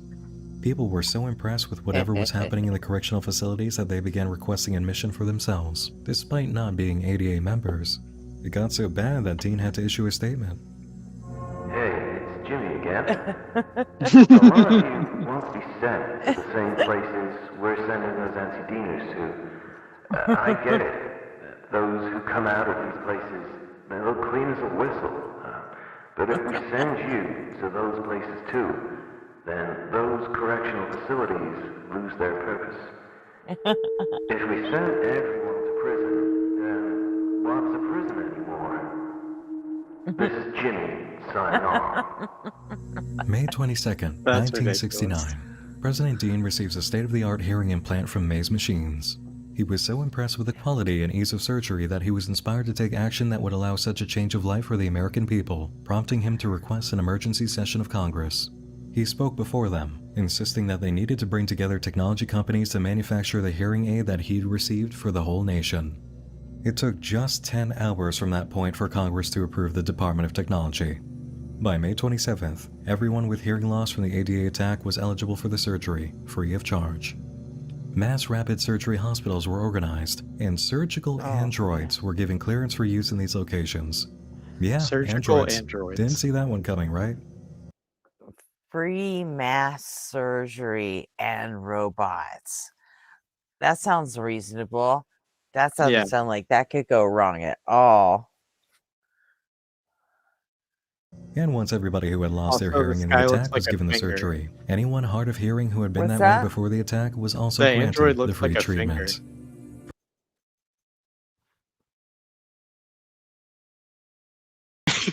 Oh yeah. You're not wrong. Free of charge. Mass rapid surgery Like hospitals those were sub organized, people from and Spy surgical Kids. androids were given clearance for use in these locations. Yeah, androids. Didn't see that one coming, right? And once everybody who had lost their hearing in the attack was given the surgery, anyone hard of hearing who had been that way before the attack was also granted the free treatment. President Dean effectively eliminated deafness in the United States. The country was Helen cured by Keller. the deadline he had given, July 4th. And how did James Dean celebrate that Independence Day?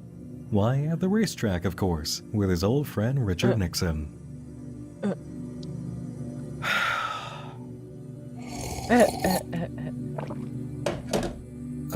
Okay.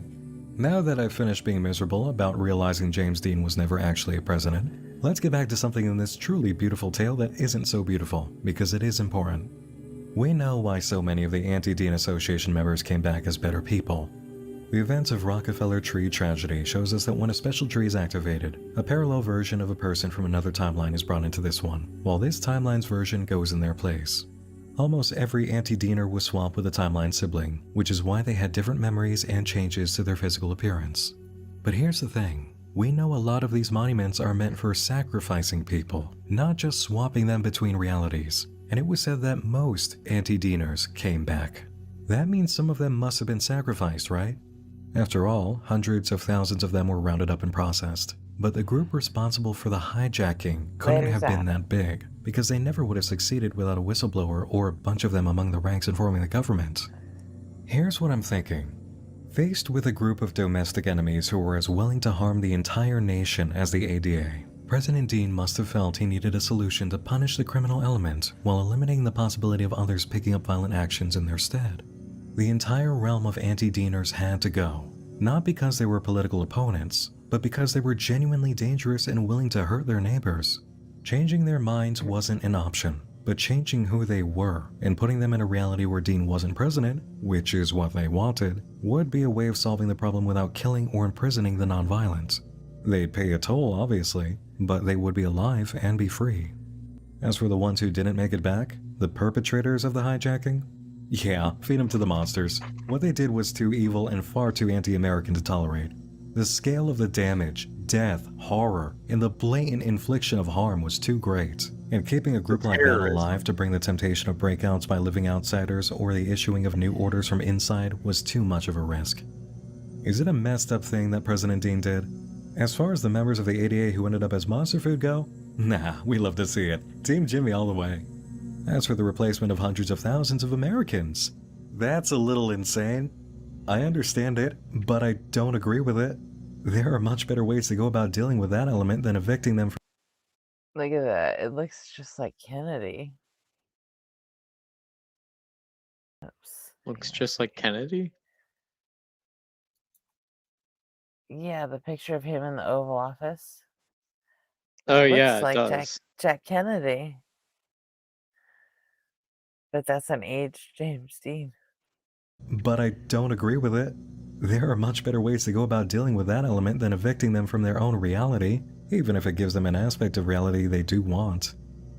It's an interesting issue to think about, that's for sure.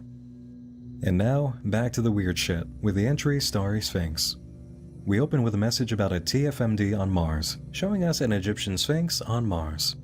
Yep, there's a Sphinx on Mars. You'd better believe it. The Egyptian monument leaves the planet and makes its way to Earth, then drops false children, which organize into the shape of the Starry Sphinx, and distracts observers as the mothership flees.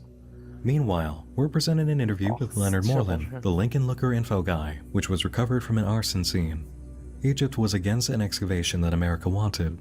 Egyptians insisted their system worked for thousands of years and would continue protecting their country. Turns out the excavation was for the pyramids, which the US deemed true forces of mass destruction, making their excavation inevitable. You see, the ancient pharaohs appointed workers called guardians, who would spend years of their lives cutting the trees with Giza glass blades.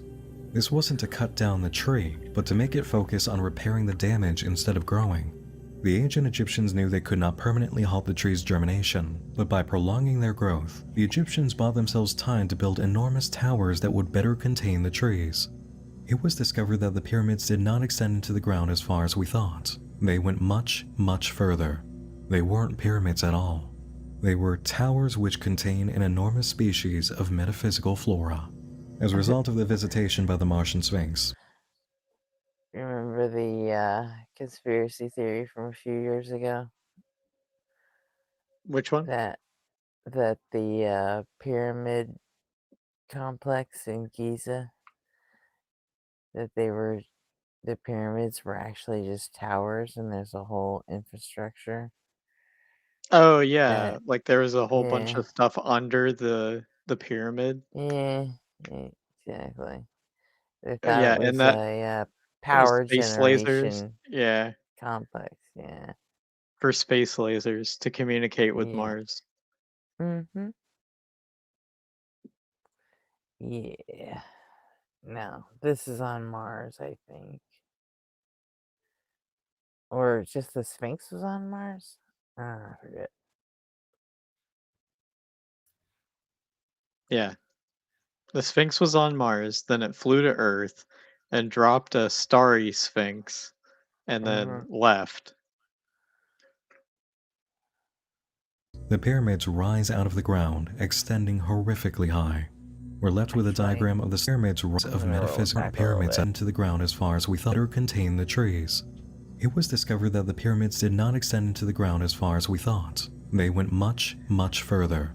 They weren't pyramids at all. They were towers which contain an enormous species of metaphysical flora. As a result of the visitation by the Martian Sphinx, the pyramids rise out of the ground, extending horrifically high. We're left with a diagram of the Starry Sphinx versus the trees that are now revealed by research, produced by the Anti-Device Association. Scary situation? You bet. The title of the next entry is Giza Guardian, but it actually focuses on much more than that. We begin with a stream of the Starry Sphinx on July 4th, carried through May's News Network. The Sphinx lays down, and when its orbs touch the ground, that's not a euphemism by the way, the formation changes. The orbs stretch up, unfolding end over end until they've all unfurled and bent over, forming arches. A massive flash of lightning takes out the camera feed, and we carry on to another Dr. Disturbing video, Project Giza Guardian. Throughout the 19th century, stories were told of lightning strikes near the pyramids of Giza, which only occurred under formations of a certain unknown constellation. When lightning struck the sand, it formed a strange mineral called Giza glass, which was collected by members of the Bedouin tribes in the area, the only people who knew the constellation that generated the glass. In the 1870s, British Egyptologist Flinders Petrie discovered the constellation that came before Giza glass event, and organized an expedition 3 years later to beat the tribes of the harvest. Petrie and his men succeeded, but had to break large sections of the glass for transport. In the process, he slipped and fell on an upright piece of glass, and was beheaded, but somehow survived, his head still blinking and mouthing words. The troops collected his body and head, but became concerned when the head began to take on a strange color and swell significantly. Dr. Disturbing cuts away from telling us what happened to Petrie there, which kinda sucks because that's actually a disturbing story, Yes, but at least the rest of the Maya. info is valuable. Petrie's lot of Giza glass was taken back to England. What's that? I'm guessing this ties into Maya. I think so. With the I head haven't watched. shrinking I and haven't. growing. Yeah, I haven't watched this in years, so some of these details I'm just seeing again, and it's just out there, man. I don't remember it being that fucked up.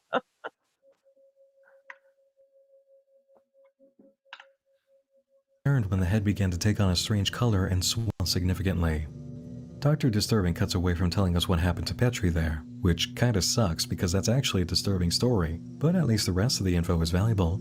Right, Petrie's Evan? lot of Giza glass was taken back to England, but further shattering during transport meant the museum didn't want the material. They decided to hand out the glass, with the first recipients being some visiting Americans. Then President Rockefeller ordered the confiscation of the glass from the American ambassadors, aware that this was no ordinary material. He decided that segments of the glass would be refined into blades and given to a group of Greco-Egyptian swordsmen.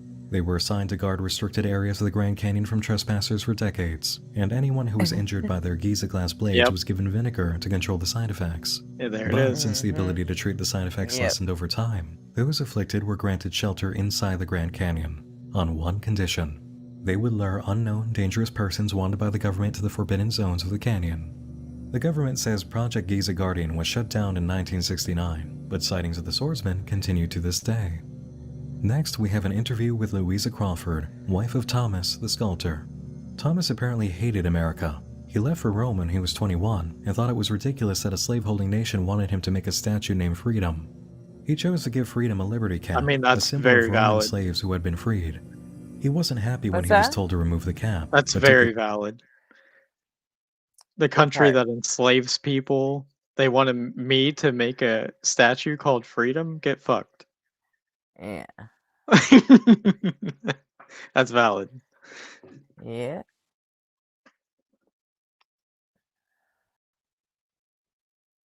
project anyway, and went to Egypt to find material for the sword, Giza glass. He had an accident with it once, slicing off the top of his finger, but felt no pain and no blood. He could even control his severed fingertip. One night he came home without a hand and said he could still control it back at the workshop. It's here we learned what actually happened regarding Thomas and the statue. Inspector Zafino was wrong, Mrs. Crawford explained. The statue had Thomas's eyes because he had cut up his own body and put it inside Freedom. On the issue of Nina, we now understand what Mrs. Crawford does.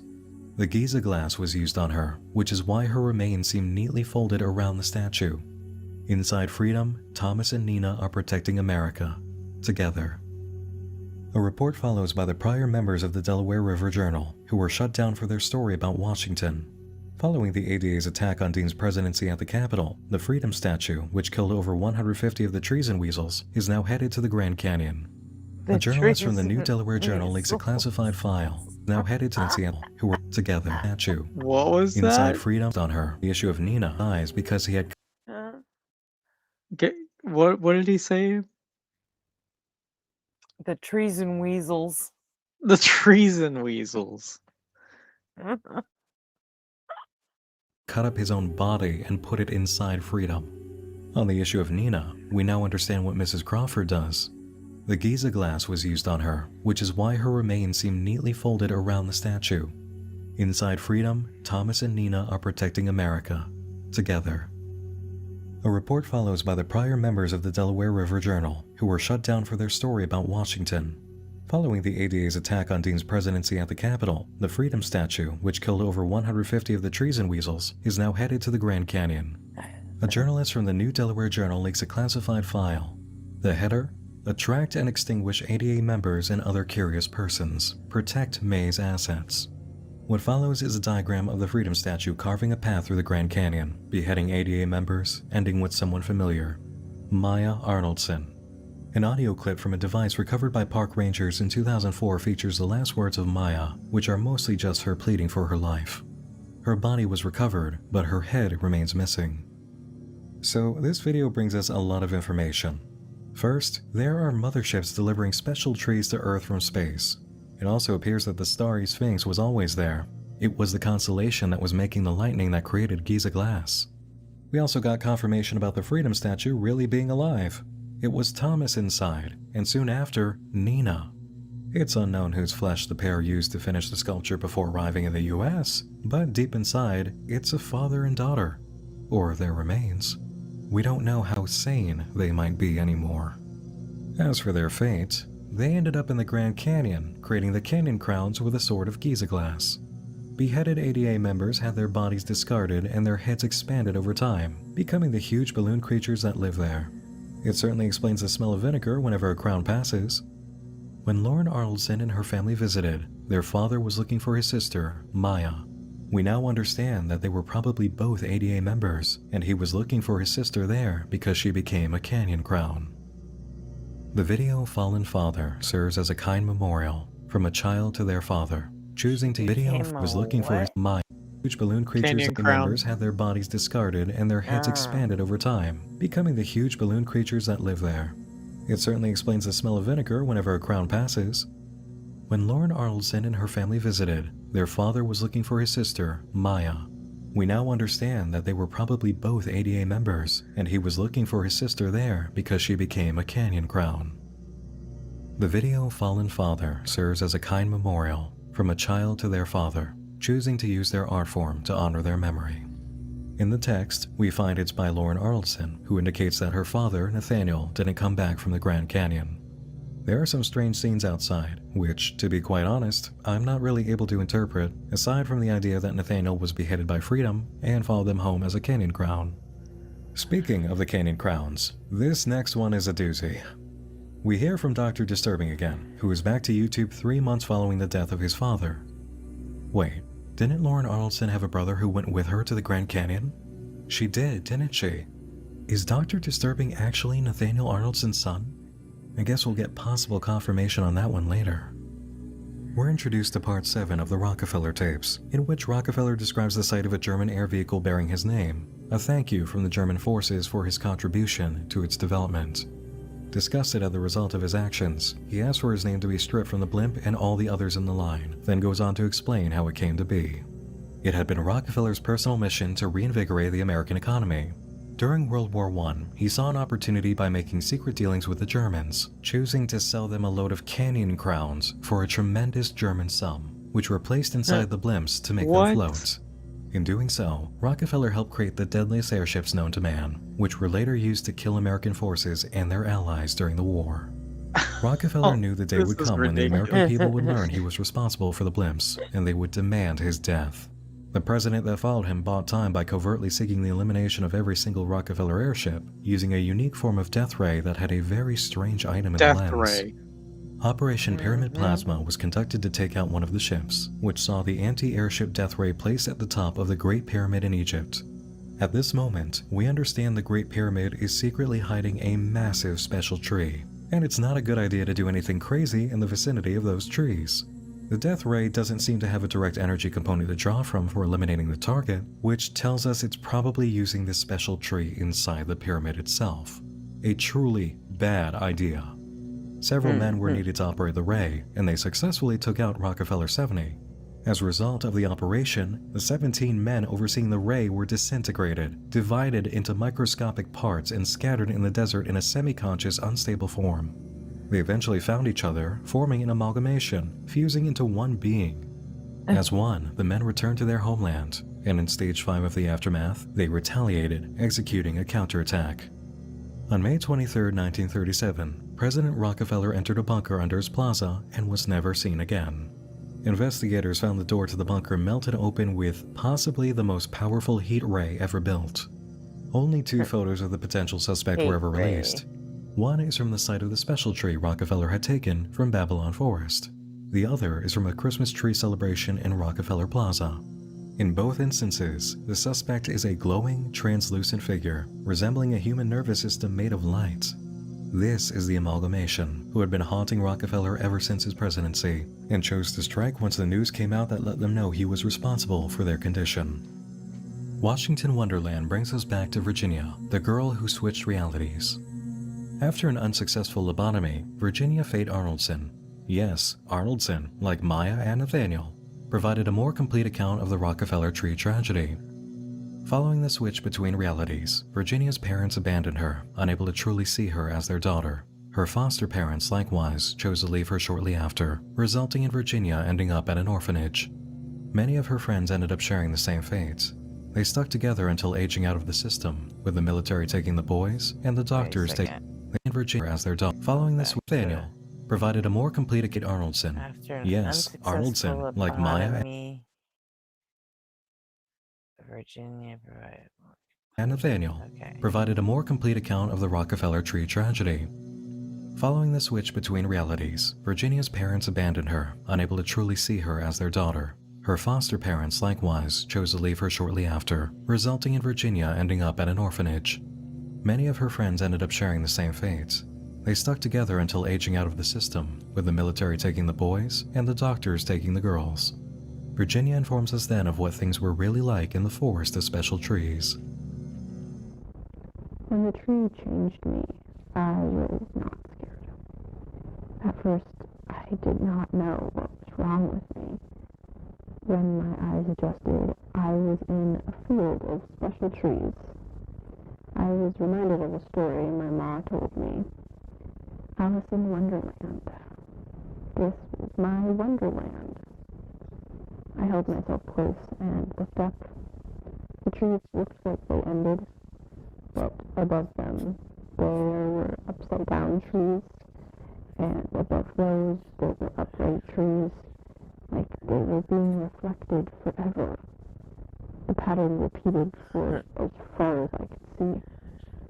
I looked down, and I thought I was on solid ground, but then I looked more closely. I was sitting on a thin, floating layer of dust. It smelled like baby powder. And through the dust, I could see the start of another tree. And below that one, there was another and another, an infinity of trees. While I played with the dust, I heard distant footsteps. They grew louder and louder. Then there were bright flashes of light all around me. Out from these lights, hundreds of people ran out. One man came up to me and whispered, "The trees are not the trees." He had such sad, tired eyes. As he picked me up and put me on his shoulders, he said, "You could be her. Anyone could be her. I promise I will not leave you." There was a bright flash, and we were in another field. He was sitting in front of me with his hand out. Another flash, and we were both running past through the woods. Another flash, and we were both lying on the ground, looking at infinity. Every few seconds there was a flash, and we would be doing something else. Again, and again, and again. Over and over and over. It would not stop. It felt like forever. Years of flashes. I was so angry at first. But soon I had those sad, tired eyes of his too. We were so sad and tired. Every now and then we would flash to another layer of dust. Above, or below, who knows? But we would always see the climbers. I think there were people who tried to climb the trees while they were flashed around. They were stretched and burnt. Maybe the best was the people that fell. The man was always with me. He kept me safe the whole time. It must have been years. It felt like 500 years. I named him Everett. He was always there. He never left me. Everett was my best friend. Then on one random day, no time, one random time, all the trees bent, and a flash brought me back to New York. All my friends were around me, but this was another New York. I did something wrong, and I lost Everett. I ruined everything. When Virginia was 18, she went looking for her new parents. Her father had died of a broken heart, and her mother lived in isolation. Virginia wanted her old parents back and went to Rockefeller Center, where she spoke with a tree. The tree stood at the top of the plaza, above everyone else. I was never supposed to visit again, but I did, and I spoke to her. At first, I could not understand her. Her voice was like a breeze behind my eyes. It was cold, and I could not move. But soon, I could understand. She said that I had to be ready to exchange one life for my own. She understood that I wanted to go back home, to my New York. She said, come back in 3 years. And I did. I waited. 1,095 days. I returned 3 years later. Virginia comes back, and the sequence is the same as last time. In fact, it happens 2 more times. It took her over 6 years and was about to be 9 years, but something happened while she was waiting during the 3rd period. She met a man, a secret agent who followed her everywhere. One day, she found him waiting inside her house, where he confessed that his job had become more than a job. He'd fallen in love with her. His name was Leonard, and with no one else in the world she was close to, Virginia came to love him too. She became pregnant with a baby boy, and she named him Everett. Virginia was 9 months along when she visited the tree again. She put directions in my head. I followed those directions. I walked for 4 days. I had to. I wanted to go home so badly. But I became so happy when I could hear the music. It was like the tree's voice, but warm. The Washington Monument looked much bigger in person. Its door went up high, like it was for something much bigger. Then I went inside. There were bodies everywhere. The breeze told me to relax. I went on the elevator. It went up. All the way up. It stopped at the top, and the music blared. It was so loud I could not move. The floor opened, and I fell all the way down. I felt myself hit the ground. Then I kept drifting down, past the ground, past rock, sand, and magma, through the layers of earth. It must have been years. It felt like 500 years. When I reached the other side, and I felt myself rising through all the layers of earth, past the magma, sand, and rock, past the ground, back into a body, another body, almost the same body, and flattened like a little red pancake. But I felt so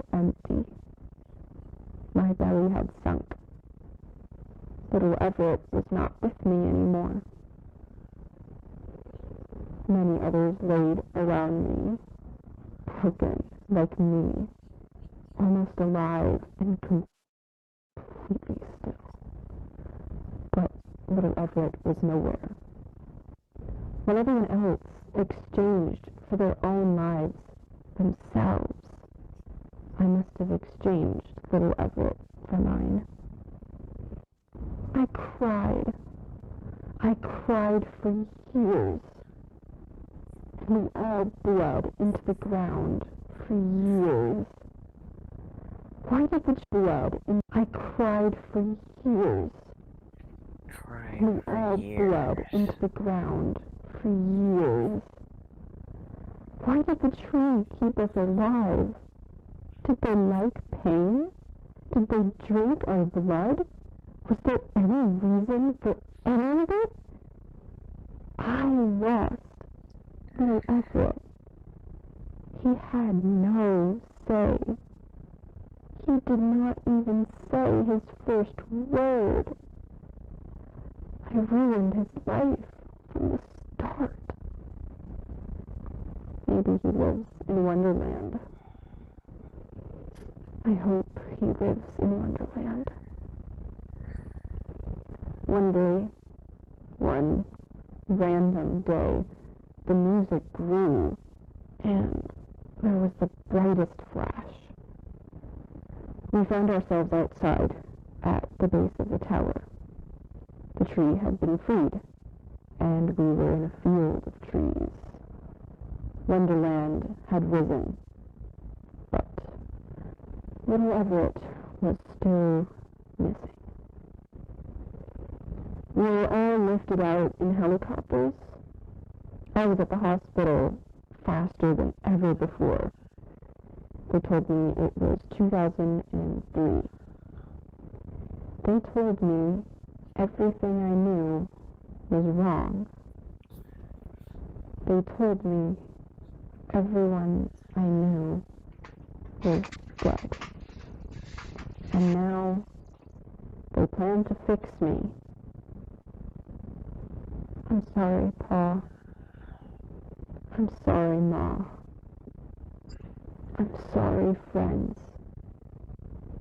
I'm sorry, Leonard. I'm sorry, Everett. Please remember me. Please, please remember me. After her second lobotomy, Virginia never spoke again. Later in her life, she produced a series of paintings titled The Right Life. They feature prominent figures: her parents, her friends, Leonard, Everett, and everyone together. Virginia passed away in 1980 at the age of 59. Her son Everett is believed to be the 20th Washington absentee. A statement from Mays is given. Everett Arnoldson, commonly referred to as the 20th Washington absentee, is a humanoid creature that is purported to inhabit the forests of the Washington Zone. Have you ever seen Everett? This is a little hard to unpack, so we'll start with the easy connection to understand first. Leonard is a character we've already seen. He's Leonard Moreland, the former senior advisor who informed us about Lincoln Lookers and the truth behind the pyramids. Now, regarding 20th Washington absentee Everett, that's difficult to wrap our heads around. He was in the womb, but he's recognized as an actual presence at the monument in one of the realities. Furthermore, Virginia was told when she came through that it was 2003, but we're informed she died in 1980 at the age of 59? Which version of her? And if Virginia is providing the information about her journey before a successful lobotomy, which version of Virginia is giving that story? Because this could easily be either one, seeing how Virginia, in both realities, was swapped out by the Rockefeller tree while placing an ornament. How can we have a record of her from 2003 and facts about her death in 1980? Are we being given documentation from both realities in one video? And the music of the special tree. The effect it has seems very different from the lightning. Virginia wasn't electrocuted when she hit the ground. She seemed to phase through it. In fact, all of the Washington absentees disappeared. They had no swap-outs from other realities. There are elements of the tree's powers we don't understand, and it's produced a very difficult situation to wrap our heads around. I'm less concerned with Everett and more concerned with trying to understand how this even works. This is so tough. Let's keep moving forward. Maybe something will shake out that helps us. Remember the Air Force One Angel? This footage relays the strike by the U.S. Air Force against the unmanned Air Force One as it finished its trip to some monuments.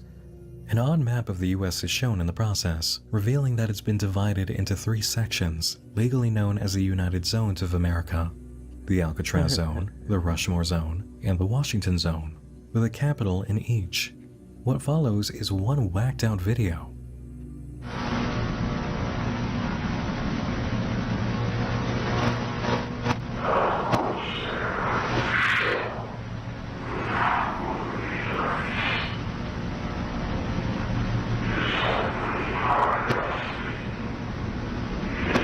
Goals Americas. Oh, they said the same thing about Dean.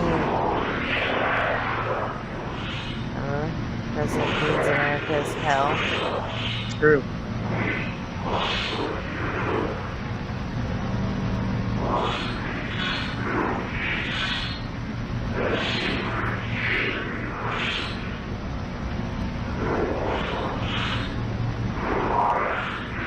State for every person.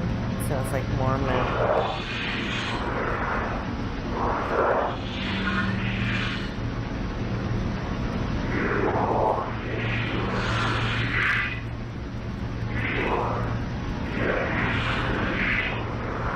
Secessionists.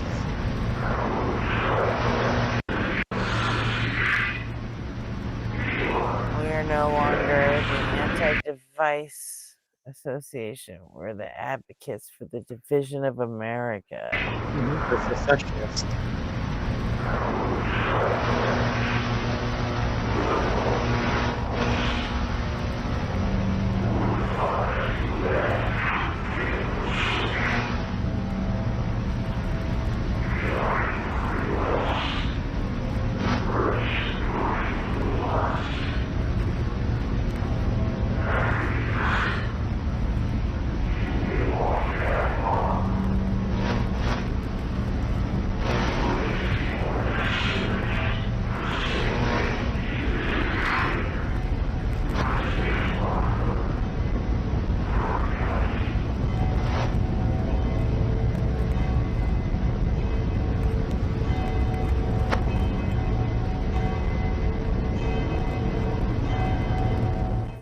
The unification of 1980 was short-lived as state borders were restored by the end of the decade.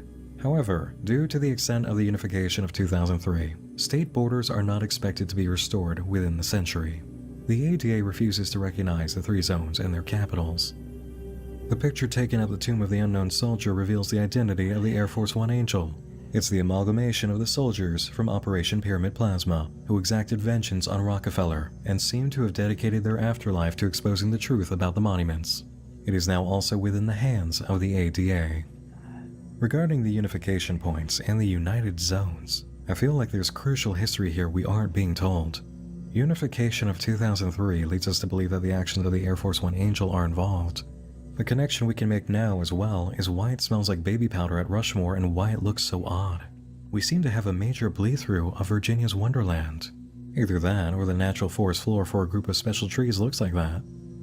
The whole World Egg ADA thing is really odd to consider now, but we've seen that surfing idea before.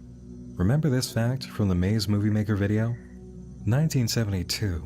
Maze collaborates with the Department of Defense to initiate the first system to control true forces of mass destruction. They come up with Project Horned Serpent, and the pattern is a cut-up serpentine dragon with body parts roughly following the pattern of Maze production plants, which we know are guarding secrets. The ADA declared that it was time for the underground god to leave. He does not belong here, but the World Egg cannot hatch without force. They have to fracture the zones themselves, split the Earth open. No more zones, for the cracks will be the true borders. 1,000 states of America are 1,000 states of peace, and they'll use their fallen angel to do it. Their walking atom bomb, who will evict the Horned Serpent. And again, their logo. A serpent wrapped around an egg, crossed down. Serpent. The Horned Serpent, some underground god, is why what does they he want say it evicted, like that? and it must be that in some way, Project Horned Serpent is keeping this World Egg from hatching. Oh my gosh. Just how long has the ADA been using the Air Force One Angel for their agenda? What is it about hatching the world egg they want so badly? The idea of cracking the nation into 1,000 pieces doesn't seem very awesome. Now, let's finally circle back to the Statue of Liberty, which you'll remember holds something much more horrific than a special tree. The video opens with info on the Statue of Progress, a colossal sculpture at the entryway of the Suez Canal. It was designed by the same man who created the Statue of Liberty. Ferdinand de Lesseps, the developer of the canal, is heard speaking next in an interview recording, talking a lot about his inspiration and dreams for the canal. Then, it takes a turn. Until now, what you heard was from a speech I wrote for the grand opening of the canal. I could not bring myself to lie to everyone. I did not choose to build the canal. The man beneath America ordered me to. Any night, he can sink into my dreams. We're then shown an animation by the ADA, The Sinking Man and the Forbidden Fruit, from the Book of Ferdinand 29:3. It shows a colonial man with an axe rotating around a fruit tree, with some ground covering at the base that resembles baby powder. Suddenly, he sinks below the surface, finding himself upside down and in a plane with another tree, and another, and another. Immediately we get the picture. He's in the world of special trees, meeting end over end, just like in Virginia's Wonderland. But something different happens here. The man stretches, becoming horribly long, reaching the height of all the trees on the screen. We return to the Statue of Progress, followed by a statement about the surviving audio recordings of the 1889 Liberty Lurker interview with Liberty's designer being fake. The authenticity of one recording, however, continues to be disputed. To the Providence I confess, it is a heavy burden that I cannot share with the world, but I cannot keep carrying it on my shoulders all alone. The most difficult part, the most painful, the one that made my sleep go away and my hair go gray, was the construction of the pedestal. But I know why the pedestal is so massive, so tall. I simply cannot bring myself to tell them the truth. I am not strong enough. The truth being that I designed an abattoir just for him. Grant told me that he used to be normal like us. He called him the Horned Serpent, the Devourer of Villages. It was the name given to George Washington by the Cherokee. This was no coincidence.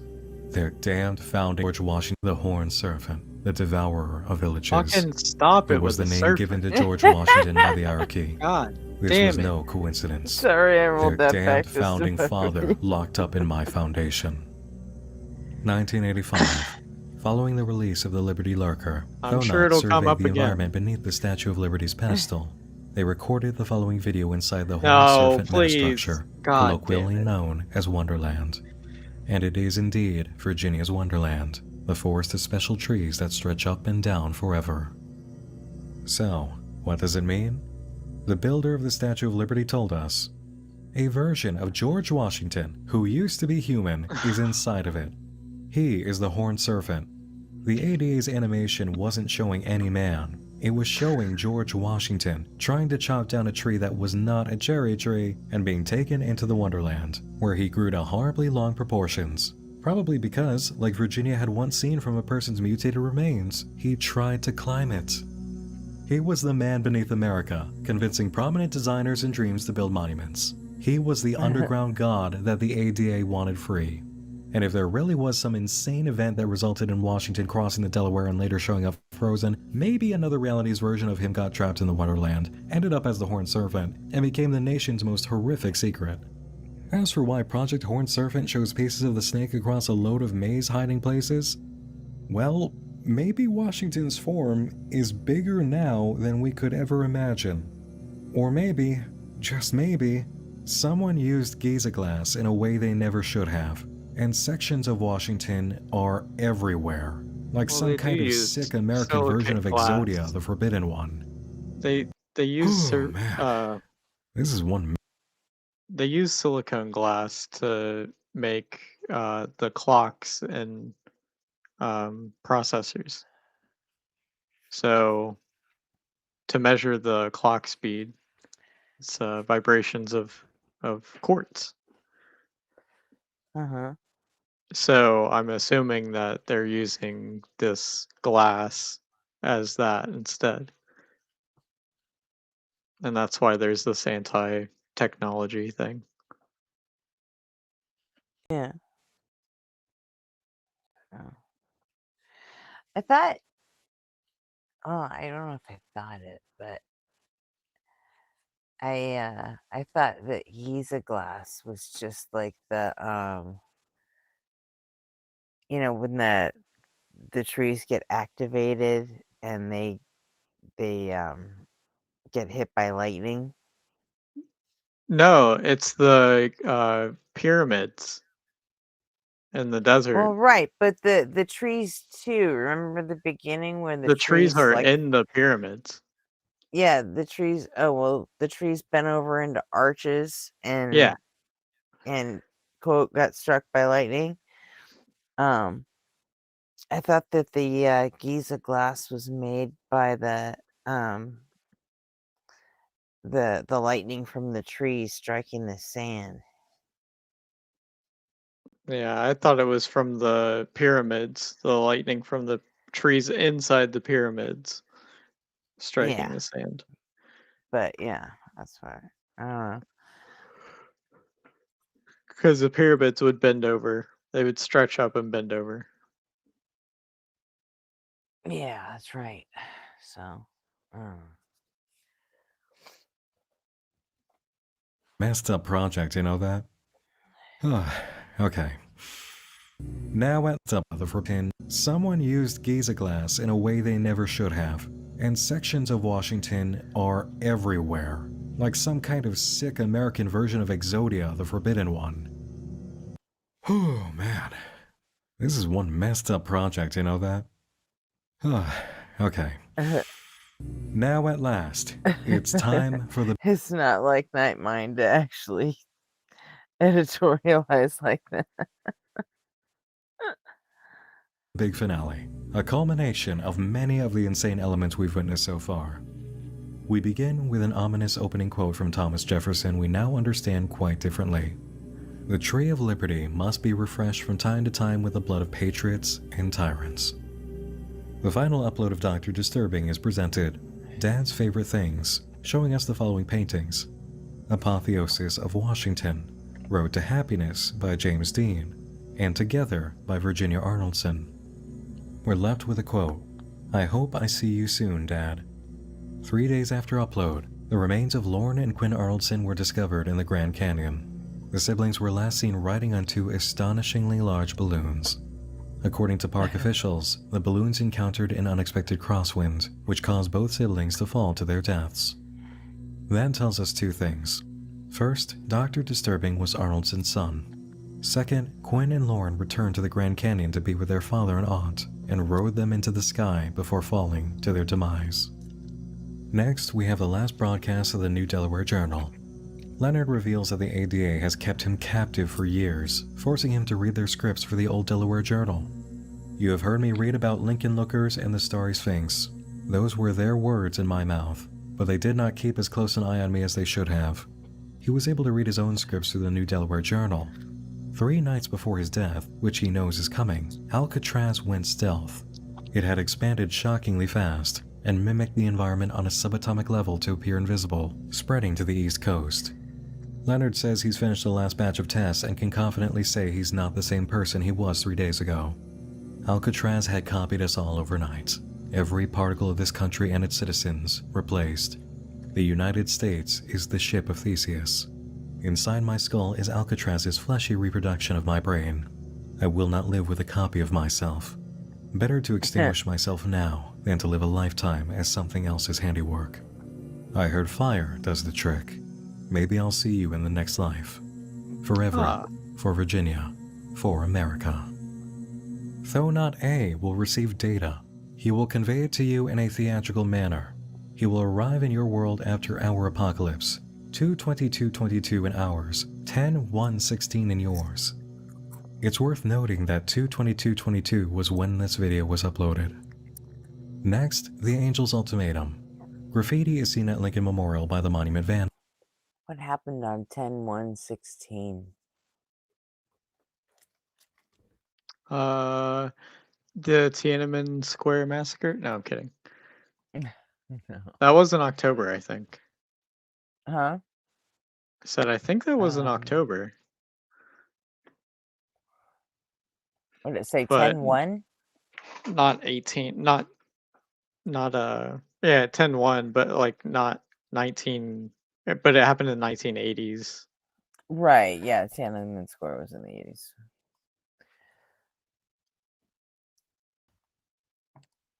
October 1st, 2016. Hurricane Matthew. Chinese yuan joined the IMF reserve currencies.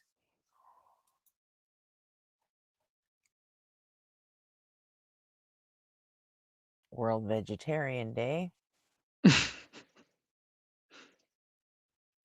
That's it. It's the vegetarians. Yeah. No. Knew I didn't trust them. Now revealed as the Air Force Angel, the remains of the men from Operation Pyramid Plasma. The advocates were deranged. They are all ashes now. We will never be weapons again. Leave us alone or join the ash pile. After never be now revealed, the Angel's ultimatum. 222 was when this video was uploaded. Next, the Angel's ultimatum. Graffiti is seen at Lincoln Memorial by the monument vandal, now revealed as the Air Force Angel, the remains of the men from Operation Pyramid Plasma. The advocates were deranged. They are all ashes now. We will never be weapons again. Leave us alone or join the ash pile. After a 2-decade search, the Angel was located in Babylon Forest, the place where a special tree was found by Rockefeller. Part 4. Operation Thunderbird. 2 androids in the Grand Canyon lure Freedom to a site where captive false children react to her presence, initiating the arcing and the lightning and all of that. Lightning reacts with a cloud of Giza gas that's been generated, locking Freedom in a pyramid with a set rate of decay. Freedom is then airlifted out to Babylon Forest, dropped inside, and left to encounter the Angel. Predicted result? Mutually assured destruction. Part 5, the actual result, the awakening of the world egg, resulting in the rapid growth of an untold number of special trees, then seen in these clumps of special trees in space, which then seem to connect, creating a blinding white light, and we're left with a note. Survivors of the Great Division are known as corner folk. Wow. I think I need to go to sleep for 12 hours now. I don't even want to try explaining that shit. And it bled into yet more videos by Alex Kansas, the Corner Folk series. Yeah, it's corner folk is a whole other thing from this guy. That's interesting. That's pretty cool. What a very creative They're story. basically interdimensional fairies, I think guess. I need to go to Some sleep shit like for that. 12 hours now. So I don't was even want pretty to try close. explaining that shit. And Yeah. it bled into yet more videos by Alex Kansas, the Corner Folk series. So even after a whole reality collapses, you're not off the ride. That is exhausting. I'm exhausted. How long have we been at this? Screw it. I don't have it in me. I don't have it in me after all that. I'm not about to go on to another whole series now. You just forced me into playing the DLC after a 70-hour game. I'm taking 2 minutes to myself, okay? Lights out.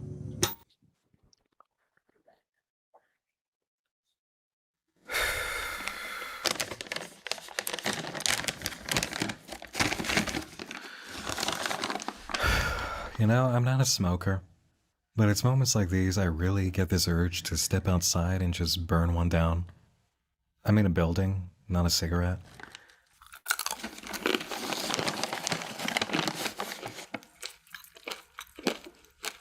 When was the last time I had to deal with a kitchen sink of mind-bending stuff after a marathon like that? Everyman Hybrid? This house has people in it? You ever notice how it's some of the most brutally dense stuff in this field that gains an enduring legacy? Makes life harder in this line of work, but I do love to see it. Oh, Everyman Hybrid was nuts.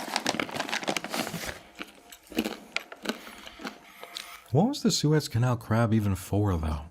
Where did it come from? Everyman Hybrid was like a Slender Man kind of, at least it started as like a Slender Man kind of series. Mm-hmm. Kind of like trying to model itself after Marble Hornets. But then it changed, and Everyman Hybrid ended up running I think it was like for close to 10 years. Jeez. I mean, big gaps in the middle, like when they were all, had to work or go to school or whatever. But Right. I forget how many. I'll have to look it up, but it was pretty impressive that they managed to do it for that long. What was it? This canal during Legacy. Makes life harder in this line of work, but I do love to see it.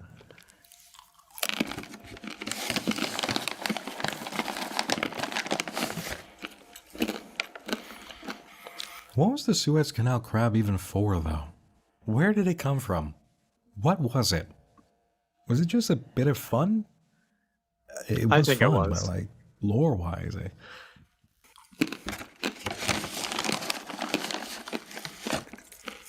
I think it was This just to was such an showcase the awesome, radiation. creative, effort-filled Yeah, series. maybe. It did so much, and it was so smart. It was so original, and it made me take 17 friggin' pages of notes, which I haven't had to do since I don't remember when. I would punch the monument mythos in the stomach and take it out for ice cream. What a work of art. This is Did I get top shelf dropped? stuff. Everyone who Huh? enjoys unfiction, what a work of I no matter guess when. so, because I all would of a punch them- sudden, it was I think so, because all of a sudden I just heard the thing go off and it said Espresso Jack. Oh, So okay. Well, me, I guess. I don't know. I had the video screen on, so I didn't see whether you dropped or not. But all of a sudden, you popped up in the back, and I looked, and your avatar wasn't on the screen. So Yeah, that was weird. yeah, I was gonna say, I think the Suez crab was to showcase the radiation effects, and then that was it. yeah, But it also was a fun story. yeah. Yeah, I think they just like you said, they went the Japan version with it, Mhm. So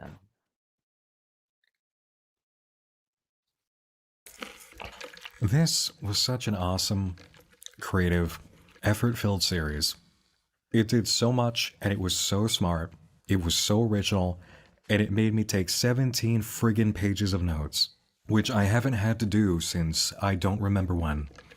I would punch the monument mythos in the stomach and take it out for ice cream.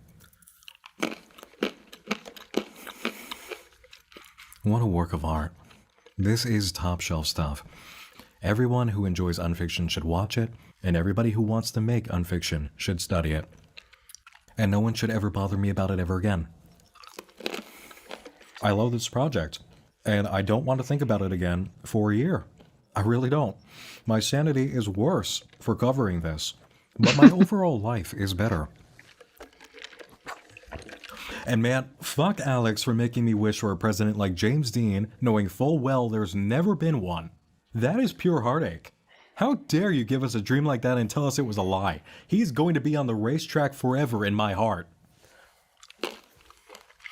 I miss President Jimmy.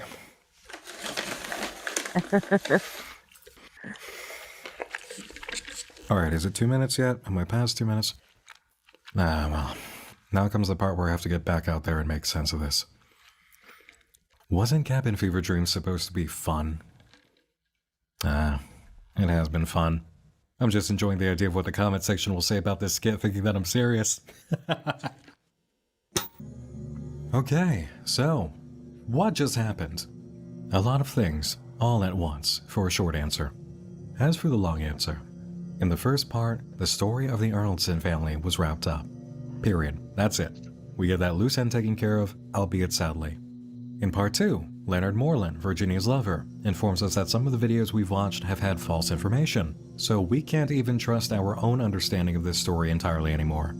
On top of that, Alcatraz completely defied the projections of researchers growing to encompass the US, and it also had the capability to replicate and replace atomic matter outside itself, which is insane and the first time we've heard about that ability.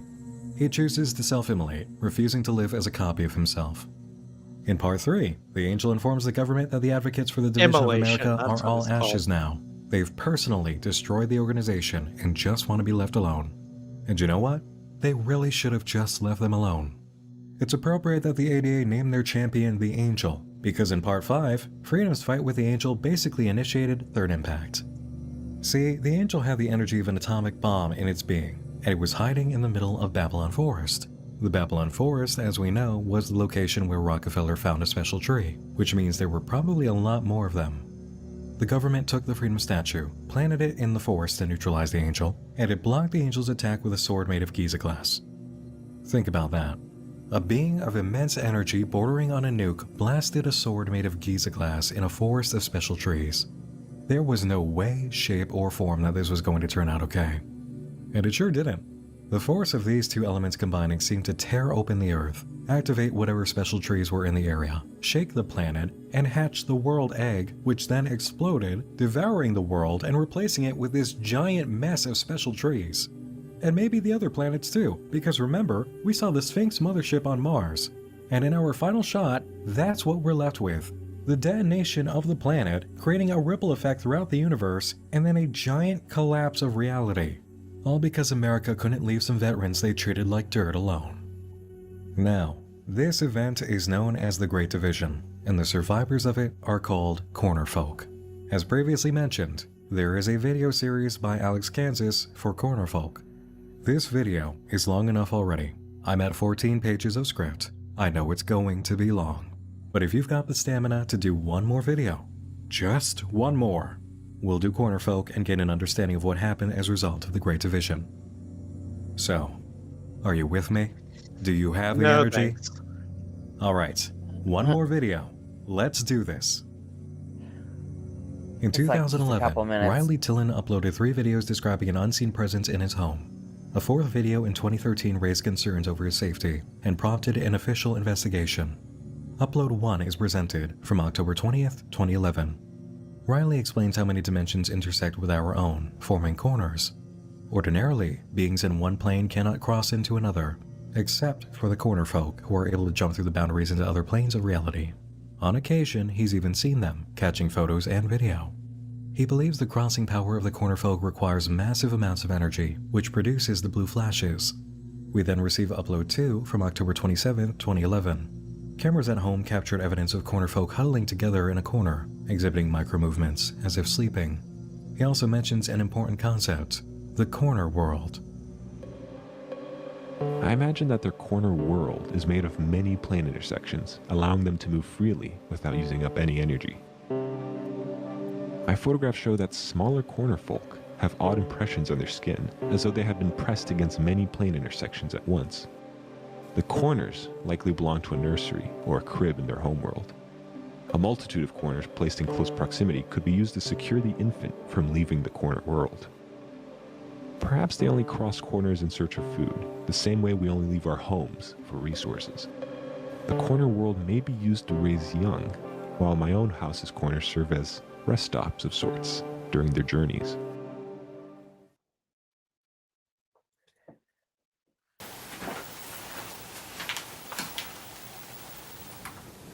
I've begun to dream of the corner world.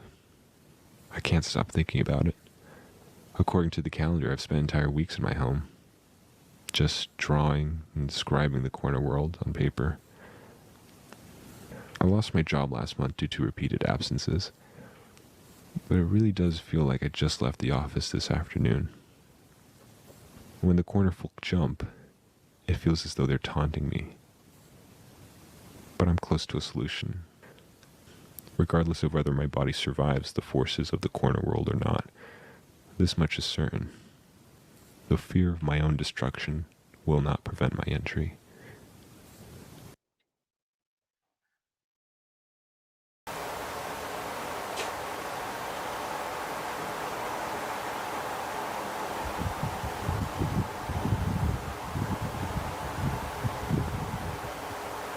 Oh shit, I actually got somebody. Oh?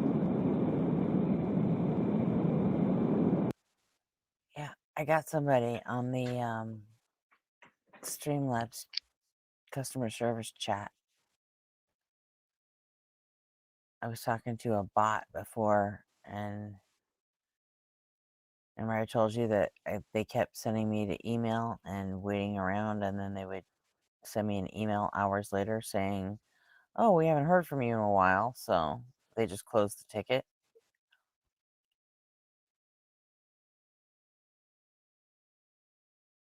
At least that's what they were doing to me.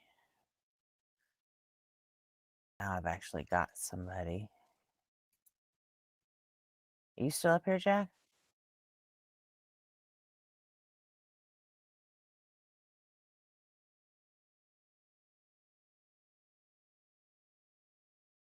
Jack? Okay. There's some weird stuff going on here. I'm just gonna play the rest of the video for you guys. I'm gonna talk to this,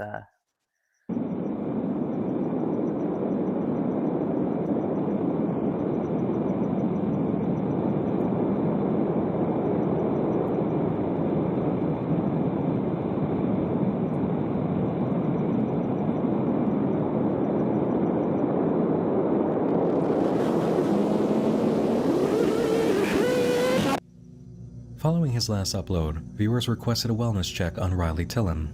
Local authorities found Tillon asleep in one corner of his room. A closer examination revealed that his internal organs had been folded along various axes, warranting immediate medical attention. During his recovery, Tillon avidly made origami, despite claiming to have never been taught how to do so. As of 2020, he remains in the care of his friends. So, did the corner world remind you of anything? It looks kind of familiar, doesn't it? Like the mesh of special trees and tendrils and whatever that spaghetti mess is at the end of the Alcatraz apocalypse. That reality folded, crushed into a corner world framework.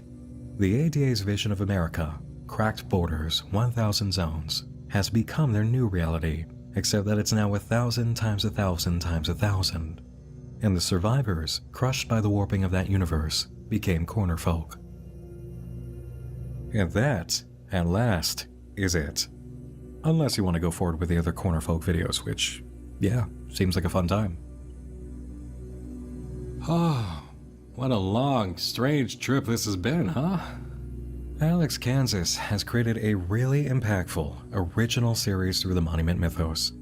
It's a mystery box, and it gets a bit convoluted and involves some 4D thinking, but that's obviously by design. The inability to really solve everything, I think, is also by design, and I'll stick to that opinion. There are elements to this project that simply can't be cleared up from the audience perspective, though I'm very certain that somewhere online, somebody's taken a crack at filling in all the holes enough to get within striking distance of Alex's own story Bible. At this point, though, you really don't want it all solved, do you? The Monument mythos excels on showing you pieces of a world, not explaining all of it. Leaving mystery intact just seems right for its nature. We may never know how the world egg got there, although I have a hunch that maybe that is what the whole Everett thing was about, because technically, an egg is a correlation to a baby in utero. We might never solve the paradox surrounding Virginia and how she died before 2003 when she came through the portal, or which Virginia was telling us what at what point. We don't know if the Delaware double story was a fake by the ADA or if it was real, and that somehow explains the whole George Washington kaiju thing inside of the Wonderland. We'll never get an explanation for the Suez Canal crab. There's a lot. There's a lot that will not be explained, and that's okay. Point is, are you satisfied with your journey? Did you enjoy the ride? Do you feel like you can never quite look at US monuments, or any monuments for that matter, the same way again? Then the task is done, the mission accomplished, and in ways that other creators have not attempted to do it, or even thought to. The effort involved is clear, the results are fantastic, and the fascination is obvious, both from the consistent viewer numbers on the videos to the rave reviews of the Monument mythos in our Season 1 exploration comments. Here's to you, Alex. Through mystery, mayhem, and morbid events in the world and in life, nothing stopped you. There are moments when being a creator and a person at the same time is very, very hard, and you kept going. You're going to be remembered fondly for this. You have entertained and inspired thousands with your original, well-crafted, imaginative work. And you have undoubtedly released the horned serpent of imminent copycats and well-meaning mimics trying to Fucking spin their own serpent. versions of your story and format while showing they learn nothing from you in the process. And then I'll be dealing with the repercussions of that in the form of suggestions and look what I found messages from those same young creators pretending to be innocent fans for months. You owe me a drink now. Or at least some Tylenol for the headache. But all jokes aside, you owe yourself a pat on the back, and I mean that sincerely. Thank you, Alex, for making the Monument mythos and making this field of art a cooler, weirder, and more mysterious place. Thank you all for watching. And thanks to my supporters on Patreon, who all live happily on an island under a giant statue of me in an ocean you will not find. Stick around to the end of this video to see the names of all these awesome creatures of the night. And remember, if you want to support Nightmind directly, you can do so for as little as just $2 a month over on Patreon. This helps out so much more than you ever know. It's extremely appreciated, and it also empowers the Nightmind Index. Alright. What did you think? I think it's pretty cool. I like Yeah. how just how it's set in an alternate reality but has familiar stuff. But then his sequel goes into something completely unfamiliar. Yeah, it So does. But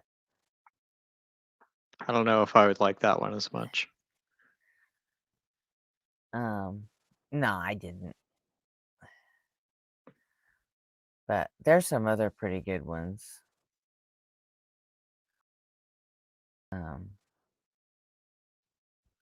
You know, there's the classics, your Local 58 and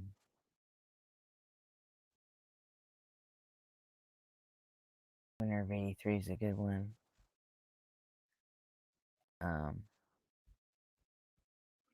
Don't you gotta go to sleep soon? Yeah, I do. No, definitely not watching it today, but yeah, I was gonna like check out and go to sleep, but now I've got this tech support agent talking to me, so I'm gonna go talk to her because I don't want to miss it again. Like I said, I'm on my 3rd support ticket. That's ridiculous. And because it's like I keep opening a ticket and they say, oh, you can only do this through email, and if you don't watch the email, it's like I keep getting like the first one was like 6 hours later that they sent me an email, and then they sent me another email like 5 minutes later. They're like, oh well, I guess you're not around, we're closing the ticket, go ahead and open up a new one if you still need help. And then so I did it again, and then it was only like 3 or 4 hours later that they sent me an email, and then sent me another one like a half an hour later and said, okay, well, we tried. If you still need help, open up a new support ticket because we're closing this one out. So 4 hours. But if you wait even 30 minutes, it's too much. yeah. So okay, so I am going to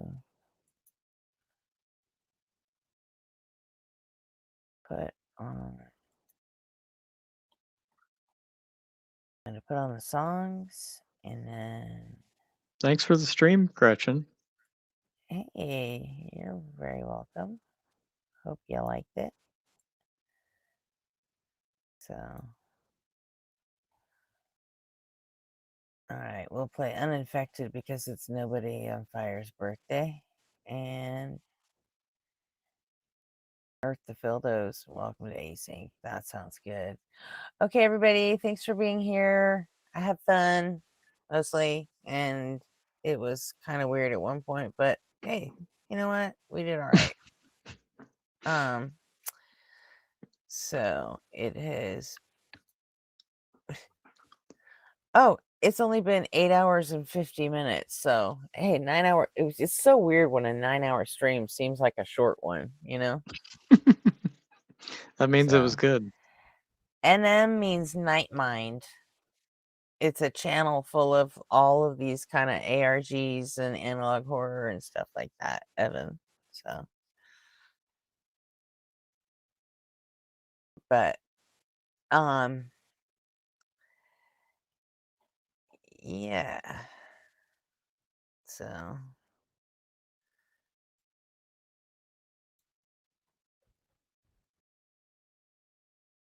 Oh, where'd it go? Oh, there it is. Okay. Come on, come on, come on, come on, come on, come on.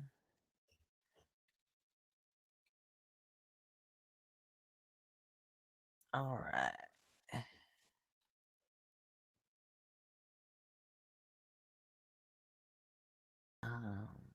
Share this tab instead. And yes, it's up. Okay. Now I wanna.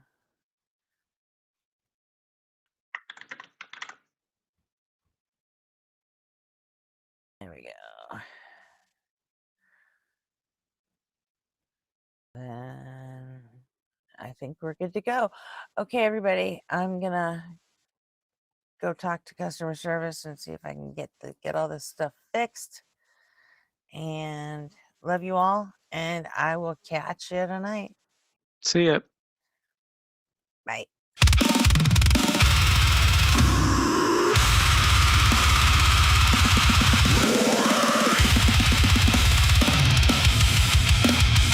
Warning. Containment failed. Live stream initiated. Unknown BOW detected. Designation. Pre-sup.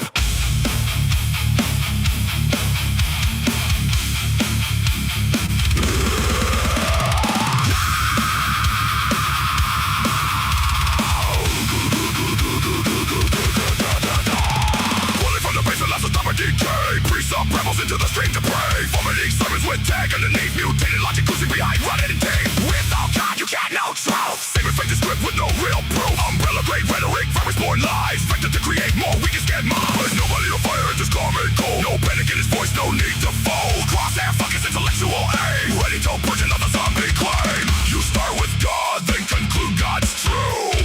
A closed loop system with no way through. Ouroboros reasoning, wearing holy skin. A self-replicating virus, spreading within. Within a human like a Gordian knot. Another pre-sup is losing the plot. Nobody on fire, just a room where precision biologic burns hotter than any messiah. Nobody on fire shows patience and poise. Gun through noise with a surgical voice. No rage-bait tactics, no desperate anointing. Just clean precision while the facts keep pointing. Pre-sup mutates when the pressure climbs. Redefining words in real time. Transcendental necessity screamed in rage. Like a tyrant trapped inside a semantic cage. Pre-sup fires off transcendental rounds. Big words echoing hollow sounds. Epistemologize, fetishized, dogmatized. But nobody on fire sees through the disguise. Severed and loaded into every reply. While holy assertions decay and die. No miracles found in the source code haze. Just another gulp caught in the blaze. Every single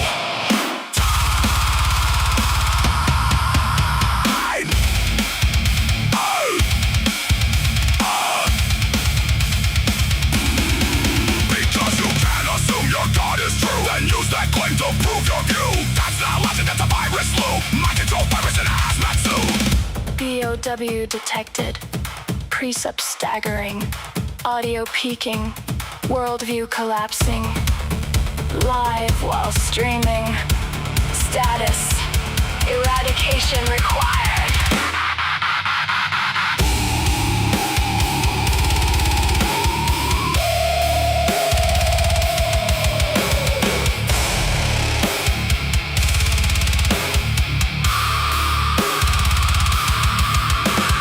Static flickers like fluorescent lights. Another theology war in digital nights. Nobody on fire walks through the flame. Understands precepts and he's hacked their game. No fear of hell, no need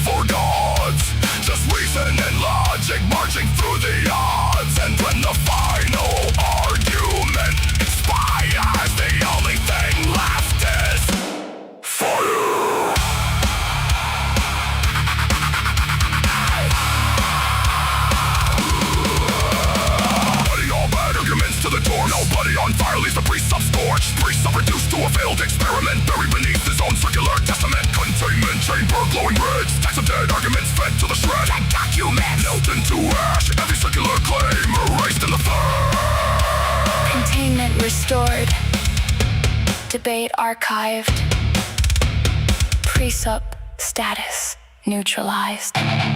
Nobody on fire status. Uninfected.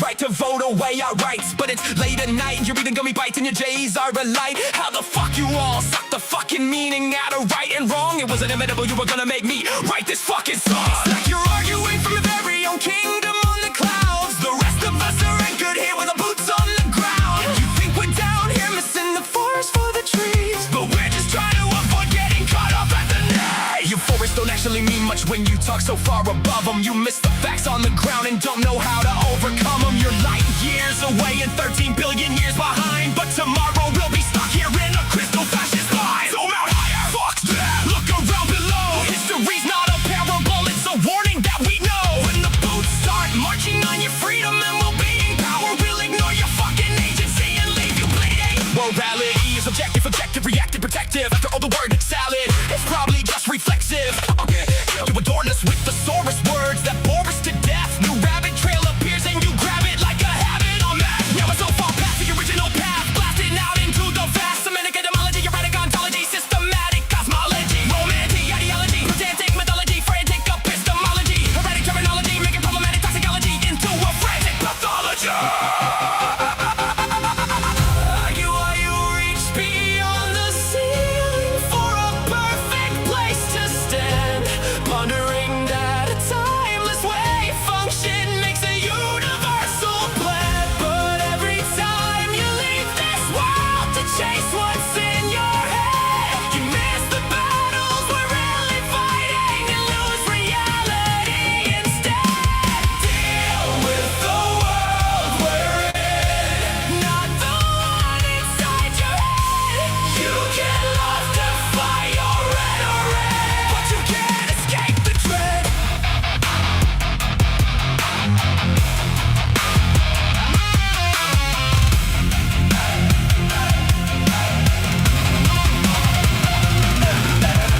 Every conversation spirals into lexical gymnastics, twisting every honest question with metaphysical mechanics. Consequence ain't coming from light years away, it'll come from the choices that we make every single day.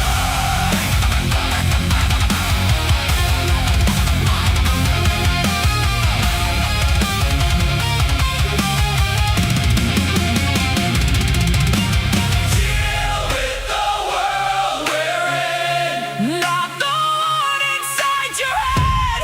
You can love, defy your rhetoric, but you can't escape the dread.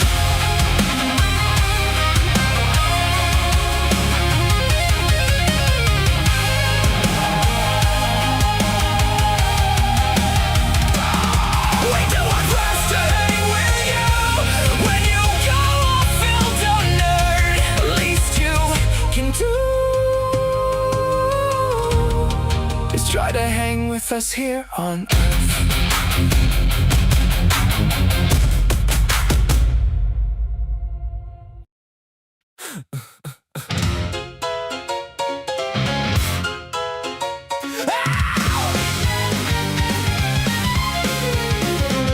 You dress up doubt in velvet robes, throw dead men's quotes like holy stones, name drop Plato and wave your hands like a mystery will make us understand. You sell transcendence cheap online with cherry-picked and twisted lines, a sermon built from smoke and mirrors, preaching louder cause the truth gets nearer. You claim spirituality, philosophy and historicity, but all you got is sophistry. We don't believe your silly fairy tales, but we're ready to talk about it if you want to. We'll even fight about it if you need to.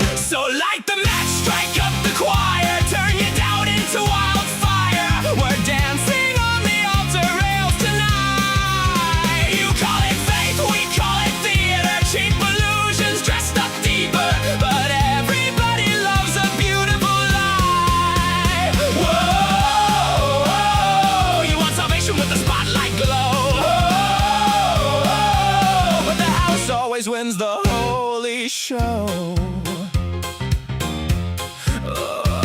You wear gullibility like couture, but every answer sounds rehearsed. You quote the saints, ignore the science, then call your contradictions guidance. A martyr complex in high heels, selling wounds that never heal. Do need an enemy to justify the glitter in your bloodshot eyes. You claim spirituality, philosophy, and historicity, but all you got is sophistry. We don't believe your silly fairy tales, but we're ready to talk about it if you want to. We'll even fight about it if you need to. So light the match, strike up the choir, turn your doubt into wildfire. We're dancing on the altar rails tonight. You call it faith, we call it theater, cheap illusions dressed up deeper, but everybody loves a beautiful lie.